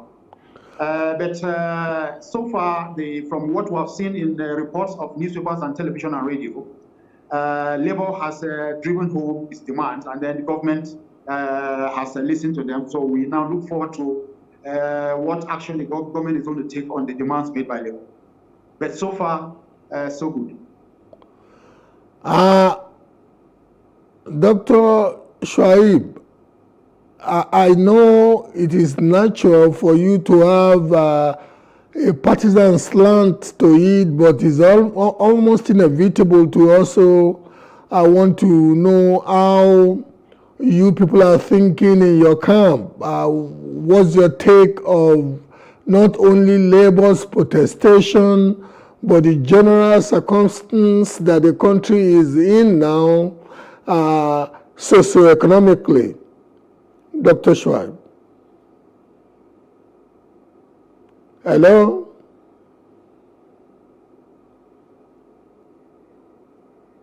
Please unmute your device. You need to unmute your device. Oh, can you hear me now? Yes, I can hear you now. Thank you. Beautiful. I said, I think it is misplaced and somewhat unprofessional, because if you feel that I'm going to be in a studio on a national TV like yours, on a big platform like yours, to offer a partisan view, then I don't think I have a reason to be in the studio. Because hunger does not understand any language. Hunger does not understand politics. Hunger does not understand partisanship. Hunger is hunger anywhere. A man who is hungry in the PDP is the same as a man who is hungry in the APC. There is no market in Nigeria that is meant for APC members and another one for the PDP members. So it becomes preposterous for anyone to believe and to state on a platform like this to say, oh, you know that my position may have a partisan slant. It has nothing to do with partisanship. I am first in Nigeria. Number two, I am not a former spokesman to the former vice president of Nigeria. I am an advisor on public communication to the former vice president of the Federal Republic of Nigeria, and I've held that position since 2018. So two things I'm sure I have taken care of. But I'm saying this because of the future. You know, if I'm going to be invited to discuss in national malaise, a national problem like hunger and poverty in the land that has attracted Labour, the Nigerian Labour Congress, to mobilize Nigerians to go to the street, then we should discuss as Nigerians. I'm only privileged. It's only a matter of service for me to be working for the former Vice President of the Federal Republic of Nigeria. That said, hunger is hunger. Number one, I want to state clearly and unambiguously that in the first place, if President Tinubu does not kill Nigerians, hunger will kill Nigerians. Hunger will kill Nigerians if President Tinubu does not kill Nigerians. So, and this must be driven home. The book of Proverbs 29 verse 2 is clear and unambiguous. It says, when the righteous rule, the people rejoice. But when the wicked rule, of course, the people will groan, the people will cry, the people will gnash their teeth and all of that. So it is about bad leadership. Bad leadership. So if it is about bad leadership, what are we going to talk about? If you're saying, oh, the Nigerian Labour Congress organized a march in Lagos yesterday, and ordinarily they've driven home their point, how many times have they driven home their points? Only a few weeks ago, a document purportedly signed, a memo purportedly signed by the Secretary to the Government of the Federal Republic of Nigeria, made its way into the public space, where it was succinctly captured that the Secretary to Government of the Federation, in the midst of hunger and poverty, made a request of 1 billion naira of our collective patrimony, taxpayers' money, to be released for him to organize a meeting with organized labor to discuss minimum wage. Of course, the president of my country graciously approved the release of 500 million naira for such a conduct, for such a jamboree, when the people are hungry. You understand me? So it is reckless. It is tendenciously wicked. It is bad. It is unheard of, and we can't continue like this. For a government that came into power, President Bola Ahmed Tinubu promised Nigerians. I remember sometime during the campaign when he said, "Oh, when he gets to power, he's going to recruit about 50,000 young people, to go into farming. Some of them will go into the military and all of that. And that is how he was going to check. He was going to check poverty. And one of the functions as well, he made mention clearly too that look, he was not going to discuss his strategy to check poverty in Nigeria, because he didn't want the opposition to copy his business plan and his plans for Nigerians. And some of us began to wonder, now that he has become president, this is not time for politicking, this is time for governance. So if this is the strategy he has been keeping to his chest, that he didn't want his opponents to copy, then it becomes laughable. You don't forget too that only a few weeks ago or few months ago, a female banker committed suicide within a banking hall in Nigeria, owing to poverty and hunger. Don't forget too that the National Psychiatric Hospital in Lagos, the director, the head of that institution, was captured in the media to have said in clear and unambiguous terms that in the last 7.5 months, that is within the span of when President Bola Ahmed Tinubu took over till now, the number of psychiatric patients has risen by over 100%. Hunger can make people to go mad. So what are we talking about? Is this about politics? Is it about being partisan? The facts are clear and unambiguous. So we cannot joke with the issue of hunger. Hunger does not understand any language. Poverty is poverty anyway. A man who is hungry in Zamfara is the same as a man who is hungry in your studio in Lagos there. This is the issue. Would it be proper for me to expect somebody as senior as you are in the camp of the most respected opposition leader in Nigeria to be profiling ideas for solution or the things that you people would have done differently? Would it be proper for me? Yes, very well. Only a few days ago, we counseled the president of my country. We gave him a counsel. We said, Mr. President, you took over power on 29th of May, 2003. The president of Argentina took over power on the 10th of December 2023, 6 months after you took over power. The economy of Argentina was worse than the economy of Nigeria at the time the president of Argentina took over power. My dear brother, the president of Argentina sold all the aircrafts in the presidential fleet. He started flying on business class on commercial aircraft. But in my country, the children of my president junket on our presidential jets to attend birthday parties in different parts of the world. That is the issue. Now we run what we call the largest cabinet in the history of the Federal Republic of Nigeria.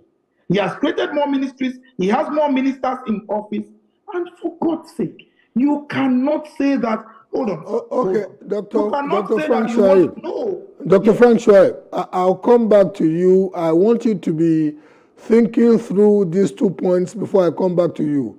One is the fact that you are factually right that the president of Argentina has taken some of the biggest cost-cutting measures in the history of governance anywhere in the world. However, some of the policies he has taken too, especially removal of subsidy, just like the removal of subsidy, has taken Argentina now down the abyss of about 200 plus inflationary trend. That's number one. But you are factually right that is dramatically cutting the cost of government. But having said that too, and I want you, this is the second point I want you to be thinking about before I get back to you. The President of the Federal Republic of Nigeria too has taken the courage to at least instruct the setting up of a committee for the implementation of the Oronsoye report that about 3 administrations from the time that your principal was the vice president seemed to have dilly-dallied on. But I'll come back to you on those two. But let me go to Dr. Hamid. In the interim, we also have joining us a fractional national publicity secretary of Labour Party, Dr. Abayomi Arabambi. Dr. Arabambi, we will bring you into the picture later, but Dr. Ahmed. Yes, please. Are you still there? I'm here. I know Dr. Frank Shoaib was a bit exasperated with the fact that I said I was hoping that naturally his opinion was going to be a bit slanted partisanly. But you are my fellow journalist, and I want to believe without any partisan disposition on, in so much as it's factually right in all the allusions and references is made, I still have to cut the balance with somebody like you. What is your general take of the situation in the country, ranging from the socioeconomic sphere to security to the direction of governance to just your take? Yeah. To begin with, the government of President Bola Ahmed Tinubu took a major decision economically by removing fuel subsidy, which previous governments tried to do, but they were not able to do. Not only Tinubu, even the key presidential candidates of the major parties like the PDP and the Labour Party also made promises to Nigerians that they were going to remove subsidy. And now here comes a president, Bola Tinubu, who has proceeded to actualize all those promises made by all the other candidates. But as it were, it does appear that the removal of subsidy has ushered in some complications in the economy, which the government says it is addressing by taking policy measures to mitigate the removal of subsidy. But it does appear that the removal of subsidy has, instigated or brought about the kind of hardship that we have now, coupled with the economic downturn in the devaluation of our currency, and then with the foreign exchange complications. Dr. Hamid, you know? so, Dr. Hamid, let me quickly interject. The removal of subsidy was actually canvassed by all the three major presidential candidates.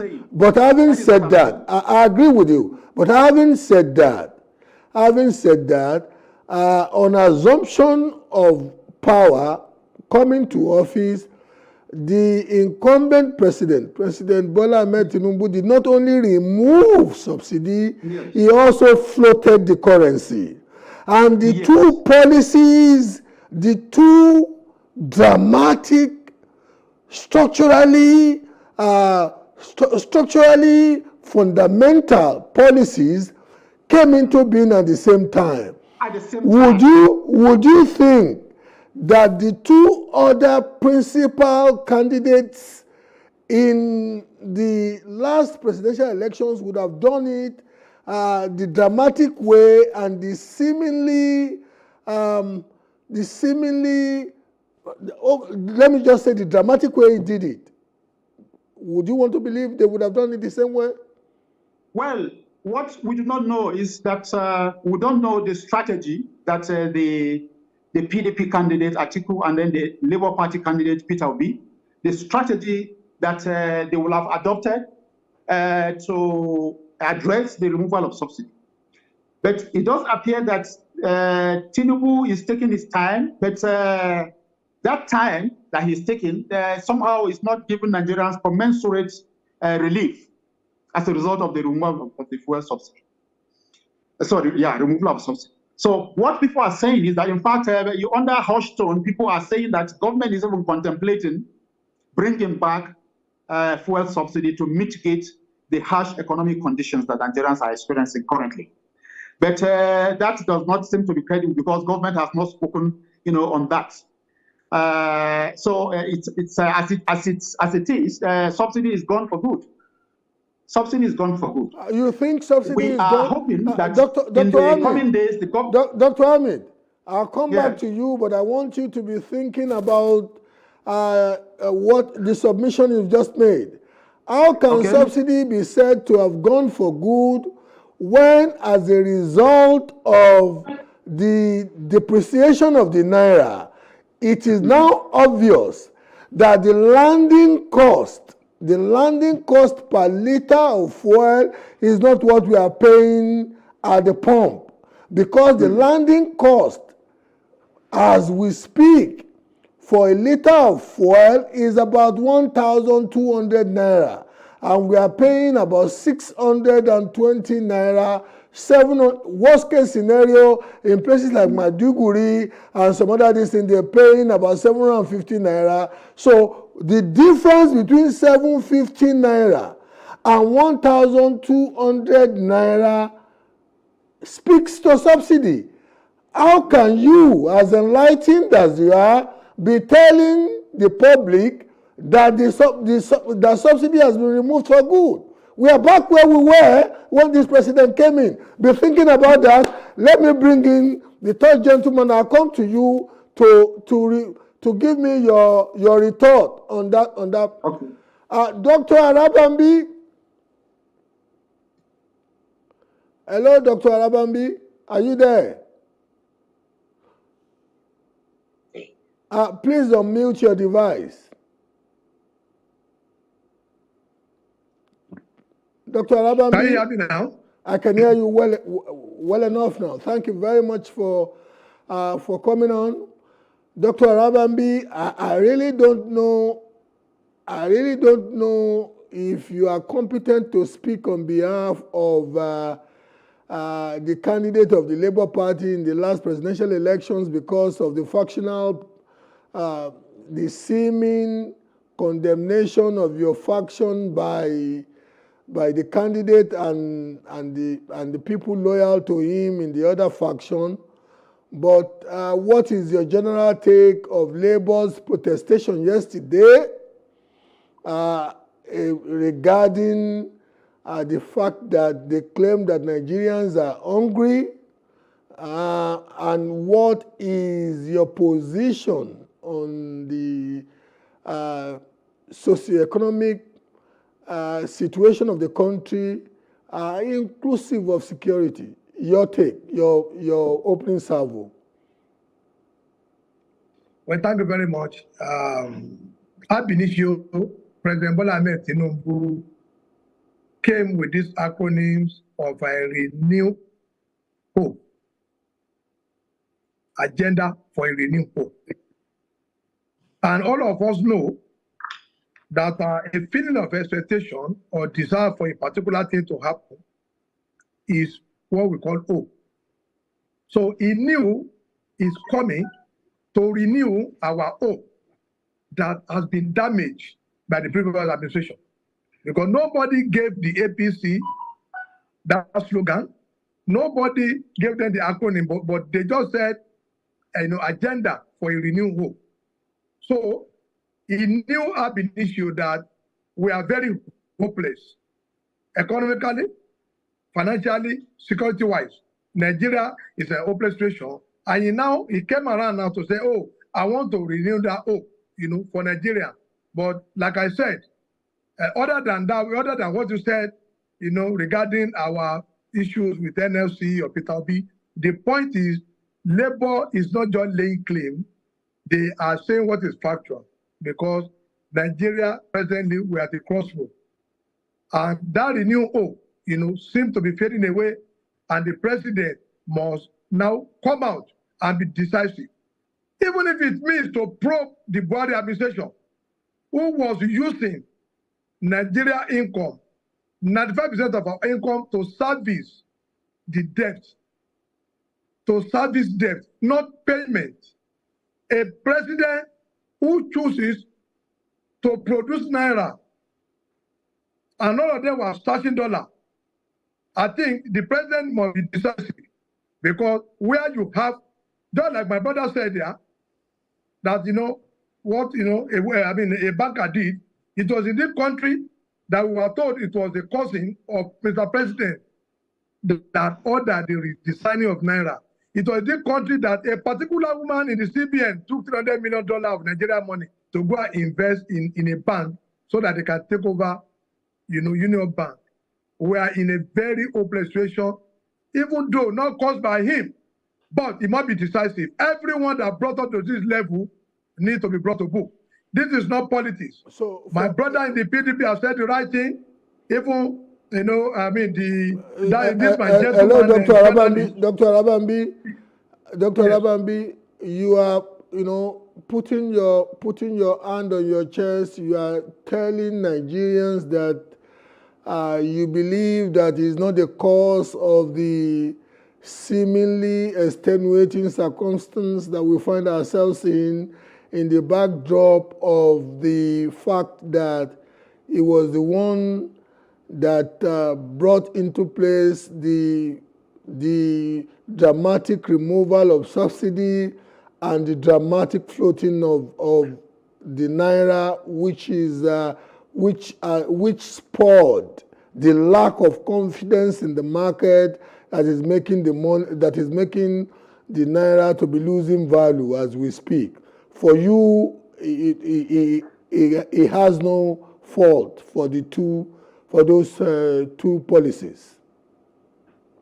No, what I mean is this. I said he came with a renewed hope agenda.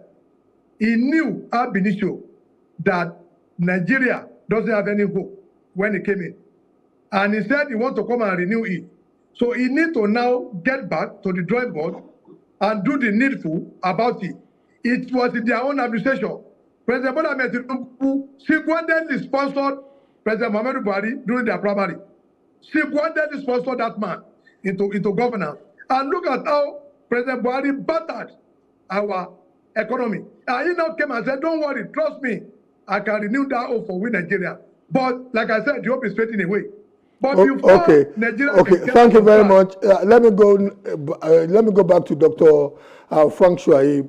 Dr. Shuaib, in view of the way I left you the last time you spoke, I said that you must also come to the realization that in so much as some of the allusions you made about President Milei of Argentina is true regarding his court-cutting measures, which is not so distant from what President Tinubu did with subsidy removal, you will agree with me that in the same way, President Milei's measures have taken Argentina down the abyss of 200% inflationary trend, number one. And number two, you said, rightfully so, that that President Milei has been cutting excess in governance, the cost of governance. And I said, President Tinubu has equally instituted a committee for the implementation of the Oronsoye report. How would you respond to the two in the backdrop of the points you made before I went to your colleagues to respond? Well, as intelligent as you are, I know that what Tinubu is doing is completely different from what President Milei has done in Argentina.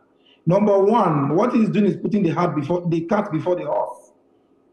The president of Argentina didn't wake up to remove subsidy. He started the reforms. He took measures before starting the reforms.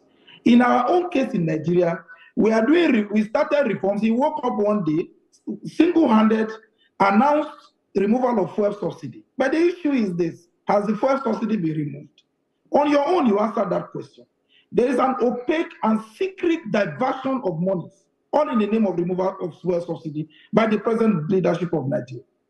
He cannot tell me that they have removed subsidy. And that's why I'm shocked. I'm in deep shock that that my colleague in the studio, funnily enough, you referred to him as your colleague, forgetting that I've been in the same media industry for 27 years.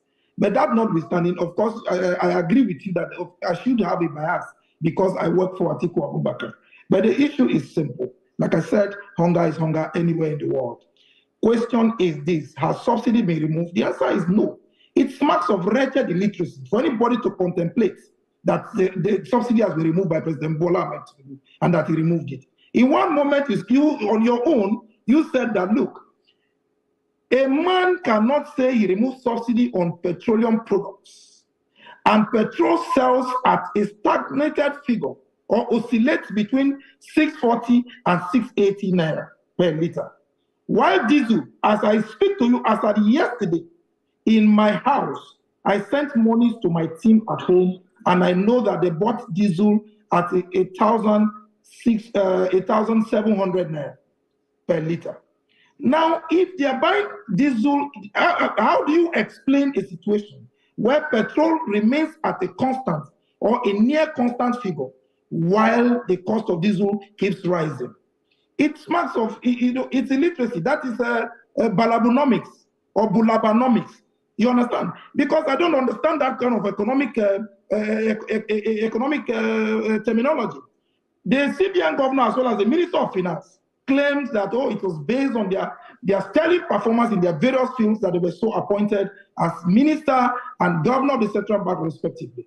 But they have not been able to do anything magical, the kind of magic they claimed they did in Lagos. The question is this: don't forget, too, that the International Monetary Fund, in their latest report, stated clearly that the amount of subsidy being paid by the current administration is far and above what Muhammadu Buhari paid while he was president of Nigeria.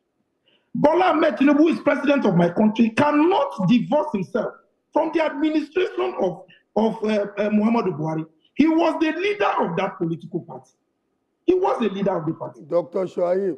Hold on, please. Hold on. With profound respect to you, we are discussing economy. Hello, sir.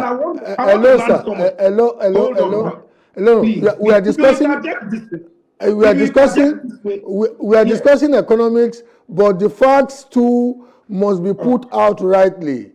Your principal, the leader of the party of the APC. Your principal was one of those. Yes. Your principal was in the same camp and was one of those who helped to bring about the presidency of Buhari too. We must factor that in. No. It's a historical fact. You see, if you are in the studio, to discuss on that, we are not running election. My principal is not at the moment contesting election. We are talking of a man. It's just like asking. Let me ask you a question. It's just you are assisting them. That what they are doing is called enablement, criminal enablement.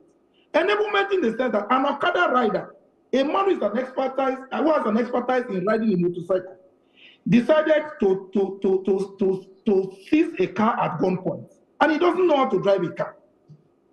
How will he, when he now eventually takes the car, how will he drive it home?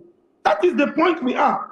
The man is stranded. He needs help. So you cannot begin to tell me about how my principal assisted them, the APC, to install Muhammadu Buhari at that time. No. Seeking office is different from administering a country. A complex country like Nigeria requires leadership that is constructive, leadership that is detailed, leadership that is deliberate. A man announced on the first day he was sworn in, that he has removed fuel subsidy. On your own, you have admitted in this studio that there is still fuel subsidy. There is an opaque and secret diversion. If they say there is no fuel subsidy, it means that the president and his team are stealing money from Nigerians through this secret subsidy, because there is no way a president of a country, there is no country in the world that says that, look, we have removed fuel subsidy and the cost of fuel is not being determined by the market forces of demand and supply. You keep dwelling on that. So what about... You keep dwelling on that. You made that point, and that point is well made. I made it. You interjected. You came in. You see, you are. No, I posed two questions to you. Whether you work for no. You see, I posed two questions to you. You kept dwelling on one. You know why I will not help you to respond to those questions.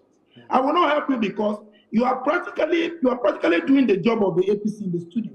You started by saying, look, I'm here. You know that you cannot get a non-partisan position from me. And honestly, this is the first time I'm going to get that from Plus TV. Because I've been honoring invitations from Plus TV. I had several meetings to attend to today, but I honored this invitation because of Plus TV. But because I made my point on that. So in this matter, with profound respect to you, in this matter, you cannot approbate and reprobate at the same time. You cannot. You don't have that power. The issue is simple. In the same studio, you have said that, look, this man has not removed subsidy. So the problem is that this man is confused. You understand me? They are confused. Dr. Shaib, calm down. Yes. Calm down. Let's listen to ourselves. I was the one that posed a question to one of your colleagues that if he claims that subsidy has been removed, how would he? And I'm going back to him to answer it. You don't need to go back to him because it is public knowledge. It is public knowledge. You don't need to go back to him. Even a 3-year-old, hold on, with profound respect. Even a 3-year-old knows that a man says he has removed subsidy and the price of fuel. As you sit here, before you got to this studio, in leaving your house to get to the studio, I know how much you spent in getting fuel. The issue is simple. I know the number of messages on your phone asking for urgent 2,000 naira, urgent 1,000 naira. The number of pressure, the amount of pressure that is on you as a TV presenter, because they see you on TV, they believe you have so much money. Meanwhile, you have your own issues to deal with. We know the pressure everybody is getting in this country. The question is, this government has no direction. Till this moment, they are still struggling. So comparing them with the president of Argentina, who started this before starting his reforms, what would we have done different? We have so much we would have done different. We would have put structures in place. When Atiku proposed, then the former vice president proposed that, look, I was going to remove fuel subsidy. He put that, you can read our document, my covenant with the people. He said clearly, we will start our reforms systematically. It is going to be in stages. We're not going to just wake up and remove fuel subsidy without planning. A man who fails to plan, we has already planned to fail. This is the issue. Okay. We attended all debates. Can I come in now? But our friend who is president failed to speak to the people. So why would he not come up with what we are receiving today? Can I come in now? Please do. You are free to make all the points you want to make. But I need to make two clarifications. Number one. Please go ahead. Number one, you are a nationally and internationally visible character as a prominent advisor of the former vice president. So if when I was introducing you and I wanted to ask you a question, and I said I would rather go to a gentleman who would not be perceived to have partisan slanting, it was not because I wanted to be disrespectful. But let me make my point. Hold on. The word perceived was not. You can play back this video after this production. My brother, you did not use the word perceived. I said, you did not use it. And that gave it a different slant. You may need. We will send you the recording. I will send you the recording because I said it could be said that you would have a partisan slant.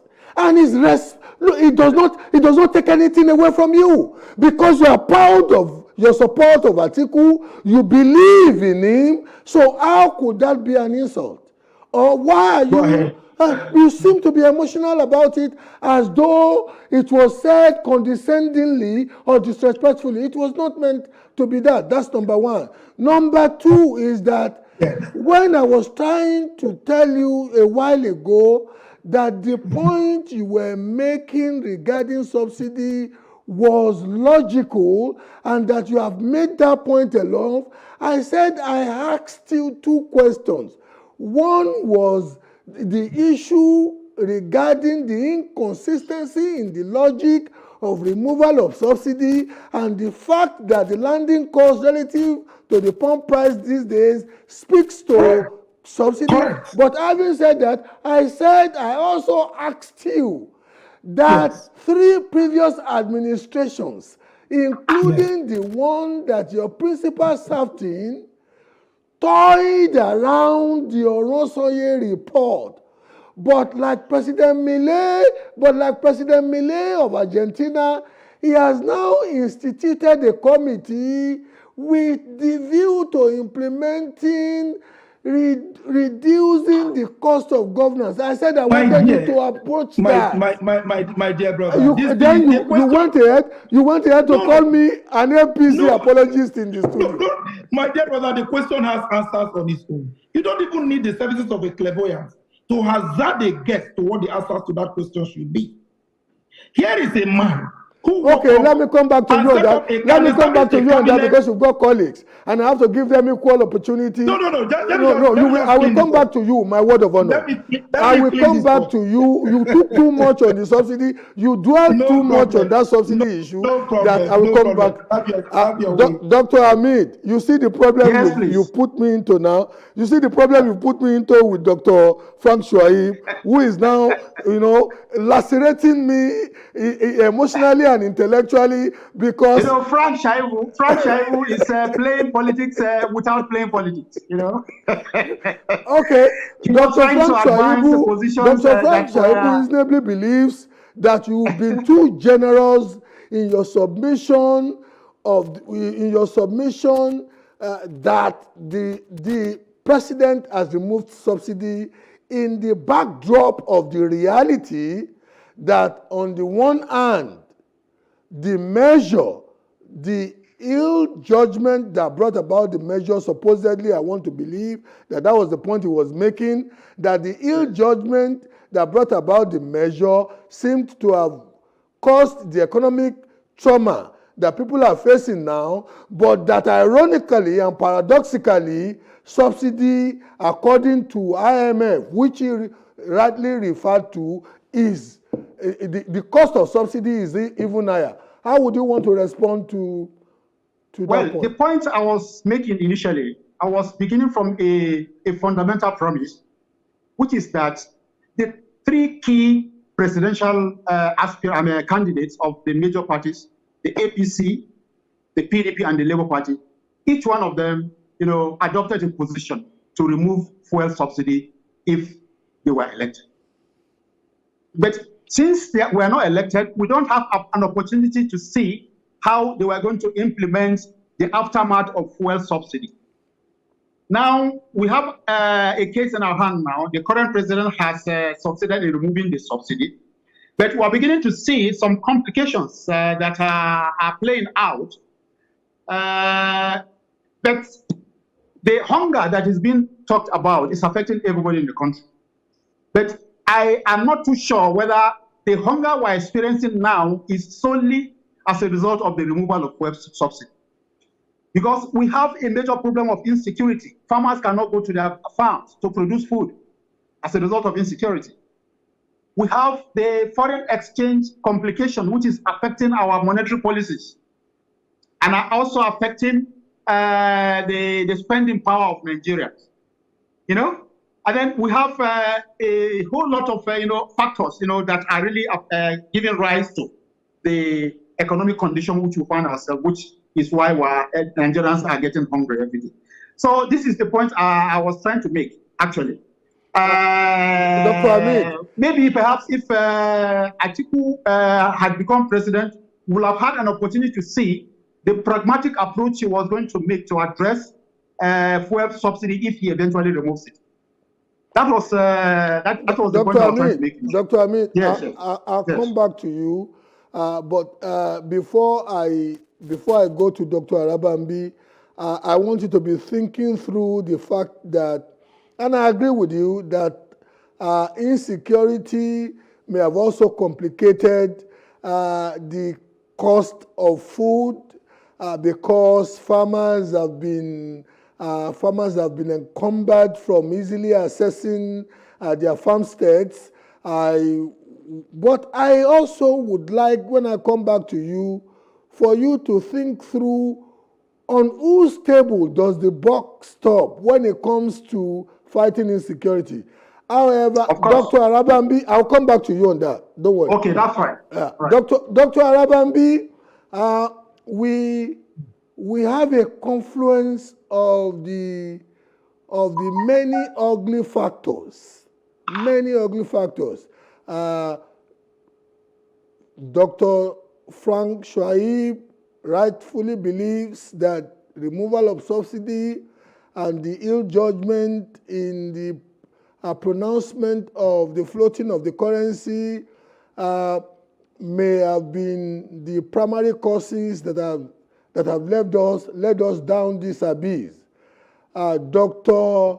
Hamid is of the opinion that notwithstanding the fact that all the three principal candidates or three major candidates promised they were going to remove subsidy, at least we can only empirically examine what the incumbent is doing, but he also came up now with a picture of insecurity, how insecurity is further complicating the socioeconomic circumstance that we find ourselves in. Dr. Arabambi, what is your take? And what will be, let's be moving in the direction of positing advice now. What will be the advice that will come from your faction of the Labour Party to ameliorating this unfortunate circumstance that we find ourselves in? And I'll be doing this around the three of you. Your take, Dr. Arabambi. Well, thank you very much. I have advised the president to send what we call executive order, that we introduce capital punishment for fraudulent Nigerians who have decided, to constitute themselves as economic predators in Nigeria. Do you know that a barrel of crude oil, once it's goes for refining, you have residual gas there, you have kerosene, you have bitumen, you have this aviation, you have gasoline, you have diesel. But everybody will come back to Nigeria with petrol.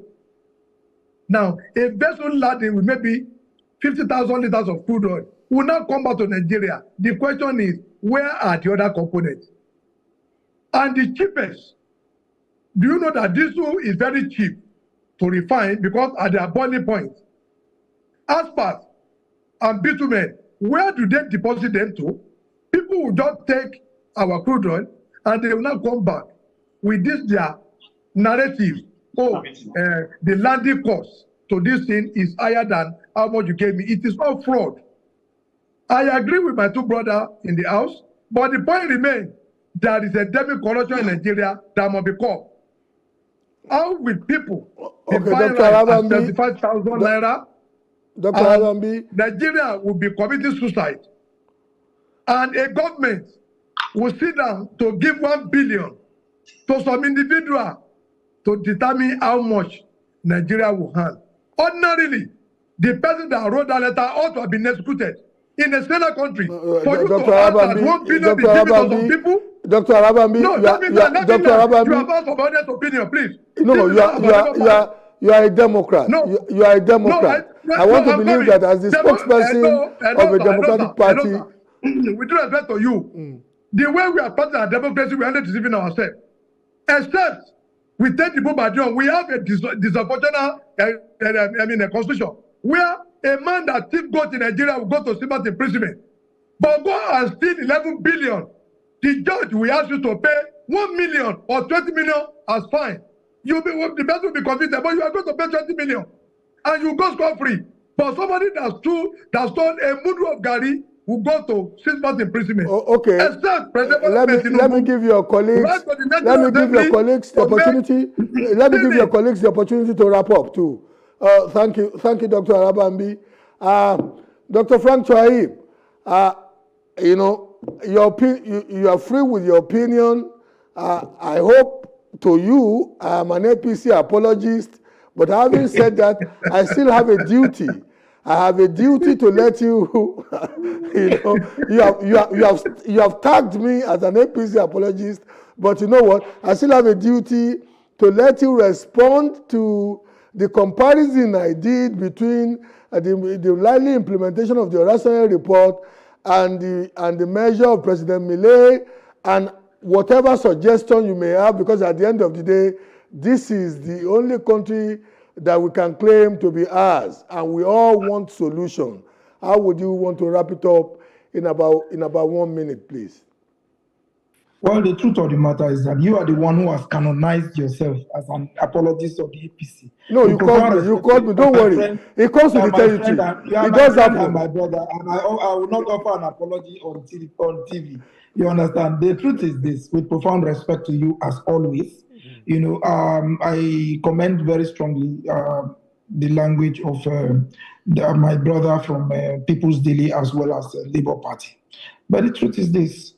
While even trying to look at that comparison, like I said earlier, you cannot, there are two different things. President Bola Ahmed Tinubu started work without planning. The Olasanye reports, you understand me, ordinarily, should be the first thing a man will think of when he's trying to cut costs of governance. You say you want to remove subsidy. But the cabinet we have today, the actions he has taken thus far is diametrically opposed to the actions he's taking now. So it makes no sense. It is just a clear display of kabu economic policy. He doesn't know what he's doing. It's just one chance. It's like he's running a government as a one chance boss. You understand me? What will we have done differently? Like my brother in the People's Daily was asking, maybe because Tinubu is in power now, that is why we don't know what Atiku would have done differently. The former vice president would have done so much differently. And I'm shocked that as a journalist, he didn't know that we had a working document. What Atiku would have done differently as it relates to subsidy is encapsulated in his working document, My Covenant with the People. And in that document, he said, look, subsidy will be removed in stages. Let me give you an example. Look at what is happening to Dangote Refinery. He's been finding it difficult. He's struggling to get the needed crude oil. Okay. You understand me? He had to import crude oil from the United States of America. Yet, the NNPC took a loan of $3.3 billion from Afrexim Bank and gave our crude in exchange. How do you now expect the same economy to be stable? Is it possible? Okay. You cannot be doing one thing and be mismanaging another sector recklessly. These people are running kabu economic policies. And we have advised them, we have spoken. You are talking about the Argentine situation. Okay, Dr. Shuaib, you made your point. Let me give your colleague, Dr. Hamid, the opportunity to wrap up too. The time is not time. But before I go, I am Frank Shaibu. Today again, I will complain as well. Remove the doctor from my name because I know you have a college of two academics. Sorry. I've always, it's something about me, something about you. I've always believed that you have a PhD. But I will get there. I'm a teacher. I don't have a PhD.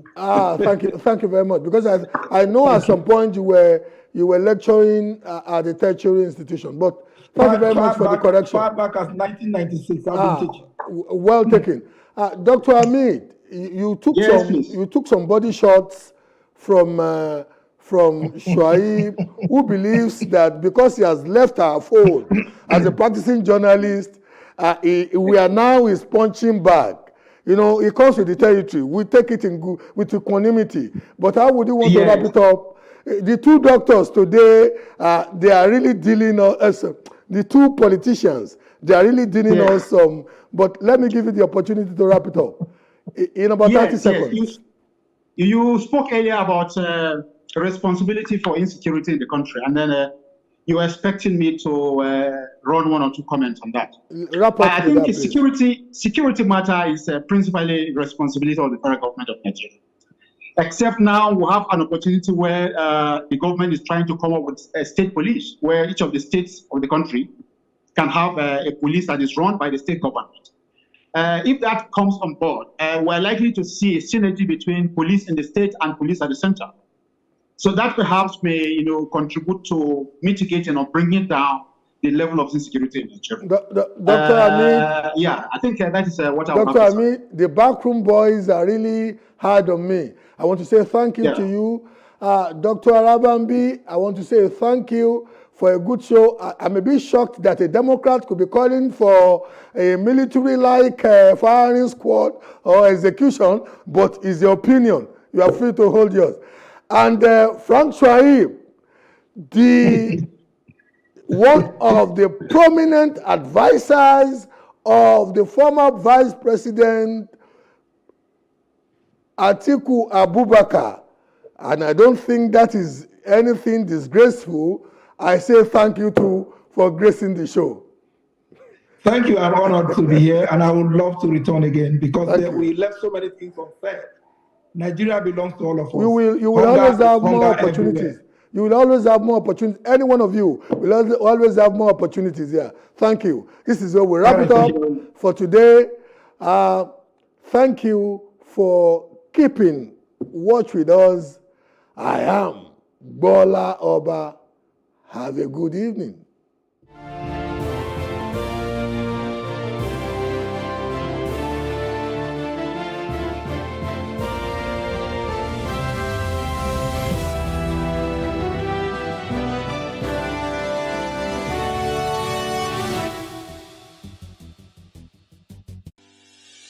Increase the reach of your events or business services. To advertise on Plus TV Africa, please call 0906 000 5719 or 0909 040 8408 or send an email to marketing@plustvafrica.com. Plus TV Africa. Big stories live here.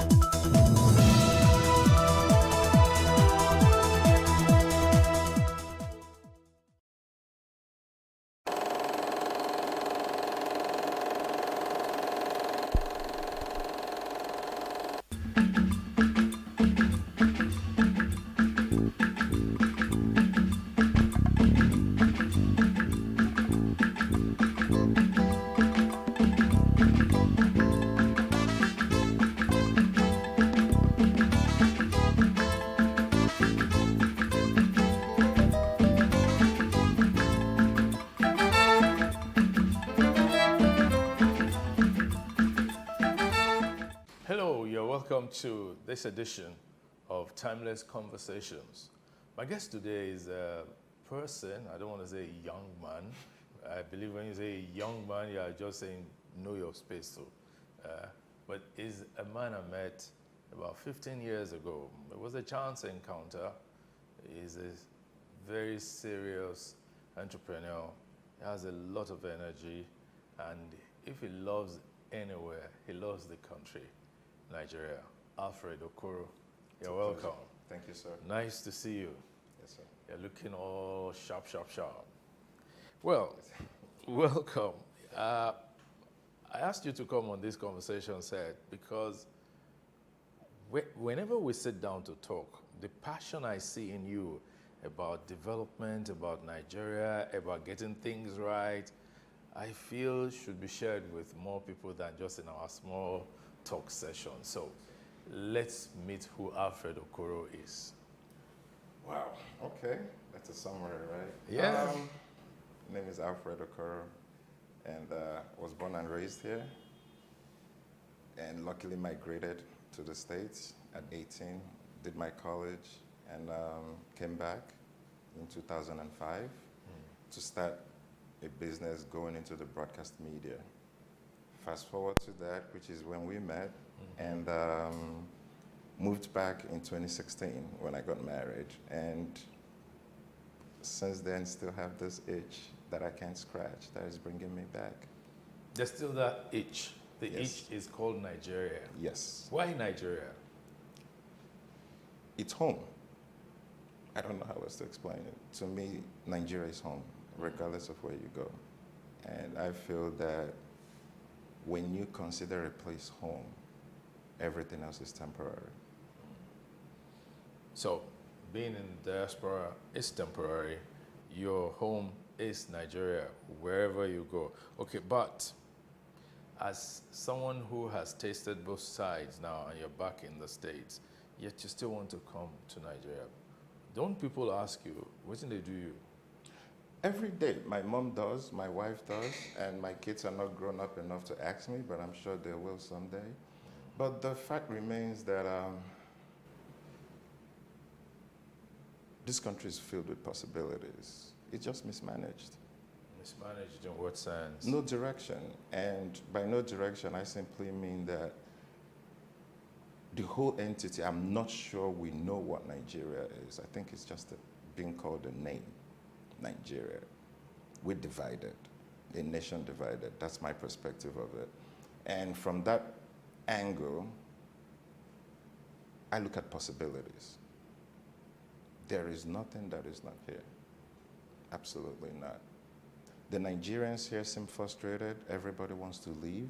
And the moment they cross these waters, they excel. Both Yoruba, Igbo, Hausa, South, everybody in Nigeria. We've been ranked the most successful ethnic group in the United States.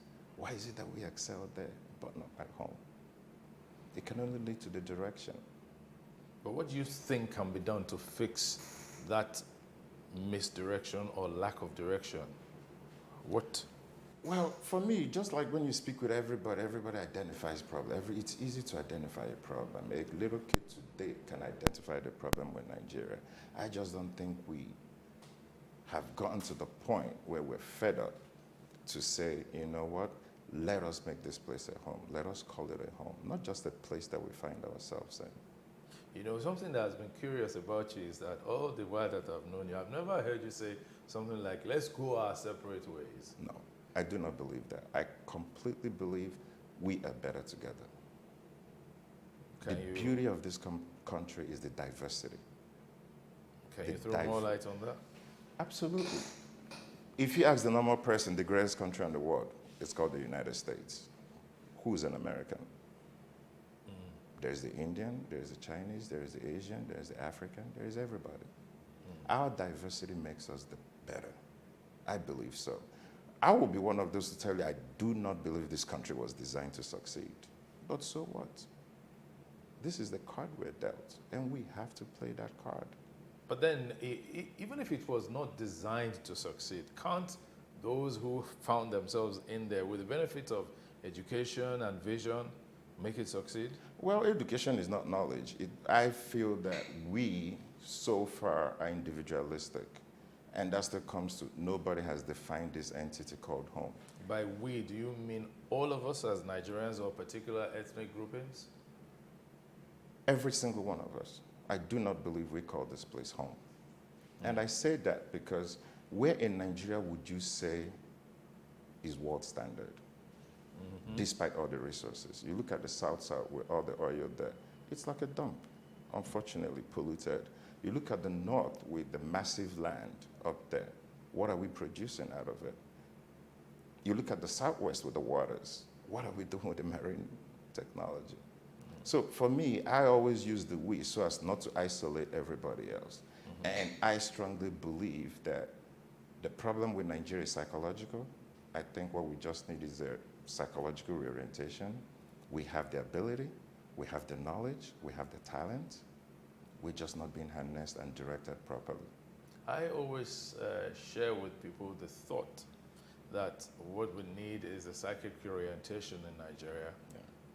And I'm glad you said so too, but I want you to throw light on how that can happen. The orientation being that I think Nigeria has had leaders by the true definition of it. My problem with those leaders is that they happen to be regional leaders, not national leaders. And that makes a whole difference. If you have 3 major ethnic groups, no disrespect to the other minor ethnic groups, but if we were to just work with 3 for the sake of our conversation, an Igbo leader is more concerned about the Southeast. A Yoruba leader is more concerned about the Southwest. An Hausa leader is concerned about the North. Is that what it's supposed to be? If you preach what Nigeria, it shouldn't matter where it is. Any kid from the South, not interested in marine or anything with petrol, go and find where it is. You should be able to move. And for me, psychological, I believe this state of origin word is counterproductive. I feel, first of all, if I ever get the opportunity to advise anybody or to talk to anybody, we should make a state of residence. It doesn't matter where you're from. Hold that thought. We'll take a break now. When we're back, we'll continue with Alfred Okoro on Which Way, Nigeria.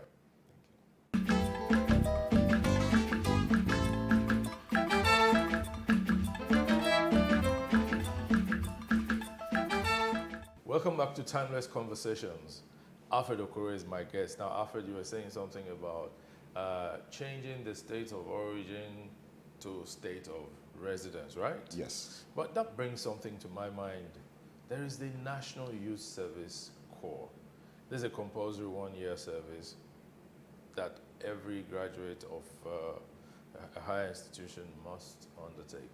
What do you think of it? The mindset behind it is great. The implementation, I believe, is flawed. Because what would you say that a corporate today gets out of that 1 year of service? What really is the objective? You have corporates that are posted to places where they don't have accommodation. You have corporates that are placed in places that have absolutely zero help from the system. You have people pay to be posted to a different place. I mean, it happens everywhere. I just believe the implementation of the system is flawed. And by the state of residence, I don't think that a Yoruba or an Igbo boy born in Kaduna, it doesn't make you less of an Igbo and a Yoruba boy, but you are from Kaduna. Why? I believe you protect where you call home, your organizational behavior. I was born and raised in Enugu State, but my parents are from Imo. Where do you think I actually know? Enugu now. But I can't do anything in Enugu State. I have to go to Imo State. Are you kidding? No, but isn't that the law? Is that the law now? Lagos is a little different because I understand that in Lagos, it doesn't matter you've had senators or anything, but that's not practicable in any state outside of this. Legally, you can do something, but you are not from there, this indigenization concept. And I feel that makes people grow where they have no passion for. Let's look at that in law enforcement. You take a northern policeman, let's say a policeman from Kaduna, post him to Ogun State. His family is in Kaduna. He's the only one in Ogun State. There's a shooting somewhere, very violent shooting. What real interest does he have to interfere? What does he have to lose? Now, hold that thought. If his kids and his family are residents of that state and there's a problem, what do you think he would do? It doesn't matter his tribe. It doesn't matter his region. That's his home. So you can't post people where they have no affinity, no family association. And that's because of this indigenization concept, I believe. You have Igbo kids, I would say, grow up in the north. They don't call themselves northerners, but they're more northerners than Igbo. Where is their productivity coming from?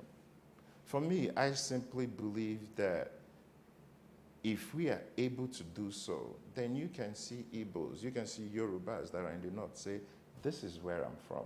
They participate locally, they participate nationally, but in that interest of their organizational behavior, not necessarily this geographical land called Southwest. But sometime in the past, in our history, we've had people who were not from particular ethnic groupings residing there and even running for public office and being voted for successfully. It's not illegal, but is it practicable?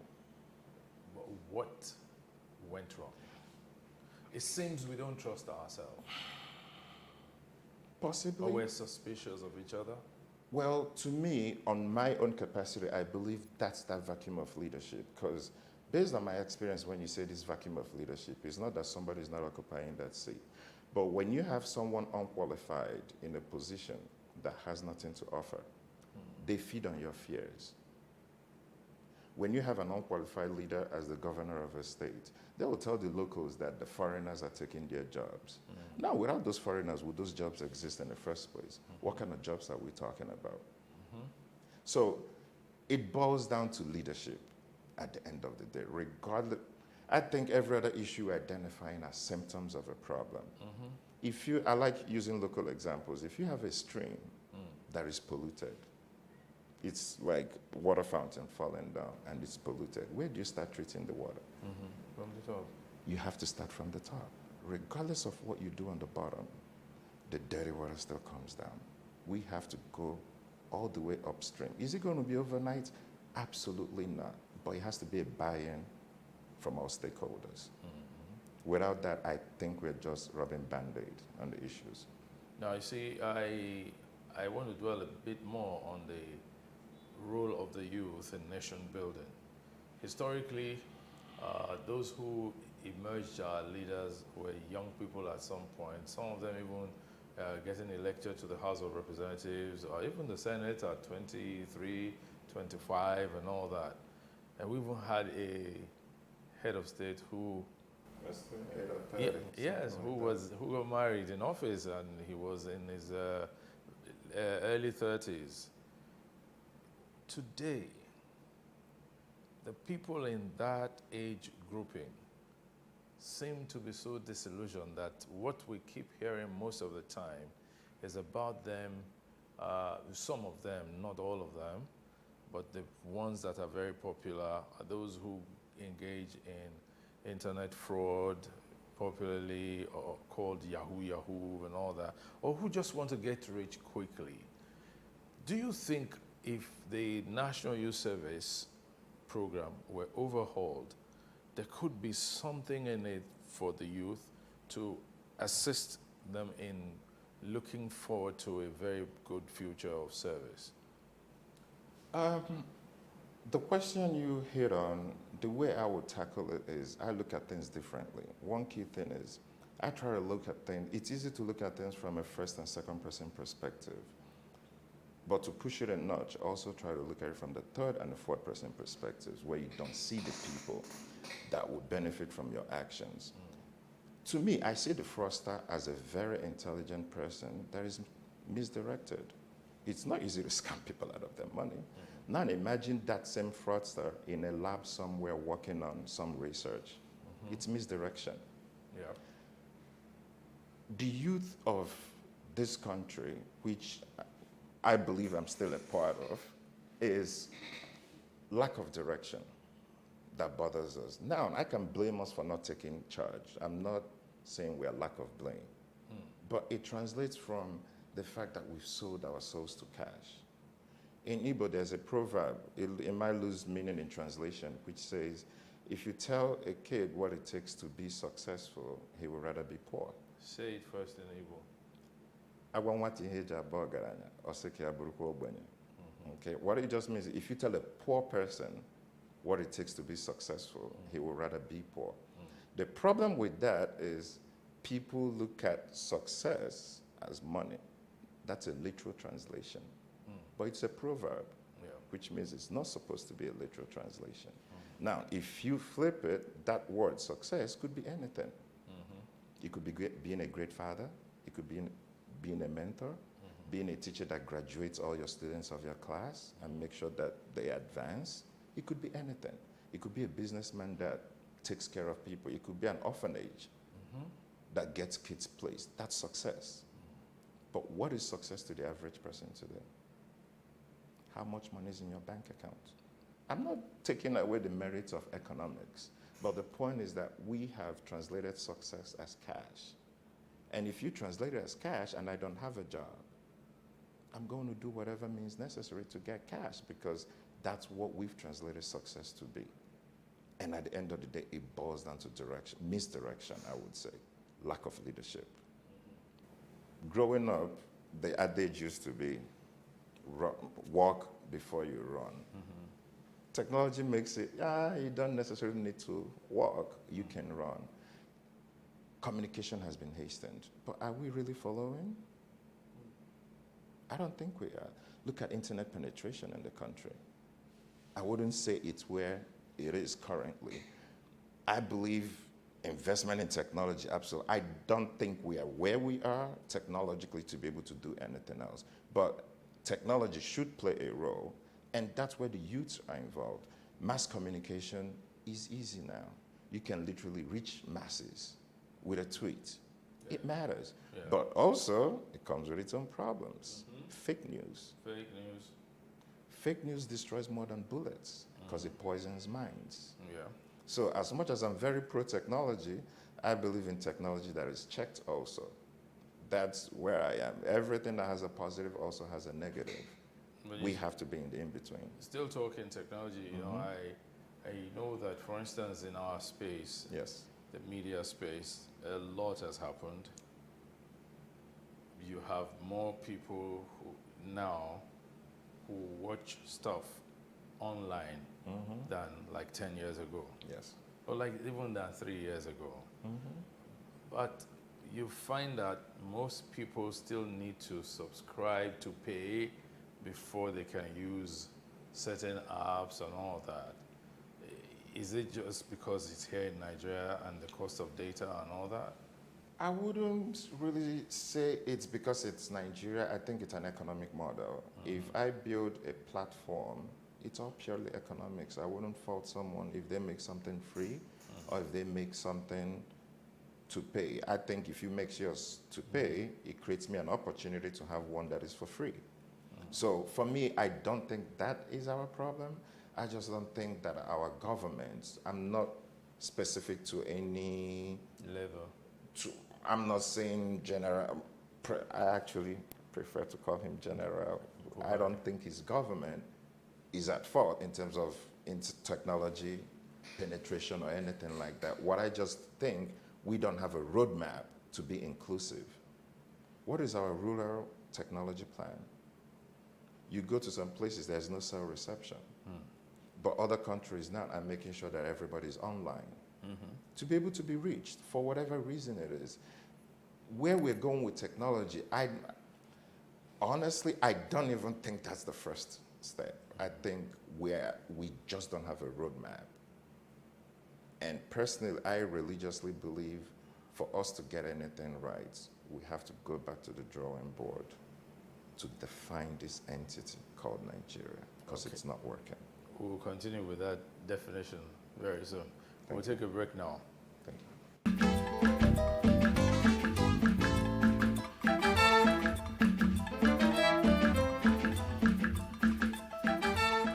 So welcome back to the program. Alfred is still my guest. Yes, Alfred. You pleasure. said something about a roadmap. What kind of roadmap do you want to develop? For me, my objective is I would like to create a roadmap where an opportunity that will help us define this entity. For me, having met a lot of people in this country, having been to a lot of places in this country, and I've taken pride of going to about 34 states in this country by road. By road? Yes. And the beauty about that is you see how beautiful this country can be. My love for this country has no relationship with being north or south. I just look at it from a potential perspective. And it's sad when you see talent being wasted. I feel privileged on my own to have been able to be sent to the kind of school that I was sent to by my parents, to have the privilege to go to a different country. But how do we implement that back home? But that's your trip. Yes. To 34 states. Yes. By road. Mm-hmm. Give me like 2 takeaways. This country is beautiful. This country is what? It's beautiful. That's one. Yes. The potential of it, the potential is massive. But it also shows me that what unites us is way bigger than what divides us. That's deep. Our similarities are way more than our divisions. Our divisions are probably language, religion. Yeah. How does that stop us from integrating? Mm-hmm. But the unification possibilities that we have in this country are huge, humongous. In about, say, 50 years, Mm-hmm. if that were possible, how would you forecast Nigeria would be? First of all, now I want to go back to walking before we run. Ah, okay. Okay, because just like Wi-Fi technology, somewhere at the back, there is a cable. I don't think we can progress the way the system is set up. I do not believe so. Because if you look at a typical Nigerian, you see eyes filled with hopelessness, and that is a problem. If you bring a typical Nigerian that's probably not from what we'd call the middle class or the upper class and whatnot, what is their hope? What are they looking forward to? When you identify the word Nigeria to them, what does it mean? To me, it's hopelessness, and that is the drive. But how do we address this? We have to sell hope back. Sell hope back? Yes. How? By redefining Nigeria. I'm not saying it's up. Number one is, if it was easy, it would be a cakewalk. It would be a child's play. I'm not saying that what we desire to get, that what we desire to want to do is, it's not supposed to be easy. But I see a Nigeria where if a Yoruba boy is good in solar technology, we should ship him out to the northwest. No, northeast. If an Igbo boy is good in agriculture, we send him out to the northwest. If an outside kid happens to be one of the best petrochemical engineers that graduated, he has no business in the north. He should be in the south-south. Vice versa. There are so many. The beauty of this country is its diversity. Southwest doesn't have everything. Southeast doesn't have everything. The north doesn't have everything. So we have to break down those barriers to make everyone feel at home, that this is home, so that we're in the southwest, so that a Yoruba kid could wake up and go to Kaduna and meet their residency laws and be a Yoruba person from Kaduna. His interest is now in Kaduna. I don't see how that affects his tribe. But for us to progress, for him to be able to do that, which is what I believe will progress us. Now, this is not something that you say, this is a magic one, let's do this and Nigeria will be better. No, do I expect resistance? Absolutely. But I just hope that my generation will realize that our parents failed us. That's unfair. That's our reality. But more challenging that we don't fail our kids. I want to challenge you. Please go ahead. Your generation cannot say that your parents' generation failed you. They're the leaders. But they gave you education. They sent What you kind to of school. education? They exposed you. I've met mass comm students that have never touched the camera. I've met computer engineers that have never had a laptop. I have met pharmacists that probably, no, I haven't met pharmacists, but I'm mostly in my technological space. But I have met graduates that only studied what the school offered them. They didn't have a practical side to it. Absolutely not. Yeah. I have met someone that desired to, one of my sisters desired to be a pharmacist, but the school she never got a school that offered her that. Actually, now it's automatic for me that if you tell me you studied something of biological sciences, I believe you wanted to be a doctor. That you just couldn't get medicine. That education is flawed. The education we have here is a certificate. It's not practical. So that's not just about the parents, because some of your group are already in the educational system. Well, so maybe that takes us back to your leadership failure mantra. Science teaches us. I read a book by Marcus Aurelius that said, every complex problem, simplify it. When I study Nigeria from my own lens, from my capabilities, which I want to believe is different from a whole lot of people, if I were to simplify it, it narrows down to leadership. What is the job of a leader? To give direction. Why is this road bad? The road being bad is not the problem, it's why is it actually bad? If we narrow it down, whose job is it to do? If you narrow it all the way down, you could do with budgeting, you could do with enforcement, you could do with a whole lot of things. But for me, the leadership vacuum happens to be our whole problem. And I pray and hope that my generation would understand that the only way out of this is to play inclusive politics. But not just playing inclusive politics, the objective should be first, let's redefine this entity called Nigeria in our own terms, where we will all believe that it's home. Okay, so inclusive politics. Let's talk politics a bit. Please. But I will relate it to something about development. Growing up, I know that sports was used as a tool. Yes. To harness the boundless energies of youngsters. And there was something you could predict. Oh, this guy, send him to go and learn swimming. This one, train him in track and field and all that. And then, of course, football. How is our sports field like now, as a young person? We're a sports-loving nation, football-loving nation. What does that mean? I want to believe that we are all into the European Premier League, Yes, English Premier League. Whenever they're playing, we know everything. What is ours? What teams do we have? What is you hear about our female soccer stars come back and they're not paid. You hear about our athletes go to perform to come back and they're not being paid. What is the motivation to represent this country? That is on the professional side. What is the growth plan? We don't have stadiums. When I was in primary school between 1991 and 1996, there's always inter-house sports. Every year there is an inter-house sports. You look forward to it. We compete with each other.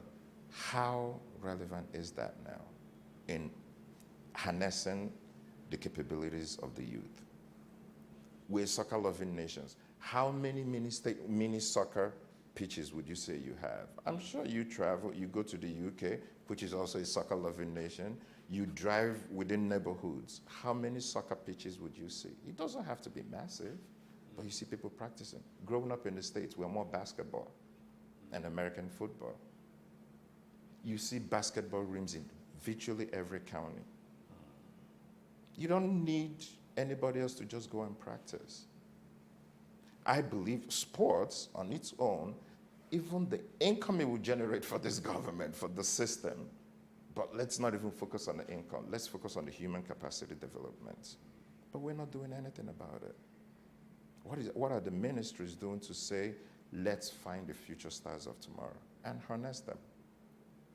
You look at, unfortunately, because of COVID, nobody is really looking at Olympics 2021. But I remember in 1996 in the Olympics, you can identify more than 20 Nigerian names born in Nigeria, not born abroad, born in Nigeria, that naturalized on different countries, just so that they will have the opportunity to participate. Why should that be the case? We are pushing away doctors. We're pushing away lawyers. We're pushing away professors. And in the same space, other people are coming in. Who are those people? Do they see this place more as a home than we do? I don't know. I don't have the answer. But I genuinely believe that running away isn't the solution. But I can share their pain. I can share the pain of a 21-year-old or a 22-year-old that's probably the oldest in their family with no job, with a supposed degree and no job. What is he or she supposed to do? The parent might be retired without a pension. Is someone being penalized? You see a government official or a pension commissioner or whatever loot the pension. I'm particular about the pension because that is the livelihood of families. What happens to him or her? What is this down effect of those? What is the downstream effect of ruining the pension system? That's the kind of thing that will lead me to ask you about the impact of discipline. That's personal and corporate discipline. In our society, everything seems to have fallen apart. You can relate it to, I honestly can't even say it's one thing. I genuinely believe we have sold our souls to the concept of cash. Cash is king. Whatever you have to do to make money. I have zero problem with economics. I have zero problem with the pursuit of your happiness. I actually religiously believe that. And if I get the opportunity, what I want to sell people is more strength in your pursuit of happiness, whatever your happiness might be. I can't make you to do good things, but I can punish you for doing bad. The limits to where we have decayed as a nation, I can't put a hand to where it is. But I can say it started from the erosion of the local governments. Okay, but then what about the home? What about the home? Discipline starts in the home. Yes, discipline starts in the home. And let's say, for example, a mother is supposed to discipline a child. Fair enough. Is the mother at home? Where is she? What if she's working? What system do we have? I don't think it's a one-size-fits-all. I do genuinely believe that, yes, family plays a huge part in a child's upbringing. But for me to judge a parent, I have to know where you're coming from. In trying to know where they're coming from, yes, you must also try to understand, what the basic thresholds are for us as a society. What's acceptable in our society today? Everything is. Everything goes. Then we're not going anywhere. That's the decay we have. Let's use driving, for example. Yes. How do drivers here behave? What's the punishment? There's no price to pay. But the same person, would they do that in front of the cantonment gate? The same driver that would come here, double park, block the road, no care about the backup of traffic or whatever, run a red light, would they do the same in front of the cantonment gates where the military are? Price and punishment. Well, so then it's there's no price to pay for anything goes in Nigeria today. I believe that even the individual should be able to say, this is beneath me, I'm not going to do it. But then you're taking away the concept of being human. As human beings, we will do whatever we'll get away with. If not, there wouldn't be laws. The law is there to enforce what we desire as a society. So now, imagine a young person, a person, let's not say is young or old, a person who wants to be involved in politics but who has no personal scruples and all that. What kind of politician is that going to be? That's a tough one. Yes, it is. Because it's intrinsic. My motivation didn't come from anybody. My motivation came when I realized that I mustn't be the king. I mustn't be the number one. Because speaking with my colleagues, speaking with a bunch of friends, speaking with people I believe that are opportuned, the bigger problem that we have, I don't know if it's a black problem, but the biggest problem we have, nobody wants to be willing to pay the ultimate price. Nobody wants to do anything they will not enjoy the benefits of it.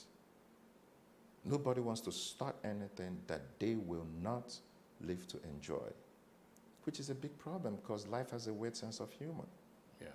I could start something, and Martin Luther King, did he see the civil rights he fought for? No, he didn't. It actually got propelled after his death. So do you think his wife was happy about that? I bet you not. She wants her husband, probably. I don't know her, but I want to assume that she wants her husband. For me, like I said, the itch that is itching me is a selfish interest. Very selfish. It just happens to be that this is home. I'm not doing it because I love anybody else. I'm not doing it because I love the people. I'm doing it because I want my home to be better. You want your home to be better. You want your people to And be better. if you're an occupant of my home, your benefit. Okay, so now let's localize it. You're from Imo. You schooled in Enugu, more or less grew up in Enugu.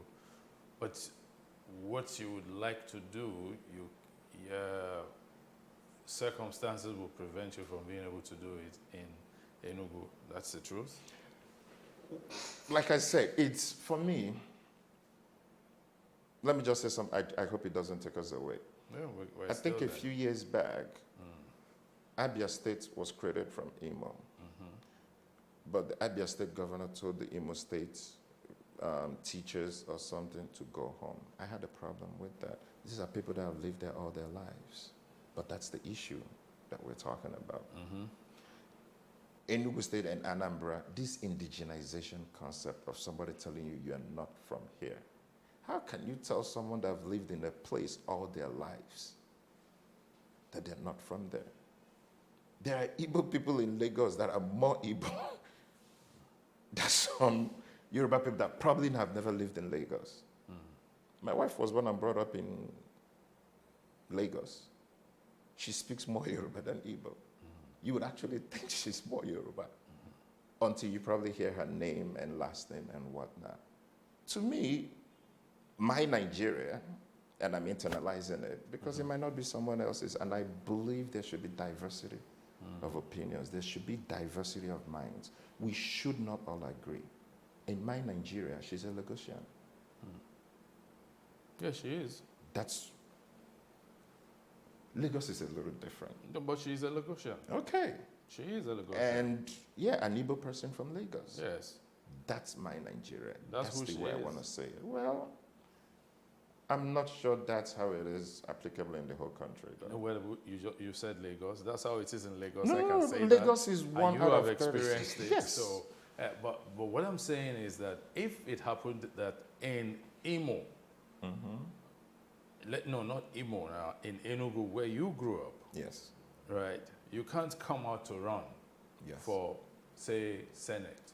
The local sentiment. Yes. Say, is no, that he's you're not one of us. No. How do we prevent that? That's people saying that. And that's when That's words, not government now. That's people. Yes, sir. That's when words matter. That's when psychological matter. That's when orientation matters. Because when you look at a document, it says states of origin. You didn't ask me where I reside. That state of origin could be lack of our documentation processes because they're trying to verify a whole lot of things, but it has a gravid effect. Because if all we know is a state of residence, then you should never bring up Imo. You can ask me Or place even of state birth. of birth. Yes. Yes. If we focus on that, that's the thing about time. It might not be my generation. But my grandchildren, when they grow up, they'll look at their friends and, where were you born? Then we can have that mindset that it doesn't matter where somebody's from. The America we look up to. George Bush is from Texas. His younger brother is from Florida. Obama was born in Hawaii. He was the senator from Chicago. I forgot where Hillary Clinton was born, but she's the senator from New York. Yes. It doesn't matter because these states define their residency laws. And the moment you meet those residency laws, you're a resident. That's where you're from. That you were born in America, you're an American citizen, not a state resident. You have to actually reside in the states and meet their residency laws to be a resident of that state. I moved from Boston to Georgia. I'm no longer a Boston resident. I have zero business with Boston anymore. Now I'm a resident of Georgia. Whatever I want to do, if I want to run U.S. local politics, I can only run it in Georgia now, even though I've lived there less than a year, because I met their residency laws. So it's the downtrodden, it's the psychological effect of words. It matters. If you keep asking me state of origin, the word origin means something. You didn't ask me place of birth. You didn't even ask me if I've gone there. What does it matter? Ask me where I'm born. Ask me where I reside. If you don't have my father's documentation, how is that my problem? But I genuinely believe that word, state of origin and state of, I believe that word, state of origin, should be scrapped. Okay. It has a negative The concept effect. of state of origin should be scrapped. I genuinely believe that. Okay, well, before it is scrapped, I know that your state of origin is Imo. Yes. It's Imo. Yes. Now, so your parents are from Imo, so you have some very deep affinities with Imo. Absolutely. All right, so looking at Imo State today, yes, what role do you think not what role, Imo State today, yes, what are its potentials? I have taught the states, even for economic possibilities, when I was running my company here. Just like every other state in the country, in this country, which I believe is blessed, it's blessed with youth. And no nation can run without youth. It's just direction of energy. Where are you directing that energy towards? So there's youth. Youth is the power, is the will. The Chinese population and all that, if they get into their 60s now, that becomes a liability. It's that youth from, I would say, for lack of a better word, 16 to maybe 45 or something, that productive youth. The state is blessed with youth. Abundance, natural resources and whatnot. They're just not being harnessed. Now, I don't want to say is this administration or that administration. As a collective, we don't have the kind of leadership we desire or we deserve. That's generally and then particularly in Imo State. Now, what do you think the youth can do in this particular case of Imo State? Well, if I isolate it, I think it's going to be rolled out and everything because it's the same. But if we trace back a little bit to the End SARS movement, what I got out of that movement is the power of organization. Now, I'm not talking about the end results or what started it, but the power when people come together. What I believe was wrong with it was the direction of the movement. Okay, how, strategy, bullet points, a figurehead. You can't run anything without a figurehead. But let it be a sample, a test sample of how things come up. What I love about what happened is the potential. When people come together, what can happen? And whatever can happen to Imo State can happen to Enugu, can happen to Ogun, Ondo, everywhere. Nigeria is blessed with youth. I'm not 100 on the numbers, but I think about 40 to 60% of the Nigerian population are youths. If we grade it from the 18 to 45 or something, are youths. Yeah. Productive youths. Yeah. Are we taking advantage of what is our unemployment population? it's skyrocketing now. So for me, I want to say it's unfortunate because you can't say I want to build road when someone is hungry. You can't say I want to do this, build hospital, when someone is not even eating. I think we have a microeconomic problem, and that we have leaderships that don't understand the importance of small-term wins. Okay. So what kind of small-term wins would you suggest in the case of Imo? A hypothetical. Yes, hypothetical, yes. A hypothetical, if I were to run Imo State, number one would be, how do I put food on the table of citizens? It could be a welfare. It could be, give me your documentation. We have NIN now, we have BVNs now, where I find out the people that are not, the population that are not working, maybe the first week, 2 weeks, mini handout just to be able to be sure that people have something to eat. You create a skill acquisition program whereby after 3 months for this to continue, you must go somewhere to get a skill. When you come out of that, I have to also be prepared to be able to offer you something. It could be a credit to start whatever it is you're good at. Yeah. But it is very hard to talk to a hungry person. And when people are hungry, you could, and I think that's why stomach infrastructure politics works. And I think that's why our politicians today take advantage of it. When people are hungry, they can do anything to eat. Short-term solution will be putting food on the table. Now, that's the end result. How we go about that. We don't have social programs. Who takes care of the disabled? If someone is genuinely disabled doesn't mean when you have, it could be psychological. It could be emotional, it could be a mental problem. You're disabled. Who takes care of those people? Are they not citizens? Yes, they are. What plans do we have for them? Is it when we see them roaming on the streets and then naked trying to eat out of the gutter that we think they have, we call this a mad person? No. It could be a psychological problem that probably just needs health care. Okay. Yes. We'll take another break now. We'll be back.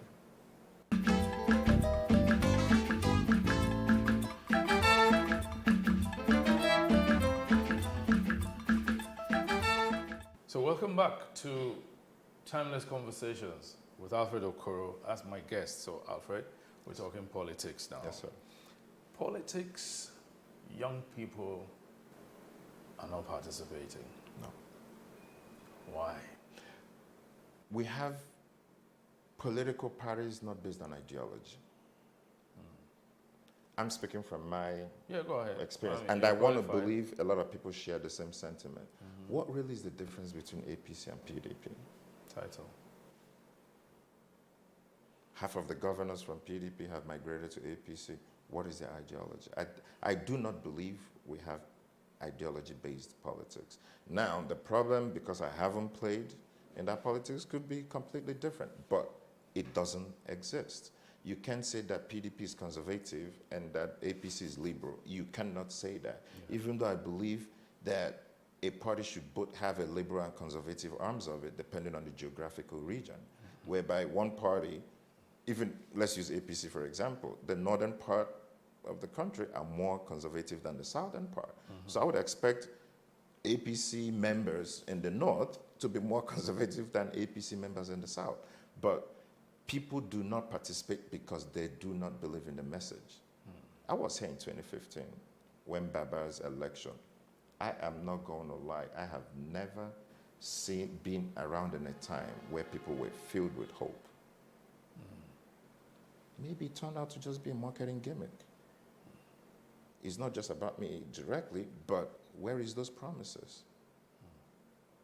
And for me personally, I voted for General Buhari. Yeah, maybe I think what we have is President Buhari, but what I voted for was the general that was going to instill discipline in us, that was going to bring us this military structure of this. I'm not sure that has, I'm sure there are so many things that I do not know that is transpiring, but I don't think we're getting the short end of it. Well, quite to be fair to the government, they're building some infrastructure, fixing some interstate and federal One roads. credit I would give this government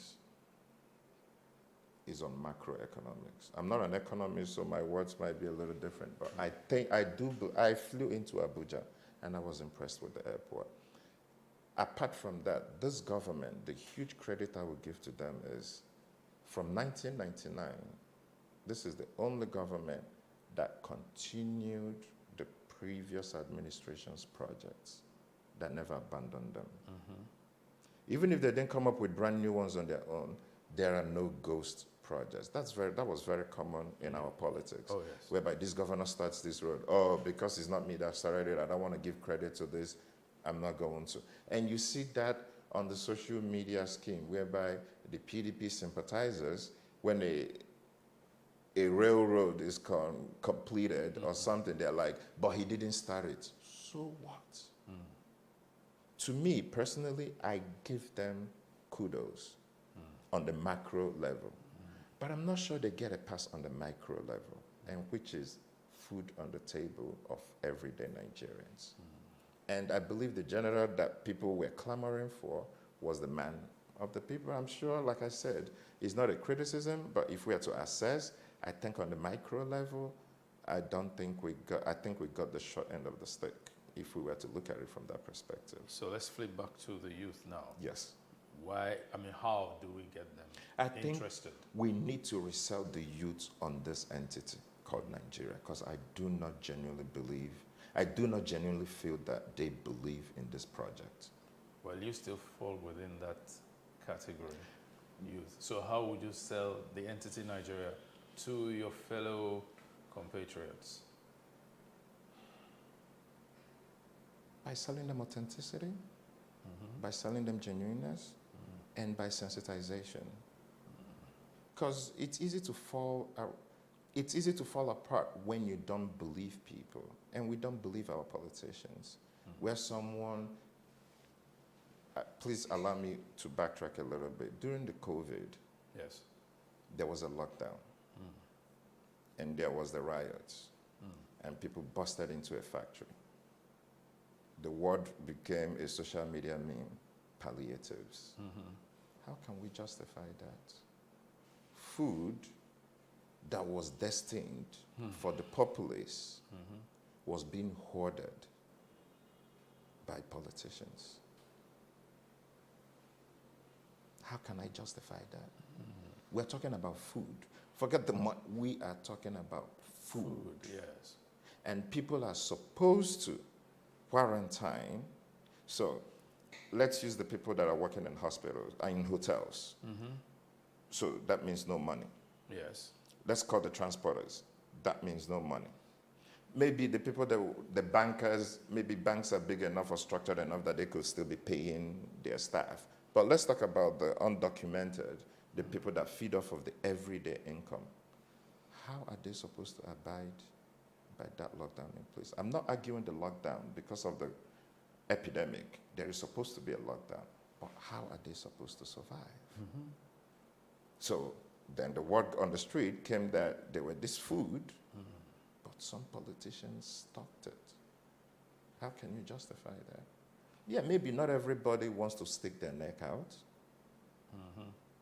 which I can understand. The role is not for everybody. So now, let's fast track. Okay. Sell Nigeria. This is home. Nowhere like home. And all it's going to take is for us to get together. All it's going to take is for us to believe in the project. And if we believe in the Nigeria project, we define our Nigeria, not my Nigeria. Maybe my is not the word, because the word I want to use is my Nigeria, internalizing it for your own personal, not someone else's, your Nigeria. What is it you desire Nigeria to be? How do you create that? We need to resell this project, this entity. I genuinely believe that what else would they believe? There is nowhere else to go. This is home. It's just that home is not habitable. Let me ask you this final question. Yes, sir. Is there hope for Nigeria? Absolutely. Show me. We just need to get the right hands. And I'm sorry, even though it's your right question, I think people don't understand what the word change means. People got caught up with the change mantra, saying, we voted for change, we didn't get it. No. Change is a continuum that we changed, and didn't get it doesn't mean that we stop. If a female goes to a hair salon and gets a bad hairdresser, does she stop making her hair? No. She tries another hairdresser. Why is it that when we change a politician and they're bad, we give up? We change them. One of the reasons why I loved APC winning was that concept of change. It's not about the results. But if we can get the mindset that we can change people when they underperform, in the long term, it's going to be great for us. I believe in this country. It's not about anything else, but it's not a me thing.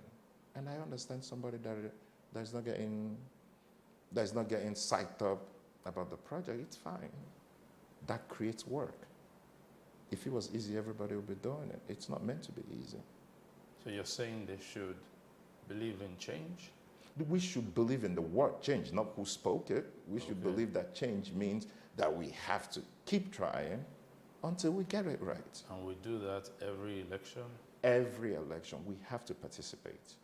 We must participate. I do not think that the parties currently existing are ideology-based, but we can change it from the outside. You can only change it from the inside. Thank you very much, Alfred, for your time. It's a pleasure. I've had timeless conversations with Alfred Okoro. Next time, we'll bring you another interesting talk session. Bye-bye.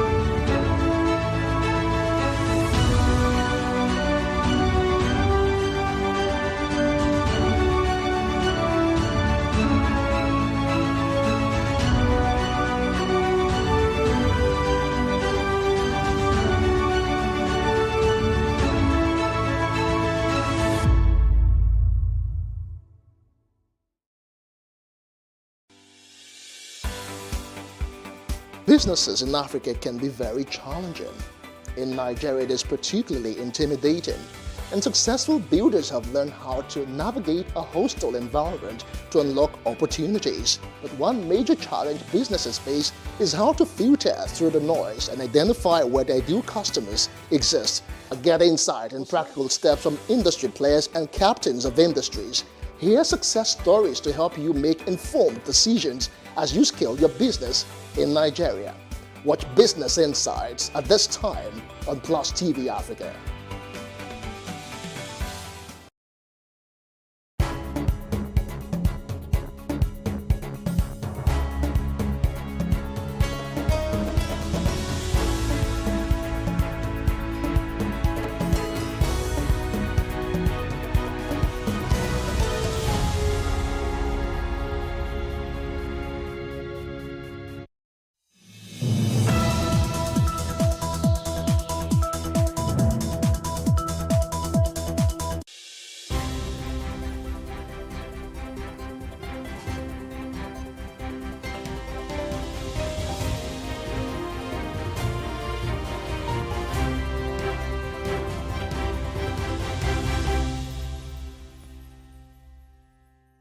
On the breakfast. My name is Nyamgul Agaji. Today is the last day of February in this leap year. So we say happy birthday to all the leaplings, as they call people who were born on the 29th of February of any year. We also say congratulations to those people who are celebrating marriage anniversary or one form of achievement or the other that was achieved on the 29th of February. You get to wait 4 years before you can do this celebration. So congratulations to all of you, and we wish you well. Okay, today is the final day of February. Some people have said that February is very fast. It's always very fast, but January was also fast. So maybe our lives are also moving on the fast lane to better and greener pastures. And I say amen to that, even if you don't say that. But Nigeria will survive this. It will pass. All this suffering that we are experiencing now will pass. We need a little bit more patience. As we call on the government to do what they need to do, we also call on ourselves, the citizenry, to do what we need to do. We are the ones who will put those people in government on their toes to do the needful. We are also the people who will help that needful to be successful. So do your bit where you are. Like Two-Face said, you do your own thing, I do my own thing. So let us all do our little things, and together we will build a very great Nigeria. Today we'll be looking at some very salient issues. It is a Thursday. We like to talk business, but something very worrisome that we need to look at is on health, and that Nigerian teenagers diagnosed with depression or other mental health problems. We'll be looking at that. And also, we also have the story that Nestle Nigeria posts 104 billion naira loss for 2023. It's very scary for investors to see this. And of course, we're going to have the Off the Press, where we look at the national dailies, the headlines on some of our national dailies. But we need to set the tone for today, and that is to take the quote for the day. And after that, the program continues. Stay with us.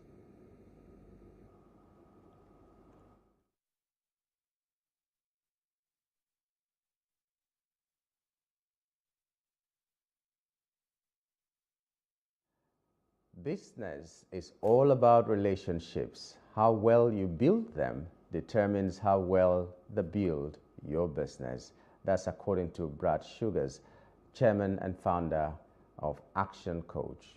Business is all about relationships. How well you build them determines how well they build your business.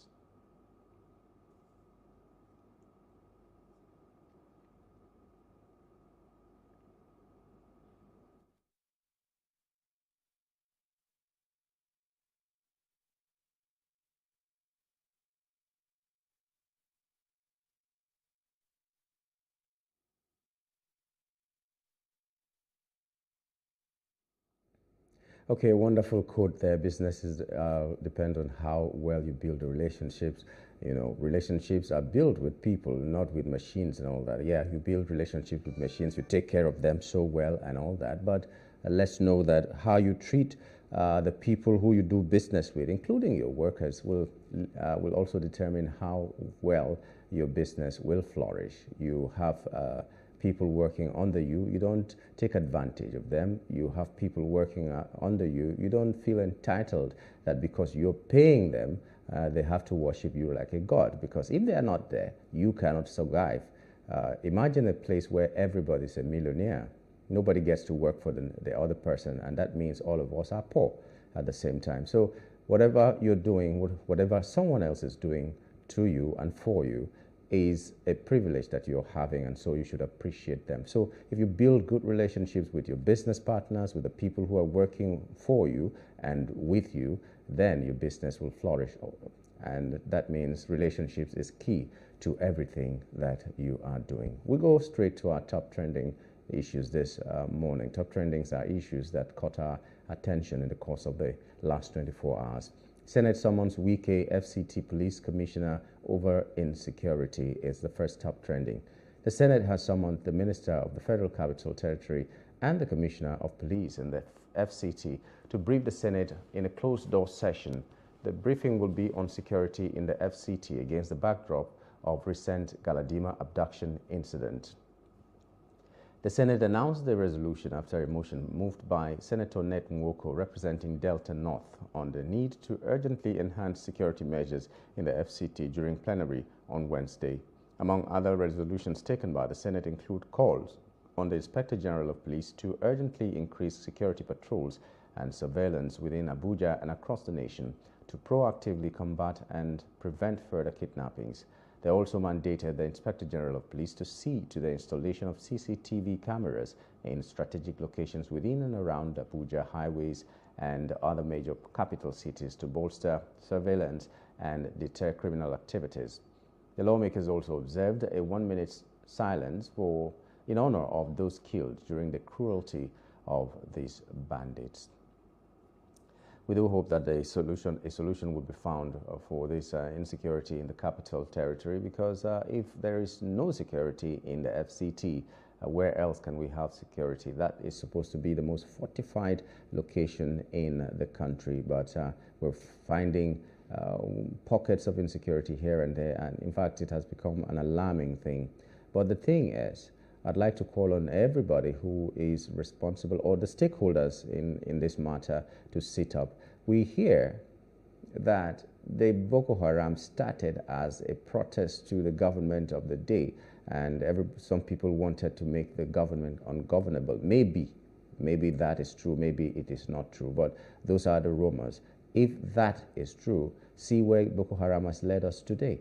So if you start something because you don't like Wike, that is, if that is what is happening, because you don't like Wike and you're doing a lot of things to make sure he fails, then see into the future and see where this might lead us. But if it is not some people who just want to show Wike in bad light, trying to do some of the things that are happening, because I can't say everything that is happening is because of political opponents or divergent views and all that. But if that's not the case, then everybody has to be concerned about what is happening. Like the police will say, if you see something, say something. And whoever can proffer some solutions should do so that our federal capital will be secure and everybody else will know that at least there will be a ripple effect, that if that is secure, every other place, there's a possibility that we all will be secure in our country. The next one is that NCC orders MTN, Glo, others to block SIMs without NIN. The Nigerian Communications Commission has reiterated its directive to telecom operators to bar telephone subscribers not linked to their national identification numbers on or before February 28, 2024. That was yesterday. The Executive Vice Chairman, National Communication Commission, Dr. Aminu Maida, spoke at the NCC Special Day during the ongoing 45th Kaduna International Trade Fair on Wednesday. Maida, who was represented by Mr. Ruben Moka, NCC's Director of Public Affairs, insisted that as a matter of critical national security, telecom consumers must link their NIN to their SIM. He reaffirmed that the February 28 deadline given to telecom operators to bar subscribers who fail to link their NIN to SIM stood. This, the Executive Vice Chairman said, was apt, as the theme resonated with the principles and objectives of the Commission in promoting local content development in the telecom industry. Maida also said the NCC was committed to protecting consumers' rights while ensuring their satisfaction, and noting that the Commission has created a universally acceptable environment to access affordable and equitable service and supports the nation's economic growth.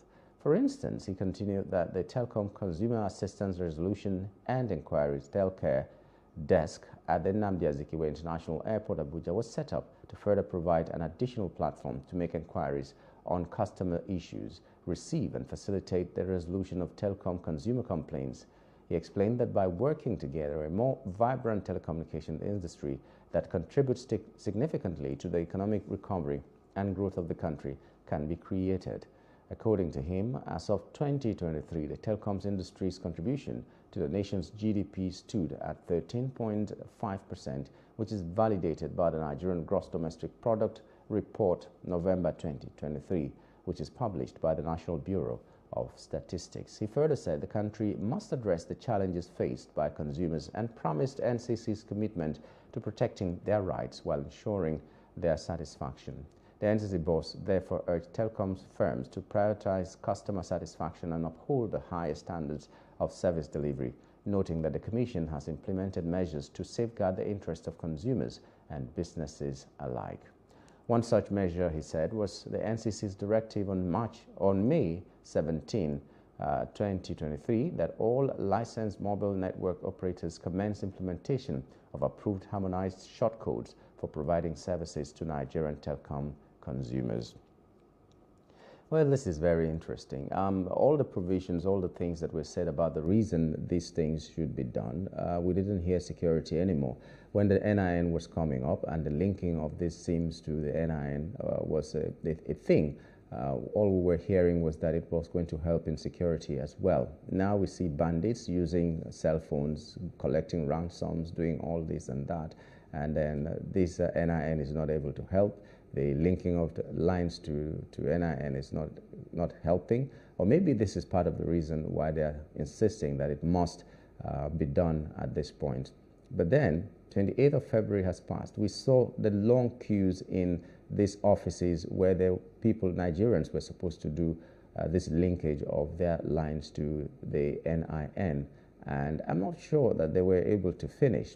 Yes, you might say it's a fire brigade approach that Nigerians like to have, but when this law was given, when this directive was given, did they find out, the people who gave the directive, did they find out if the infrastructure to be able to contain the number of people that may want to go and do this registration, if the infrastructure was on ground? Because the infrastructure was the problem when people were trying to register when the first directive was given.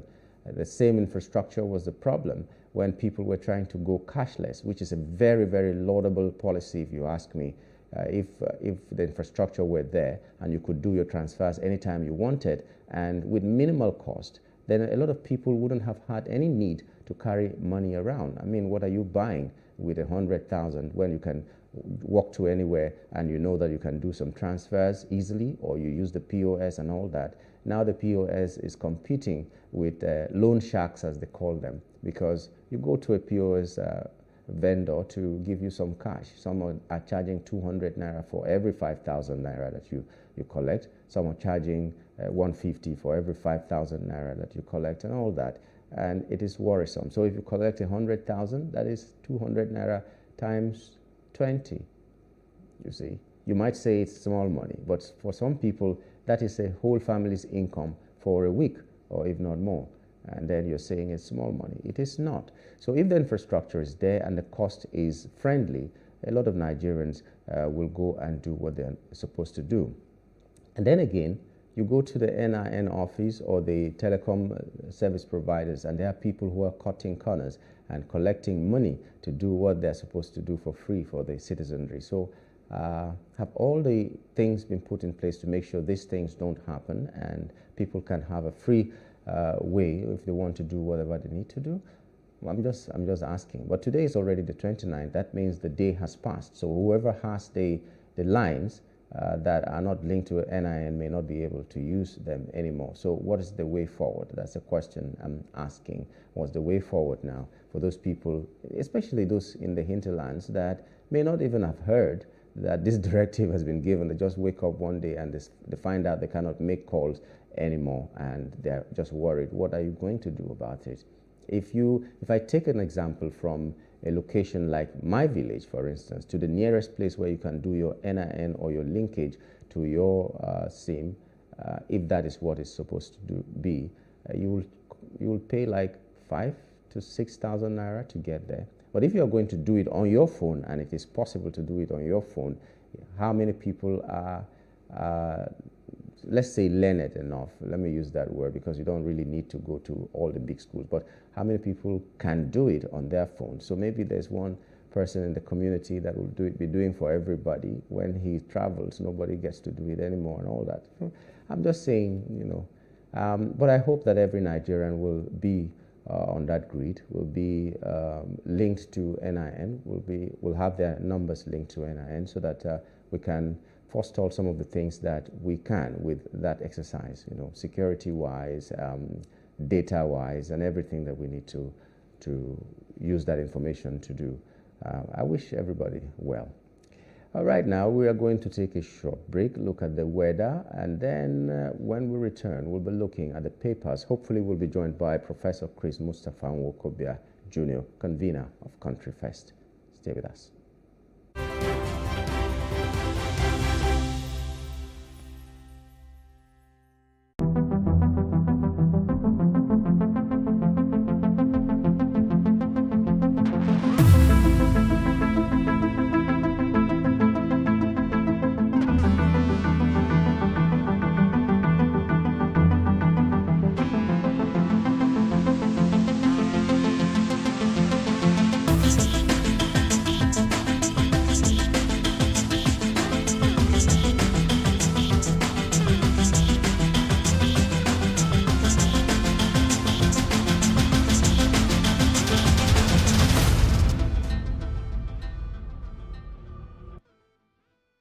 Picture this. You're sitting at a table, ready to indulge in a mouth-watering meal. Stop. For many of us, it is hard to resist the temptation, especially when it comes to enjoying a juicy beef dish. But have you ever stopped to think about the impact of your food choices on the greater good? Our food choices have a great impact on others. The beef industry is one of the leading contributors to deforestation. As trees are cleared to make way for cattle ranching, it not only disrupts the delicate balance of ecosystems, but also contributes to climate change. We can make a difference with our choices. It does not mean we all have to become vegans overnight. Imagine enjoying fish and poultry a few times a week, indulging in beef just once a month, and filling our plates with plenty of plant-based goodness. Every little bit counts, and even small reductions in our intake can make a huge impact on the climate. By making smarter food choices, we're not only taking care of ourselves, but also the planet we call home. Remember, the choices we make today lead to a better tomorrow.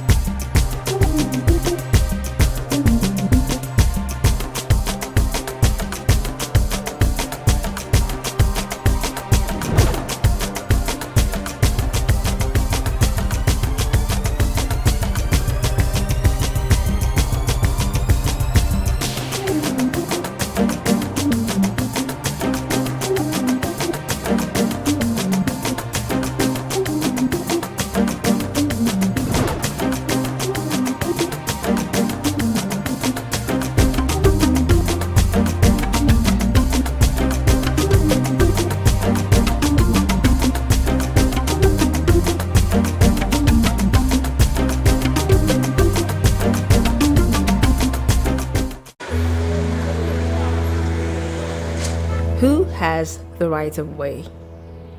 Nigerian roads come with a lot of chaos. The chaos is caused by a combination of drivers, motorcycle and tricycle riders, pedestrians, and sellers who all claim the right of way. The chain of right of way holders in Nigeria is hierarchical, and car and motor drivers are at the top of the chain with pedestrians at the bottom. Car or motor drivers believe that they always have the right of way regardless, And motorcycle and tricycle riders don't even have any regard for who has the right of way. For fear of accidents and their lives, pedestrians have learned to cower. When a collision occurs, the question of who has the right of way is on the lip of all concerned as they try to figure out who is guilty. The law doesn't grant anyone the right of way, but you yield it to other road users under these circumstances. At a yield sign, to pedestrians in a crosswalk, to persons using a seeing eye guide dog, to persons using a white cane with or without a red tip, at T intersections where you must yield to vehicles on the through road, at uncontrolled intersections where vehicles are already in the intersection, when driving on an unpaved road that intersects with a paved road, when returning to the roadway after a car is parked. Pedestrians must always be yielded the right of way at intersections and crosswalks. Treat bicycles as motor vehicles. Yield to bicyclists in all situations where you would yield to a car. For example, wait for an oncoming bicycle to pass before turning left. Turn right at a red light if it's permitted and no vehicles are approaching. If you see a sign that says no right turn on red, then you must wait for the light to turn green again. Otherwise, you must turn right at a red light after yielding to oncoming traffic. Stop for pedestrians who've begun crossing the road. Once a pedestrian has begun crossing the road, they have the right of way. You should also stop for pedestrians waiting to cross at crosswalks that aren't controlled by a traffic light. Yield to oncoming traffic if you're entering a main road.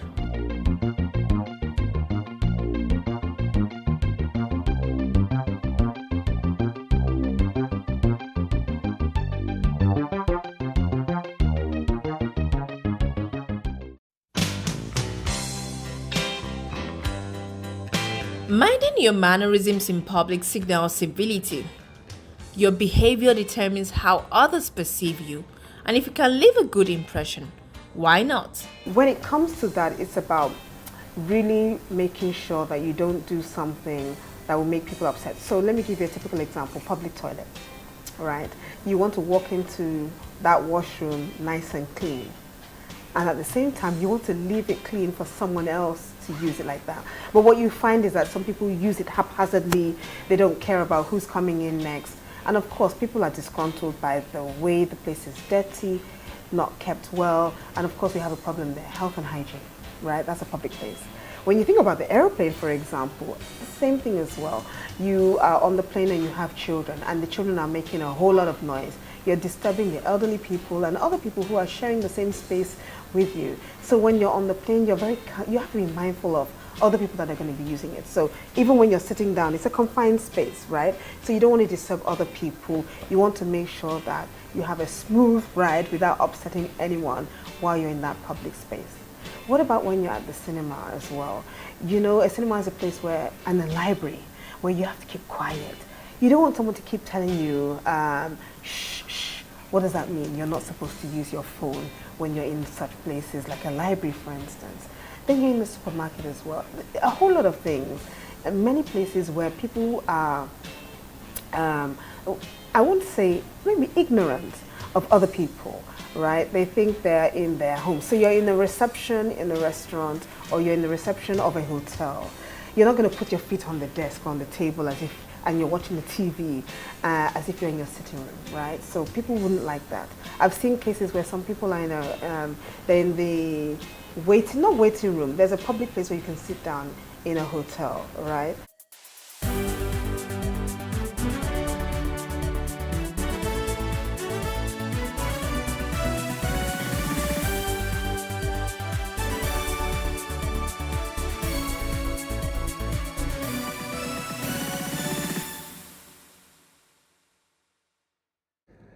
Okay, it's time to lift off the press some headlines that our national dailies or some of our national dailies have this morning. And we're glad to be joined by Professor Chris Mustapha Nwokobia, Jr., convener, Country First Movement. Good morning and welcome to the program, Prof. Good morning. The pleasure is mine. You have been going around the country. You have been speaking to people and trying to make our country better. Thank you for that. We're beginning with the Guardian newspaper this morning, and the leading headlines on the Guardian newspaper is Nigeria spends about 50% of oil earnings on production cost. It just caught me that we're spending almost everything that we are getting from oil production on the cost of production. It's a worrisome information. Sometimes when I look at this information, when I hear the NNPC Limited and their subsidiaries talk, I wonder whether they think that they're talking to people who are not informed or people who cannot ask questions. You can just simply go to the internet to find out what, are we saying that we do not have partners who are involved in the drilling of crude oil? Because almost always the fact is clear before us that we do not basically refine. We have our refining capacity is very, very minimal. And so most often what we export is crude oil. And then that's why we have the subsidy regime that we're talking about and asking the government to come plain before the Nigerian people and actually tell us how much million liters of fuel we consume daily. So when the NNPC Limited tells us that they spend about 50% of oil earnings on production, you ask production of what? Is it the production of the same crude that they have facilities and they collaborate with other multinationals to drill? Who do they pay those monies to and for what reason? You know, and I think that the time has come for us as a nation to engage in a holistic forensic analysis of what obtains in the oil sector, particularly now that we have an economic downturn that is strangulating and making Nigerians worry so much.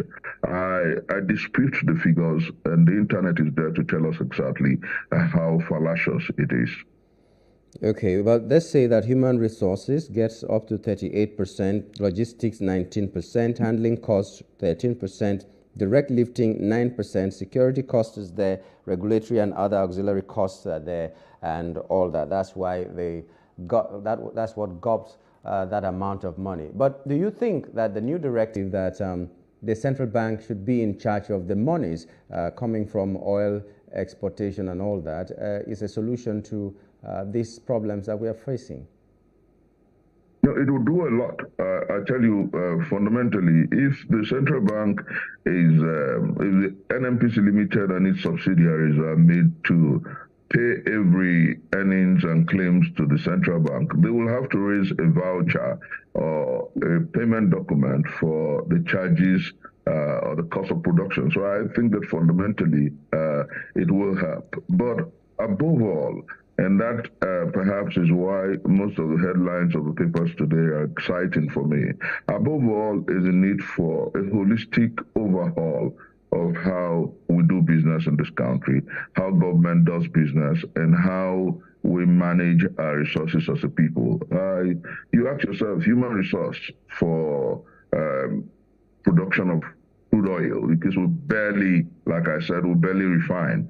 And human resource stands at about 38%. You ask yourself, are you paying for your partner companies that are involved in the drilling of crude? Are you paying Mobil? Are you paying Shell? Are you paying Emzo? Are you paying, who are you paying all that? The NNPC staffs who largely are redundant? I think that the time has come for us to ask very strong questions. You cannot be complaining about economic downturn, and then you have your resources being wasted in the name of production cost of what you truly, truly know how these things come about. Okay, perhaps this other story, which is in the Punch, we're not leaving Guardian yet, but a story on the Punch newspaper says subsidy removal, petrol import crashes by 990 million liters monthly. And you were disputing the facts on the figures on the Guardian when they were talking about all these things. Do you believe in these figures being quoted by the Punch, 990 million liters monthly as the crash? You know, let me Let me make you laugh, my brother. And Nigerians are, like I said in my opening remark, we're not in a country of nitwits. We're not a country of people who do not think. And that is why the media is doing a great job of putting these things before us. Let me tell you clearly, which is fundamentally important here. We have almost as much as 7 different figures of how much liters of crude oil or fuel we consume daily in Nigeria. The NNPC will tell you it's 46 million liters. The DPR will tell you is 58 million liters. You have as many as 8 different figures. I'll try to get it at the cost of this interview. And you ask yourself, you're subsidizing what you do not exactly know the amount of liters you consume per day, and by extension, monthly. You know, the figures are so widely apart that some will tell you, oh, Nigeria consumes about 48 million liters. Some will tell you, oh, it has come down by 19 million liters. Some will tell you the figure is 58 million liters, and some will tell you it's 42 million liters. If you check what you spend on subsidy per liter, and you have a gap of as much as 15, 18 million liters, then you know how much criminality, how much fraud, and how much wickedness obtains at that level. I think that the time, like I said, the time has come for a holistic forensic of what truly obtains in our oil sector. We cannot keep looking the other way, whereas big businesses milk this country and leave the Nigerian people poor, bare-chested, and hungry. Okay, still on oil, and in the Guardian newspaper, Nigeria okays $17.64 billion oil development plan as rigs jump to 30. What's your take? I think also that when you live in a country where the challenge over the years, and this has been since 1999, has been a call for the diversification. You want to diversify your cost of revenue earner. You want to major on other sources of income. When I think that there's something about the NNPC Limited and its subsidiaries that are clearly being orchestrated to either divert attention from. Remember that a few weeks ago, Serap came up with a litigation asking the NNPC to open its books. A few months ago, the whistleblower Ubo raised up issues about several millions of barrels of crude oil allegedly stolen and sold in China. A few months ago, it was Femi Falana who talked about 52 million barrels of crude oil that was allegedly stolen and sold in Pennsylvania in the United States of America. So there is a lot of under-table dealings there. So maybe they're trying to gaslight us with issues about readiness to produce more. But we must know first what we actually produce. We must also know what we actually earn. We also must know how much fuel we consume daily in this country. It's not rocket science. It's everywhere there. You can get the tankers and the facilities that there are chips you can put on them, and you can get to the filling stations across the country. They have an association, and then you know exactly, you can make a very reasonable average of what happens in that sector. But the fact is that those who pretend our country and our economy have refused to come bare, come straight, come open before the Nigerian people. Everything about figures of monies that they want to spend at the level of the NNPC and its subsidiaries comes to me with a huge bag of caution, because they have been consistently less than transparent to the Nigerian people and the Nigerian state. Okay, so now the next thing is, I don't know, because I don't understand it much. It's talking about the interest rate hike. Yesterday we were talking about the fact that the Monetary Policy Committee raised the interest rate to about 22.75 or so percent. and this was supposed to curb inflation. Now the story is saying interest rate hike takes toll on stock markets as investors lose 1.4 trillion naira. I mean, I don't understand. Is it helping us or it's killing us? I am not an economist, but I have listened to quite a few of the opinion of experts on it. Tied to inflation, it's perhaps too much money in circulation. Tied to inflation is too much money in the market and little or nothing to buy. And a few of them that I listened to who are eggheads said that the tendency of the hike in interest rate helping the economy is high because it might reduce the sum of monies that are perhaps not necessary in the public space. Some of them have also said that it means that only those who are anxious and interested, who are ready, willing, and able to invest, will go borrowing, will go in search of funds. So I think that what it will do, according to Bismarck Rewane, will be to recalibrate the economy, and yes, that it will get bad or worse for a bit, and then pick up in about 5-6 months. That it is a necessary step. It is a worthy cause. I really think that fundamentally, as a layman in economics, what I know is that the time has come for government to effectively look the way of agriculture. You have foods and grains that you can grow in 3-4 months. Nigeria, you can grow crops 3 times a year. So rather than begin to mouth platitudes, it will get better, it will soon get better. Let us get to work and ensure that farmers are protected, which is very important. When you talk about food security, you talk about security of farmers, you talk about national security. So these are fundamental things that I think that the state must and should begin to think of. Yeah, I agree with you. Farming is very important. There even are varieties of rice that will take 2 months to mature from the time you broadcast it to the harvesting time. And then vegetables takes like 6 weeks, or 3 weeks, sorry, and so many other things that you can plant and harvest more than 3 times in a year even.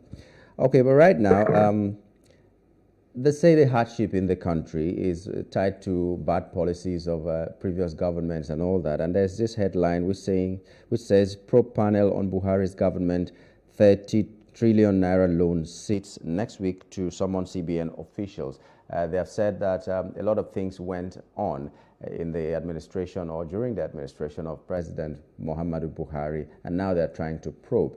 And Nigerians are just trying to see whether they should just forget about this or wait and see. This is another probe. Do you think it will see the light of day, even if it is done and recommendations are made? Let me say that repeatedly, I have always said that beyond this language, I'm not comfortable with a language probe because the immediate past administration as well as the present administration are of the same party, of the same stock.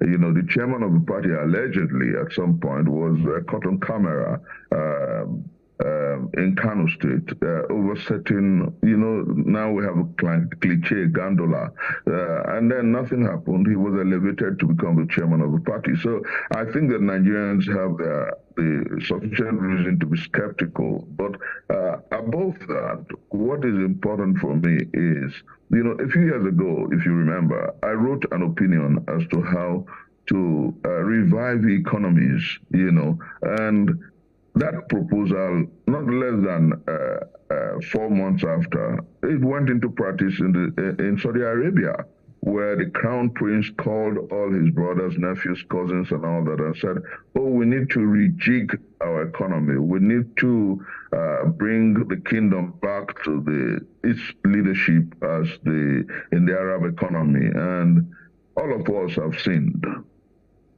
So I want everybody to open their banks, bring out all that you have stolen one way or the other, and let us plug this into the economy and rebuild our economy. Saudi Arabia did that. So many of the crown princes sold their estates in France, in the United Kingdom, brought back the money home. And today you see Saudi Arabia attracting several businesses and innovation. There are other countries that have followed suit. I think that we will be deceiving ourselves. We'll be hiding behind one finger to say, when we say that we have to probe Buhari's government. Buhari's government was chief in larceny, chief in corruption, chief in thieving, and we know that. The governments before them were chief in larceny, chief in thieving, and chief in corruption. We know that. And we know that those who pretend the present administration, their hands are stained in the cookie jar. We know, everybody knows everybody. So what this administration must do, understanding the urgency of now and what, is to invite all these people. You know them, you have the figures, they're all with the FCC and ICPC. Call them to a meeting and tell them, look at the state of our economy. Everybody, that's why you have, even in America, you have the plea bargaining system.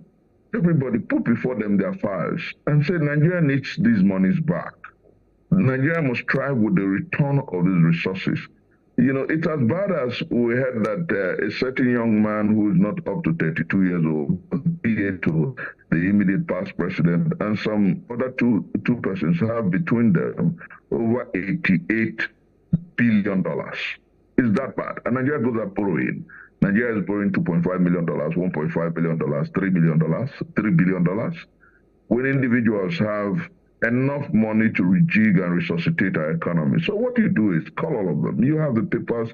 Let us stop this dance in the market square, And then it's a moment of patriotism. If you don't bring back 85% or 80% of these monies you stole, then we'll follow the litigation full and square. You will find out that in some of them are negotiating already, as we hear. You find out that in 2 weeks, the naira will come up to about 200 naira to $1. You find out that our monies will return and our economy will come back alive.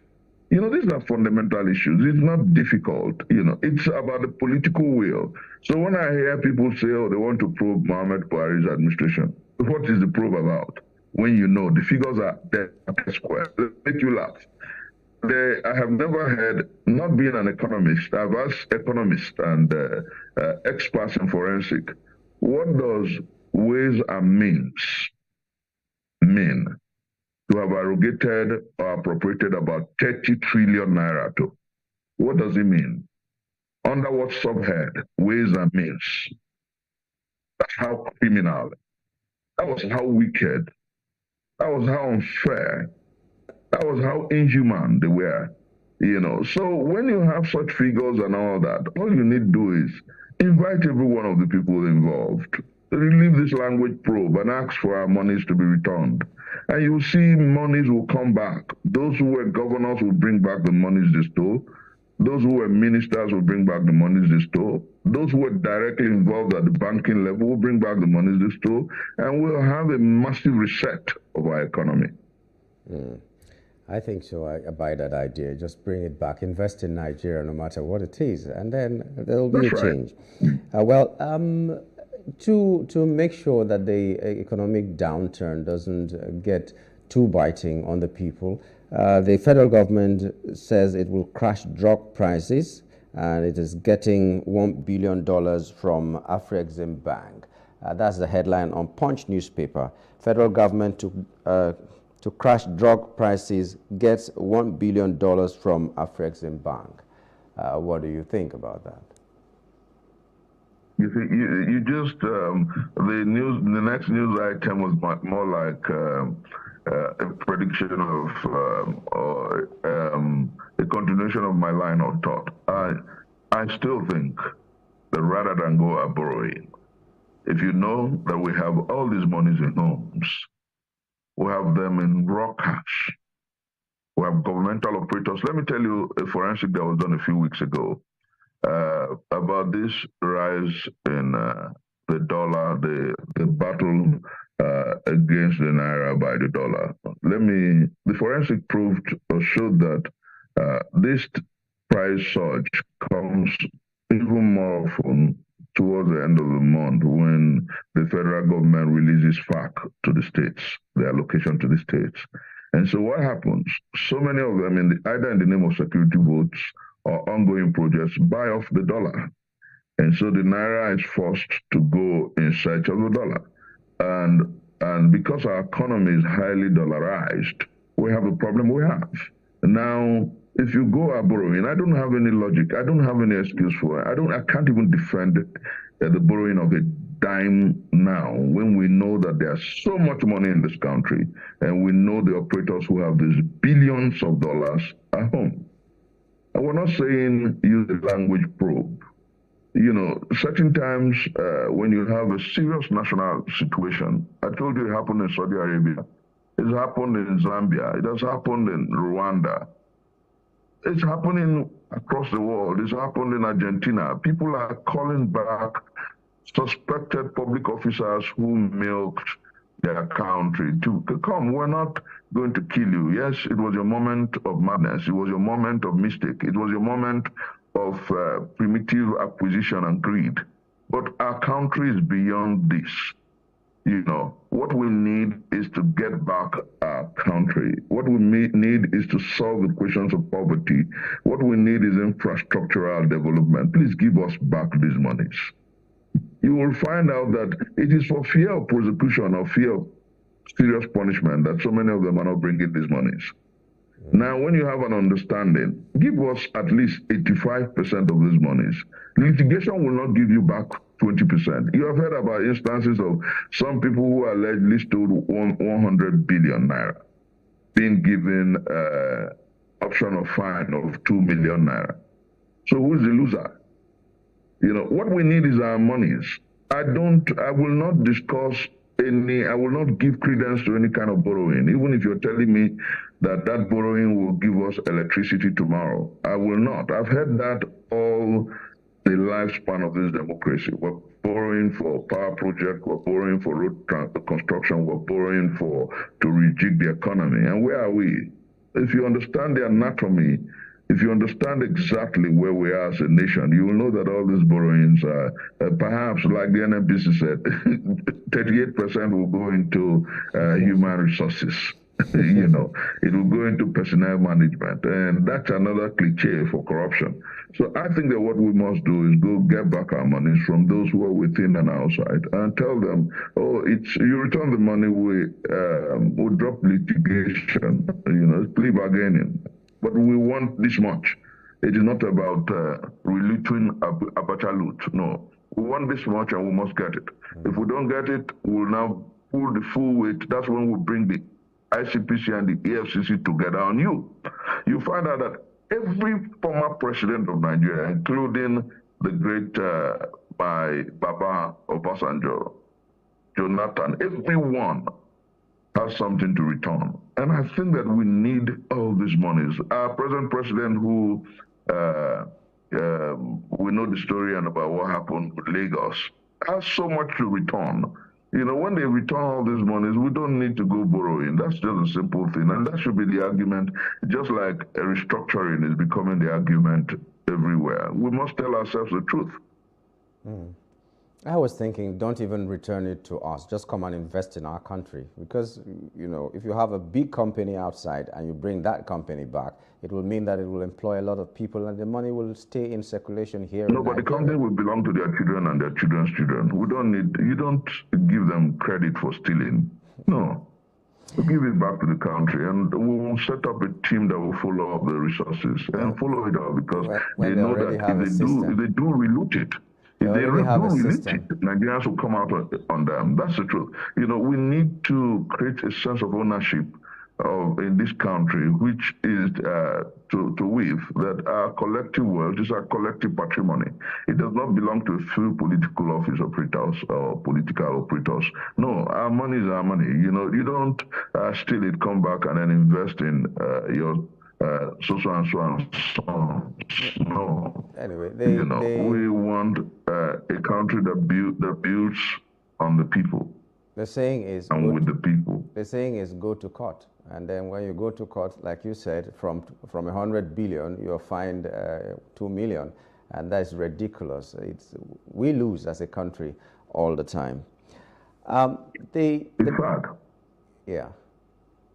The biggest headline on the Punch newspaper, the boldest headline is NCC rules out extension, telcos bar 12 million lines. MTN, Airtel, others vow to enforce NCC order by midnight Wednesday. Today is already Thursday, which means a lot of Nigerians will be disconnected today. I was worried about the fact that, okay, directives can be given, but the people who gave the directive, did they take into consideration the infrastructure that was going to be able to take all these people that might need to link their lines to the NIN? Are we talking about, we did not even mention anything about security in all those things that they mentioned as being important, why we should link our numbers to NIN. When these things first came up, the minister then said that it will help us in security and all that, but now nobody mentioned that. So I'm worried about the infrastructure. I'm worried about the fact that some people, even in the villages that may not even have heard that this directive was given, will be barred from, will be disconnected, and so many other things. I don't know how you think about that. The deadline has already passed. Today is Thursday, 29th. Let me make you laugh. I'm going to see from a different perspective, and this is very strong. You're talking about the people who are in the villages and who perhaps did not know about this protocol because there wasn't sufficient information. I will sue 9Mobile if I find out that my number was bad, because for about 3 weeks now, I've been getting messages that they are likely to bar my number, one of my numbers. And every time I go back to their system, I find out that their system will tell me that your number has been connected, your SIN number, your NIN number has been connected, because I've done all of that. But consistently, up until yesterday, my line was saying that you will be disconnected. And when I use their code, my number has been since connected because I did all of that. And there's several, I called some of my friends and they told me the same problem, they were having the same problem. And then it was asking me to leave my business and the things I was doing to go to a 9Mobile facility to confirm my NIN status. I laughed. It's just like a businessman telling the client who wants to buy his goods to come to my house to buy my goods. You haven't brought it to me and you tell me if I don't come to buy it. I am the customer, I am king. If I have done the needful, don't continue to threaten me. And so I've been waiting for them to bar my line so that I'll get the lawyers. This is, I think that the time has come for a new regime of business in this country. We must have the ombudsman on board as a major facility in government, who will protect the customer, who will protect. NCC has the rights to it. Don't threaten Nigerians. There's so many people who have done the needful, who every day receive one text message or another from the same people. So they should go and make sure that their facilities are working well. That's point number one. And then point number two, telling us that you will back 12 million lines. How much information was circulated in my hometown of Ibuza? How much information went to Karen Hamuda? How much information went to Apakiliki? How much went to Ede in Osun State? How did you carry the people along? So many people did not know about this. Is Nigeria all about the elites and the information that we have on TV and the newspapers? How did they engage the town criers? You hear the MTN will tell you everywhere you go. They all have all their cliches. But how much have you informed the people about the needful? I think that we must understand that citizenry and citizenship is at the core of leadership and nationhood. We must put a primacy on the Nigerian people. Learn to love your people. That's how leaders gain trust. Do not warn and threaten us. Love us and care for us. So I hope and I pray that NCC, along with the telephone companies, will come back to the Nigerian people, properly inform them the lines that perhaps they have barred, according to them, since last night. they have to empower them, inform the people, and effectively follow them. Because let me tell you, they tell you that part of the reason they are doing this is because they want to curb crimes. Oh my God, so many lines allegedly have been connected. The villains and the brigands still use numbers.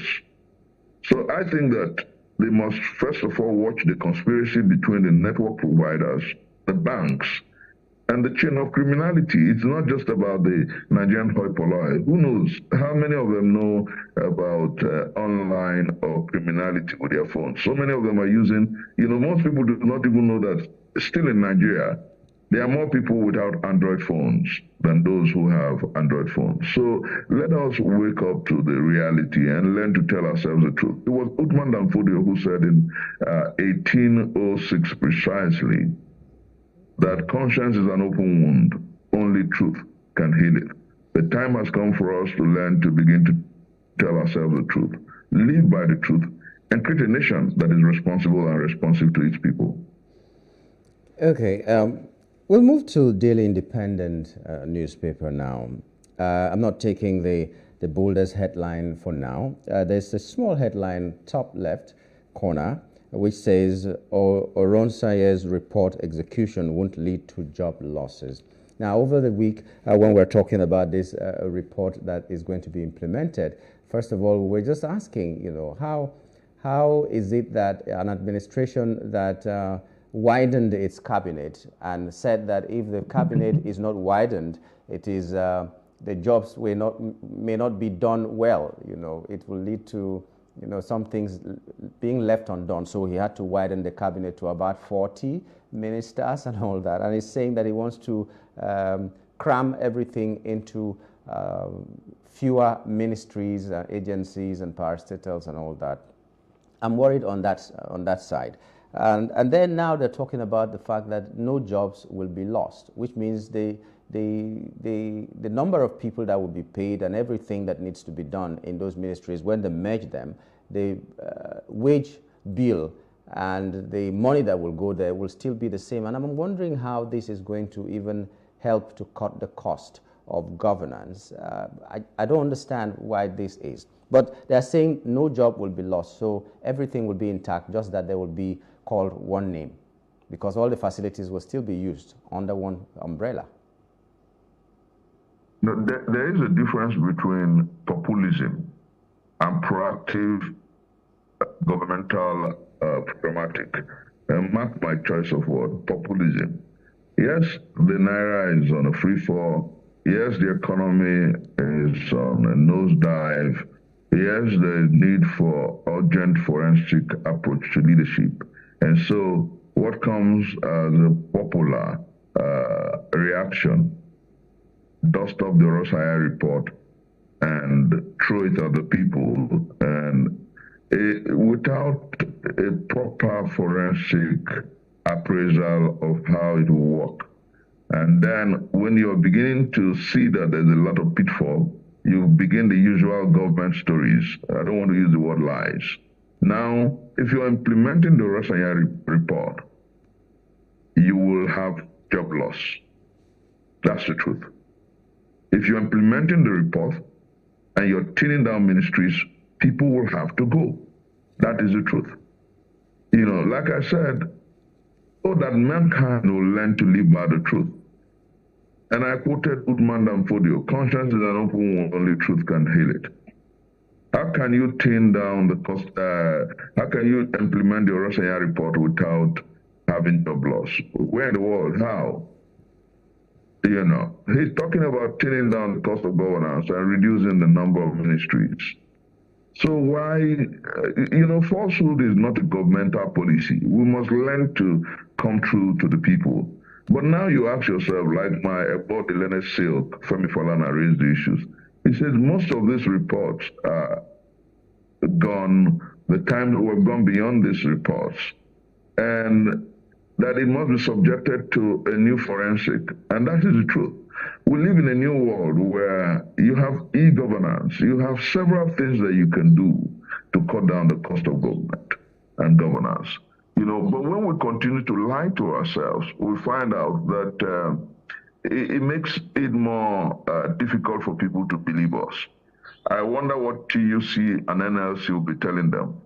Are you implementing the Orosanya report, and then if you have staff of Voice of Nigeria, and you're merging Voice of Nigeria with Nigerian Broadcasting Commission, and you're merging them with Federal Radio Corporation, that people will not go, then why are you merging them?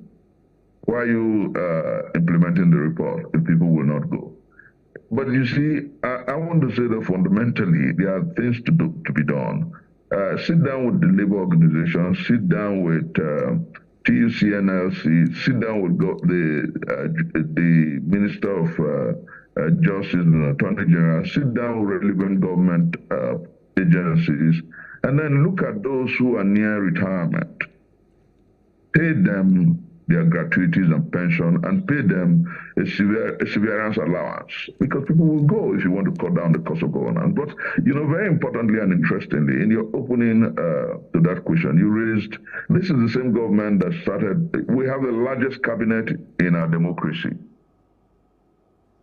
Fundamentally, why start with the ministers, cut down the number of ministries. We blamed Buhari. Buhari had less ministers than Tinubu has.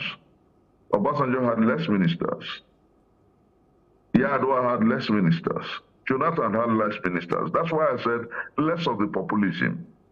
We should learn to abide by the truth, tell ourselves the truth. If you want to implement the policy, start with your government. Start with, Orosanya report is a report that must be subjected to an overhaul, a forensic. How does it apply with contemporary times? How does it apply with governance in 2024? That was what the Leonard Singh Falana raised as an issue. And even use the word is outdated. I don't think it is outdated. I think that there must be an overhaul and a forensic. Don't just tell us that you will implement it as it was released. Don't tell us that. There's so much to be done about it.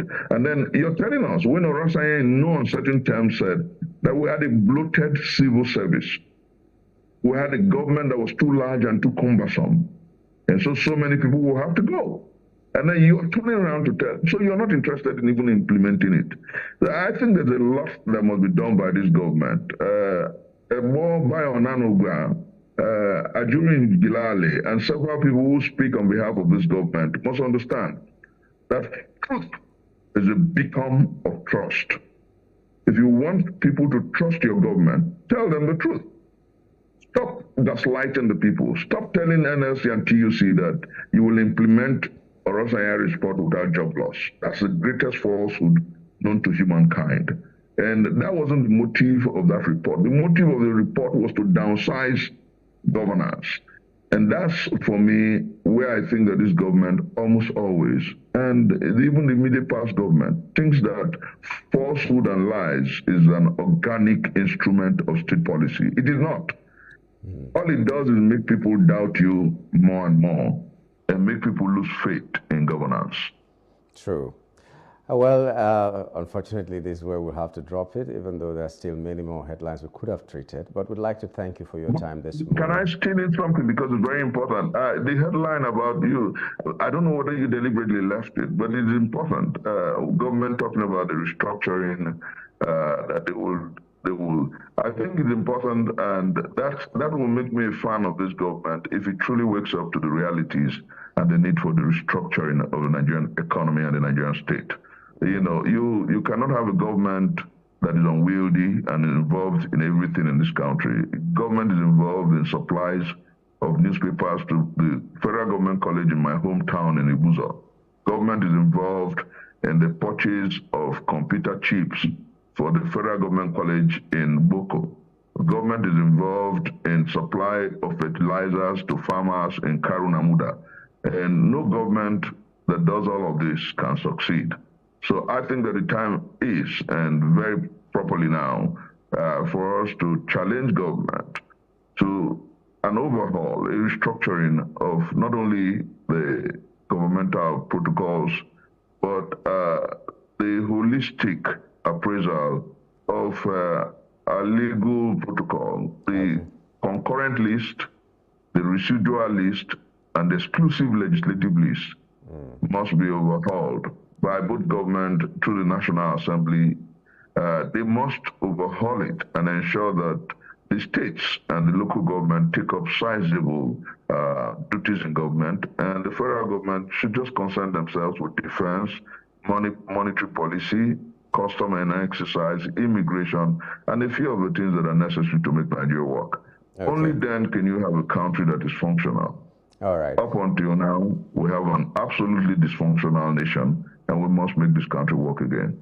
Yeah, we must make this country work. When that time comes, I hope they will come back to us, the citizens, and help, and so that we can help to define what restructuring is. It cannot be restructuring according to somebody, and the whole nation is thinking about restructuring in another light. We do hope that they will not take us for granted when that time comes and will get us all involved. Let's see what type of restructuring we want. Thank you so much, Prof, for being a part of our program this morning. The pleasure is mine. God bless Nigeria. Amen to that. Okay, we've been talking with Professor Chris Mustapha Nwokobia Jr., convener Country First Movement, on Off the Press this morning. We'll take a very short break and return with our first hot topic. Stay with us.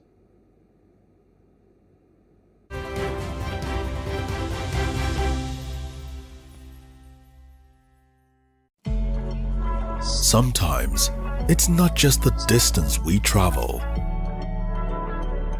It's the gaps we close.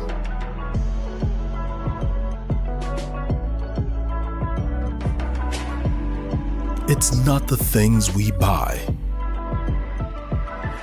It's the memories we create.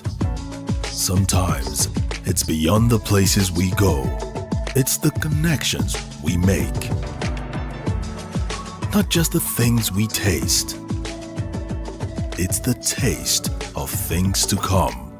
And it's never a question of if, but when.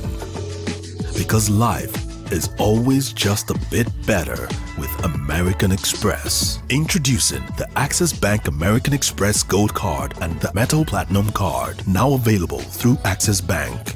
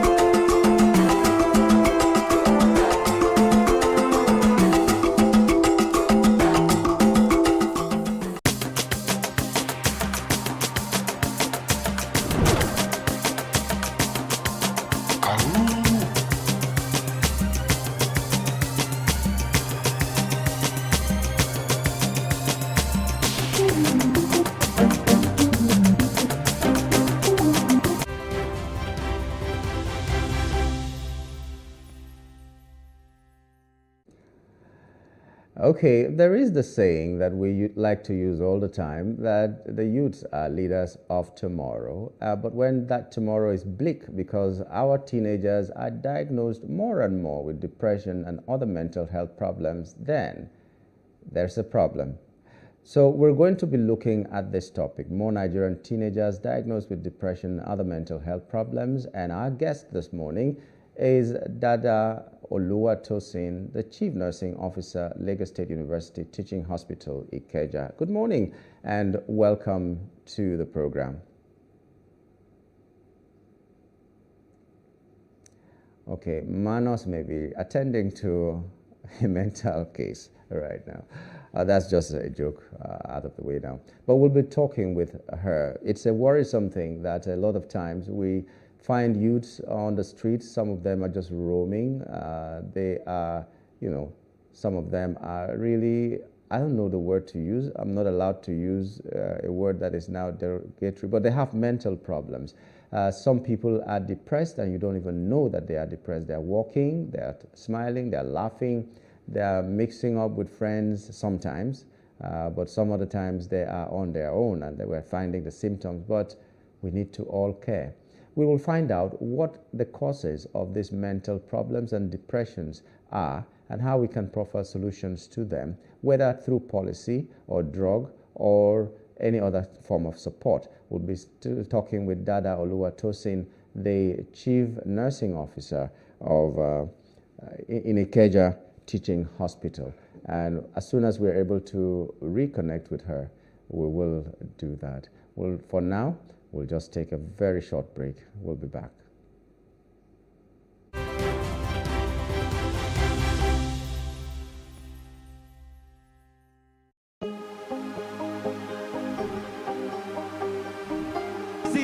I will take you through this amazingness today.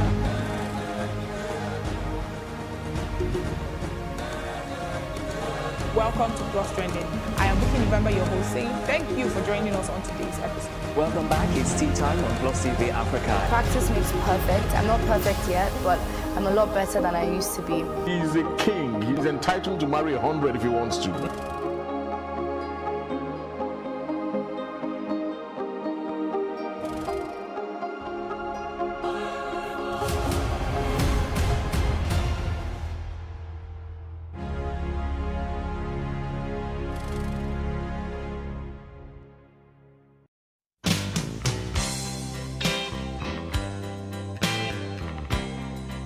Fundamentally, hustle culture is about work dominating your time in such an unnatural way that we have no time to live our lives. The demanding nature of our world now, where people have to pay multiple bills, take care of family, has led to the need to make more money to meet those needs. Coupled with the constantly increasing cost of living and inflation, people can't stop working. The weekends are no longer spent relaxing and spending time with family, but catching up on work that couldn't be completed during the week or doing other side hustles that can provide that extra money to cover some bills. Now, people log in long hours and take on side hustles for many reasons. Eloho, a 28-year-old woman, has to take on multiple jobs of being an editor by day, an English language tutor by night, and an invigilator on the weekends. The cost of living has really increased. Like, the inflation is at an all-time high. And salaries are not increasing that much. Even if they are, a friend of mine calculated it for me and said, even if you're earning like 100% more, now your expenses are not like 100% more. For example, I moved houses twice in the last 3 years, and now the rent I'm paying right now is like 200% of what I started with on this same salary. So I say my salary is for 3 different things. So like the day job is for living expenses. Electricity tariff has increased twice. There's water bill, there's light bill, there's so many things to consider. Then my 9th job is for skincare. Your skin starts caring when you take care of it. So and skincare is now more expensive, just keeps getting more expensive. So like things that make me happy, that's what one of my income streams goes to. Another is for rent. Specifically dedicated to paying rent. And you know, I'm also a firstborn, first daughter, first granddaughter, so there's black tax too. Oyidamola Abati is another young person who has found herself juggling many jobs and gigs. In terms of the juggling, it's not so hard anymore. People do it now, like especially now that the pandemic changed everything really. Before the pandemic, people used to ask me, how do you do it? But now, everybody has to learn how to do it. I have friends that are working 3 jobs, they are working 4 jobs. It's stressful, but you know, you have to survive somehow. So for me, when it comes to passions, things that don't have to do with money, I work maybe, I can say once a week or on weekends. I have my easel here, so I do my paintings. If it has to do with resume writing business, I set up a schedule that enables me to work on that. I have people that work with me. You know, once a client comes in, there's step-by-step process. It's been assigned. You know, we have processes. So these things, this structure helps me, keeps my life in focus. Everything, you know, has a structure. With the rising cost of living, many people don't have a choice but to work at multiple jobs and also own businesses. The economic realities and the proliferation of entrepreneurship has necessitated many into working multiple jobs and hustles to make ends meet. The average young Nigerian works at a job and does a small business on the side. With such little time to rest, it's no wonder burnout has cropped up in our vocabulary since 2020. Burnout is a condition that is classified as an occupational phenomenon by the World Health Organization resulting from workplace stress that has not been successfully managed. It is a state of physical, mental, and emotional exhaustion caused by excessive and prolonged stress.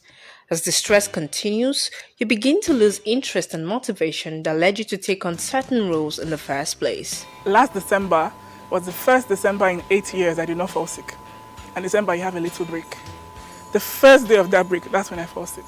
Because my body is used to like just going and going and going. And as soon as I stop, the body's like, you thought I forgot. So there's this. It's never, and what's part about my kind of sickness is that it's never something you can find. It's really just stress. So in December 2019, I traveled because I like to travel home every year. I went to Warri, and one Sunday, I just woke up and my body was hot. And so I was like, what's wrong with you? And I was like, no, I'm fine. I wasn't eating, and I'm a foodie, so if I'm not eating, it's really bad.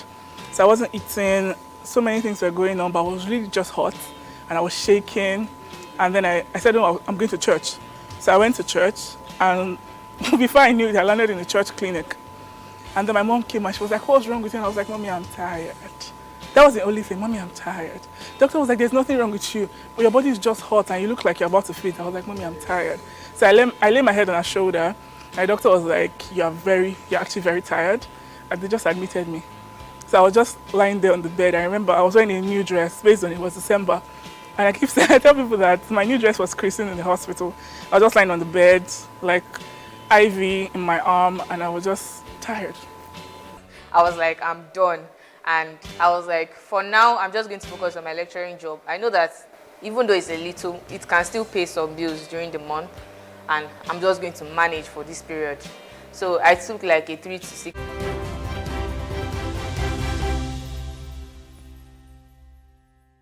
No, you're still there. We sincerely apologize for the little hitch that we had. We're back now with Dada Oluwatosin, Chief Nursing Officer, Lagos State University Teaching Hospital, Ikeja. We're talking about mental health this morning.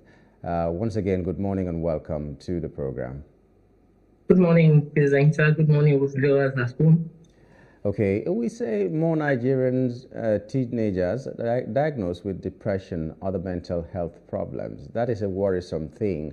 Let's just begin with causes of these depression, if you may. Good morning one more time. Before we begin to talk about the causes of depression, let me briefly define what depression itself is. Depression is a state of extreme sadness that is in which you describe that there is loss of interest in pleasurable activities. That is those things that the individual that is affected by depression, those things the person would have done with joy, with wholeheartedly, they just lose interest in doing them. Well, according to World Health Organization, they defined depression as a state of extreme sadness characterized by loss of interest in pleasurable activities lasting more than 6 weeks. Having explained this, we want to talk about the causes of depression. Depression itself has various causes. One, when we talk about the biological causes, we are talking about the dopamine serotonin factor in the brain. We want to talk about stress, that is issues of life, loss of loved one, bereavement, and things like that. But because we are talking about teenagers today, one of the things that could cause depression in them now is because they have growing awareness as a result of having a lot of information about their mental health. That could be a cause.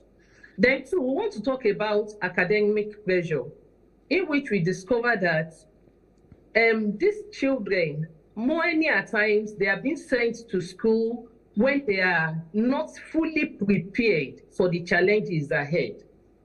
So to say that you now find a child of 9 years old in secondary school, by the time they are 13, 14, they are out of the secondary school. They have not really concretized they have not really developed their concrete states before we move them to their abstract state. And as a result of this, many a times they are not able to cope with the academic stress itself. Then we want to look at dysfunctional family. When we talk about dysfunctional family, we are talking about absent parents, in which you discover that the parents are not just there. The father is out, the children rarely get to see them, they don't have anybody to talk to. And when they have questions that bother their mind, the only thing they want to do is just to go to social media and find information. And at times they talk to their friend, their peer groups. Many a times they are misled by this. Then the negative impact of the current situation of the nation itself will adversely affect their mental health. These are many more who cause depression in Nigerian teenagers nowadays. Okay, this topic is on depression and generally on mental health problems. But you made a comment about one of the causes being that these children go to school too early, if I got you right.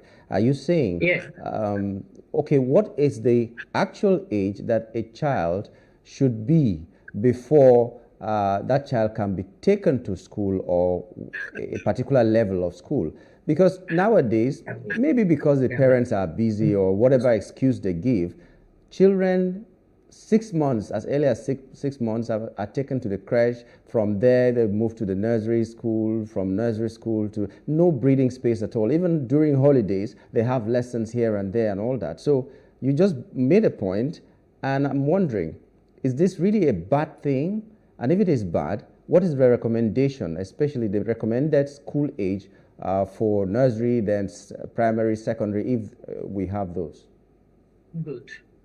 We are looking at, when we talk about the recommended entry point for children in primary school, the recommended age is between 2 and 3 years, the recommended age for them to enter primary school.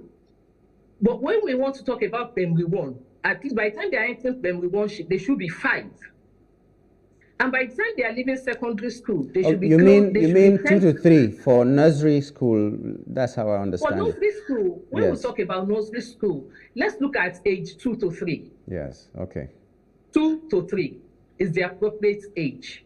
Then by the time they are done with their nursery 1, nursery 2, entering into primary school, they should be close to 5, between 5 and 6. And normally, by the time they are going to leave leave from primary school to secondary school, they should be between 11 and 12. That's why you see some institutions stipulated specifically that child should be 11 years of age by October. That October means September, October, by the time they are resuming back for another academic session. In Lagos State will not allow any child that is less than 11 to enter JS1, except if there is falsification of age, where the parents will now go and swear affidavit or bring up a false birth certificate for that child. But on the parents' part, all we look at is our own selfish interest. Of course, I won't call it selfish because many a times we look at it that we have to make ends meet, forgetting that these children's mental state is equally more important. So the time when you now send them to school, they are not able to cope very well. They are not able to cope effectively with their peers. Somebody who is 11, 12, the way that person will reason will be far different from the way someone who is 9, 10 will reason. And that's where the complete and abstract thinking comes in. By the time they are supposed to be ready for their abstract thinking, age-wise, they will not be there. And when this begins to happen, the child is not doing well academically. There is low self-esteem because he or she begins to look at himself or herself that what my mates are doing, I am not able to do.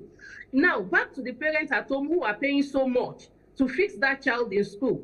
They begin to make various judgmental statements and also child names. All these things has an impact on the health of that child. Now, when we talk about other mental health problems too, we want to put in schizophrenia and all this, we want to put schizophrenia there.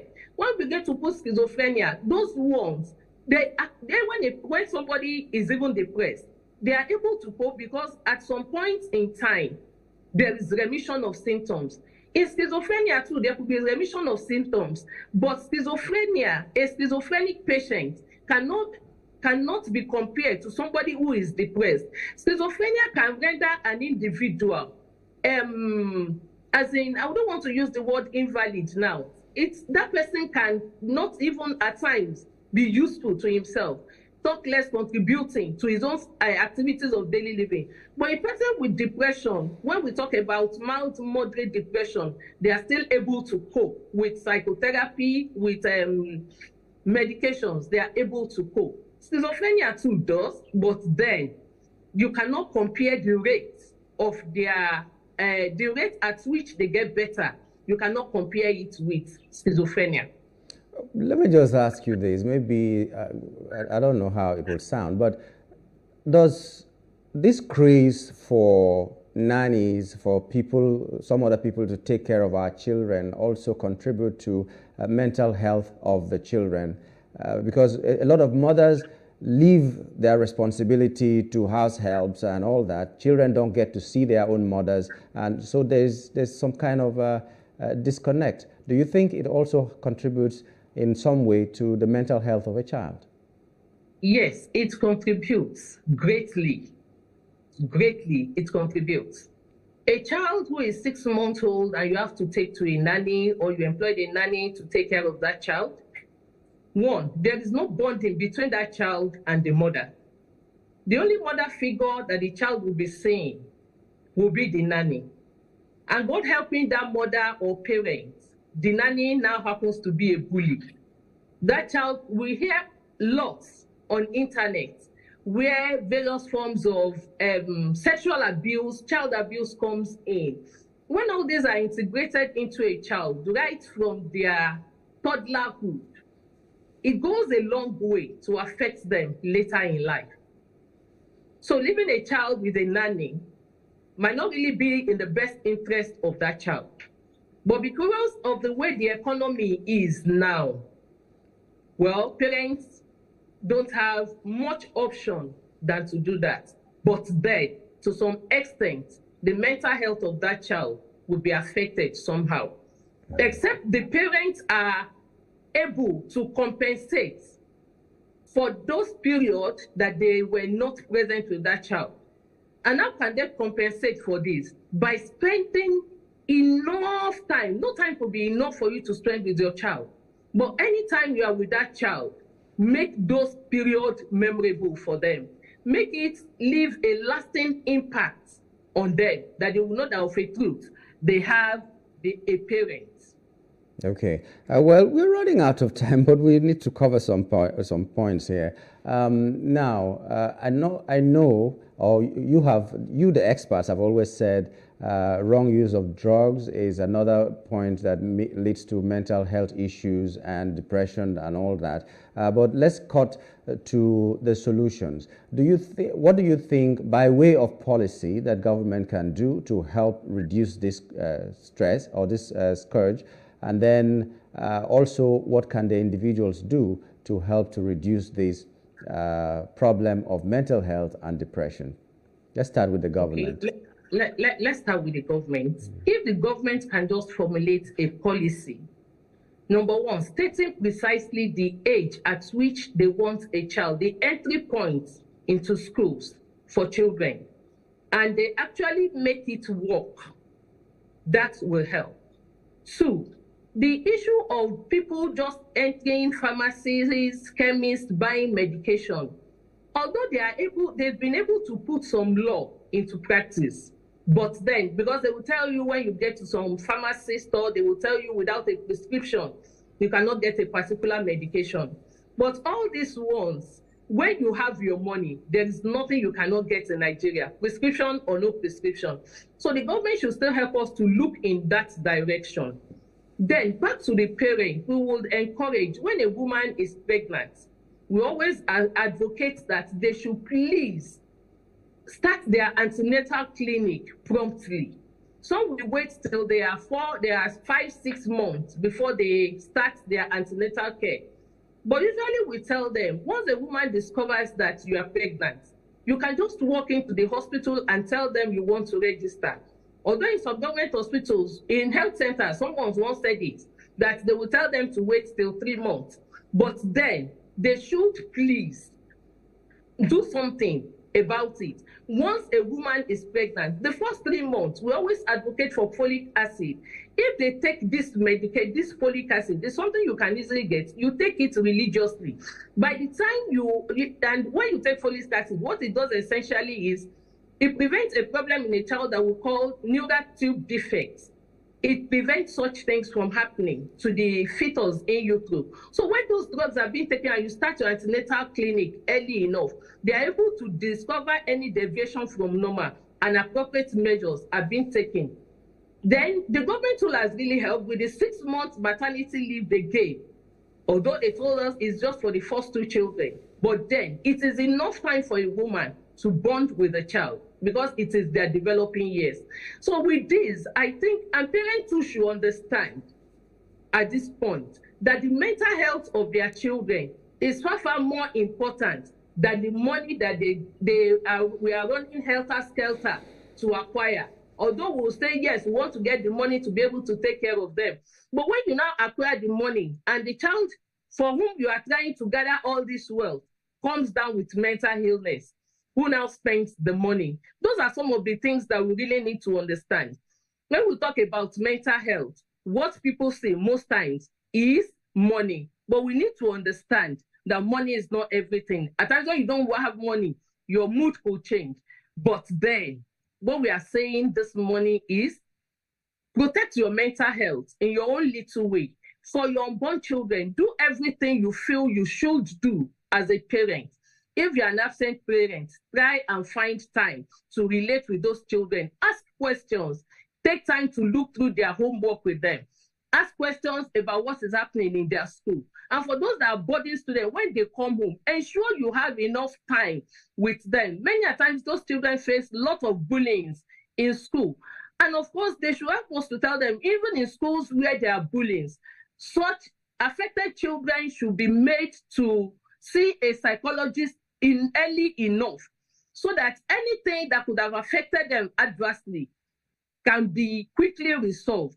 And for those that are bullying, well, we will not say they should not be punished, but then the punishment they will be given should commiserate with the offense they have committed.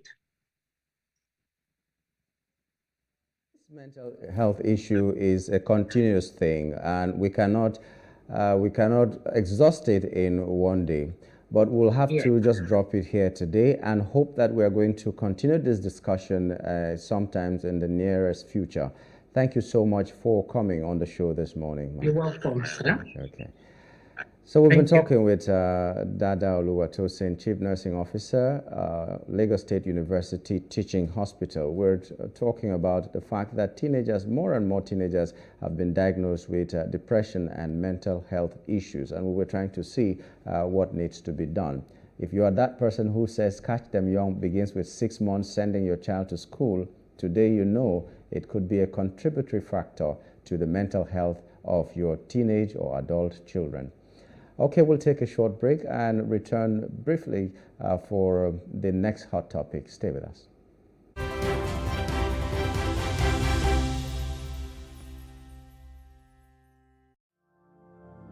My name is Adejoke Lasisi. I'm the founder and creative director of Planet 3R.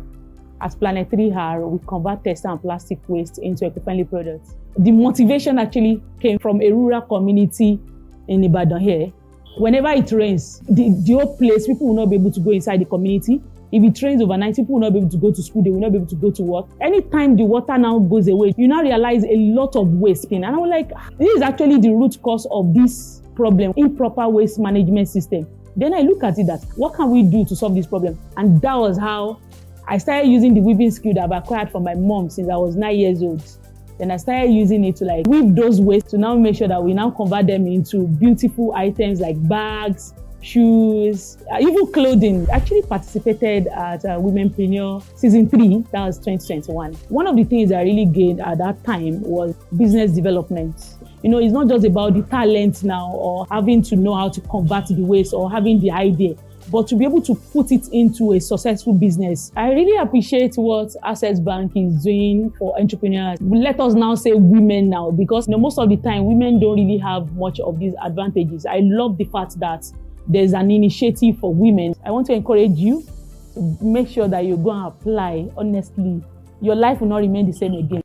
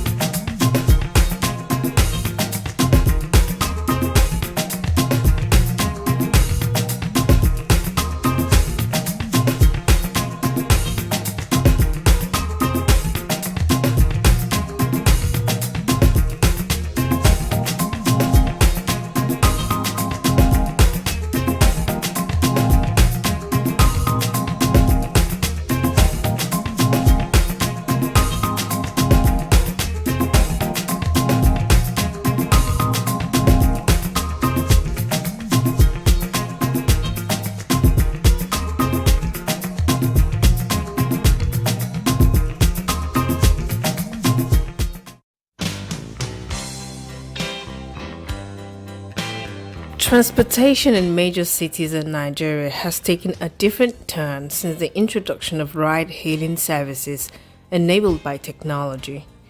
It has provided employment for many and made transportation easier and relatively cheaper. However, because of its peculiarity, the dynamic between drivers and passengers comes with its own conflicts.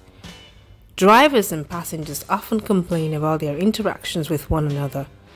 Many issues like courtesy on the part of passengers and drivers, being kept waiting for too long, where a passenger chooses to sit for the ride, the direction of the trip, and many more are some of the causes for conflict in this short relationship. Lawa, a hail ride driver, shares some of his experiences. At times, some of them will set location, the map.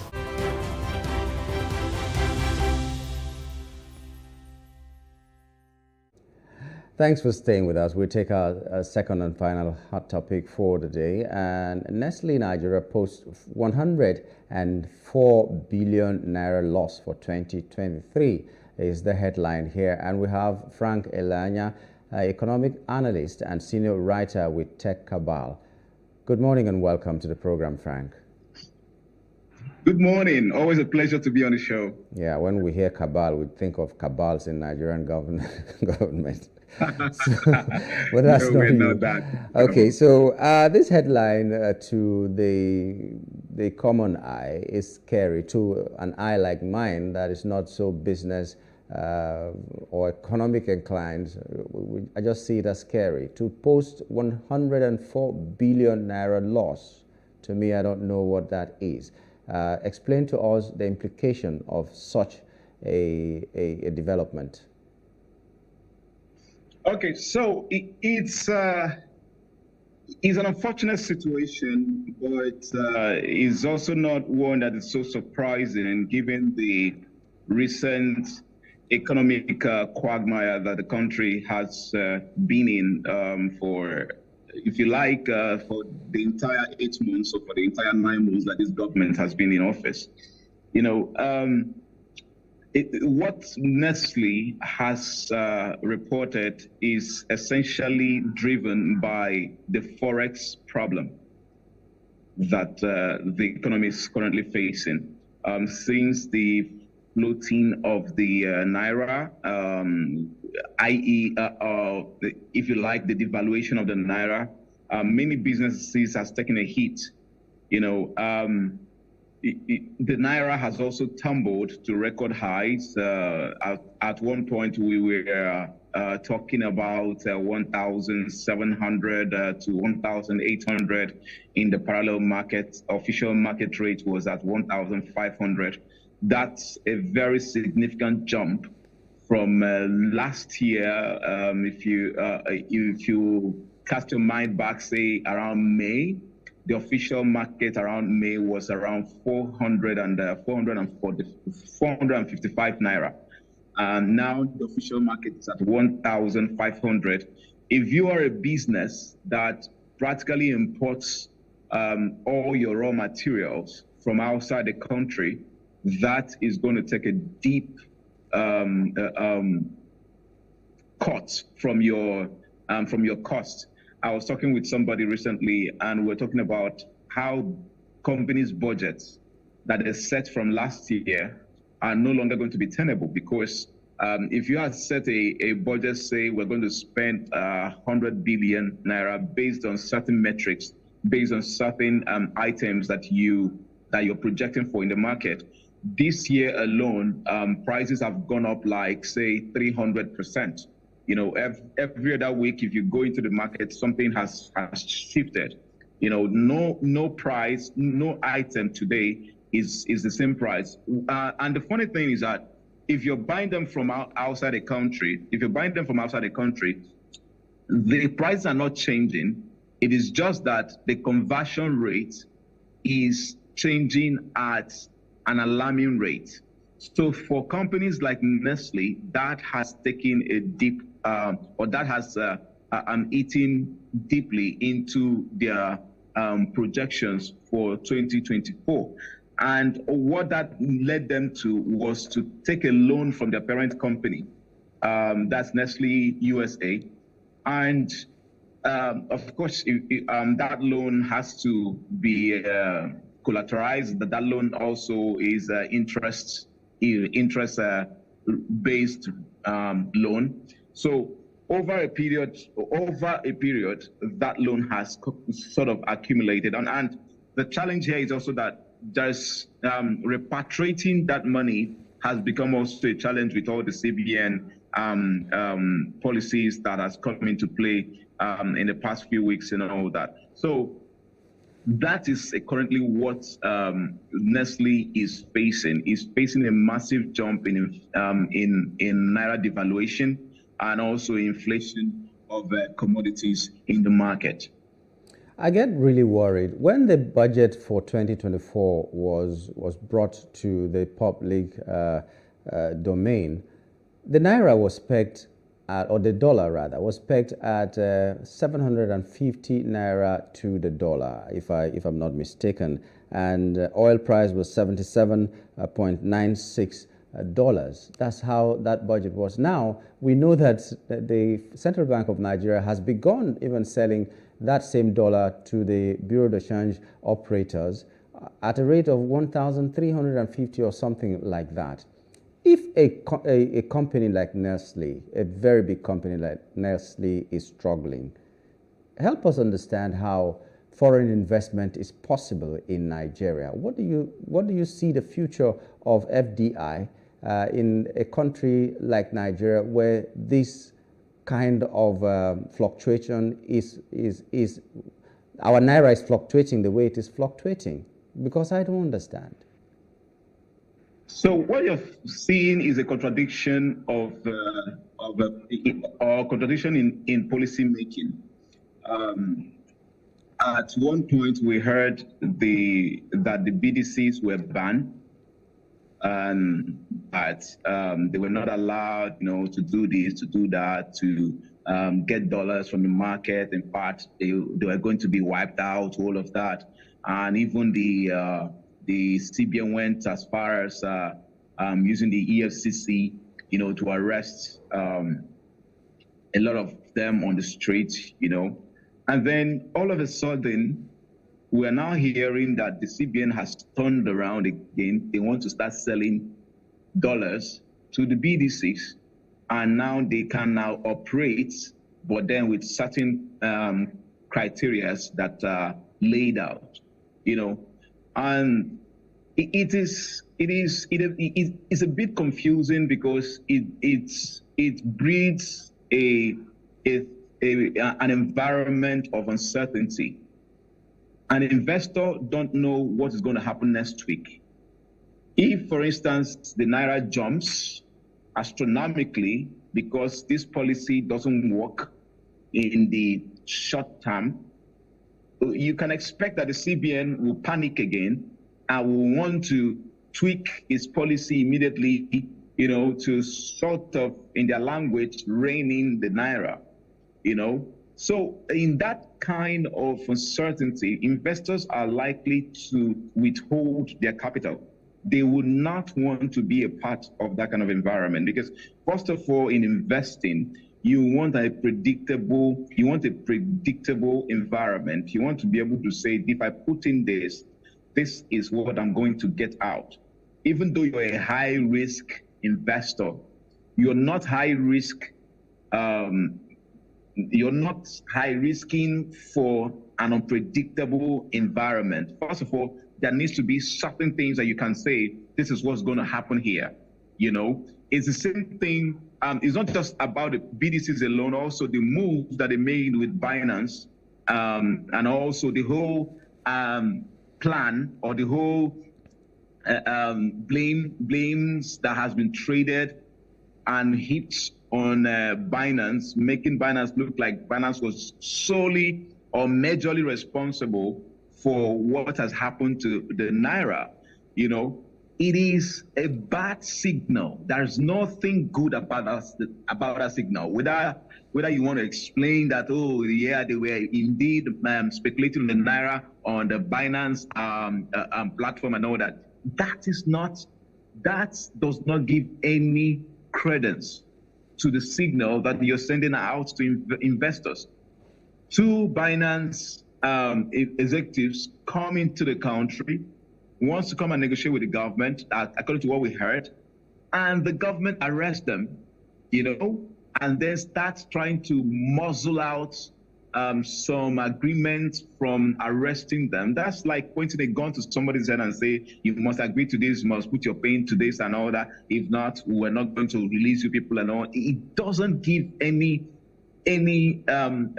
positive news to the investors community, and it also means that the government is not responsible, because over time, we have said that the big problem is not, first of all, is not those who are speculating on dollars. Though, yeah, they have a part to play, but speculating on the naira is a function of a bad system. If you have built a bad system, people will take advantage of it. If you don't correct that bad system, and then you go and pursue those who are speculating on them, all right? All you will just succeed in doing is maybe get yourself a relief for the short term, but when the real issues come up again, you are going to start drowning again because there is no supply of dollars in the market. No, whether with that is a given. The $26 billion that the CBN was talking about that went through Binance, for instance, does not belong to the CBN. It didn't even come through the banks. It came to me through individuals. It's Nigerians that brought those money in. That is, if that money is actually what they say it is, that it is up to $26 billion, all right? But it is through peer-to-peer, people trading with themselves. That's what they did there, all right? So first of all is to ask yourself, why do we not have enough dollar supply in the market? That's what you're supposed to be addressing. First of all, have you addressed the issues around cost of governance? Zero, we haven't done that. We heard that they're going to do something about the Oronsanya report. But then the truth here is that you can't do anything about the Oronsanya report if you, the government, has not shown leadership. First of all, in cutting your own cost of governance. You have almost 50 ministers. I'll keep shouting that. You have almost 50 ministers. The highest the country has ever seen. These guys are collecting salaries and doing nothing. What are you doing with them? Before you start talking to us about the Oronsanya report, for instance, cut those ministerial appointments. That's how you start. Then you start talking about, okay, the other day we heard, okay, that are going to reduce the number of people that go with the president on a trip.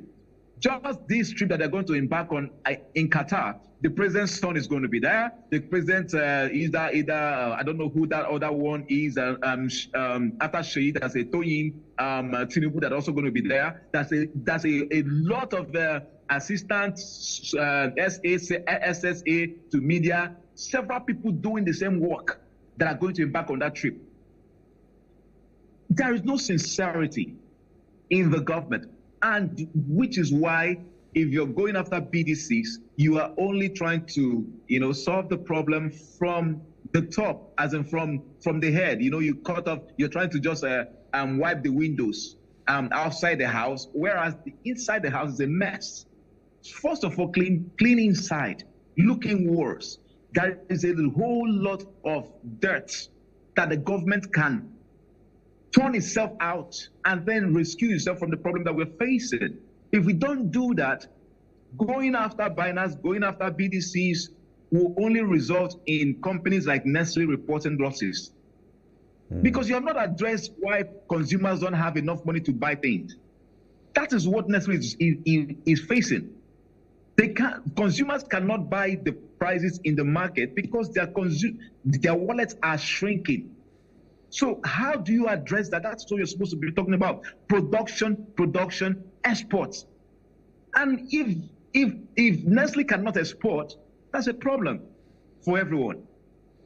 Okay, well, it's been a marathon, but I think we covered a lot of grounds here with what you have said, and unfortunately we don't have time to continue. We'd like to thank you, Frank, for coming on the program. As always, it was our pleasure to have you. Thank you. Always a pleasure to be on the show. Yeah, thank you so much.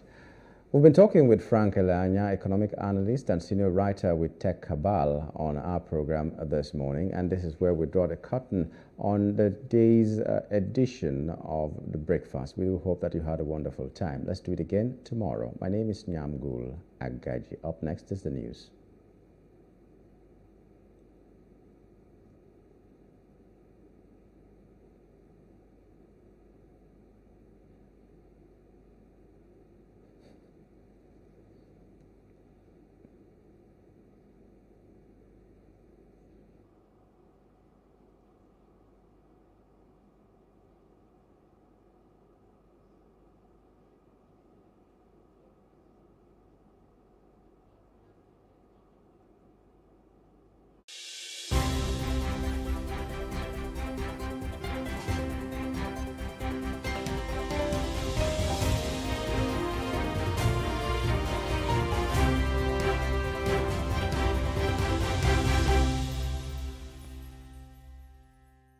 An African girl somewhere is sitting at home, accompanied by dreams that seem so far away. Africa is one of the continents with the highest out-of-school percentage in education, and girls are at an early disadvantage. The sub-Saharan Africa records about 18 million out-of-school girls. This gender gap extends to the tech space with a projection of only a 33% global female workforce representation in tech firms for 2022. Let us help change the stories and numbers. Africa Agility's Project Train a Girl campaign is working to help train African girls in tech. You can donate as little as $2 or 2,000 naira to help a girl in tech get her heels in the door. Visit www.africaagility.rallyup.com/PTAG to donate.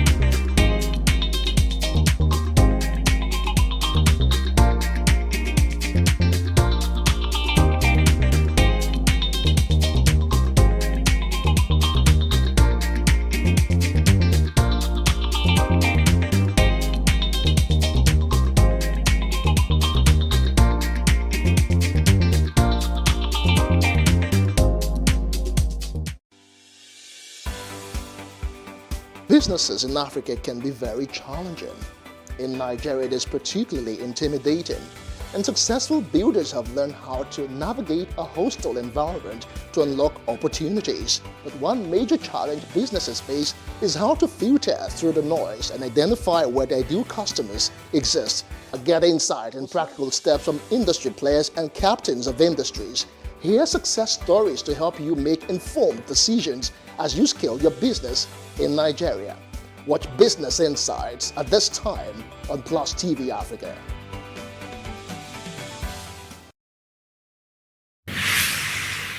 So what are the top decisions that the United States considers necessary that Nigeria must take? I like to think of my interactions as conversations, not interviews. And that's why I say asking questions is both an art and a science. Everyone says in Islam you are allowed to have 4 wives. Is it mandatory? The right question enables answers that educate, inform, clarify, and help you, the viewer, to better understand the issue before making up your mind. Our goal is to reduce from 10 to 2 days the time it takes to register businesses in Nigeria.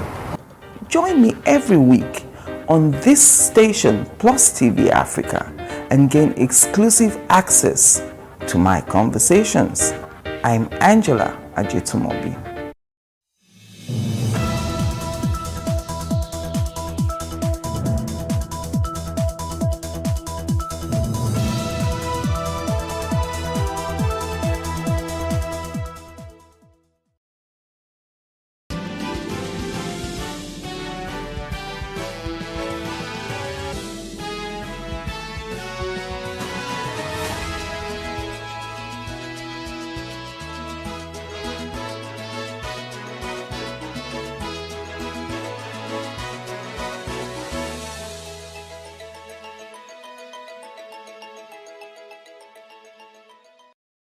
Good morning. My name is Nyamgul Agaji. This is the news brief. President Bola Tinubu said the death of the late Governor Rotimi Akeredolu left a void that will be difficult to fill. He said this during his visit to the paramount ruler of Owo, the Olowo of Owo, Oba Ajibade Ogunoye. Tinubu was on a private visit to the state to commiserate with the people of Ondo over the death of the former governor. During the visit, Tinubu visited the family of the late governor and later visited the national leader of the Pan-Yoruba socio-political group, Afenifere, Pa Ruben Fasoranti. Speaking during the visit, Tinubu said that the legacies of the late governor will endure forever. We lost and he lost persons. Yes, say a man passed. Akeredolu is my very, very close ally. And he's a son of the soil. Thank you very much. Thank you. That's all. As simple as that. I'm running out of time, but I said I must be here. I must see you. I feel the life of my friend, my partner, my political associate. Thank you for giving him a befitting burial. Thank you very much, Aiyedatiwa. Thank you, Deputy. Thank you very much. God bless you. A fresh crisis is brewing in the People's Democratic Party, PDP, over the just concluded Edo State governorship election following the insistence of Deputy Governor Philip Shaibu that he won the primary and should be given a certificate of return. Shaibu, who emerged as winner of a parallel primary, stormed the National Secretariat of the PDP yesterday to demand that he be issued a certificate of return. His demand came barely 24 hours after the party's acting national chairman, Ambassador Umar Damagum, and the party leadership issued a certificate of return to Dr. Asue Ighodalo, who won the primary recognized by the party. The deputy governor, who was at the secretariat with a handful of his aides, did not meet any member of the National Working Committee on seat. He, however, insisted that the party must abide by its own rules or be prepared to face legal action. Today is the day set aside by the electoral guideline approved by the National Working Committee to be the day that the return certificate will be issued. And so it's not something surprising I'm here. I'm here to receive my certificate of return because I won the primaries in Edo that was conducted and the authentic delegates voted. I'm sure when you look at the walls of the PDP, you see the names of all the delegates that voted for me on the walls of PDP. When the party internal mechanism is being followed, and it's obvious that the party is not likely to listen, the next line of action obviously will be the judiciary.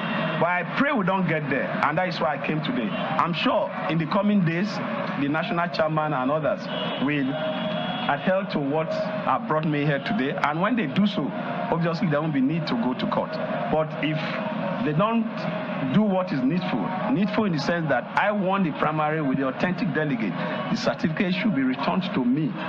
If that is not done, we will not have any choice to seek for interpretation by the courts.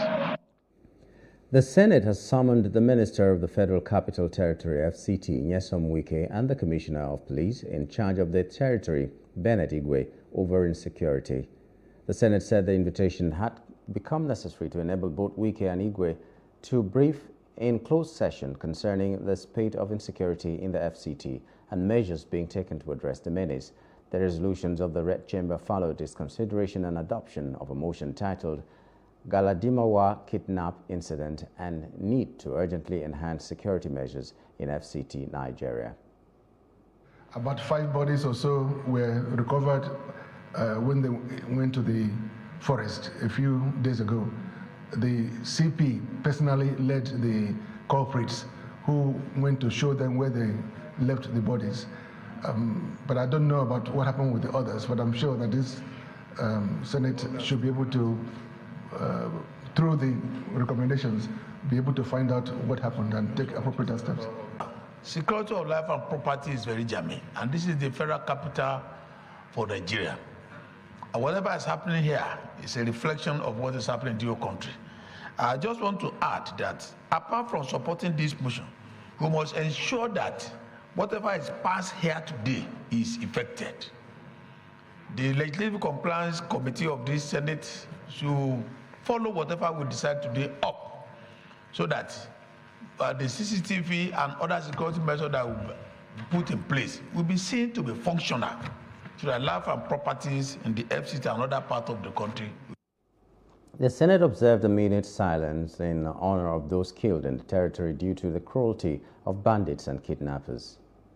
Maybe the FCT Commissioner of Police to brief us in closed session about this particular investigation, because it will be good for us to know the details and see how we can also add more solutions. So do we invite the Minister of FCT and the FCT Commissioner of Police to come on this particular incident where a legislative assistant of a senator has been murdered? May the souls of the Galadima kidnapped victims rest in perfect peace. Amen. The chairman of the House of Representatives Committee on Hydrological Services, Hydroelectric Power Producing Areas Development Commission, HYPADEC, Pascal Agbodike, has pledged commitment to the development of the Commission's host communities. Agbodike, who represents Ihiala Federal Constituency of Anambra State, made the pledge when the managing director of HYPADEC, Abubakar Sadiq Yelwa, appeared before the committee on Tuesday. He promised that the committee will assist the HYPADEC to get more funding to address the challenges facing the agency. Since the inauguration of this house, we took time to listen to host communities, the 10 states that members of HYPADEC. Most of our members have toured around those states and reported back to this honorable committee about what the works that are going on from HYPADEC in those states. Going by the law that established HYPADEC, there are many things the agency should be doing to see to the welfare of those communities in the member states. If you see the number of houses, if you see the number of homes, if you see the number of farmlands we lose along River Benue, from Taraba down to Benue, down to Nasarawa State, you will pity with the communities. This also is same situation with the River Niger. This is some situation with River Kaduna, Mr. Chairman, and any other community that is going to be hydro. Now, if we say those communities they are even suffering more because of the ECOS challenge of those communities, Mr. Chairman. So these are some of the issues we want your committee to address. We are not saying it should come to HYPADEC. We have enough to handle if we have enough resources to do that. But what is most important is, please look at those communities. The erstwhile managing director of the National Electric Regulatory Commission, Dr. Sam Amadi, has refuted allegations leveled against him at the occasion of the completion and commissioning of the Aba Power project after many years of setbacks. Dr. Amadi, who congratulated the Governor Alex Oti and Professor Bat Naji and his team, said the occasion is not only a day of jubilation for Aba, but also for the 5 southeastern region.